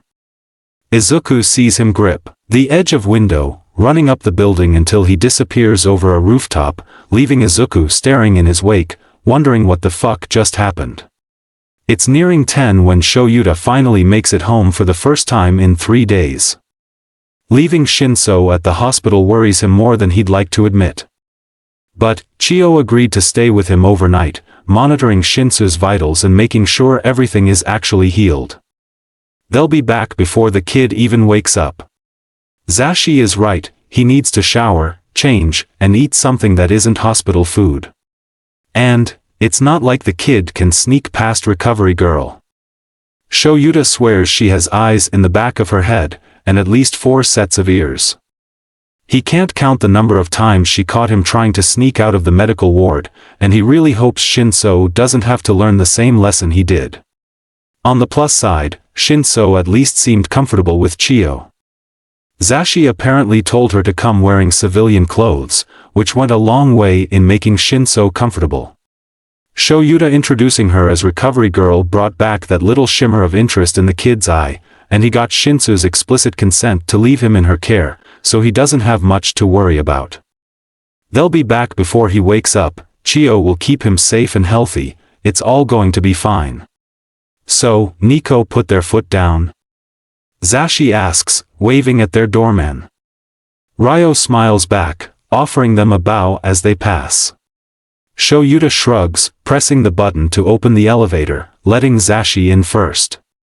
Something like that.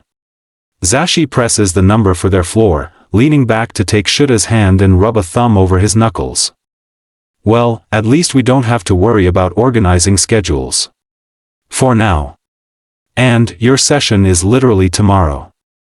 Well, technically later today. Is it past midnight yet? Shoyuta checks his watch, holding up his wrist so Zashi can see they're well past midnight. 1:45 a.m. to be exact. Zashi groans, leaning his head on Shuta's shoulder. Okay, so you have a little over 13 hours. It'll be enough time. Shoyuta mummers, pressing a kiss to golden hair. We'll get some sleep, get Shinso home, let him get settled for a few hours. The appointment shouldn't take longer than an hour, and then I'll be back. Do you think he'll be comfortable alone with me? I don't see why he wouldn't be. The elevator dings, opening its door. Zashi drops his hand, leading the way to their apartment. His shoulders are tense, and his pace slower than usual, which would be concerning if Shoyuta wasn't in the exact same boat. They're both exhausted, stressed, and slightly overwhelmed. He'll have to make it up to Zashi later. Maybe they can do that couple massage thing Nem's always whining about. Take a little vacation or something once Shinso's comfortable with them. Until then, he can probably manage a few small things, breakfast in bed, pre-made baths, movie nights with all his husband's cheesy favorites. Would Shinso like any of them? Maybe the last one can be like a group activity. Family movie night is a thing, right? Before we go in, Zashi begins, already typing in their code and leaning in for the retinal scan. Just remember that I love you, want the best for you, always, and well, I'll be making your special coffee for the next week, so remember that. Shoyuta blinks. That's suspicious. What?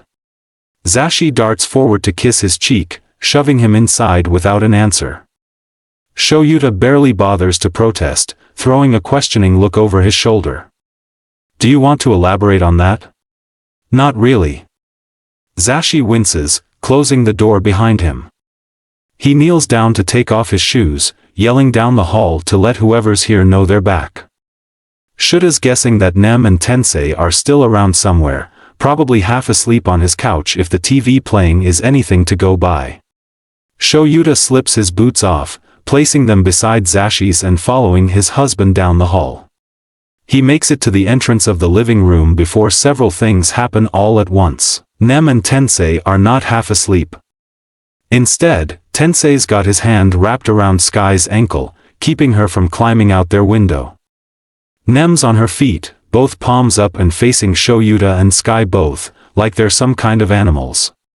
Zashi sighs, long and deep enough to rival an average Shuta sigh.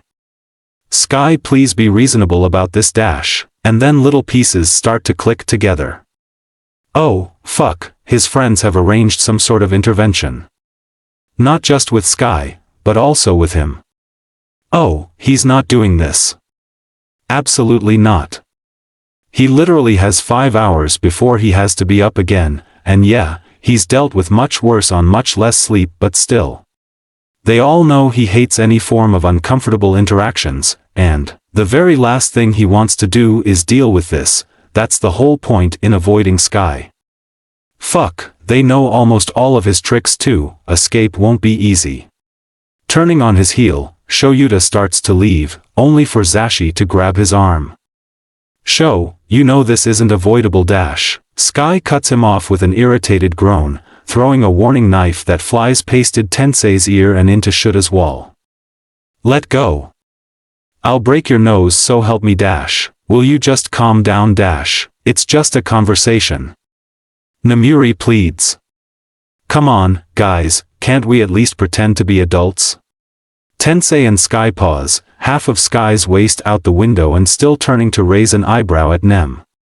This coming from you? Shoyuta recognizes the opportunity for what it is, trying to slip away from Zashi as Tensei has a similar reaction, planting his feet and using both arms to physically pry Sky back indoors. This is getting nowhere. Zashi grunts, flipping his grip and spinning Shoyuta a full 180 back into the room. Sky jumps from Tensei's hold, making a mad dash for the window again. Namuri materializes between her and the glass, slamming it shut and flipping her middle finger at Shoyuta as Sky's hair starts to spark with lightning. You're not helping. You're the ones ambushing us. Only because you two are acting like children. Tensei snaps, using his jets to propel himself over Zashi's special coffee table, preventing Shuta's escape once again. And okay, if they're not gonna let him walk away from this, he's going to have to take another route. Eyeing the ceiling to see if he can get a good grip, Shoyuta starts to unwind his capture scarf.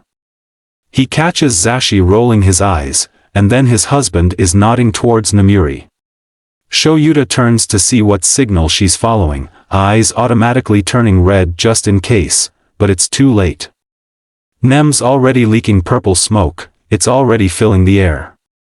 Shoyuta goes to cover his nose, even though he knows it's useless. Nem's quirk has a smell that penetrates most fabrics, lingers in hair, seeping through everything but actual gas masks. Turning to glare at his husband, Shoyuta feels his legs start to give out. Zashi catches him, mask already over his nose and an apology in his eyes. He presses a kiss to Shuta's temple, muttering something about getting it over with, and then Shoyuta is off to dreamland, cursing his friends to hell and back as he goes. Chapter end notes. Hi, sorry for the impromptu week off. My payment for the writing service I use got declined because, job loss combined with unemployment taking their sweet time to pay anyone. So my stories were inaccessible to me until I got the money to pay it. Thanks, Capitalism, uneasy face anyways, I got a kinda job. Saying kinda because it's not a 9-5, but here's to being able to pay bills. A lot happens in this chapter. We have Inko's 3 special cases revealed. Izuku's starting to reflect on his relationship with his parents. Not great, won't lie, a little tidbit of the big fight that led to Shoyuta and Izuku losing contact, Izuku's insufficient skills, that he's not happy about. A little bit of a metric for how strong Izuku's quirk has made him, and if you spotted the other thing about the quirk, more on that later, winky face. The rock guy fight? Aizu and Shoyuta do share the bad at naming gene, hence their nicknames for criminals. Also, in all the fics I've poured through, bitch's stain is one of my favorite concepts. I can't say more on the subject without spoiling things, but bitch's stain, folks 0 to the power of 0. Seriously, I did debate for the longest on how much I wanted him to be involved, and I've had about 50 different ideas for his arch, but this is the one I'm going with. Also, here's hoping Izuku takes his advice about gear. Finally, Sho getting convinced to stop avoiding his friend? A conversation? Disgusting, wonder how that's gonna go. Anyways, thanks for reading. Hope everyone is doing okay. As a heads up, the next chapter is probably going to be a week late, just because I'm currently getting my footing at said new job, and trying to catch up past due bills. Feel free to shout at me about it on Tumblr at NotSoSecretWonderland, or the other one, if you can find it winky face. See you soon. What it takes to break. Chapter summary. Heads up. Necessary spoilers. The middle of this gets kinda dark. If you're uncomfortable reading blatant murder, please skip Izuku's POV. I will give a description of the important bits in the end notes. Chapter notes. Warnings. Blood, gore, murder, PTSD flashbacks, death. See the end of the chapter for more notes. Blinking awake, Shoyuta keeps himself perfectly still, instincts kicking in as his brain slowly comes to. Last thing he remembers, he was in his apartment, and Nem was gassing him. Which, understandable, still rude as fuck, and Shoyuta is absolutely making her weak, and Tensei's weak, and maybe even Hizashi's weak terrifying, but whatever. That doesn't explain the bands he can feel around his arms and ankles, or the body behind him. Someone's head leans against his, another person probably tied up, so at least he's not alone in this. The smell is familiar. Hints of cinnamon linger on the edge of everything, citrus, lemon, specifically, is coming somewhere from his left. That's good. It's his house, he'd recognize that smell anywhere, even if it is a bit confusing. Why is he tied up in his own home? The person behind him. Hm.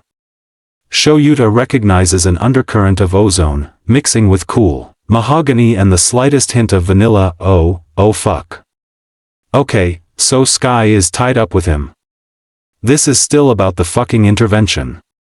Resisting the urge to groan, Shoyuta snaps the pieces together. In truth, he highly doubts he's in a dangerous situation. Even if a villain was able to sneak past the building's security, the other dozen or so heroes on various floors, and somehow override the key and iris lock, they'd still have to get through his idiots. Present Mike, who can blast skin away with a single note. Ingenium, one of the fastest heroes in the country. Midnight, who only needs half a breath to knock someone unconscious. Despite their, at times, blatant stupidity, they're all forces to be reckoned with, and if they're protecting something, Shuta's pretty sure they'd go lethal before letting a single fly past their defense. Relaxing, but not lowering his guard for that very reason, Shoyuta opens his eyes. He's met with a view of his own living room. Zashi's perched on one end of their red couch, feet tucked into his favorite yellow blanket and miso stretched across his lap. His breaths come out in even little puffs, the little half-snore thing that Shoyuta finds absolutely adorable. He spots the orange band of Zashi's hearing aids, meaning he'll still be able to hear any noise Shoyuta makes. With his hearing aids? A chair squeaking 3 rooms over would wake him. But without them? Zashi can sleep through a tsunami. Dragging his eyes away from his sleeping husband, Shoyuta searches for any sign of Tensei and Namuri. Glancing in the corner mirror reveals Namuri, asleep on the blue couch behind him, facing sky. She's half buried under Shuta's weighted blanket, the little thief. A small condolence is Dumpster's tail in her mouth, loafing directly on her chest, hopefully choking her. So they divided to conquer. Tied him and Sky together while they were unconscious, just to curl up and fall asleep on watch duty. Unbelievable. He doesn't hear the telltale rippling exhaust that follows Tensei's engines everywhere. Even in his sleep, Tensei can never fully shut them off, constantly heating up a room and forever maintaining a hum around his arms. He has these old scars around them that breaks the hums into little half-patterns, simply from forgetting to drink his grapefruit juice. Without fuel to run through his engines, they tried to run off his own blood, burning ridges into his skin. It wasn't a pretty scene, but as a result, the four of them have always kept juice in stock for him. That being said, Shoyuta doesn't hear anyone fumbling around in the kitchen. Honestly, the whole house is quiet. Besides Nem and Zashi's snoring, of course. Is Tensei even here? Knocking his head back against Sky's, Shoyuta huffs. Time to begin the irritating task of removing himself from this situation. He starts to wiggle his hands, twisting his wrist against knots to test their strength, immediately feeling the rope tightening around his skin. Shit, and he doesn't feel his knife in his pocket. They're professional knots, a pain in the ass, but at least they're somewhat comfortable. Kinda makes him feel special. 3 limelights using hero-grade ropes to keep their under an information broker comfortable. Ah, who's he kidding? Nem probably picked the rope because it tightens in response to any loosening, keeping an individual nice, secure, and most importantly in place. It's Shuta's favorite brand, too, specifically because it restrains, but doesn't tighten enough to cause permanent damage. He'd recognize the tri-braided pattern anywhere. Honestly, he won't be surprised if this is one of his. Zashi knows where he keeps his hero shit in their apartment, and using Shuta's own tactics against him has long been a favorite argument method of his husband. Incredibly irritating, but woefully effective. That's probably why his emergency knife is gone. Nem's the one who tied the ropes, based on the sheer fact that they're still on, meaning escape is near improbable. She's been leagues better at knots than all of them since high school. Shuta's always thought it was a kink thing, but he's never been drunk enough to ask. Either way, the ropes are tight and keep getting tighter, straining against numb wrists as he reluctantly slouches. He feels more than sees Sky's head unbalance in response to his movements, the small jolt that goes through her, followed by the sensation of ropes sinking into flesh as she tries the same escape he did. Not gonna work. Shoyuta mummers, quiet, because Zashi is still sleeping.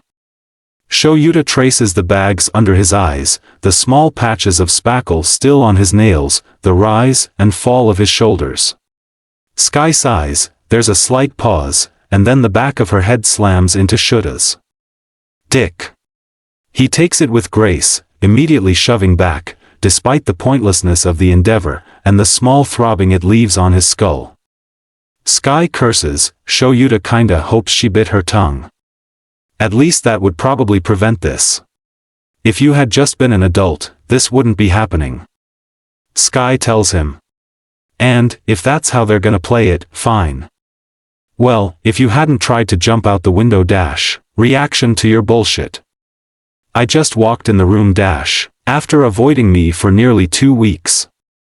Sky hisses, thankfully keeping her voice low. Do you have any idea how much shit you've missed? Shoyuta sighs, long and heavy, hating every second of this. No. He grits out, no, I don't. His admittance seems to appease Sky for now, as she takes the opportunity to twist, using his shoulder like a fucking pillow. She's too short for him to reciprocate. Asshole. Heard you found a kid, not the right kid, but still a good one. Shoyuta hums, Zashi tell you? He made me and Nem help with basics. That brings a smile to Shura's face, imaging Sky panicking before the minefield of a shopping mall. Oh, the horror! Sky snorts, lifting her head just to drop it back on his shoulder, sending a small shock of lightning through the fabric. I saw my life flash before my eyes. Twice.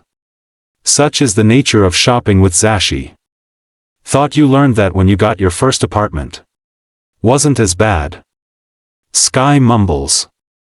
You bullied him into letting us clean before they came with the frilly shit, remember? Don't know if dust-covered baseboards are better or worse than afternoon at the mall. We made Tensei do the gross stuff. Well, until dust clogged his engines. Sky chuckles, at least the impromptu hospital visit got us out of both. Shoyuta huffs, fond grin steadily growing on his face. Ida-san was pissed. Couldn't believe her son didn't think to cover them before cleaning. It's Tensei. Sky retorts. He hasn't thought a day in his life. Untrue. Remember airbag butt? Barking out a laugh, Sky nods. She takes a second to calm down, likely remembering a much younger Tensei with his pants inflated beyond all imagination, before the inevitable rip that left him flying through UA desperately trying to keep his ruined pants up. Oboro begged him to keep it. She says, as fond as she always is when speaking of late brother, the grief that used to coat Oboro's name a mere undercurrent now. Shoyuta remembers when she couldn't even look at his pictures, much less talk about him. Wanted him to change his name to, Kami, what was it? Turbo Rump. Shoyuta grins. He remembers the 3-week campaign Oboro undertook, in the name of comedy. Nem was on his side, if Shoyuta remembers correctly. He tried to stay out it, but when Zashi jumped on the bandwagon, he did too, such is the power of teenage crushes. Sky, despite being 2 years under them, was the only voice of reason. She laughs, quiet and so incredibly fond. He'd kick you ass for ignoring me, you know. He tried to, once. Shoyuta reminds her, when you started getting interesting in being an under. Followed me around for a month yapping my ear off about his little sister learning fighting moves from someone he trusted. You caved in the end. Only because he got Zashi involved. Sky shrugs, you would have done it anyways. Shoyuta doesn't reply, mainly because she's right. If anything, Oboro nagging him made the whole process much longer. He still thinks it's a shame.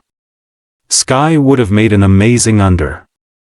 She thinks before she acts, most of the time, has this ability to make connections that always benefit her, holds her cards tight to chest and is one of the few that can take him in a fight, Quirk or not. More than that, Sky cares. So much it baffles Shoyuta at times, the details she puts into her information packets, the countless nights without sleep just to find the answer, the priority of her girl's safety above everything, always. She would have been a wonderful hero. Is. Sky swallows, a slight change in her tone that has Shoyuta tensing. Is he why you've been an ass? Him and Izu? Groaning, Shoyuta lolls his head to the side, bouncing against the cloud of Sky's hair. Doesn't matter. Does too. Sky huffs. Your Eraserhead, you've only gone rogue twice once. My record states it was only one time. Yeah, 'cause Nezu edited it for you. Shura's eyes narrow, but honestly he's not surprised. The real question isn't why Sky knows, she sticks her nose into everything. So, Shoyuta get to the point. How do you know about that? Come on, Sho. Sky snorts.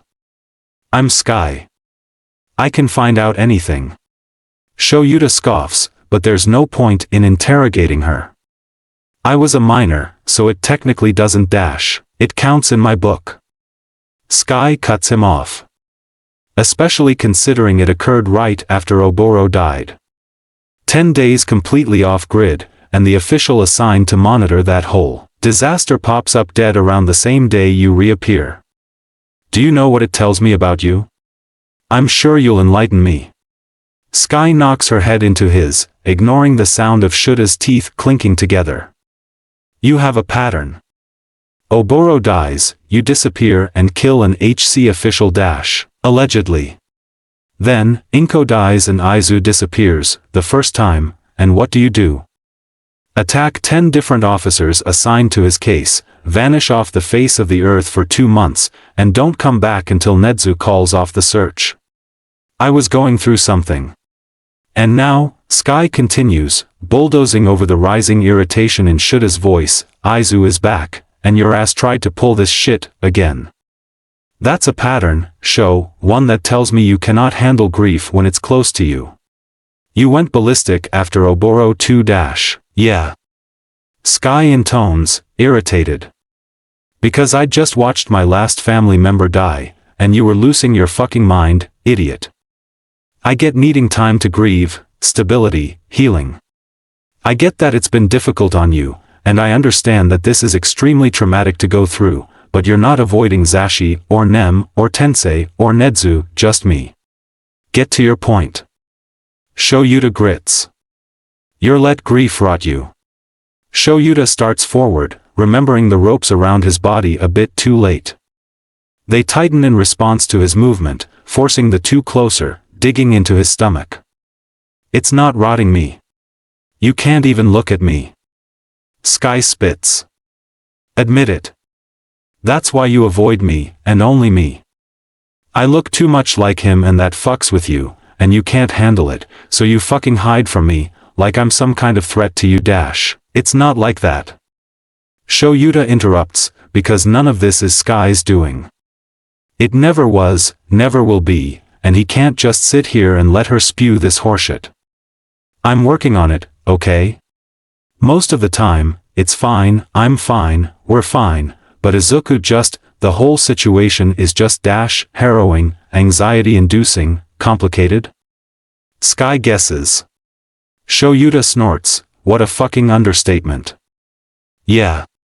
He answers, hating the vulnerability creeping up his spine. Yeah, that's one way to put it.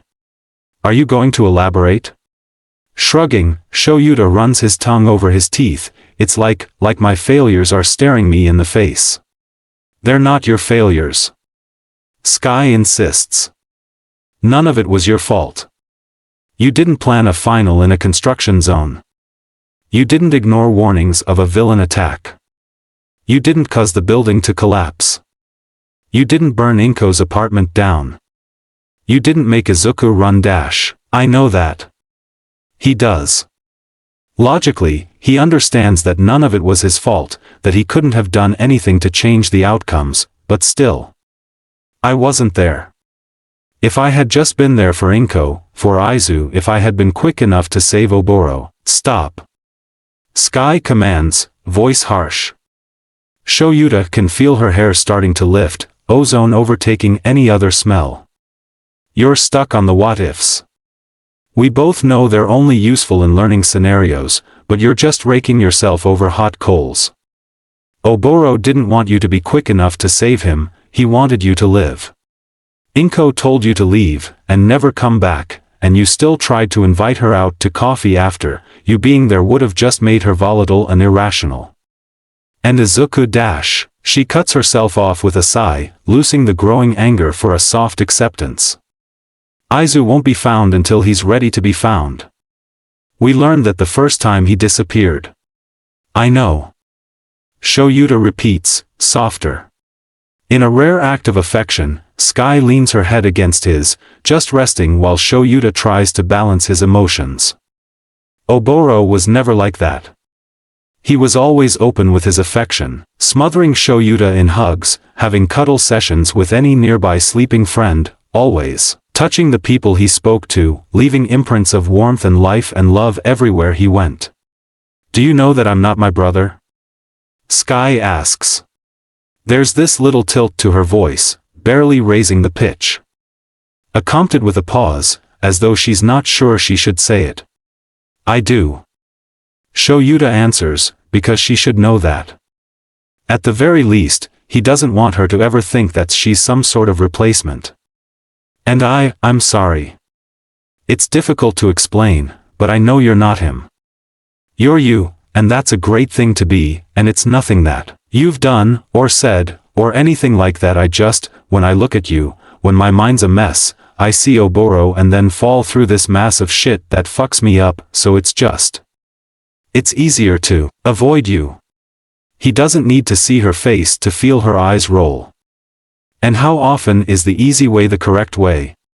Shoyuta groans, hating that he taught her that phrase. Kami, he uses that line on his students. This is disgusting. Still, Sky deserves an answer, so Shoyuta gives one, as dry as he physically deliver a word. Rarely. Are you going to keep doing this? It'd be kinda stupid if I did. Nico made that very clear. Sky winces, I can talk to them. No point. I'm benched until Inui clears me. Damn, Sky whistles. Makes sense, though. You do look like shit. Thanks. Sky gasps, finally picking her head up, inadvertently tightening their ropes as she starts. Wait, did they get to meet your kid before me? I mean, they were at the hospital dash. That dick. She huffs, probably didn't even get the kid a welcome gift, did they? Shoyuta shrugs, neither agreeing or disagreeing. He's sure that in Nico's mind, the snacks left for Shoyuta to clean up counted. Considering that Shinso didn't eat any of them, he'd disagree, but whatever. He and Zashi will get the kid welcome gifts, and as much as he doesn't want to consider the outcome of it, his friends probably will too. Hopefully, it won't result in destruction. He can vet the gifts if necessary. Tell me about him. Sky demands. Shoyuta does, mainly because there's nothing to hear but wait for Zashi or Nem to wake up. Any attempt he makes to escape his confines will just end in the ropes tightening, making him and his fellow captive uncomfortable. So he talks. Tells her about the horrid condition he found the kid in, about the muzzle, the hospital, the bullshit. About the kid's penchant for coffee-flavored things, his little smile at a completed sunflower puzzle, his nervousness, his little monologue that made Shoyuta want to break his foster's noses. She listens quietly, chiming in with little noises of anger each time it gets worse. Any word on the aunt yet? Kid hasn't made a decision. Zashi told me that Nezu's did a background search, seems to be decent, but we're leaving it up to him. Sky hums, I can try to get you info on her, if you want. It'll have to wait until my current little project is over, but that shouldn't take too long. Your project? Shoyuta asks. It's some kid playing vigilante. But, he's saved a handful of my girls, so he deserves thanks. And maybe a small warning, especially if Stendhal's tellin' the truth. You're still in contact with him? Sky whacks her head against his. Yes. He has good information, and he hasn't gone insane. Yet. Shoyuta mumbles. The last time he saw Stendhal, the bastard was cutting down a villain. And, Shoyuta, understands to an extent. Sometimes, there is not choice. Sometimes, a villain gets up, keeps getting up, keeps killing, keeps causing destruction until they're physically unable to. In rare cases, some still wreak havoc when bound, when Shoyuta is doing his damnedest to reason with them. When they are clinging to violence, harm, and brutality with bare bones and broken teeth. In those rare cases, Shoyuta understands killing. He never likes to, avoids it at all costs, can never forget them, but when they don't give him the option for mercy, he has to take the only other option he has. It's why going lethal is such a huge part of law and ethics lessons. If it was personal, Shoyuta would understand. If Stendhal slipped, just one or twice, because of some big dramatic reasons, Shoyuta would understand. If it was small things, like attacking the officers trying to toss away family after spending an hour identifying the charred corpse of his sister, or if he went to speak with a certain individual that got his best friend killed, and decided not to jump after them when they run off a building. That, Shoyuta could understand. But those are really the only two instances where going lethal seems reasonable. 1. The answer to the question, what happens when the objective isn't obtainable? The other, a high-stress scenario where the situation is dire and the act seems genuinely rational. Stendhal doesn't think along those lines. The vigilante, possible villain, enjoys the kill. Shoyuta doesn't think he'll ever forget the image of that maniac, standing over the corpse of a mere mugger, stabbing his katana down again and again and again, only to lick the blood off, this rabid smile on his face. Pushing the imagine out of his mind, Shoyuta holds his tongue. He can pressure Sky about her connections later, when they're not bound in his own home. Think they'd wake up if we screamed? Sky muses. And, on that note, how would you feel about a teensy little storm in your apartment? Shoyuta sighs, glancing at Zashi. He would like to sleep in their bed tonight, preferably with his husband. And, really, it's not like there's any other way to wake him up. Don't scare my cats and it should be fine. Stumbling over nothing, Izuku lets his bow staff catch him, stopping for a second just to lean and breathe. Thus far, the track back to the warehouse has been harrowing. In his stupor, he ran a good 30 blocks, ending in a maze that he can only decipher thanks to street signs. Part of him wishes he could call a cab or something, but unfortunately, he's on his own. Head pounding, Izuku valiantly makes another step, holding his breath so he doesn't gag as he presses forward. Fucking hell, Stone Guy got him. Everything aches, from everywhere, but Izuku would only rate it a 5 out of 10 on his worsts list. Yeah, it hurts, but Stone Guy at least didn't ridicule, trick, or play some elaborate scheme on him. He was upfront about his horrendous intentions from the get-go. Plus, Izuku may feel like a half-frozen shit, but he dented the poor dude's chest, and sent him to jail, so really, he'll take his aches. He's maybe 10 blocks away from the warehouse when he hears a scream. Instincts bring him closer, even as he stumbles over his own aching feet. For a moment he wonders if he should even bother. At most, he's run into a few muggers, a couple of drug dealers selling the type of shit that fucks up lives, a couple of would-be murders, nothing too bad, excluding Stone Guy. What good is he right now anyways? He can barely keep himself upright and then, pleading.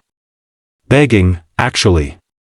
Izuku starts forward, trying to hurry, because someone is getting hurt, badly. They're pleading for their lives, and it's only a street over. What's a little blinding pain when someone needs him? He can make it in time, figure something out, at the bare minimum he can act as a distraction until the victim gets away and he turns a corner, breath wheezing as he takes in the scene. There's this guy. Brown hair covering his face, half propped by the back of a brick building. The streetlight on the other side of the alley flashes periodically, gleaming over the top of a puddle, little stains running between brick angles, falling from the hand buried deep into a suit jacket. Izuku follows that hand, clad in back leather, the ripple of the same fabric traveling up an arm. Most of the figure is clocked by a black jacket, but he spots tips of blades peeking out of a steel-toed boot, a whip dangling and still dripping. Shaking fingers fumble for his knife, the same one he fleetingly remembers being good quality. His arm weeps as he throws it, this pitiful little toss that barely makes it to the mouth of the alley. Steel clatters uselessly to the floor, nowhere close to its mark. A chuckle sounds through the air. The figure turns, slowly, yellow eyes glowing underneath a simple red spiral mask. They size him up, and Izuku belatedly realizes that he's not a threat. Not to this asshole, not like he is right now, mangled and barely able to hold himself up. The figure pulls back, twisting the hilt in his hand before ripping this needle-thin skewer out of a trembling body. Even with his heart beating in his ears, Izuku can hear the sick sound of the uneven pull, blood splattering across the ground like rain droplets, the croak, the wheeze that comes from that too-still body, the huff of irritation as another breath is drawn. He manages one step forward, glowing eyes narrow on his staff, and for a moment Izuku wonders what's making everything so slow. You don't have to interfere. Swirly muses, voice low and timbre, like velvet. It doesn't suit him.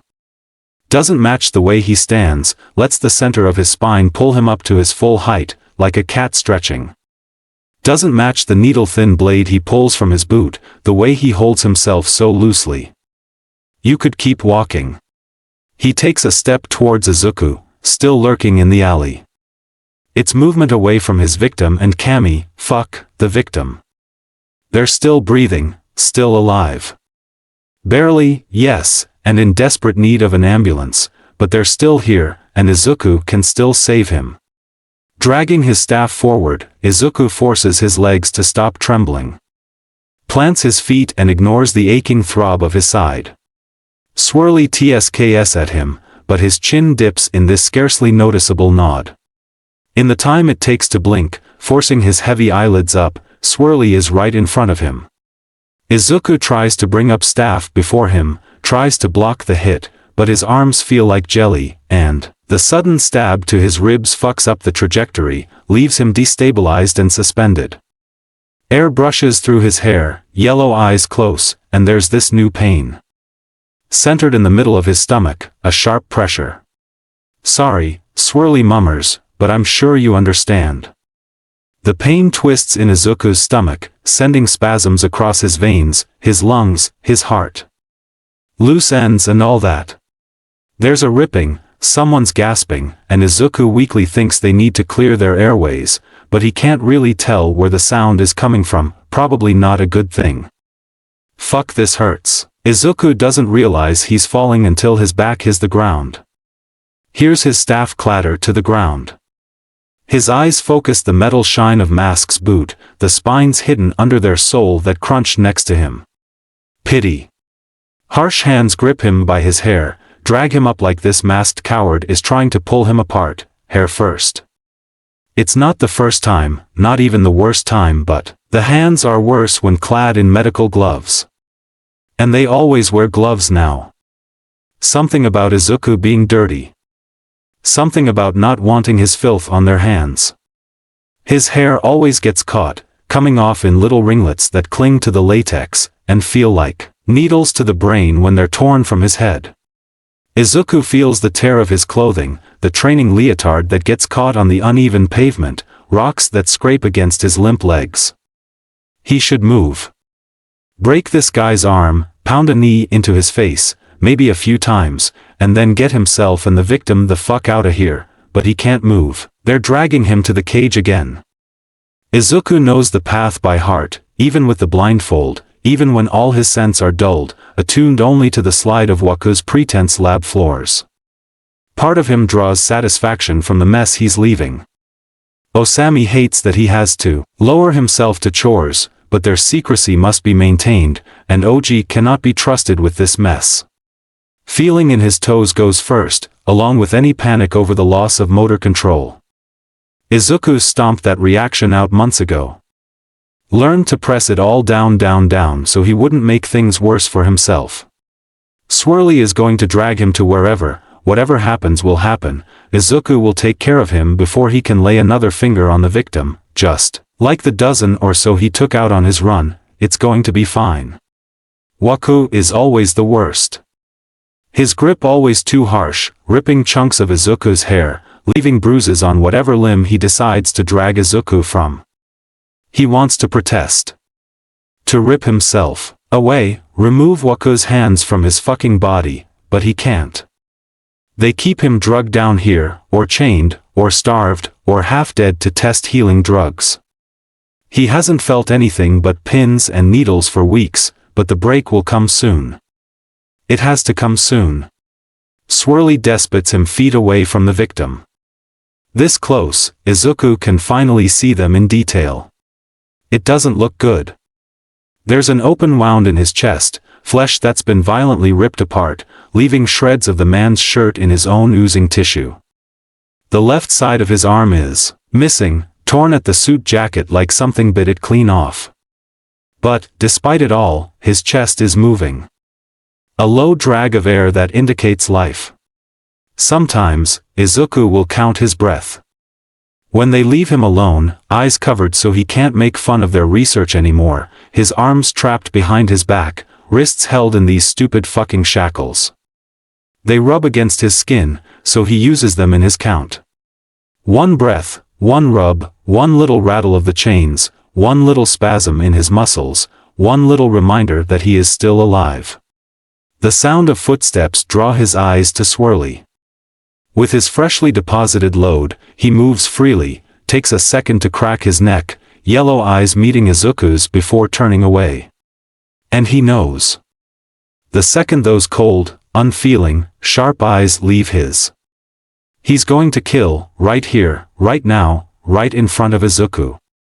His coat falls to the side as he reaches for another hilt, another one of those needle knives flash in the streetlight. This close, Izuku can see the rigid edge of teeth disrupting the smooth metal. And no.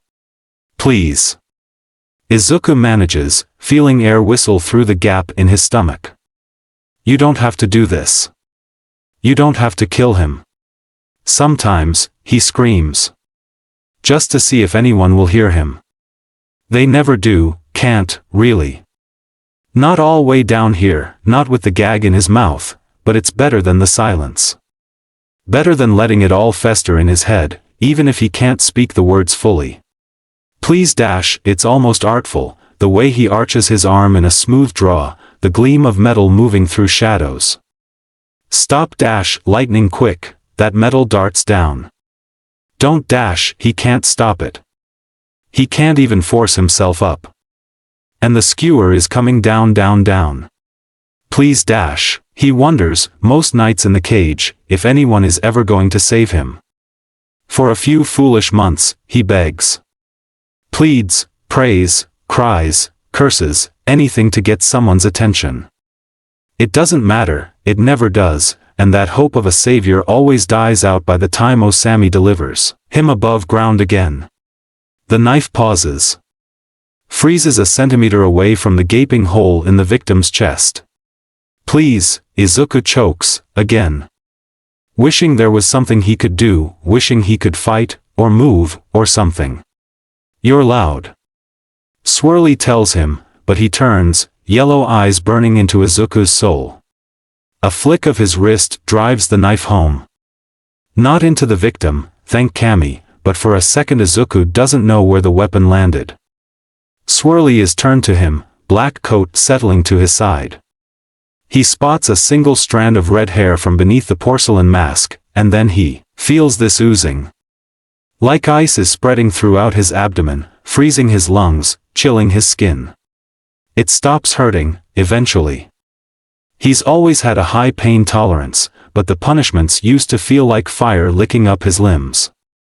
Now, he can barely feel the jolts, barely registers the slap of a rod against his back. He wonders if this is it, then. If they really are just slowly killing him. Swirly holds one of those skewers before him, coated in crimson, with bits of flesh stuck in its teeth. Without blinking, staring into Izuku's soul, he stabs the victim again and again and again. And Izuku can't do anything but watch. Force his eyes to catch the victim's last breath, between the second and third stab, mourn the tear of clothing, the little chunks of pink that splatter onto a ruined gray jacket. His eyes were difficult to keep open on the way over, and now refuse his demands outright. Black spots cloud the rim of his vision, closing in on the fifth stab, as Swirly finally stops. Izuku registers his sigh, deep, drawn out. Hears the clattering of knives being collected, and footsteps as they disappear through the mouth of the alley. He can't hear the victim breathing anymore. Can barely hear his own heart slowing, doesn't even realize when the night sky, always reflecting city lights, gives away to pitch black. Chugging through another cup of coffee, Tsukachi settles into his desk. Sansa sits across from him, idly swishing her tail back and forth, going through her portion of tonight's paperwork. We have a new vigilante. She tells him, pinging true in his right eye. Great. That's exactly what they need. Some new headstrong anti-hero looking to get themselves killed. Sighing, Tsukachi downs his coffee. Do you have proof? She glances at him over the top of her minuscule reading glasses. Their tiny size undercuts her look, but he still lets his shoulders sink in exhaustion, because she looks almost amused. Okay. How much proof? That finally gets her to move, sitting up in her chair to rifle through manila folders on the floor next to her. Eventually, she lands on a thicker one, handing it over. Cases dating back 3 days. I thought it was strange when I was talking statements, so I set them aside until I was sure. Sighing, Tsukachi opens the package, already pulling out papers. Fill me in. Well, first night he brought in 3 people, second night a resounding 1, and tonight? 17. What? 21 perps in 3 days? He manages. Yeah, that's why I made a folder. Fucking hell. Tsukachi breathes out, leaning back in his desk. With wide eyes, he stares at Sansa, who has once again reclined across his 2 chairs.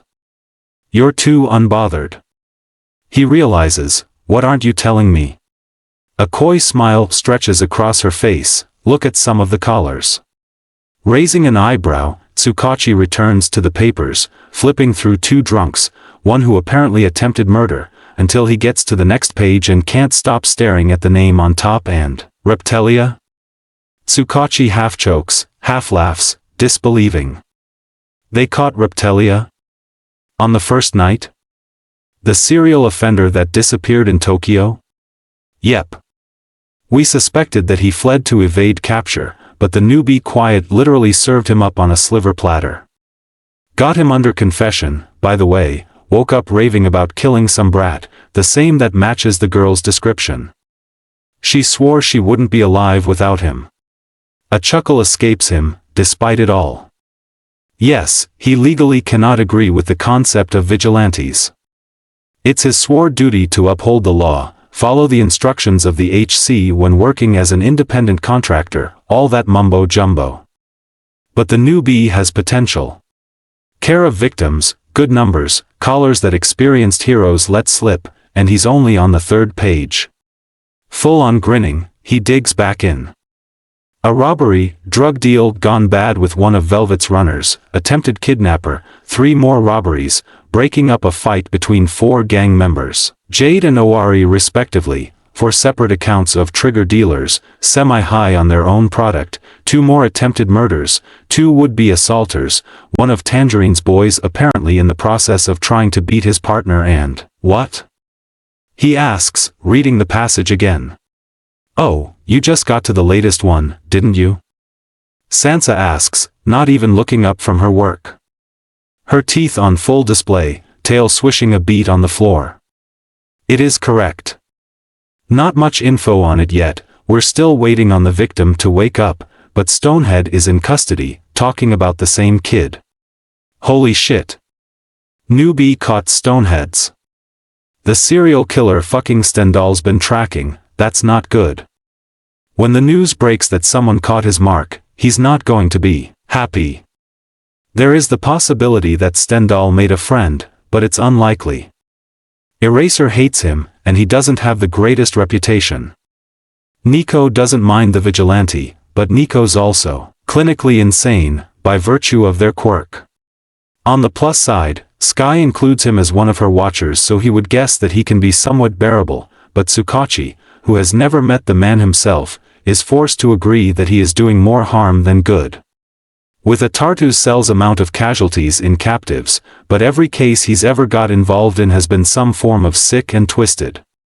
He has been known to be kinder to children, so the kid has that going for him. And wait, did you say a kid? Sansa melts into the chair, propping one foot up on his desk, holding her clipboard on her thigh and covering her face in the process. Yep, a child. At least, that's what the description says. Of course, you're the first one I've informed of this, so we've yet to hear other theories. You're messing with me. Tsukachi laughs, even as the words ping true true true. He glances through the reports again, looking through the details of the description and, newbie is small. Maybe 5 feet? Possibly male. with a high-pitched voice, young in his mannerisms. His captors have notes in their confessions, calling him a little menace, a fucking monster, fast and ruthless, but a few complain about it, the irritation and shame of being beaten by a child. That's not good. Sure, the numbers are bad, but most of the victims describe him as being a teen. And, frankly, it's a little hard to believe that a kid took down some gang grunts, never mind the local mafia members, or Reptilia, or fucking Stonehead. But, still, they live in a world where anything can happen. He just really hopes this is not occurring. Just in case, he pulls up a new case file on his computer, labeling it newbie for now. He begins in the age range, by estimate, weighing between description and mannerisms, fighting skill and descriptive maturity, which is difficult when he hasn't even met the kid, but witness guesses range between 13 and 17 years ago, so he includes that, for now. Tsukachi flips through it again, beginning to notate the characteristics. Seen wearing a black beanie, body suit, an allure hoodie, and a large utility vest. Weapons include a bow staff, throwing knives, and he seems to keep a small medical supply with them. Described having dark hair, light eyes, being a little bitch, much stronger than he looks, vicious, incredibly kind. He let a woman cry on his shoulder, stayed with her until he knew she was going to be safe. Reports say they found one of the drunks with severe alcohol poisoning, positioned with his airways clear. Not a single casualty listed among his cases, no property damage, no lethal force. He could be a child. He saved who knows amount of people, tonight alone. Fucking hell. Reaching for a new notebook under his desk, Tsukachi saves his file. Starts arranging the papers by minor and major cases. We have a new vigilante. Told you. Sansa hums. Chapter end notes. Hello. Firstly, for those that needed to skip Izu's POV. Basically, what happens is that Izuku is unable to save someone for the first time. He watched a villain, nicknamed, by him, Swirly, stab a guy, and then was stabbed by Swirly. He was still injured from his fights earlier in the night.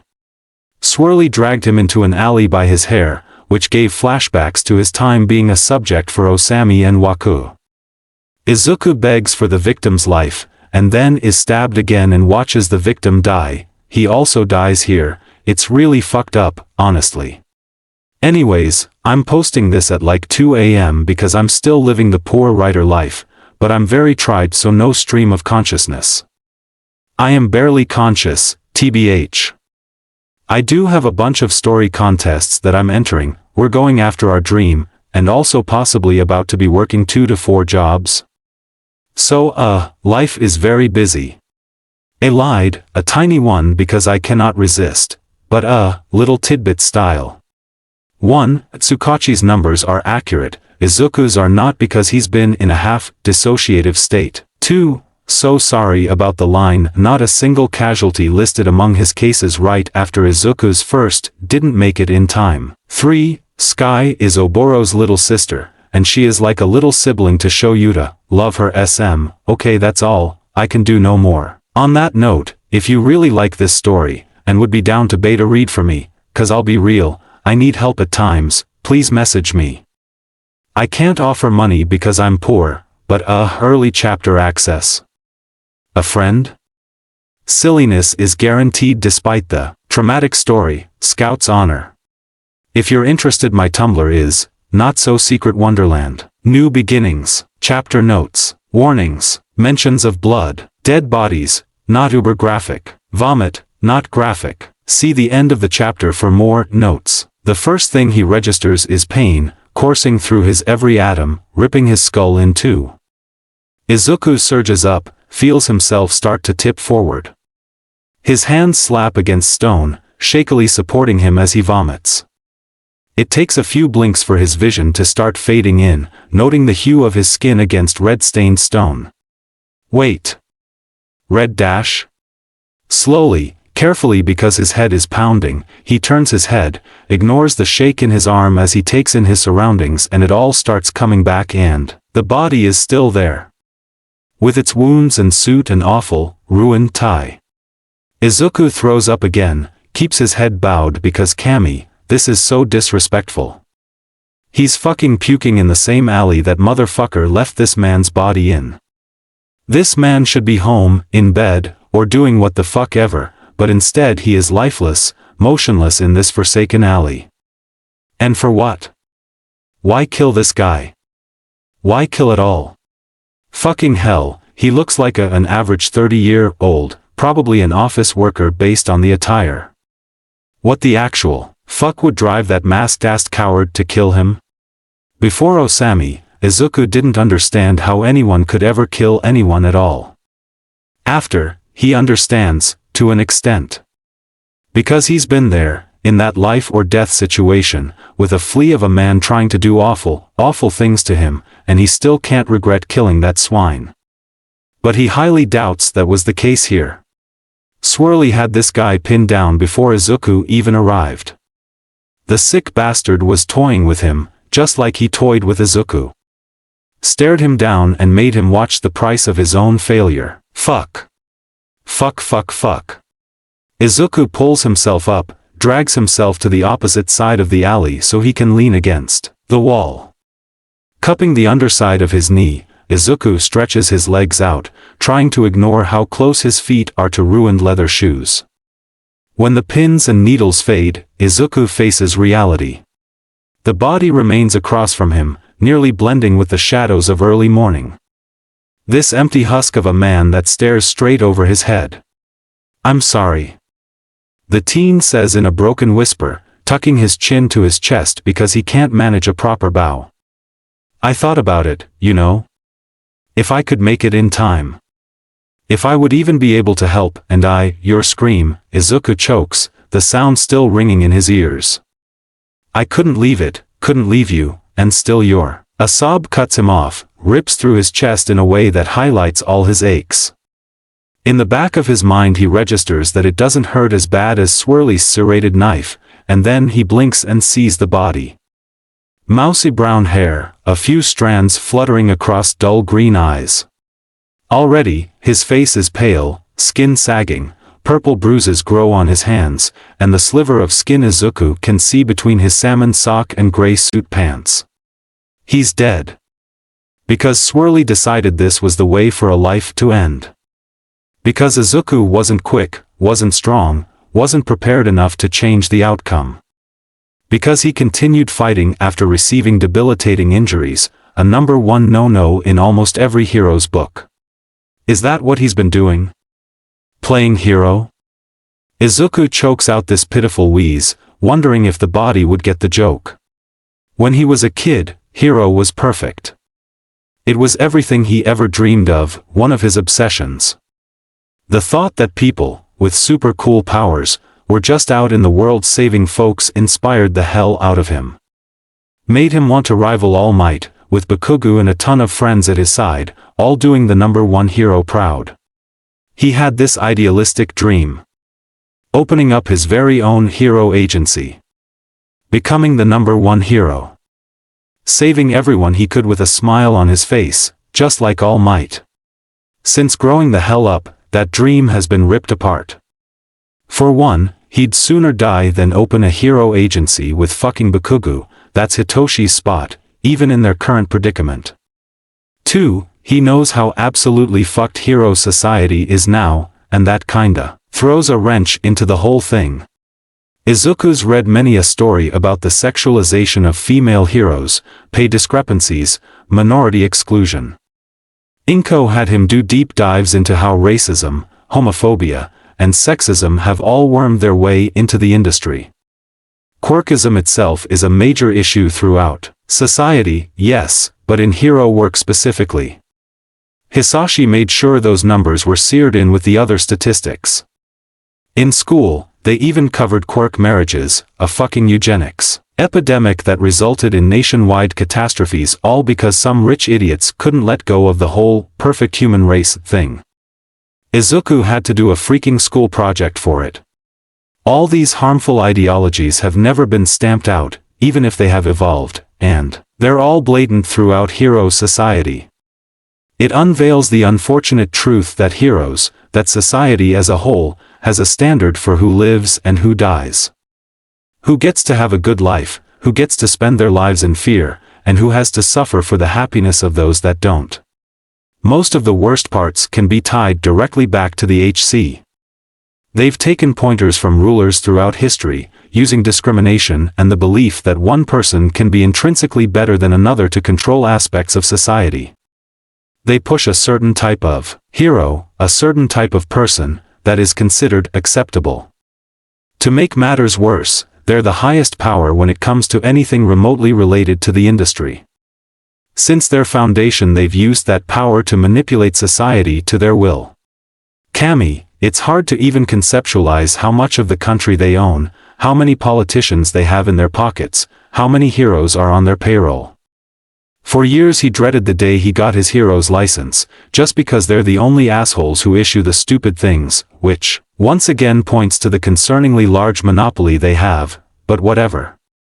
Honestly, the entire monetization of heroes still makes him irritated. And he understands, because he's been the kid thrilled out of his damn mind over All Might merch, any hero merch, really. Hisashi's tutoring ruined the concept for him. In his father's words, it's a cycle. Wannabe heroes debut after meeting the HC's requirements. Said hero is marketed to the public, which increases revenue in businesses that the HC holds large portions of stock in, further feeding into hero industrialization. If the hero is profitable enough, their income and fame is increased by proxy, which leads to more business opportunities, and carefully constructed inspiration for the next year's heroes to start the cycle anew.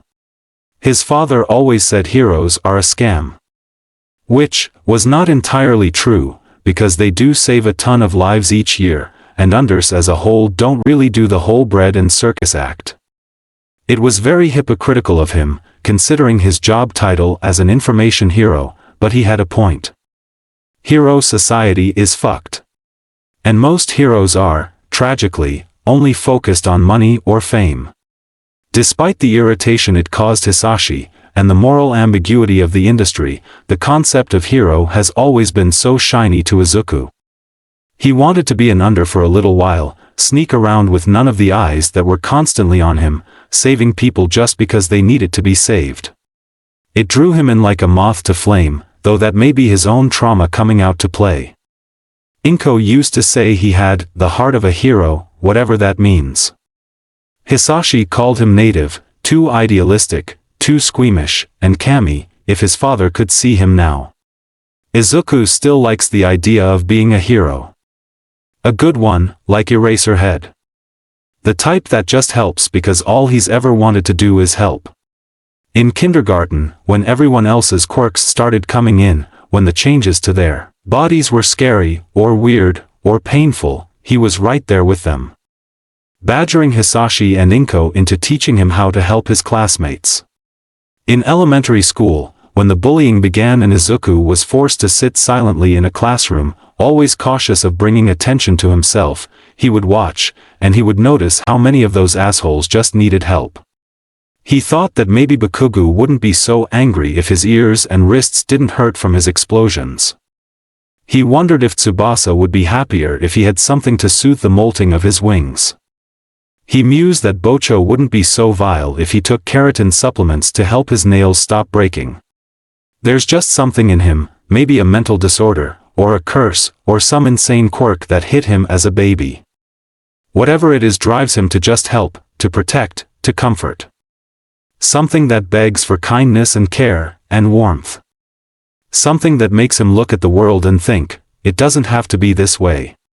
That is what hero used to mean to him. That is the type of hero he wanted to be for such a long time. One who understood that villains aren't always some big bad guy causing mass destruction, who was there no matter how big or small the threat was. One who cared for each person's life, provided them some type of comfort, and always prioritized their current and future safety. One who refused to let life rid them of empathy. Someone who could look at all the ick in the world and do something about it. Someone who actually gave a shit about justice. He thought all of that died out. Somewhere between that night and Osami, he really thought he lost it. But now, In the early morning, Izuku leans across vomit and blood, stabilizing himself with one hand and gently closing unseeing eyes. He bows his head, says a prayer to a god he doesn't really believe in. Asks for Kami to let this man rest, to forgive Izuku for not being quick enough. He looks at this innocent person, killed in cold blood by a fucking asshole, still wearing office clothes, mouth still frozen in a grimace, and knows in his very soul that he cannot let this go unanswered. Swirly looked Izuku in the eye and killed this man. Swirly rendered him defenseless and made him watch. I'm sorry. Izuku whispers to the corpse. I'll find him. I won't let him get away with this. Kami help him, he swears. The corpse smiles. In Hitoshi's experience, there are rules. Expectations. Typically, they're laid out within 2 hours of meeting his latest foster parents, set in stone and expected to be adhered to, even if Hitoshi is dying. It's been 3 days, and they still haven't mentioned any. Which makes sense. Eraserhead is clearly still upset about Izuku missing, and his husband seems like one of those busy bee types, constantly trying to manage an overfilled plate. But everyone Hitoshi's ever lived with has them, so he tries to pick up on the unspoken ones. He doesn't want to miss a rule just because they're too busy to explain things to him. I didn't know never works as an excuse, he knows from personal experience. Only thing is, Eraser notices him doing it, frowning with each adjustment Hitoshi tries to test, which kinda puts Hitoshi's whole perspective in the trash. The hero seems to be playing a completely different game, and Hitoshi kinda feels like a mouse repeatedly getting caught in the same trap. Overall, it hasn't been his worst hospital visit, and he'd bet his left kidney that the heroes have something to do with that. Aizawa practically threatened half the staff, and recovery girl kept falling into lectures every time a nurse walked in, entertaining and bizarre in equal measure. Honestly, he expected them to take the doctor's advice, let him walk off the rest of his injuries and avoid the additional medical fees. He did not expect the actual recovery girl to waltz into his hospital room, talk to show like a grandmother, and then completely heal him. Nor did he expect for Aizawa to check 5 separate times on his level of comfort with the old woman. By the time Yamada showed up to drag him home, Hitoshi was half convinced Aizawa had a memory problem or something. By the end of the night, the woman insisted he call her Chio. She told him a dozen stories of Aizawa ending up in her office, beaten and bruised for a variety of reasons. His personal favorite story is the time Aizawa was rolled in, unconscious because his idiot friend threw him up a building to save a cat. When Hitoshi wakes, it's to Yamada gently talking to his left while Aizawa opens blinds, giving the sterile room a bit of warmth.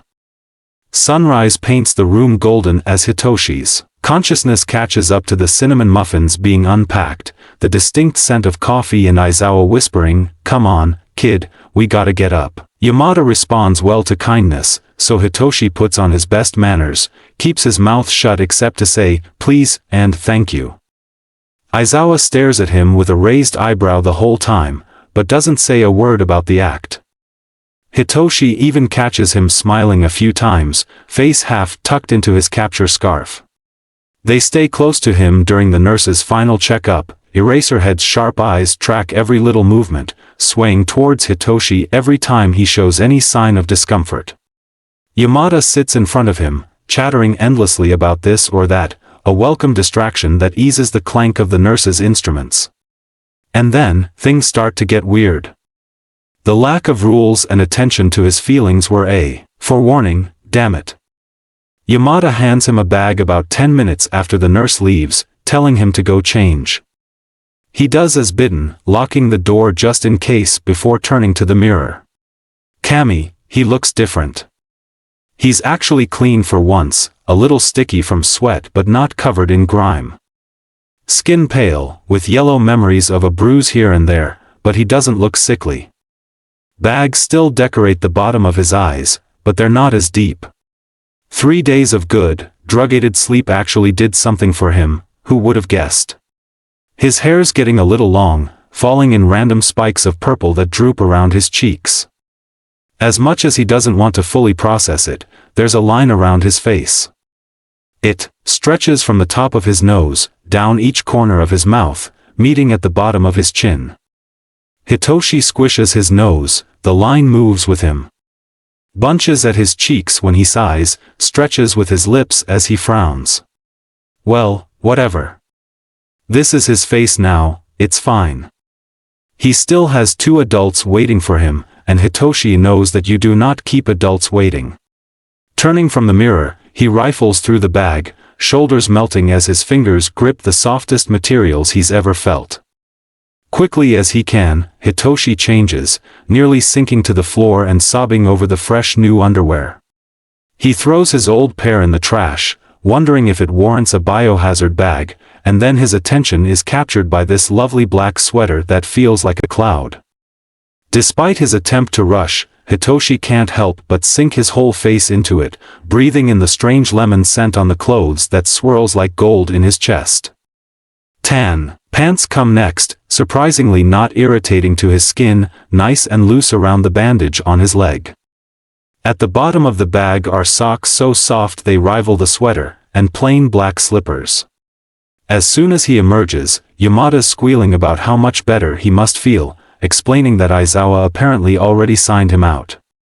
Before Hitoshi can process it, they're out in the parking lot and Yamada is escorting him to this ridiculous red Mustang. One of the bougie ones with the sunroofs and everything. Are you sure you don't want to stop somewhere for breakfast? Yamada asks, after confirming that Hitoshi didn't want seat warmers on. We kinda broke you out early. Aizawa flicks his arm from the passenger seat, leave it. We already had coffee and pastries before we signed release forms. Kid probably just wants to get home, right? Black eyes meet Hitoshi's in the rear view mirror, so he nods, mumbles the appropriate right that Aizawa is clearly looking for.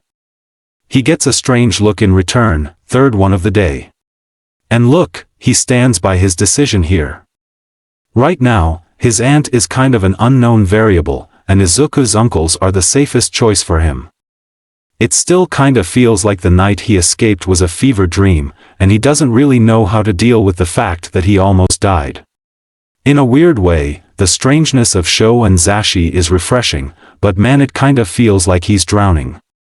Hitoshi was told that they were kind, that Zashi was a bit excessive, and Sho a tiny bit overprotective, but this is a lot.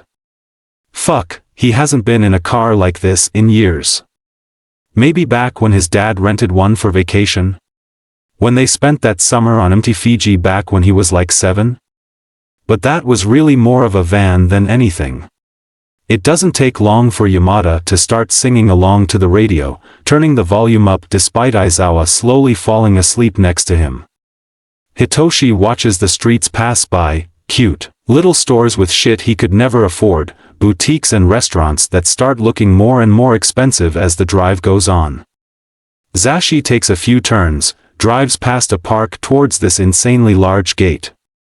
Over the top of the iron spirals, Hitoshi can see modest skyscrapers. To his honest shock, Yamada pulls right up to the gate. It opens for him automatically, revealing a small park to the left and a small pond to the right. Yamada drives along the path to the front of the middle tower, parking under the awning and turning to poke Aizawa. Wake up. We're here. He throws a grin over his shoulder at Hitoshi. Go on, one of the valets will be out soon, and we don't want to be in their way. He turns without further prompting, undoing his seatbelt and exiting the car. Hitoshi follows suit, somehow the last one out even though Aizawa was literally just asleep. How'd he do that? Still grinning, Yamada motions forward, leading the way into the building. Giant glass doors open to white marbled flooring, a beautiful blue rug that sinks under Hitoshi's feet. Kami, the rug is nicer than every blanket he's ever owned. Sure enough, a man in a blue uniform steps forward, offering a small bow with a big smile. Yamada-san. Aizawa-san. Welcome back. Thank you, Zay. Yamada chirps back, like this is normal. Aizawa's nodding at the man, more of a greeting than Hitoshi's seen from his before, so it kinda has to be normal. 4. Them, at least. Here are the keys and, I don't see Ryo. Do you know if he got the note about Shinso? Yes, sir. There should be a new pass in your mail by tomorrow. When the retinal scan is complete, he'll have full access. Great. Oh, and did you have time to try out that bakery, matcha roll? Zay asks, physically vibrating with excitement. What is happening? Yes. It was amazing. I'm taking my girlfriend there tonight for our anniversary. She's gonna love their red bean mochi. Aizawa meets his gaze, this stupid smirk on his face like he's hearing Hitoshi's inner dialogue of "Are we in a sitcom right now?" Thankfully, the man takes pity on him, placing a hand on Yamada's shoulder. We hope you two enjoy it as much as we did. Thank you, Aizawa-san. You three have a wonderful day. Yamada spares a quick glance at his husband. Aizawa meets the glance head-on and then there's the slightest little tilt to Yamada's chin. He turns to Hitoshi, still smiling, but softer. An apology, Hitoshi realizes, blinking back in pure shock that makes the smile dim just a fraction. He thought the car ride was going to be the most jarring thing today. Adults don't apologize, they double down and make the situation worse just so they can keep up whatever delusion they're maintaining. But this is the second time an adult has apologized to him. Maybe he didn't sign his soul to the devil by becoming friends with Izuku. Maybe Aizawa is just magical. Sorry about that. Come on, elevators this way. The elevator. Hitoshi repeats, still hung up on the fact that Zashi just did it again. Like he wanted to make sure it actually sunk in. Kami, Izuku would do that sometimes. Give him a look then decide non-verbal communication wasn't enough, inevitably making the whole thing more dramatic than it needed to be. Did he get that from Zashi? Oh, fuck, is Hitoshi making this a bigger deal than it needs to be? Watch your step, kid. Aizawa tells him. Your ears might feel funny around the 25th floor, but they'll feel fine as soon as you're off the elevator. Hitoshi glances at him, eyes wide because what? The elevator comes with a warning? Something in his expression must give him away, makes Aizawa snort. Don't worry, it's just because we go very high, very fast. Frowning at that statement, Hitoshi watches Zashi press the button for floor 33. Surprisingly, there is faint noise, some orchestra music with a violin that's honestly eating. It dips in highs and lows, pulling some notes in a way that makes Hitoshi's spine pleased. Just, as Aizawa warns, his ears feel almost stuffed at some point, but the numbers are changing too fast to see anything but the first digit. And here we are. Yamada says, in tune with the little ding. That sounds through the elevator. Aizawa steps out first, making a beeline to the left. Hitoshi quickly follows behind him, taking in the odd paintings, trying not to stumble over the ridiculous carpet. There aren't very many doors on this floor, mainly windows, and the odd table here and there. Everything reeks of money, and Hitoshi kinda hates it. Part of him feels guilty for even breathing in the same room as some of the paintings. At least his shoes are brand new, less risk of him mucking up the carpet. Oh, Kami, his shoes are brand new. Holy fuck, every article of clothing he's wearing is brand new. They bought him clothes? Right. Yamada says, just in time for Hitoshi to look up and avoid walking right into Aizawa. The blonde steps around him, gesturing to this smooth black box next to the door handle. Okay, Shinso, we have a few security clearances around the building. First is your keycard to get in and around the building. Second is the code to our apartment, he types it in, showing the 6-digit number as it flashes green. We've gotta get your scan set up, but basically, after you enter the code, you just kinda dash. He leans forward until he's eye level with the weird doorknob, slipping his red-tinged glasses down his nose. To Hitoshi's total shock, the keypad swipes up, revealing this little tiny dot that glows green, scanning Zashi's eye. Yamada stands, completely unfazed, shooting Hitoshi a grin. And Viola. You're in. Opening the door, Zashi shoots him another smile. Come on, we can do your scan later. They pause at the bright, colorful entrance to slip off their shoes. Aizawa points to a yellow, stained shelf pressed against the wall, lined with sandals, boots, tennis shoes, and 2 empty cubbies with his name on them. Someone, probably Zashi, has drawn little flowers on either side, with smiley faces in the center, little stars between the petals. The sight makes his chest feel funny, so he looks away, trying to ignore the feeling of Aizawa watching. Putting his shiny new sandals in the empty hole, Hitoshi takes a look at anything else. There's not much to see from the entrance but a long hallway. Hitoshi can spot detailed arches along the warm wooden floors, plants that hang from the walls, and the mirage of pictures mixed in with the odd painting here and there. Yamada steps beside him, one shoe off. Come on, we'll give you the tour. Finally getting the other shoe, he pops it away, flashing a grin before taking off down the hallway. The first arch off the hallway looks into the living room, far more colorful than Hitoshi expects it to be, with 2 couches, one blue and one red, somehow beautifully tied together with a dark green Persian rug. Blankets linger on every surface, the majority tucked into wicker baskets around the room. In the corner by the built-in bookcases sits a purple chair, nearly hidden by the plants surrounding it. Over by the window, he spots a cat tower, and another by the back of the red couch. Cat toys are scattered across the floor, a little ham, what appears to be a dumpster with little trash bags, and a few fruits.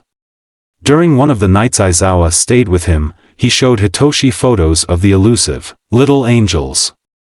If he's totally honest, they're probably the thing he's looking forward to the most. Kami, he hopes they like him, it would be really awkward if they didn't. Next up comes the kitchen, as maximalist as the living room.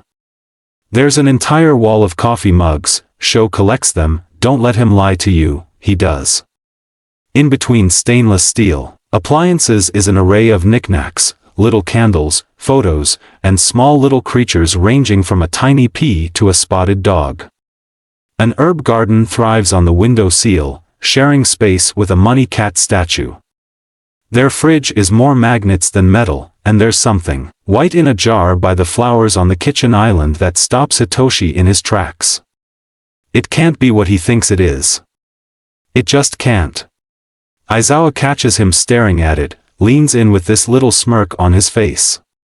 It's an unidentified substance. What?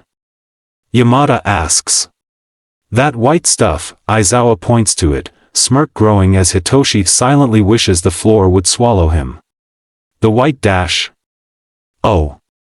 O-E-W. No. Yamada insists, disgusted.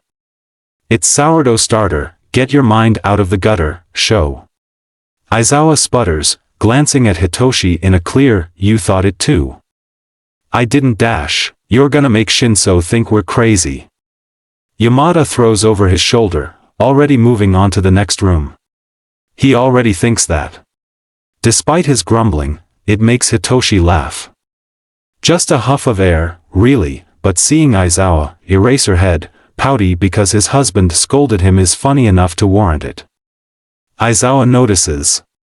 From the corner of his eye, he sees the man relax, fondness dipping into his spine. Come on, Aizawa bumps his shoulder, best not to keep him waiting. After the living room and the kitchen comes the stairs, which, Hitoshi didn't even know there were apartments with stairs, but whatever. Yamada leads them past the stairs for now, showcasing the giant spare room in the back that apparently serves as an office. 2 desks are pushed together, one with so much clutter it spills onto the back of the other. Radio equipment lines one half of the room, along with a red guitar, and what looks to be records.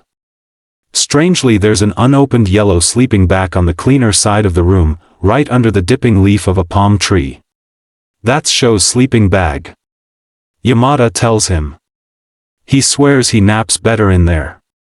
It's comfortable. Aizawa defends. You've slept in it, you should know by now dash. I know, best sleep you've ever had, even though we have a perfectly good king-sized bed dash, space has nothing to do with it dash, and 2 couches dash, it's not the same. Hitoshi snorts under his breath, following Aizawa out of the room.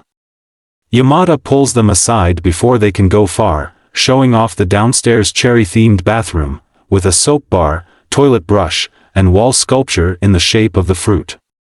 A white hand towel with cherries printed across it hangs from a pink wall, its metal holder reflecting the red glow of the cherry nightlight on the back of the toilet.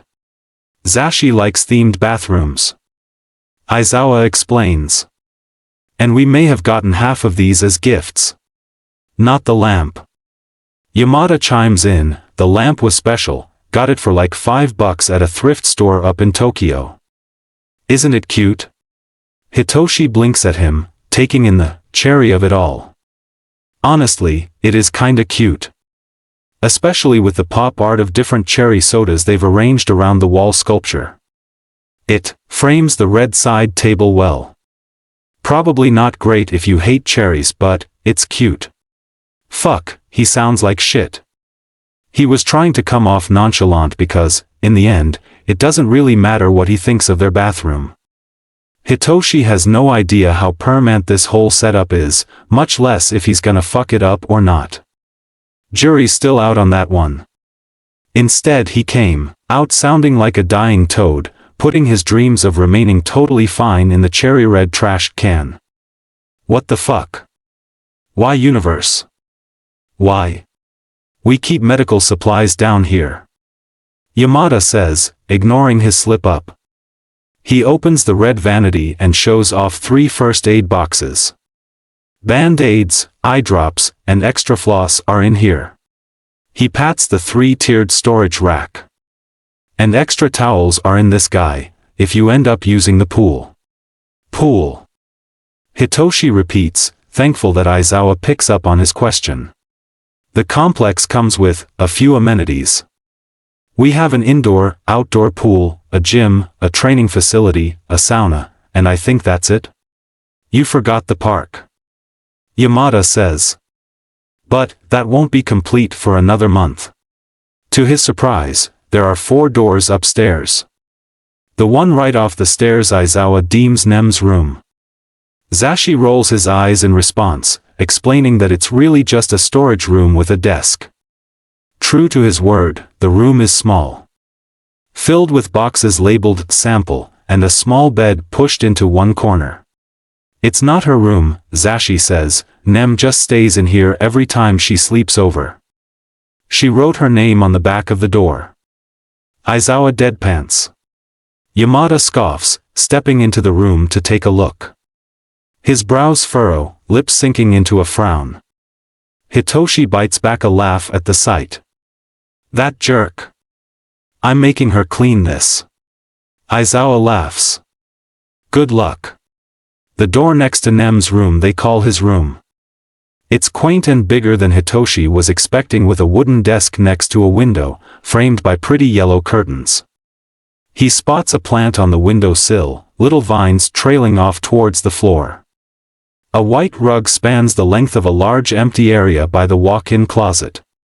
The bed is between 2 more built-in bookcases, fresh green sheets nearly hidden beneath the pastel yellow duvet.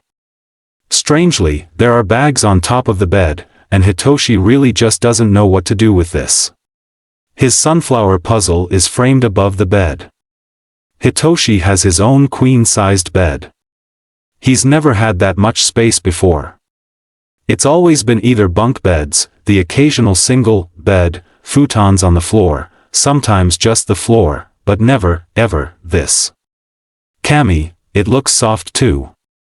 Like the mattress might actually bounce when he sits on it, holy shit.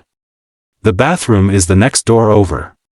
Hitoshi turns, not realizing that he took a step forward. Yamada leans against the doorframe, soft grin on his face. Aizawa's right behind him, stoic expression kinder than normal. And the final door is our room. Our cats are in there right now, do you want to meet them? Nodding so fast his neck pops, Hitoshi trots back over. Yamada laughs at him, but it's fond, and that's another thing Hitoshi doesn't know what to do with. It feels almost like they like him. Which is just unheard of. The only person who's liked Hitoshi, other than his family, is Izuku. No one else really cared for them, but they didn't mind. It was fine because they had each other, that was enough, and it was more than either of them really expected. Adults don't seem to like anyone, much less Freak 1 and Freak 2. Passing the bathroom door, Aizawa motions at him. He opens the door just a fraction, letting Hitoshi get a glimpse of lemons everywhere. He has a problem. Aizawa tells him, very serious. Zashi turns on his heel, hand on the only door between Hitoshi and cats. Say it again and I'll get the lemon showerhead. You know I've been wanting it. Aizawa sticks his tongue out as Zashi opens the door. Immediately, any other thought flies from Hitoshi's head. 3 little kitties come winding out of the room. The orange one is already meowing, fluffy tail winding around Yamada's ankle. A tabby darts forward, down the stairway before Hitoshi can fully see it. The third one, a silky tortoise, comes right up to Hitoshi, sniffing the tip of his sock. That's Miso, she'll totally let you pet her, if you want. The newer a person is, the better with her. Yamada says, the one who ran is Fish, she's kinda skittish at first, but she'll come around in a few hours. And this sweet little angel, his voice goes high as he leans down, picking the orange cat up like a baby, is Dumpster. She's secretly a trained killer. Aizawa muses. I found her in the process of killing a rat in a dumpster.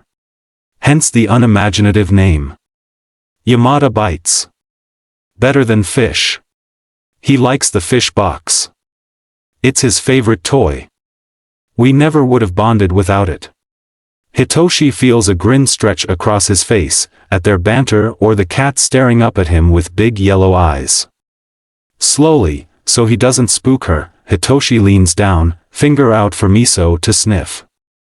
He plans to give her a second, but she doesn't waste time, immediately rubbing her chin along his finger. Yamada places Dumpster down, who immediately comes to see who her sister has discovered. She sniffs at Hitoshi's fingers, narrowly avoiding a pet. Still, her tail twirls under his palm, and she stops right next to him, staring up at Aizawa expectantly. Spoiled. Aizawa tells her, bending down to pick her up. He holds her close to his chest, giving her a few kisses on her forehead that get her purring. All of them are big babies. Well, Fish is kinda psychotic at times, but none of them are violent. If you're okay with them being in your room, we can get you a cat tree for in there. Hitoshi blinks at Yamada, they can come in my room? Yeah. Yamada blinks back. We typically give them free reign over the whole apartment, but we wanted to make sure you'd be comfortable with that. Some people don't like cats waking them up in the middle of the night. Hitoshi shrugs, gently petting the base of Miso's ear, I don't mind. You hear that, Miso? Aizawa hums. You have a new friend. Miso meows at this, brushing against Hitoshi on her way to wind around Aizawa's feet. She comes back a second later, head-butting his hand until he pets her again. Anyways, that's the apartment. Yamada clarifies, sitting on the floor next to him. Dumpster goes over to sniff his hand, giving him a small lick and flicking her tail up when he pets her. We'll have to go shopping for your room soon but for right now, Aizawa interrupts.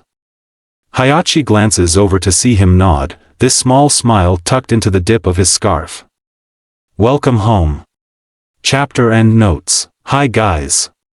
Sorry for the second impromptu break. How many more are gonna happen, who knows? Life's full of ups and downs, you know?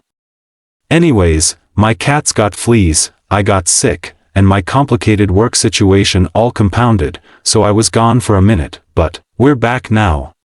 Huge shout out to my beta reader. Clueless is absolutely amazing and not only helped me with this chapter, but was able to help me iron out the previous ones too. I'll be going through and correcting those edits throughout this and next week, but nothing changes to the story. So you don't have to reread, unless you just wanna. Can't blame you there, I've reread this as I've wrote it around 20 times now, lol. Anyways, no stream of consciousness this time, but I'll see you guys next week. Shout at me in the comments. Oops. I did it again, / chapter notes, warnings, TBH not bad this chapter, PSTD symptoms, mentions of abuse, mentioned suicide attempt. See the end of the chapter for more notes. As soon as he's back in the warehouse, Izuku takes a shower. Throws his useless torn leotard in the trash and spends a good 10 minutes scrubbing the underside of his nails. He doesn't get out until every last bit of copper is gone, until the pink staining the tiles is firmly washed to white, and even then it's a struggle to leave the hot water. But he does it. Even though his skin still feels dirty. The chunks, the tie, and the lifeless eyes won't let him bask in the water forever. Izuku has work to do. He dries off quickly, avoiding the mirror and anything reflective in favor of dressing in the clothes he left half-ruined in the hallway of Inko's flat. Ignoring the scraps of fabric that hang from his torn shirt, Izuku heads straight to Matcha. With a crack of his neck, and a new notebook with no title, he turns the computer on. First, he details what he already knows. Characteristics, fighting abilities, quirk guesses, physical descriptions complete with a small drawing of the villain's mask. Then, he tries quick searches, using keywords that he knows about the fucker. Yellow eyes, plain white mask with a red spiral on it, the particular weapons used, location found, type of attack. Nothing really comes up besides ads, but he does find a small article. Apparently, a victim was found with serrated stab wounds through the body, left in an alleyway and discovered by a poor woman on the way to work. Though, according to the article, that was a month ago in Hosu, and there isn't really any way to confirm that it was Swirly. Frowning, Izuku marks the speculation in his notebook. Maybe this would be easier if he addresses his most pressing question: why kill that guy in the first place? There's a prick of discomfort at the thought, but he doesn't have any other leads, so he tries to find the deceased. Search results pull up social media profiles, so Izuku flicks to the image tab to try and find the guy's face before remembering that Matcha keeps an updated list of Japanese citizens on her servers. Useless for an asshole wearing a mask, but beneficial in this at least. Pulling up the program, he's pleasantly surprised to see the lack of password requirement. Izuku cracks his neck, shakes loose the tingle as the base of his spine and bites the inside of his cheek as he types in the details he knows, and some that he's pretty damn sure of. The man was roughly 5'10", going off of Izuku's own measurements. If his body was intact, Izuku would clock him around 163 pounds, complete with brown hair and green eyes. He narrows down his regions, yielding over 500 results and size. For now, he clicks out of the program, pulling up his old reliable forums. Part of being a hero-obsessed kid was learning where to get all the good information on them. Forums were his go-to for a long time. They have the nitty-gritty details of a hero fight, speculations about quirks, deep dives into villain activity, and it's not uncommon to find leaked case details here and there. Unfortunately, he doesn't remember his login information, but it takes all of 2 minutes to make a new account. Probably better to do that anyways. He wouldn't be surprised if his old accounts were used to monitor his location. It may not pinpoint where he's at, exactly, but it gives clues to his interests, the places he might be, and that's a little too close for comfort. Thank fuck he didn't have a way to access them after that night, even if he does regret his banishment from the local library. As soon as his new incognito account is set up, Izuku searches through his old loved threads, favoriting them if they seem useful enough. It's 5 minutes into a thread on local villain activity that he finds something promising. The post is from 2 weeks ago, from an EMT appreciation account, citing weird wounds in 2 news stories over the previous week. An account named Big Ol Titty comments the wounds being similar to a serrated skewer, and below that is a drawing by I Can Be Your Littlestener. Izuku spends a moment making a face at the username, and then his eyes catch the drawing and holy shit, that's it. Just to check, Izuku sits back, looking down at his stomach. Among old scars is a scatter of green, the new scars he's acquired since throwing himself off a rooftop. In the middle of faded starbursts, courtesy of Bakugo, are jagged lines from the teeth of Swirly's knife. Feeling around his back, Izuku finds the matching jagged skin, from where the skewer stabbed right through him. The shapes match the image, and the news story, which is promising if nothing else. The EMT appreciation account agrees with him, asks how the artist knew. And even their story is similar to Izuku's. Apparently, Ikanbeer Littlestener was on the way home from a graveyard shift, saw this person in a black trench coat and a white mask with a red swirl, brutally killing somebody. They screamed for help and the underground hero Wavelength saved them, but not before the villain had a chance to escape. At the bottom of their message, they write, "It's Kabuki, an A-tier villain, and he's fucking scary. I hope he's caught soon. I would have died if Wavelength wasn't there to save me." Izuku grins, correcting Swirly's name in his notebook. With that, he exits out of the forum, pulling up Matcha's link to the police precinct. He enters the name into Matcha's word search feature and, just his luck, Mr. Lie Detector has a stunning case file just waiting for him. Kami, the detective, has everything so simple and organized, it's beautiful. Woefully unprotected, but arranged in such a fashion that brings a pleased hum out of him. Taking a second to appreciate the magnificence of the file, Izuku dives into the folder neatly labeled, Media. There's not much in this folder, a grand total of 3 grainy photos. In them, a figure flirts with the background. A cloak spotted a block away from the crime scene outside a jewelry store, the tip of a white mask with the edge of a swirl blurring as someone drops from a building. The third isn't even an actual photo, it's just a sketch made up from the 2 surviving witnesses. Izuku lets out a little laugh anyways, nearly disbelieving. It matches the picture in his notebook, down to the yellow eyes. Cracking his neck, Izuku smiles, exiting out of the Media tab and nosing through Tsukachi's notes. He can practically feel the detective's frustration through the screen. Kabuki's movements are random, never in the same place twice, but at least contained between Hosu and Mizudafu. Thus far, he's believed to be responsible for over 50 murders, and the running theory is that his quirk has something to do with time. Which could just be a result of experiencing something horrific, but Izuku thinks it makes sense. Everything was so slow, he had time to register all the little details, like his entire perspective was locked down to yellow eyes and a fucking skewer. He's been through horrible things all throughout his life, but they've never been so slow. By contrast, Swirly was inhumanly fast. There one moment, gone the next, yet his actions so painfully drawn out for moments that should have been all the same speed. Ugh, he's gonna have to dig into trauma responses and possible time quirks to figure this out. After completing his shorthand of the detective's notes, Izuku clicks off the page, nosing around other useful information Mr. Lie Detector has waiting for him.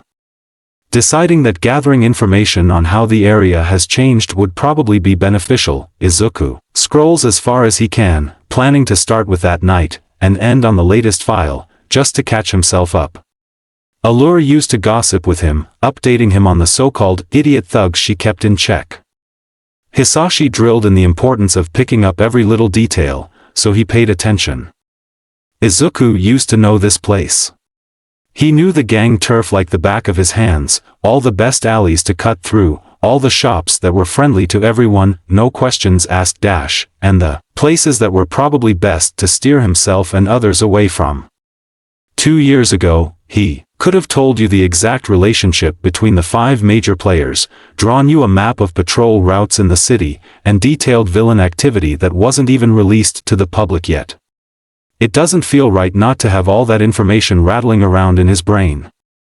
All his information has been stagnant for the past 2 years, and that's enough time for everything to change, yes, but he's gotta learn how to navigate those changes.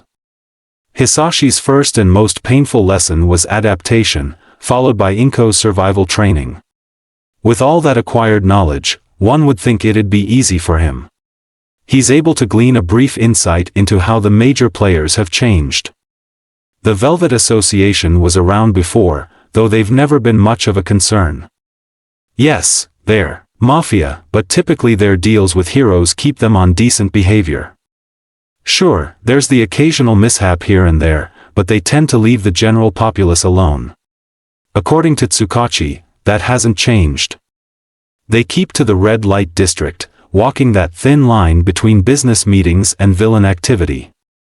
It's the same thing in Izuku's option, but the law disagrees with him, often and frequently, so whatever. At least Velvet's not a full-on monster. The White Crows have apparently grown in number, but not even Tsukachi knows what they're up to yet. They always pissed Serpentine off, being so clearly there on playback footage, yet covering every trace of their intentions with blank bird masks and incredibly spotless fingers. Crows have the Yakuza backing them, and there's been rumors of Overhaul's involvement, but nothing that Tsukachi can prove beyond speculation. Allure always preferred Tangerines over the Crows. They're the other Yakuza-backed gang, and despite their differences, it does seem like the treaty between the two still stands. Something about the remaining Yakuza not wanting to be the death of the other, he's sure. Tanji's used to work with Allure, slip her bits and pieces of information when someone was scheduling unmanageable trouble on their turf. He's pretty sure they only did it because Allure paid for information, but still, it's nice that they at least try to avoid violence. From what Izuku remembers, they were pretty community-focused too. He wonders if Old Man Su's shop is still open. Yeah, he can check later. Jade and Owari are at least new. Tsukachi describes them as baby gangs in foundational period, which just makes Izuku laugh. Apparently they were both a part of the Serpents, a large gang that was destabilizing back when his parents were still alive. 3 months after that night, the gang collapsed, resulting in the two factions. Their marks look familiar. Has he run into one of them lately? He can't remember. When he gets to the current year, Izuku starts taking notes. Any one of the cases could be related to Swirly, and frankly, Izuku craves the information. He learns of various villain attacks, changes to hero patrol routes, 1 or 2 heroes that have retired and the new ones that took their place.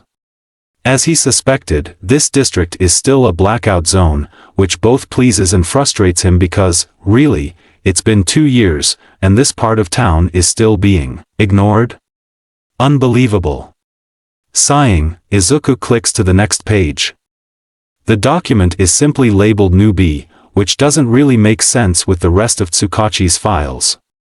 For all that Inko talked about him being good at his job, Izuku didn't really believe it until seeing the man's work. His information isn't complete. Izuku will definitely have to do his own research on Kabuki to find the fucker, but it's a great starting point. Organized in an easily accessible way, filled with logical conclusions, evidence, and notes that actually have insights. Newbie doesn't make sense, until he looks a little further down and oh no. Newbie is him. Izuku hears his breath stutter. He makes this noise between a laugh and a choke, eyes raking over the page. His nightly activities are spread out before him, certain names with little links that show actual villains, not just random people doing bad things on a casual evening. Kami, he only recognizes half of them from his notes. He needs to update his villain roster. But, apparently Snake Guy was actually Reptelia, a C-tier villain, and Rock Guy, fucking Rock Guy, was a B-tier villain. Belatedly, he notes that Stendhal wasn't messing with him. Combine that with his collection of 19 F and D tiers, and he can't even blame the detective for his observation. Still, the word vigilante makes him laugh. It's sitting right at the top, under the word newbie, followed by his thankfully vague description, and his already lengthy case collection. Fuck, what has he done? Played hero. Obviously. Izuku laughs, running a hand down his face as his chuckles turn to full-blown laughter. There's a hitch every third breath, where the noise rips through his chest and fucking hell. He has been playing hero. His whole fucking life, that's exactly what he's been doing. Sometimes it feels like the only thing he can do. And, the numbers looking him in the face shows that, he's not bad at it. Fuck, this isn't even the first time someone's pointed it out. He got it from the girl he saved, from fucking Stendhal, and now even the pigs. Only now it doesn't make him confused. The word doesn't rear some near disgusted reaction out of him. It's funny. Makes the underside of his heart warm, pulls a laugh from the center of his sternum. It feels like an invitation. Like the universe is having a brief moment of pity for him, giving him a new way to keep going. Just like it did with the half-broken tent hidden in Dagoboa's trash piles, or Hitoshi's surprised laugh, warm hugs, and strange conversation, or Oji's kind-natured worries and nutrient-packed food, or even the fucking warehouse that echoes his laughter. His parents never thought he could be a hero. Izuku didn't get it at first. He genuinely thought all the bullshit they put him through was hero training, just starting super early because he had to make up for being quirkless. But, at some point he started noticing. The twitch of his father's hand when Izuku spoke of his hero journals, the irritation slipping into his tone, the way Izuku's lessons would always be shaped around the undercutting reminder that Izuku's life would always be hopeless. I'm afraid your delusions will have to wait, there is not time for fantasy in these lessons, Izuku. You should know better. To her credit, Inko was at least nicer about it. She would let him feed his fantasy, not outright denying his claim of doing hero stuff whenever Hisashi asked what they were up to. Technically, he wasn't wrong, as heroes are put through brutal training all the time, and Inko refused to call him on that technicality for a long time. And then the warehouses started popping up right and left. She became paranoid, irrational, lost nearly all control and told him point blank that he was an idiot. Do you seriously think you have time to worry about being a hero? Inko spits, drawing him up short. His face still hurts from their spar earlier, but he tries to pay attention. At any given point, you could die, Izuku. Do you understand that? Do you seriously think you could pull half the shit heroes do when you're busy staying alive? Fucking let go of it already, don't look at me like that, you don't have time to fucking look at me like that dash. They were wrong. Both of them. Izuku knows it now, if only because of Hitoshi. Because, in a fucked up sense, Izuku was Hitoshi's hero. Hitoshi's his hero too, he wouldn't have survived without him, but Hitoshi made a point to remind him. To such a degree that the lanky fucker used the title like a nickname. Every time Izuku stepped between him and bullies, every time he filled the silence of that stupid wooden room, every time Izuku patched up their wounds, that smug little ass would smirk out, "My hero," like some melodramatic damsel. They never addressed it, the whole topic as a whole was mentioned maybe once, at 3 in the morning on their first Christmas. The very night Hitoshi helped Izuku clean up his first suicide attempt in Sunshine's group bathroom. "I don't think I'd still be here if it weren't for you," Hitoshi mummers. Izuku almost doesn't hear him, focusing on the blood still caked at the end of his mop. Even so, he turns his head, meets Hitoshi's eyes. "I think," water gathers across purple irises, "I think maybe if you're gonna be my hero, you need to let me be yours too." No hero left behind, yeah, Shoyuta thought he could do it. Came as a total surprise to him, but who is he to question? Eraserhead, one of the best living underground heroes? It didn't really sink in until Shoyuta started hinting at UA, eventually deciding to bypass subtly just for the shock factor. Anyone who can't see your potential is blind, problem child. They're sitting on top of a bakery shop, watching Uncle Zashi and Aunt Nem gush about their gelato. Neither of them have noticed the two missing from their group, which makes Sho irritated, but Izuku thinks it's funny. He looks over to his uncle, confused. "What are you talking about?" "Heroism." Shoyuta turns, spoon still half in his mouth, but the look in his eyes is so serious it makes Izuku freeze. "You know you'd make a great hero, right?" "I know Zashi beats around it, but you would." "You dash," Izuku blinks. "You think I could?" Even though I'm quirkless? Shoyuta doesn't hesitate. Absolutely. It'll be a fuck ton of hard work, don't tell your mom I said that around you, but if anyone could do it, it'd be you. Raising an eyebrow, Shoyuta darts forward and steals a bit of mint chocolate chip from Izuku's cone, ignoring the kid's squawk. Do you want to be a hero, Kami? It's a stupid idea. There's no doubt in his mind that it would put him in even more danger, not to mention get pigs actively looking for him if he fucks up, but with lie detector's case file, they might already be doing that. And, it's not like that matters anyways since they're already looking for him. Legally, he can't even be a vigilante. The wording specifically requires a quirk, and there's really no way for his quirk to interfere in a fight in a legally proven process. If anyone could do it, it'd be you. In the back of his head, he hears Stendhal calling his gear shit. Feels the club girl's tears on his shoulder, and tastes blood on his teeth from Rock Guy's fist. When he blinks he sees the smiling face of a corpse. Okay. Izuku says through uneven breaths. Okay. He stands, cracks his neck, and makes a decision. If that's what they think of him, if this is how the universe is going to land his cards, then okay. Fine, whatever, it doesn't matter. He decided a long time ago, when he saw a victim crying on TV, telling the world how All Might saved her, that he would be a hero too. This is just another path to that, one that he didn't think he'd ever get the chance to have, and doesn't really know if he deserves, but, fuck, he can't miss this. He can't give this up. This is his chance for penance, to make up for all the failures he's acquired. It is his chance to do what he has always wanted, to act on all those shitty parts of the world he's always wanted to change, and no one is here to stop him. Grabbing another notebook, Izuku nods. He closes his eyes, takes a deep breath through his nose, exhaling through his mouth, and feels something center in his chest. He's going to do this. And he's going to get it right. Are you sure you don't want me to drive you?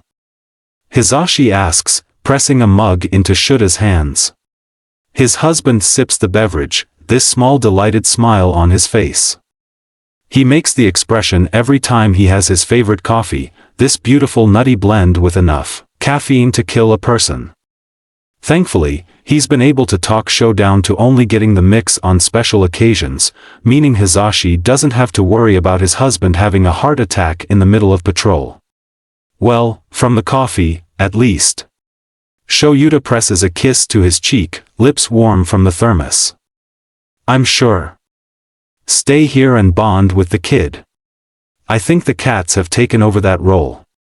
They both glance across the kitchen. Through the arches of the living room they can see Shinso.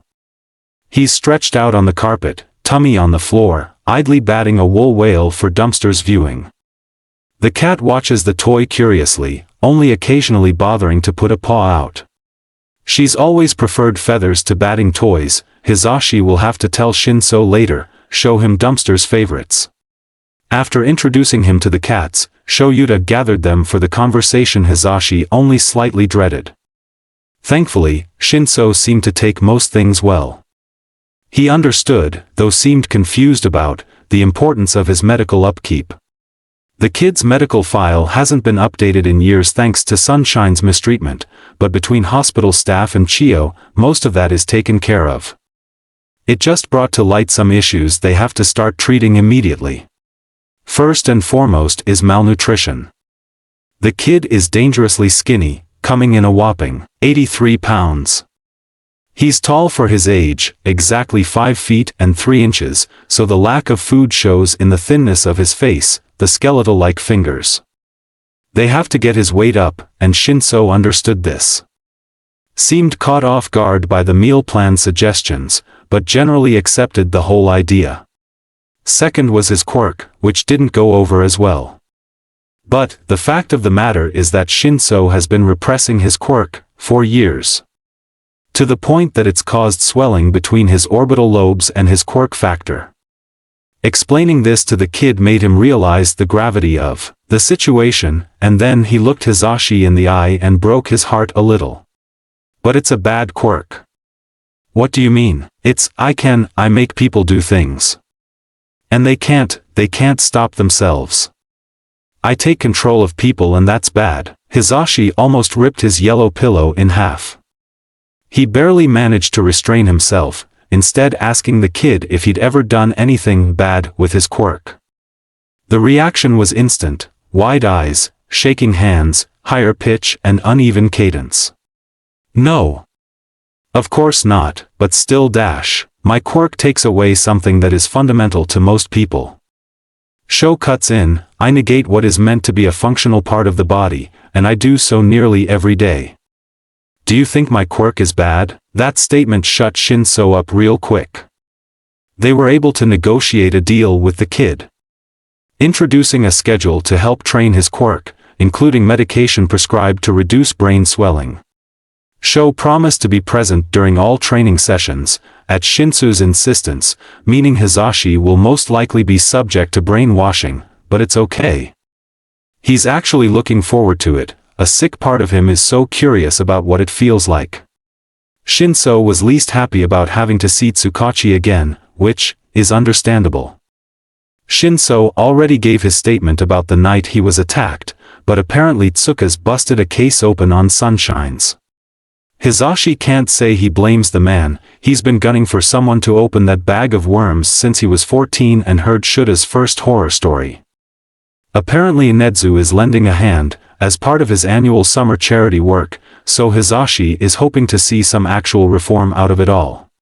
Tsuka wants Sho's statement about the place because having a pro-hero's testimony will pull more weight than average civilians, which should make the whole thing go quicker. Shinso's expected to give one too, and another regarding Izuku's case, which, Hizashi didn't want to touch that with a 10-foot pole. Shoyuta handled it well, though. Told the kid flat out that they're gonna be questioned, that Tsukachi won't hold anything they say against them, and that he didn't have to talk about anything that made him uncomfortable. Shinso didn't seem happy about it, but he accepted it. He seems to just accept a lot of things. Shoyuta was like that, once.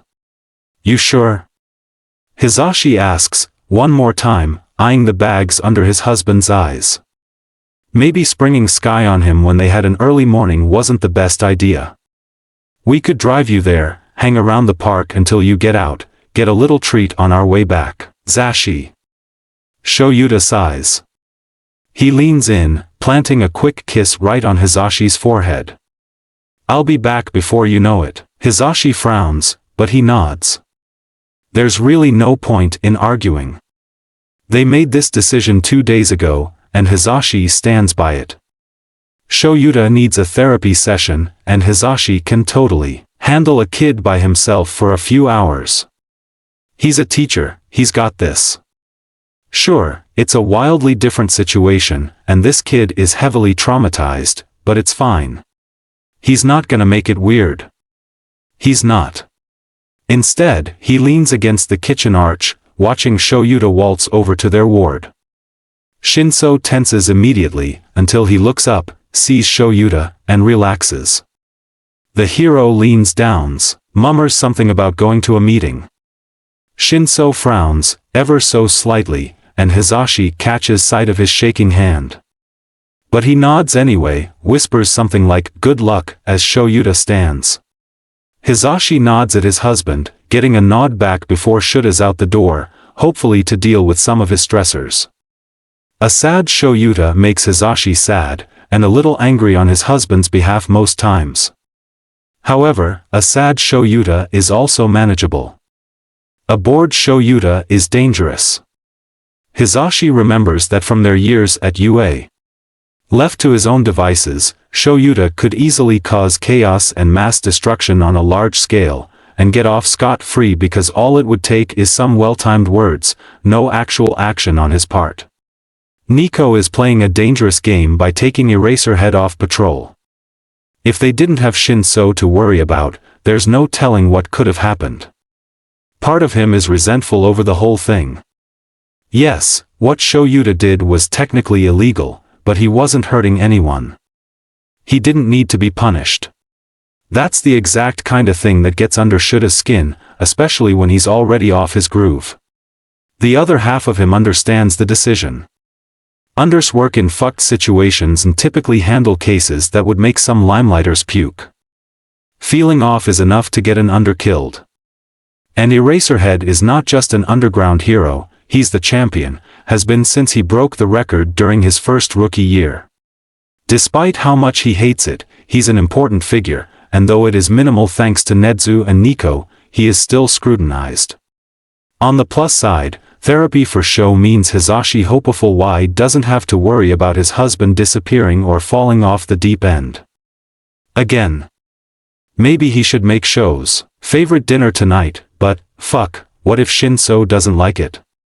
Sighing, Hizashi pushes his thoughts away, returning to the present moment where Shinso has finally begun tempting Dumpster with a feather. Oh good. He says, accidentally startling Shinso and way to go, Zashi, already freaking the kid out. Sorry, listener, I didn't mean to startle you. Dumpster is a fan of feathers, doesn't really like the batting toys, you dig? I meant to tell you earlier when I saw you playing with her, it's okay.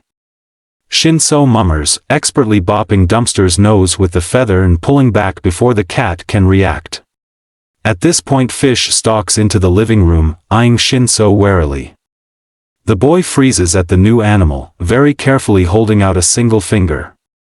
Hizashi starts to tell him not to worry about it, Fish is kinda an asshole, but then Fish takes a step forward, pressing his nose into the outstretched finger. Hizashi can't hold back his gasp.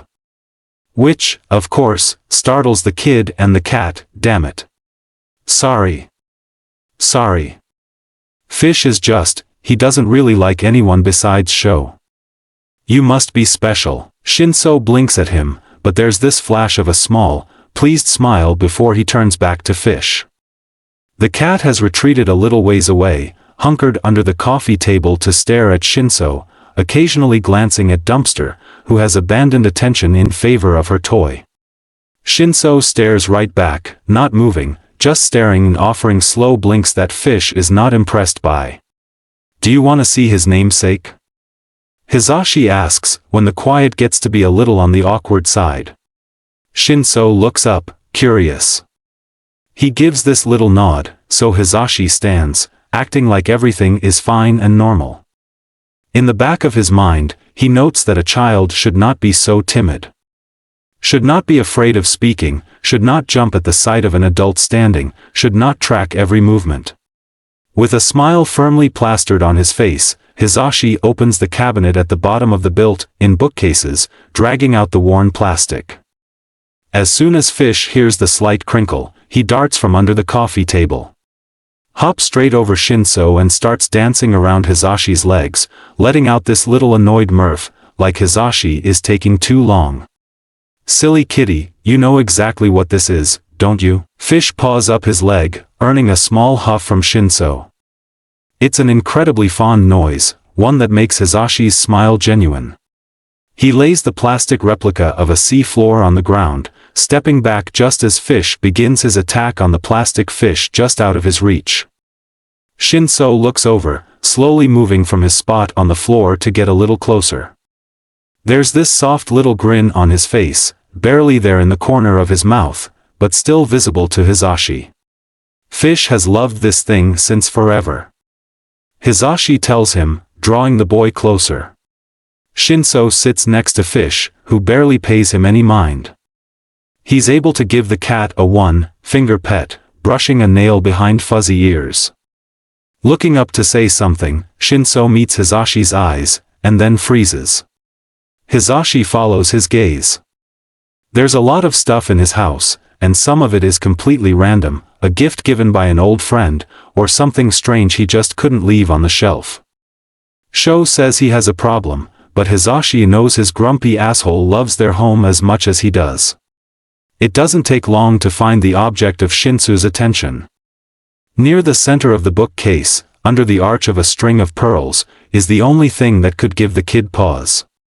3 photos spaced out to create small altars. Each with their own candle, small glass of old water, and packaged snacks. A lemon tart for Inko, because those were her favorite, sitting at the base of her photo.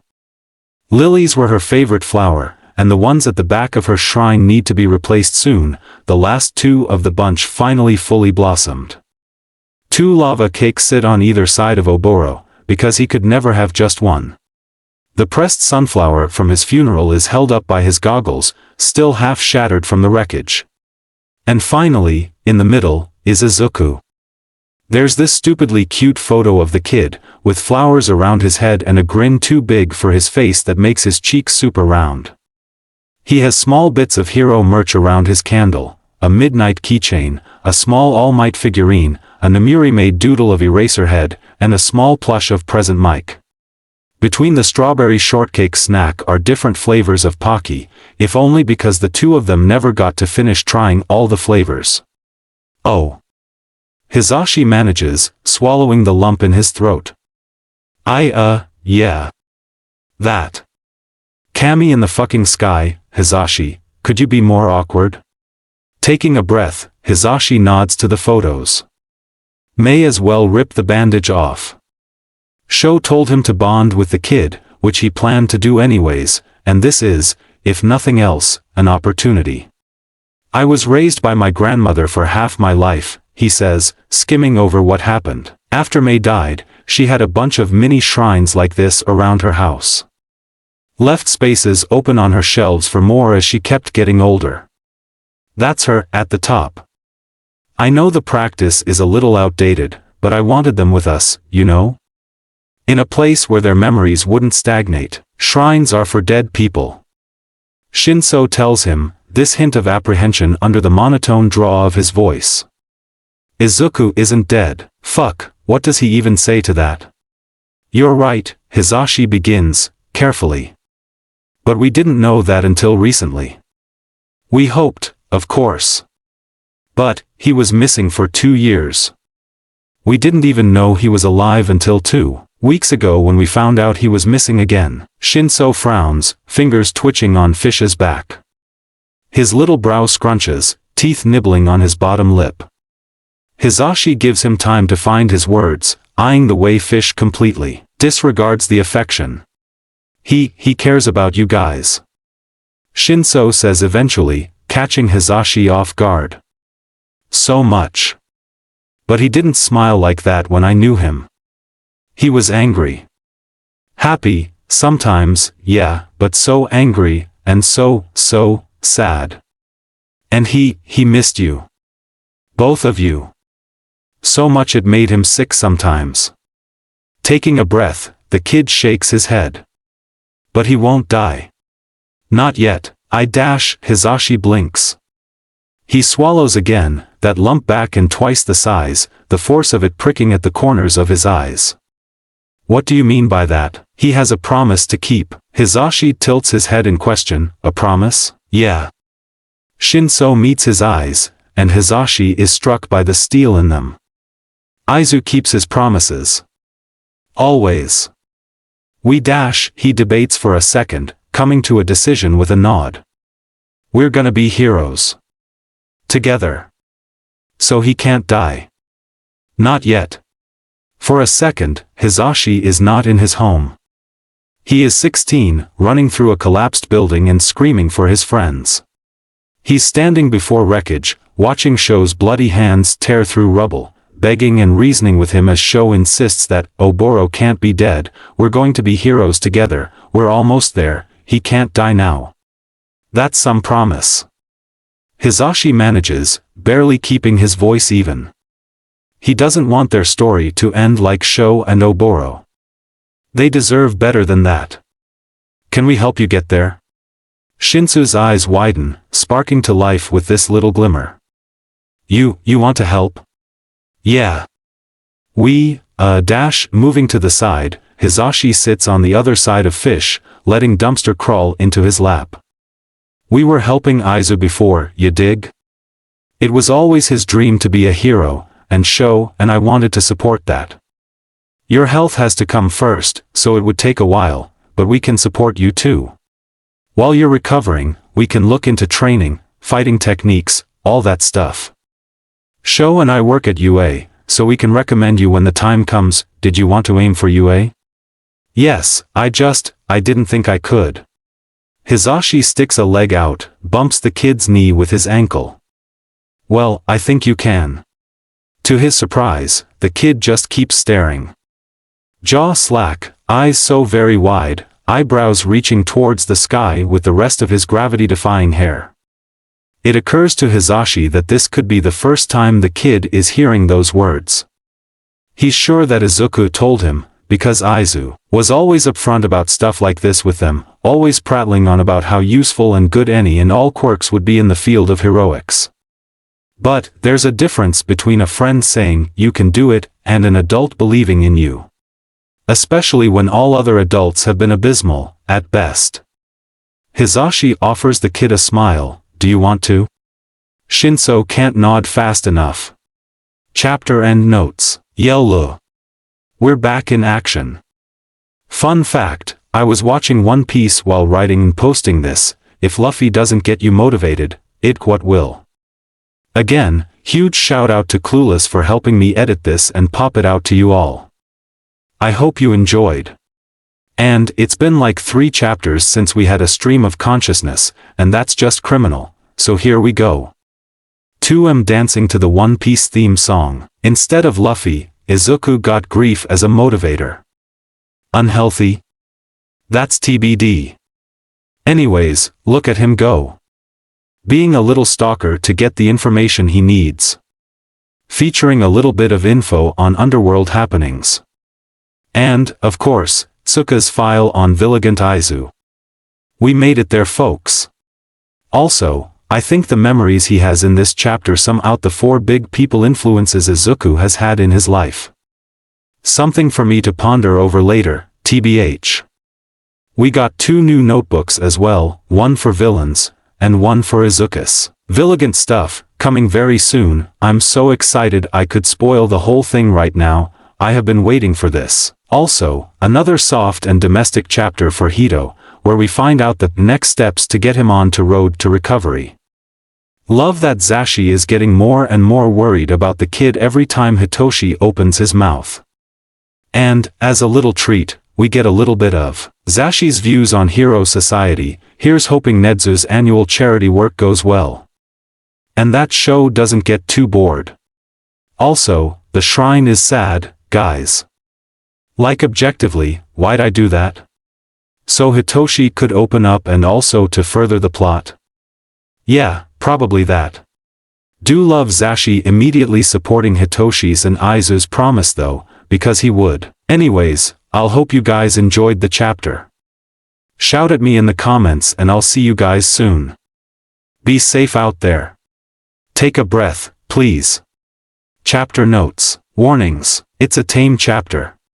Mentions of past trauma. Mentions of neglect/abuse. See the end of the chapter for more notes. Sitting atop Mamo Sublime, Shoyuta idly pops a gummy worm into his mouth. The hotel. Below him features a lovely cafe, with an upscale restaurant that he took Hizashi to on their first date. In high school, they'd come here to celebrate. Nem always seduced her way into at least one drink. Oboro was right behind her, though never nearly as successful. Tensei would always support her cause, while charming every adult into just accepting the situation. Zashi, typically, was the only sane one, herding them all like ducks and somehow keeping their chaos contained. He never did figure out his part in the group. Closest he ever got was asking Oboro, but the idiot's response never made any sense. You're the rock. Obviously. Shoyuta hits him. Ow. Asshole, I didn't mean it in a bad way. You keep us tethered, you know? Across from Mamo Sublime is Hayawami Park, which is currently a little overcrowded for Shoyuta taste. He's unused to seeing it in the daytime, more accustomed to its empty midnight benches being filled by his idiotic friends. But, today marks the official end of summer classes. Makes sense that it's already full. Typically, the official beginning of summer is a freedom he celebrates by spending an entire day in his house with his husband, more vegetable than human. That isn't really an option right now, but Shoyuta can at least enjoy the view from up here. Looking down from 20 stories up means he can see the smear of green between the city skyline, breathe somewhat fresh air, and find a little solitude for just a second. He'll have to head home soon. Technically, he could have been home 10 minutes ago, but he figured a little stop wouldn't hurt. Shoyuta has an age-long ritual that Hizashi is well aware of. At the end of each therapy session, he needs a few minutes somewhere calming to review and readjust. If anything, Hizashi would probably prefer Shoyuta stick to tradition. The last thing they need is him falling apart while taking care of a kid. Which is part of the reason today's session was necessary, even if Shoyuta halfway wants to stick his hand through the rooftop. He doubts it would do more than crack the ceiling below, but it would be easier than pondering his conversation with Inui. Zashi wouldn't be pleased if he did it, mainly because he wouldn't enjoy Shoyuta coming home with a fucked up hand. Plus, as much as he would like to hit something, Shoyuta doesn't actually want to try and break a building. He's not a teenager anymore. Kami, knowing his luck, he'd just end up traumatizing poor Shinso. With this in mind, Shoyuta relaxes against the back of the roof access, pops another gummy worm in his mouth, and flexes his free hand around his scarf. When first introduced to the concept of therapy, Shoyuta was 9 and some other kid at Sunshine's was getting picked on over it. Shoyuta doesn't remember what was said, but he remembers halting the quirk of whoever tried to get physical with the kid. The first time Shoyuta ever went to therapy, it was by force. Specifically under Nezu's orders, with the fate of his future at UA hanging carefully in the balance. 14-year-old Shoyuta refused to speak at first, and then tried to bargain with the therapist, before finally giving in after Nezu had tea with him about it. After that, it was decent. Good, even. Therapy helped him work through his abandonment issues, his rage, his fears, all the shitty trauma that accumulated in his childhood. He was mandated therapy again after Oboro died. Shoyuta didn't show up until after the HC suit responsible was on the obituary, but the therapist didn't care. Mona was under a contract orchestrated by Nezu, and even when Shoyuta showed up half delirious, she merely talked him down and they went about their session. Shoyuta is still grateful towards her. She helped him sleep again, worked with him to rewire his brain into eating again, tried to start chipping away at the massive wall of guilt that closed him off from the world. Without Mona, Shoyuta genuinely does not think he'd be where he is today. Shuta's session after Inko was his first session with Inui. He wasn't happy about it, but Mona moved countries, sent him a farewell gift basket even though they hadn't seen each other in months. Her absence didn't really leave him with a choice. It was weird, in a way, because Hound Dog is his co-worker, someone he would loosely call a friend. Airing his deepest and darkest thoughts to the mutant wasn't at the top priority on his list, but he knew Inui was working with Nezu's search for Izuku, and that he took the confidential information of his patients to the grave, even against Nezu's inquiries. Thankfully, Inui proved to be incredibly good at his job. Hound Dog surprised him with insight, professionalism, and strangely productive sessions. Without him, Shoyuta honestly thinks he would have drowned in vodka by now. He's gone on and off since. During traumatic cases, or as part of recovery for undercover missions, sometimes when he just feels like he needs to. Hizashi's proud of him for it. He always talks about mental health being severely overlooked, which can be the case even when the two of them are trying to be proactive about it. Inui has been his preferred therapist since their first session together. Shoyuta not only trusts him with sensitive information regarding himself and his loved ones, but typically respects the man's advice. Even when said advice makes him want to hit buildings. If you're scared of repeating the same cycle, you always have the option to break it. Easier said than done, but still irritatingly true. The reality is that Shoyuta is scared. Terrified, actually. Has been for a while, nearly 2 years to be exact. For a minute there he was doing well, could forget about the fear that kept coming to bite him in the ass. And then the object of his fear reappeared, shoving his progress in a hole to die. Izuku scares him. Or, to be more accurate, he is terrified for Izuku. Shoyuta is not stupid. He remains up to date on discrimination statistics, quiet laws, blackout areas, and the like.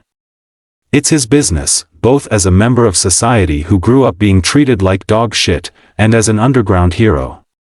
The underworld is made up of all types of people, but a majority of them have discrimination in common. Some people turn to the underworld because they can find no other means to support themselves. Others because they were told it was inevitable their entire lives. Most simply because they made a bad choice and never recovered from it. The driving force of his fear is a simple truth he realized 2 months before Inko died: Izuku is a perfect target for the underworld's teeth. An incredibly intelligent, skillfully trained, accident-prone child, with a mountain of trauma and the word quirkless haunting him? There's so much that could go wrong. So much that has been pushed to the front of Shuta's brain and repeatedly featured in his anxious imagination. Izuku's intelligence and skill would be incredibly useful to several groups that would eat him just to spit what remains out later. With his specific brand of trauma, a few kind words would be enough to have the kid following after some villain like a lost puppy. He has shit luck too, always has. Combine that with the fact that he's quirkless and the possibility of him facing the worst of humanity is extremely high. The entire Osami case is one of Shuta's worst nightmares come true. His nephew, his little Izu. The kid that used to shoot out quirk theories so fast he had trouble keeping up. The kid who was always so nervous, always so gentle, always so kind. Turned into a fucking experiment. From what Shuta's gathered, he was there for 3 months. 105 days to be exact. Evidence suggests he was kept caged in Osami's underground lab for a majority of his time, treated like a fucking lab rat. Shoyuta doesn't know the nitty-gritty details, the little flash drive Tuskachi gave him only had case basics, but he can guess. Eraserheads had his fair share of trafficking busts. Walked into rooms and saw children with shackles around their hands and feet, bruised, bloody, and broken. He's witnessed the aftermath of that sick shit and the thought of his nephew and 3 months of test sheets and that fucking cage. Taking a breath, Shoyuta tears a gummy worm in half. His teeth clack as he chews, grinding hard enough to strain his jaw. He finishes the worm, grabs another and eyes a particularly stringy cloud. When he's sure he won't crack his teeth, Shoyuta lets his head tilt back. A little voice that sounds like Inui reminds him that Osami is dead, he can't lay another hand on Izuku, and Shoyuta just has to accept that. But how can he do that when it means he failed Izuku? Again. He was too blind to save the kid from his parents, too late to save him from the fire, and now too stupid to save him from Osami. No, not stupid. Inui was correct to reword it. Shoyuta has never been stupid, what he was is ill-informed. He had no idea that Izu was even alive. What happened with Osami was not his fault, no matter how much responsibility he feels for it. Shoyuta knows without doubt that he would have been ripping that rich dick's mansion apart if he'd gotten a single whiff of Izuku's presence there, but he didn't. Izuku went through hell. Shoyuta wasn't there to save him from it. Not by his own fault, but that doesn't really change the truth of the matter. And now, Izuku is missing, again, and Shoyuta doesn't even know if the kid is still alive and he just has to be content with that. Izuku has his number memorized, Shoyuta knows he does. The kid could call, if he ever wanted to. None of this would matter then. He'd answer on the first ring, bring the kid home, and all of this would be behind them. All it would take is a call that Izuku hasn't made in over 2 years. Inui isn't the only one who refuses to acknowledge this fact. Either way, sitting around and playing the blame game does nothing but fuck with Shuta's head. Logically, Shoyuta knows that this is all just a result of life, as fickle and conniving as it is. However, life does not dictate Shuta's reaction to its darling dips, nor are its happenings a reflection of who he is. And, if Hizashi, Nezu, and Inui are saying that he is not to blame, he's inclined to believe them. If his emotions could understand this, that'd be fucking great. Shoyuta doesn't really have time to let this fester. He has hero work, friends to see, a husband to love, and now a fucking kid to support. Shinso desperately needs stable support systems in his life, and it's not fair to shove that all on Zashi just because he can't pull himself together. Frankly, he thought he was handling the situation well until illegally accessed case files were brought up. Doesn't mean he regrets it, though. Really, he doesn't think he's capable of regret in this instance. Kicking his feet back, Shoyuta feels around for the last few worms, taking Inui's irritating observation into consideration. He is Eraserhead, known for his cool tactfulness and brutal efficiency. But, from childhood into his adult life, Shoyuta has constantly been in and out of crisis situations. It's never stopped. He's always been up to his neck in shit, be it from life, Nezu, a case, or his worst foe, his own brain. They were working on it before Izuku reappeared. Making real actual progress. Don't get him wrong, he knows that he is undoubtedly a different person than he was 2 years ago. Part of life is growing, changing, adapting, and he's molded himself accordingly. There are some things Shoyuta knows will never leave him, though, purely because of his rather bland cocktail, childhood trauma and underhero work. Being an under requires a level of paranoia, hypervigilance, and emotional restraint. There is importance in keeping civilian identities separate, even if they've been redacted from public records, if only so Zashi doesn't die at the hands of someone Eraserhead's pissed off. Always, there is underlying knowing that a fight is just around the corner, with the lingering possibility of dying in the streets and never coming home to Zashi. All normal, necessary stressors that typically roll off his back, except when they don't and make life very difficult. In an effort to ease his more intense symptoms, and settle some of his anger, Inui made him begin a list of positives. It sounds stupid, I know, but think of it as forcing your mind to notice things that aren't always negative. Make it a list of 3 good things, I don't care what time. Do it when you take your meds, brush your teeth, on the drive to work, on the drive home, I really don't care. Just make the list. Give yourself time to focus on things that make you happy. As silly as it is, Shoyuta has learned that the list does in fact help. Makes things feel more balanced, and oddly reminds him of taking stock during an infiltration. There are always bad and good parts, even if the odds are finicky. One good thing is that Sky isn't mad at him anymore. Yes, he still has a packet of information to go through that she technically wasn't supposed to give him until after he's back on patrol, but that feels like the extent of her punishment. Well, that and the water he had to mop up before bed last night. Another positive is that Zashi is sticking true to his word.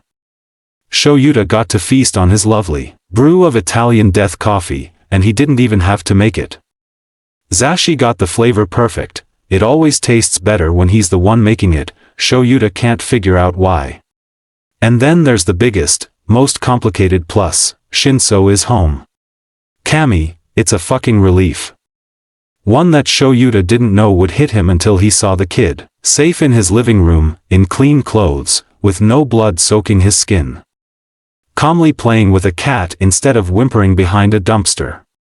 Not worried about food because Shoyuta made sure he'd have a full stomach.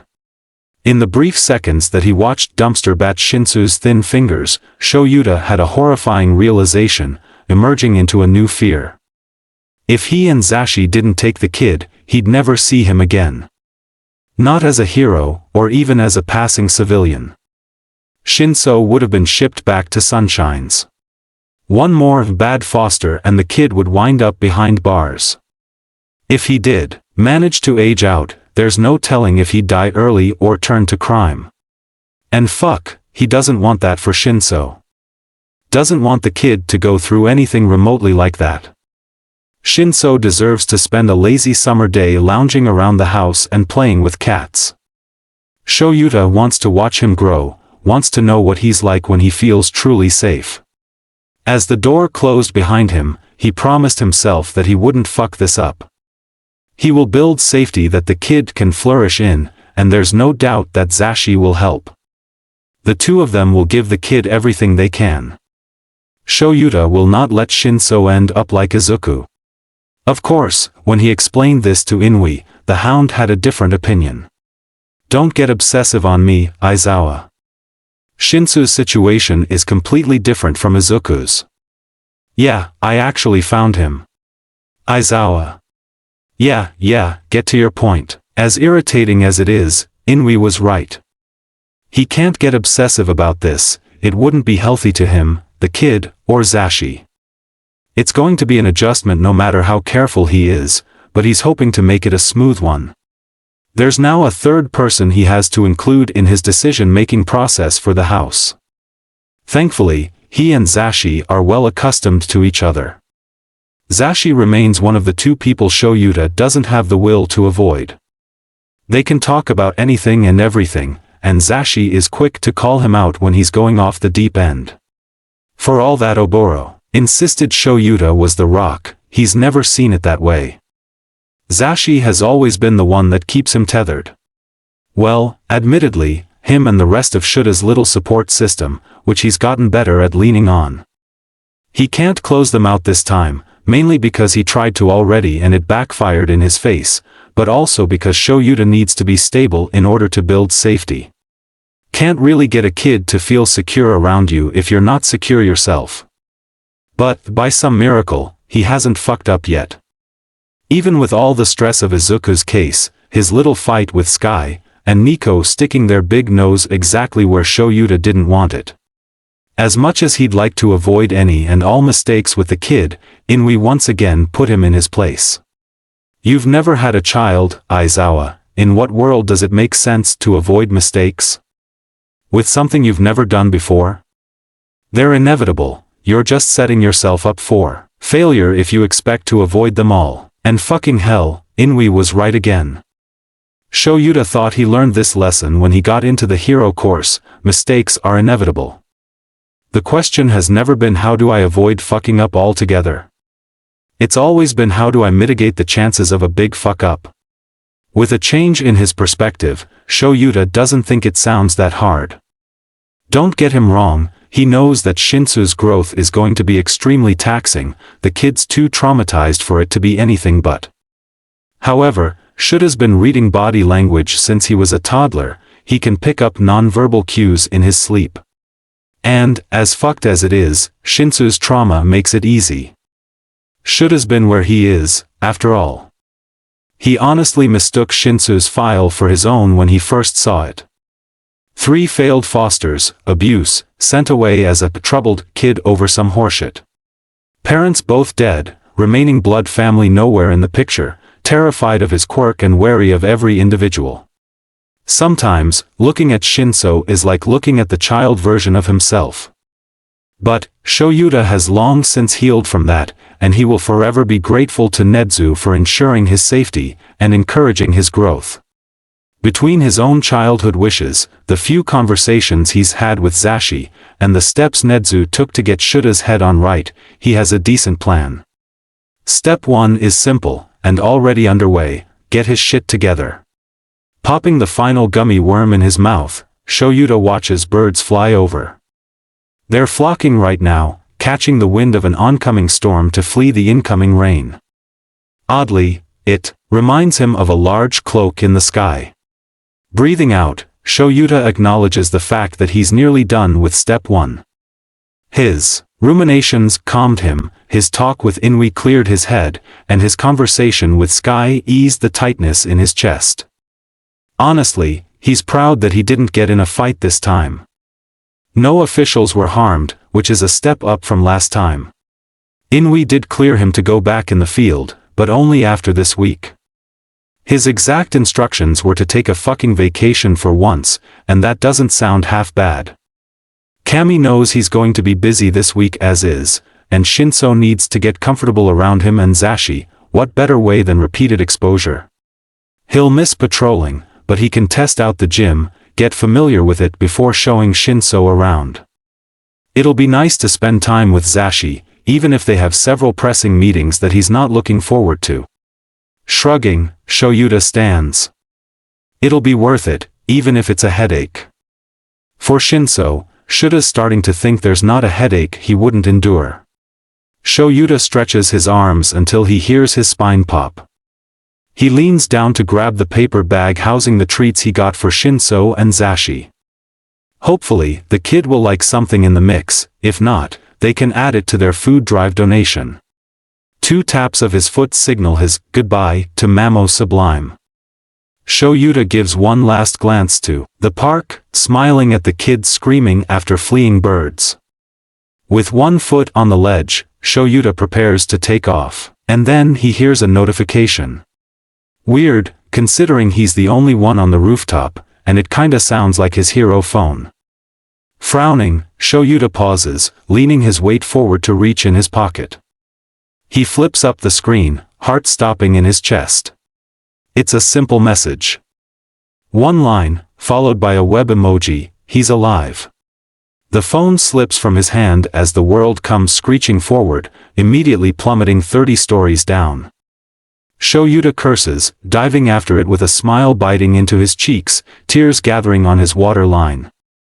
His chest drums to a bruising beat, but Shoyuta nabs his phone midair, tossing his scarf to the nearest window ledge. He lets out this deranged laugh, barely containing a sob as he flips himself home. He's alive. Shimmering brown liquid steams heavenly scents into Hitoshi's nose. When Hizashi mentioned starting dinner early, Hitoshi practically jumped at the chance. He's always liked cooking. Even before Izuku came into his life, he found solace in the silent moments, spent alone with ingredients. Better than that was the ability to sneak bites, especially when he knew he wasn't going to get a plate of his own. But, more than anything, he likes the motions of it.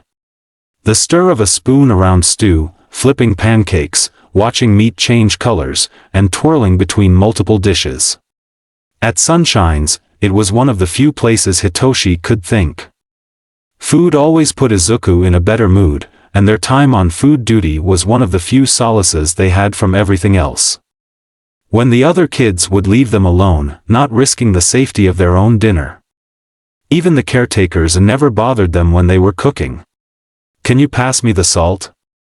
And it seems that is not the case here. Honestly, Hitoshi just wanted some time to reflect. To bask in the presence of onions and frying pans and just breathe for a second.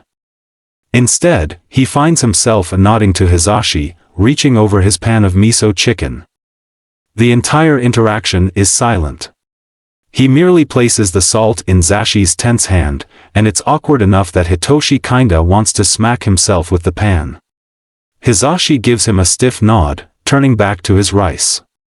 Hitoshi, for his part, completely ignores the entire atmosphere, focusing only on his browning chicken, and not the little worried glances the hero keeps sending him. Things have been moving entirely too fast. In the span of 2 weeks Izuku's gone missing, Hitoshi's fled from his asshole fosters, and almost fucking died. Then, he gets saved by the Eraserhead, his favorite fucking hero and also his best friend's uncle. Said man who is married to the present Mike, another honorary member of Izuku's bizarre family. The two of them force society to act in a way it never has with Hitoshi, shove another legendary hero in his face, and then offer to foster him. And now he's standing in their home. He spent the morning playing with 3 kitties, inevitably falling asleep with one of them on the couch. When he woke, he was directed to the lemon bathroom, which had fresh towels waiting for him. The shower head alone was enough to make him feel stupid. It took 10 minutes to figure out how it worked, and surprisingly Hitoshi immediately understood why. The water pressure was insane, there were 10 different settings, and at some point it turned a different color. And that was just the shower. When he looked to the side and read the price of the shampoo bottle he nearly choked. He doesn't remember feeling this clean, well, ever. Hitoshi's almost positive he left years of grime in their drain, and fucking hell he can't bring himself to regret that one. His skin is a completely different, smoother, and softer texture, and it's so nice. But the bags on his bed were weird. It didn't feel right to sit down on the bed just yet. It's too neat, too comfortable, so he emptied his bags on the floor, finding a mass of stuff. Like a whole truckload of it. He doesn't know which one struck him the most, the weight blanket, the 10 sets of clothes, or the small collections of decorations with a note from Zashi saying, "These just made me think of you." It's not much. Just a plush sunflower, an oversized black cat pillow, and a purple beanbag chair. But it's already more than any other person has ever given him. At most, Hitoshi has been allotted one shirt, one pair of pants, and a school uniform every 6 months. Always at thrift stores, or from bargain bins. It was a 50-50 on if he got new shoes. He only got new ones last year because Izuku borrowed them from a window display. Any personal decorations have always been found either in dumpsters or as the 2 precious mementos he managed to save from his childhood home. And that's the bulk of the issue. These people are too nice. It's fucking weird. So, how'd you get into cooking? Hitoshi startles, playing it off as checking the meat again, even though his eyes haven't left the pan. Hizashi's phone chimes on the counter, but he ignores it, waiting solely on Hitoshi's response. Back in Tokyo. He guesses, voice teetering towards a question, and Kami, "Come on, Hitoshi. Asking questions is not, well fuck. Actually, it is allowed now. Encouraged, even. Soon to be mandated." "Oh?" Zashi asks, strained. Was it always just a hobby?" Hitoshi snorts. "Nah. Just a part of chore responsibilities. Cooking was always the best one, though. Aizu and I could sneak food, add to our stash, and no one bothered us in the kitchen." "Add to your stash? Were you and Aizu collecting something?" Picking up on the awful pitch of false cheer, Hitoshi frowns. "Probably wouldn't be the best idea, to be honest here." He really doesn't think explaining the perishables kept under floorboards of his and Izuku's beds would go over well. If he did, then he'd have to talk about why, and he's already gonna have to do that with the detective. No reason to harsh the vibes now. "No," Hitoshi says, "just necessary odds and ends." He glances at Hizashi to gauge his reaction, and oh, that's not good. The hero leans against the counter, taking a silent deep breath. His lips sit in a hard line, and the knife in his hand is shaking. Hitoshi watches him mumble the word necessary, and fuck, that was a clue word. "I see," is all he says, turning to Hitoshi with a grin. "I'll be right back, need to use the restroom." Nodding, Hitoshi turns back to his chicken, once again regretting his choice of words. He keeps fucking up, doing this shit where he says something he thinks is normal, and results in strange faces on Aizawa or Yamada's faces. Does he just need to stop talking altogether? No, Eraser made it clear that wouldn't be allowed in the hospital. Every time Hitoshi tried to skirt by with absolute silence, Aizawa dragged him out of it. Sometimes before Hitoshi even realized what he was doing. They're crafty, both of them. Which makes sense considering they're both pro-fucking heroes. Kami, he's going to have to be like Aizu level smart to get away with anything. Not that he even knows what he'd be getting away with. Not using his quirk? Cool, that apparently does nothing but fuck his brain up. Not eating? What is he? Stupid? Those are the only 2 rules he's been given thus far, and breaking them wouldn't do shit but hurt him. Why are they doing it anyways? Is it Izuku? That's gotta be it, right? They care about their nephew so much that they're willing to have mercy on Hitoshi.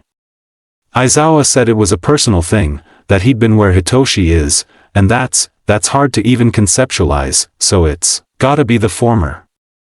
Just dressed up in different words so the adults don't feel guilty about it. But, if that was the case, Eraser wouldn't have stayed with him. Not for 3 consecutive days. They wouldn't have guessed his coffee order, or gotten close enough that Hitoshi actually liked it.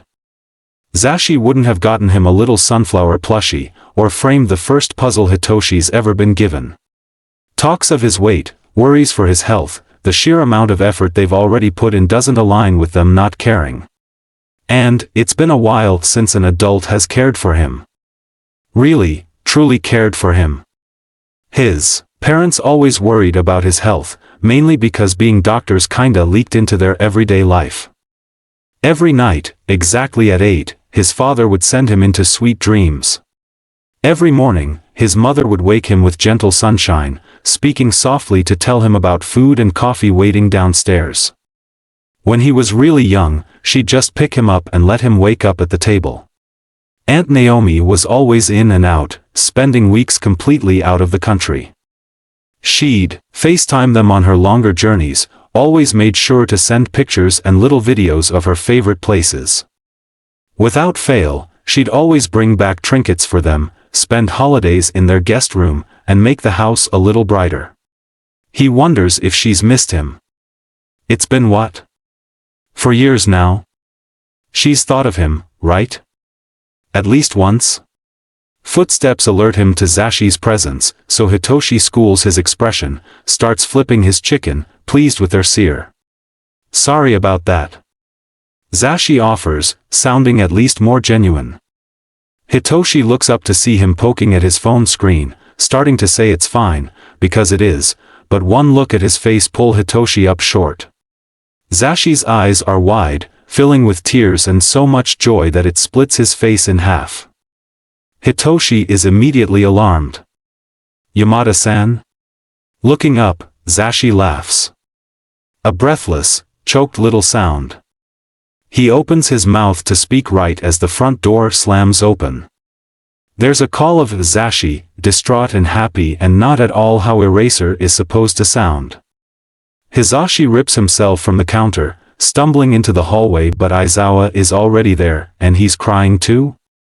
Did you dash? Aizawa gaps, breathless and smiling, gripping onto Hizashi's arms like they're the only thing keeping him standing.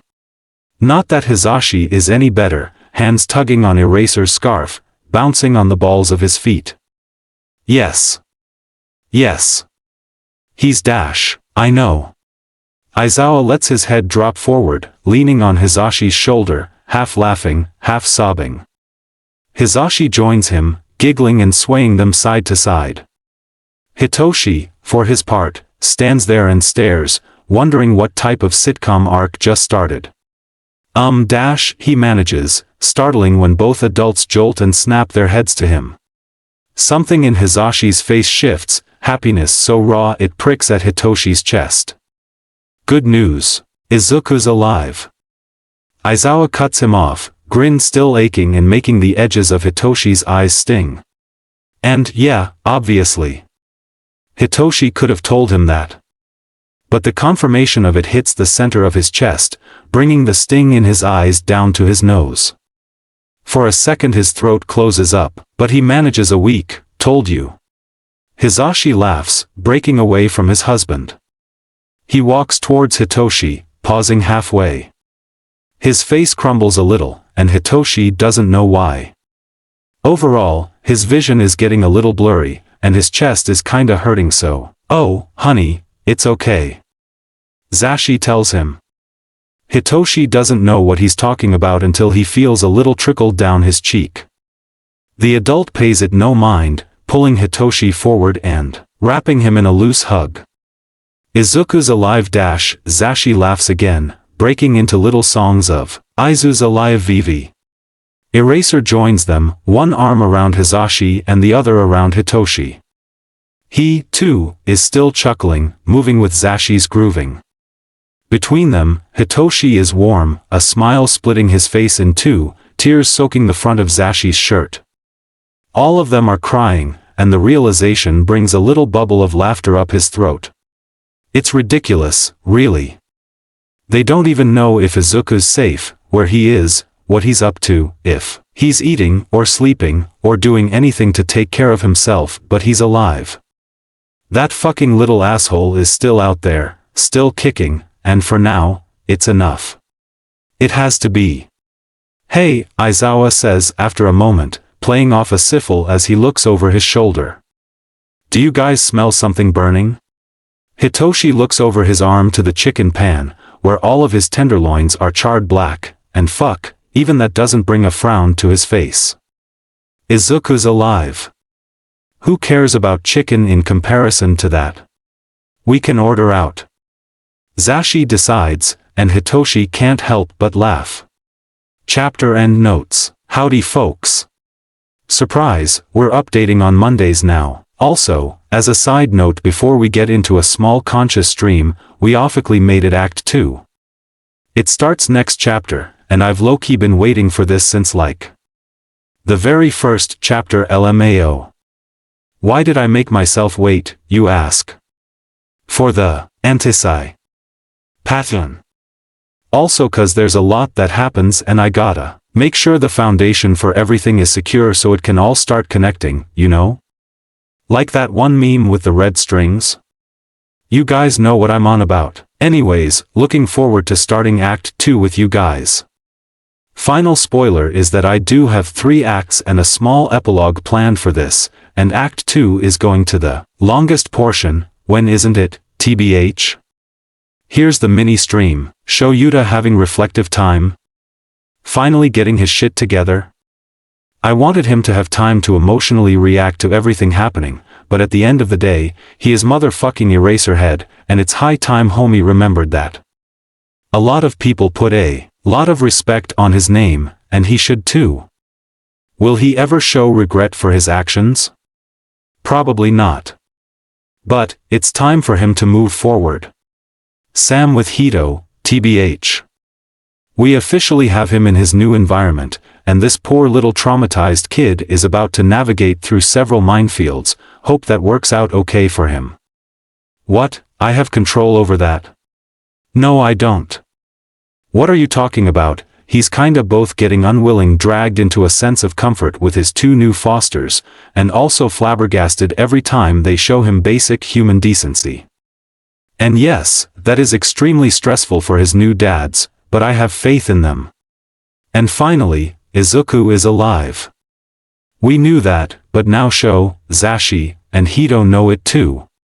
Finally, right? They got the info from the web too, so they know it's good, accurate, and true. What a relief, huh? Wonder what's gonna come of that, hee hee. Anyways, that's all for the stream today cause I have a D&D session to prep for. Love you all, hope you enjoyed the chapter. As always, shout at me in the comments. I live off of feedback, good and bad, TBH, very Izuku coded of me. Be safe out there, and I'll see you next Monday. 2 AM Delirium. Chapter notes. Warnings. Not traumatic. Slight mention of death. Mention of suicidal ideology. Mentions of abuse. See the end of the chapter for more notes. Very few times in his life has Izuku ever been proud of himself. For the majority of his time alive, Izuku would honestly consider himself to be indifferent to Izuku. His health and well-being was always under threat, yet expected to survive under any condition, so that is what he did. Survived any and everywhere he ended up. He is a weed refusing to die, repeatedly springing up between gardens and pavements. No matter the circumstances, no matter the struggle. But it's never really been a choice, more of a demand. Still, there are times in his life that he can look back on and freely feel the shine of pride. Like when he beat Hisashi in chess for the first time, the rare occasions he won a spar against a lure, the time he saved a kid from Bakugu, and whenever he sent Hitoshi's bullies running. They're few and far between, but they exist. Just never like this. Because holy fucking shit, his suit is already sick as fuck and he made it. Yes, he's still pissed at her, but thank fuck Inko left him resources. And yeah, Hisashi is still a hypocritical asshole, but man, do his teachings come in handy. Slipping a soft material over his nose, Izuku pulls a gas mask over his head, using Matcha's only blank screen as a mirror. It sits perfectly, a little on the larger side to accommodate his bushy-ass hair, but still seamlessly merging with his flesh. He breathes in deep, making sure his oxygen filters are working, and yeah, it kinda smells like old plastic, but that means they're working. Shaking out his hands, Izuku nods to himself. Time to test the first feature of his wonderful, lovely, insanely cool mask. What's up, chat? Today we're, oh fuck, it's so deep, laughing. Izuku freezes. Fuck, even his laughs are 2 octaves below his voice. It should be, with the voice changer and all that, but it's still so funny. In the bottom of Allure's undercover closet, hidden in the back corner of the weapon stock, Izuku found a treasure trove of items. While the gas mask itself was from her riot gear, he did find a variety of wigs, single-tone voice changers, strange outfits, and even a few contact lenses. He spent a few minutes picking through the voice changers, deciding on this one, because all the other ones weren't as durable. It was a bit of a hassle to wire it inside the gas mask, resulting in needle picks on his fingers, and a small bit of mighty glue stuck to his thumb, but it works. Izuku wouldn't recognize it as his own voice if he wasn't completely alone in the warehouse.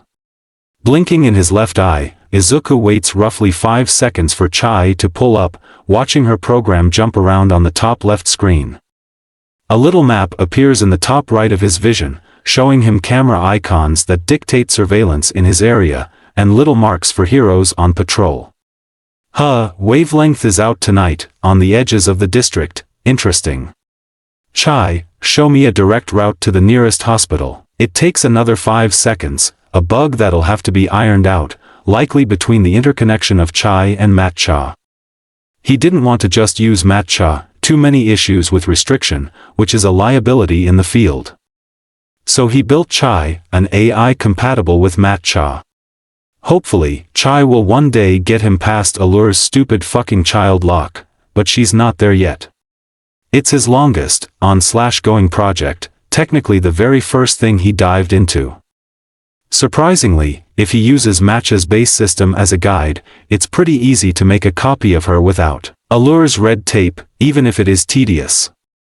He's worked on it while meticulously building the other pieces of his suit, and it's still not complete, hence the 5-second delay. But, after the 5 seconds, Chai dings in his ear, and the map on his screen shifts, showing him an overview with a path highlighted green. The map narrows down to his starting point at the warehouse. Izuku checks to make sure the directions are correct, the shortest path, and displays the correct estimated arrival time. Grinning ear to ear, Izuku blinks again, watching the map disappear. Kami, that's so cool. He did that. Did it take 5 hours of combing through Inko's coding books? Yes, but it was worth it. Izuku will admit to this being one of the more flustering pieces. Through a stroke of 2M delusion, several cups of coffee, and many breaks, Izuku was able to replicate Matcha's self-updating map. When he was a kid, he actually helped Inko build it, so he didn't think it would be that hard to do it again. Izuku was wrong. He was very, very wrong.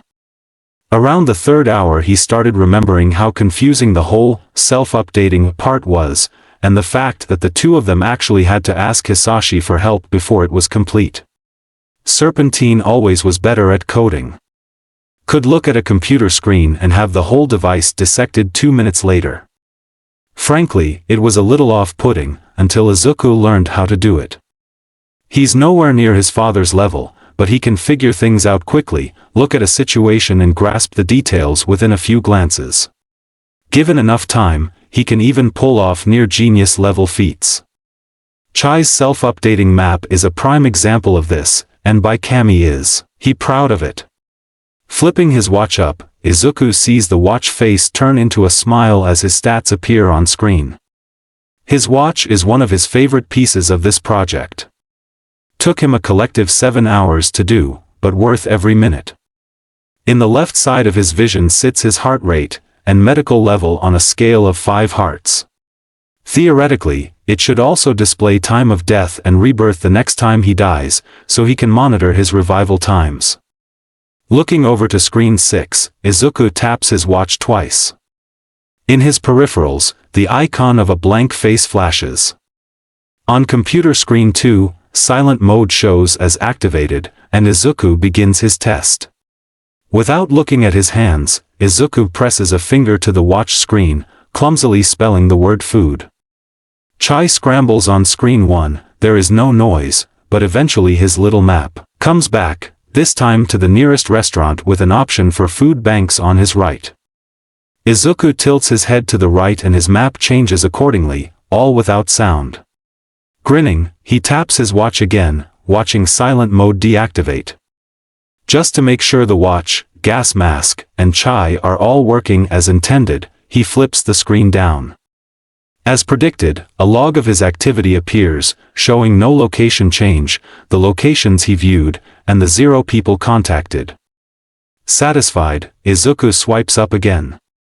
His next test is a little tricky, and not one he really wants to do, but it's necessary. Just to make sure the comms actually work. Chai, fetch the piggies. On screen 5, Izuku refreshes his tracker, pleased to see his call immediately connecting to Chai's protected servers, courtesy of Matcha. There's the 5-second wait again, but a dial tone picks up in his ears right as Chai's program relaxes. Someone answers, a pleasant hello, this is Muzutafu Prescient 12. Izuku hangs up by blinking both eyes, doing a little happy dance when the call cuts off. Fuck, that's so cool. And it means his private channel is up and running, and if that's working, then he can finally try one of his more exciting projects. This one didn't take too long, mainly because he had the blueprint from Matcha to work with, and access to Allure's clearance. Technically, her access should have been restricted once she was confirmed dead, but Inko always had a backup plan for everything. As soon as she started considering the possibility of faking her death, should it be necessary, she tied her clearance level directly to Matcha. Meaning she would be able to call for help in a worst-case scenario, keep up with hero news, and access case details, even if she was assumed dead. Because of this, Izuku has not only clearance codes for near-full comm access, something only higher-level heroes get, but also a beautiful base for a private, untraceable channel. He only hesitates for a second, wondering if it's really ethical. Shrugging, he decides that ethics are arbitrary, and he's already doing better than most people he's met, so it's probably fine. Chai, show me active backup. Once again, Wavelength's little icon appears on the massive map on screen 4. Her name and distance pops up on the left side of his mask, listed as the only nearby hero. Hoping that he's not interrupting anything, Izuku nods to himself. Make contact, Wavelength. On the 5th screen, Izuku checks the tracker again, making sure Chai's connecting to his secure channel. Kami, if this fucks up, he's screwed. He'd be giving his direct location to a fucking underground hero. Thank Kami he made sure the voice changer would reflect on comm calls. Before the comm can connect, Izuku double-checks to make sure his location still reads at Disappointment Islands, somewhere in the French Polynesia coast. And then there's static in his ears and a soft, "What the hell, don't freak out." Izuku blurts out, immediately realizing that's probably something one shouldn't say to an underground hero. Who is this? Wavelength demands. How'd you get clearance to dash? Sorry, this is a test. Good job, you passed. He disconnects before she can respond, a little embarrassed but too giddy to care because fuck yeah. Another project in the bag, man, he's like on a roll or something. Ripping the gas mask off, Izuku cracks his neck, plugging the thing back into Matcha. He pulls up Chai's program within the helmet and starts running diagnostics. Just to check, he swipes up on his watch again, making sure his calls were notated. Fuck yes, they were. He is so good. Diagnostics say they're gonna take about 15 minutes, and Izuku doesn't want to waste time, so he puts both feet on Matcha's desk, pushing himself across the room to Inko's workbench. He swivels as he rolls, turning to catch himself on the wood before he can crash and knock anything off. Izuku will be damned if his hard work goes to waste here. The bench was covered in dust and glass when he began his little project spree. It had to be cleaned before he dared to start designing his actual suit, and he didn't really know what he was going to do until he rummaged around for resources. Allure always kept material on hand for her suit, on the off chance she needed to make one in a pinch. Including everything from blueprints, to the actual pieces of fabric, to the specific sewing machine used to twine the whole thing together. And, here's the thing, the materials are amazing quality. They should be, considering Allure's rank, and the necessity of her job. Her suit fabric alone is a work of art. The bottom layer is a mix of cotton and carbon fibers, so it's strong and breathable, but not uncomfortable. Next comes the layer of chainmail mesh, meant to add a level of protection against bullets, slashes, and stabs. Finally, the top layer, a mix of black and this deep, forest green. It's the same material as the bottom layer, only coated with a rubber-like texture, meant to negate electricity, give a little fire protection, and add onto the suit's durability. Blueprints dictate little notes from Allure's support tech, stitch recommendations, fabric lengths and cut sizes based on measurements. Whoever they are, they're a fucking kami-sent angel, leaving formulas for measurement changes on the off chance that Allure gained weight, or starting shrinking. To the side, they wrote age comes for us all, and Izuku wonders if they know Allure died before she even hit her 40s. Shrugging that little thought off, Izuku looks to his own copy of the suit, modified to his needs. In one solid column, he outlines the benefits and purposes of the suit, his actual measurements, and small changes he wanted to make. The internet was his saving grace here, giving him the missing formulas he needed. Thus far, he plans to have a long sleeve top, going into slightly baggy pants. Gloves are a must, and luckily, he found a pair of those in Allure's undercover shit. They have steel knuckles sewn into the top of each glove, and their cut-off is the perfect length, merging with his sleeves. Shamelessly, he's also stolen Allure's utility belt and thigh holsters, though he did have to tailor both of those. The utility belt is the same forest green as the accents on Allure's suit mock-up, but it's useful for storage if nothing else. He'll need to keep medical supplies on him, extra weapons, and maybe some comfort snacks for any victim or street kid he runs into. The majority of his weapons will be kept on the holsters, mainly because they have built-in spots for a bow staff and throwing knives. There's only one thing Izuku hates about the suit, it's Allure's colors. Pitch black, with forest green outlines. He's already using her weapons, and he did change the design of her suit to be unrecognizable, but he's worried about it. Not only will he have to remember her stupid face whenever he's trying to do some good, but it's traceable. Who else would have access to Allure's shit except him? Who else could have gotten into her warehouse? Into her systems? No, the colors gotta change. And not just on the suit. His gas mask, while lovely and perfect and everything Izuku wanted it to be, still shows his hair. The visor part doesn't even hide his eye color. Which means those have got to change too. Izuku is going to be a kick-ass vigilante, and part of that is not getting caught, i.e. not displaying his distinguishing features. And that's where his shopping list comes into play. There are exactly two things Inko didn't have in her warehouse of wonders: spray paint and hair dye. Specific, but incredibly important items. He would just wear a wig, but he's kinda paranoid about it falling off like his beanie did. And, unfortunately, he can't just bleach the suit because that would ruin the material. Pushing himself back over to matcha, Izuku checks the timer on his diagnostics, but it's advanced to 30 minutes.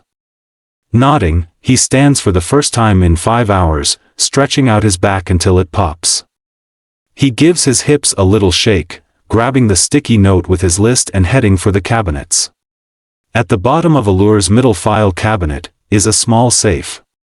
She had them in each of her warehouses, all with different codes that Izuku dutifully memorized. Pressing in the 4-digit number, Izuku hears a little clink. He opens the safe to count the money inside, even though he already knows how much is here. True enough, 1.5 million yen rests in the little box. Izuku pulls out a handful of notes and coins, throwing them on top of the cabinet.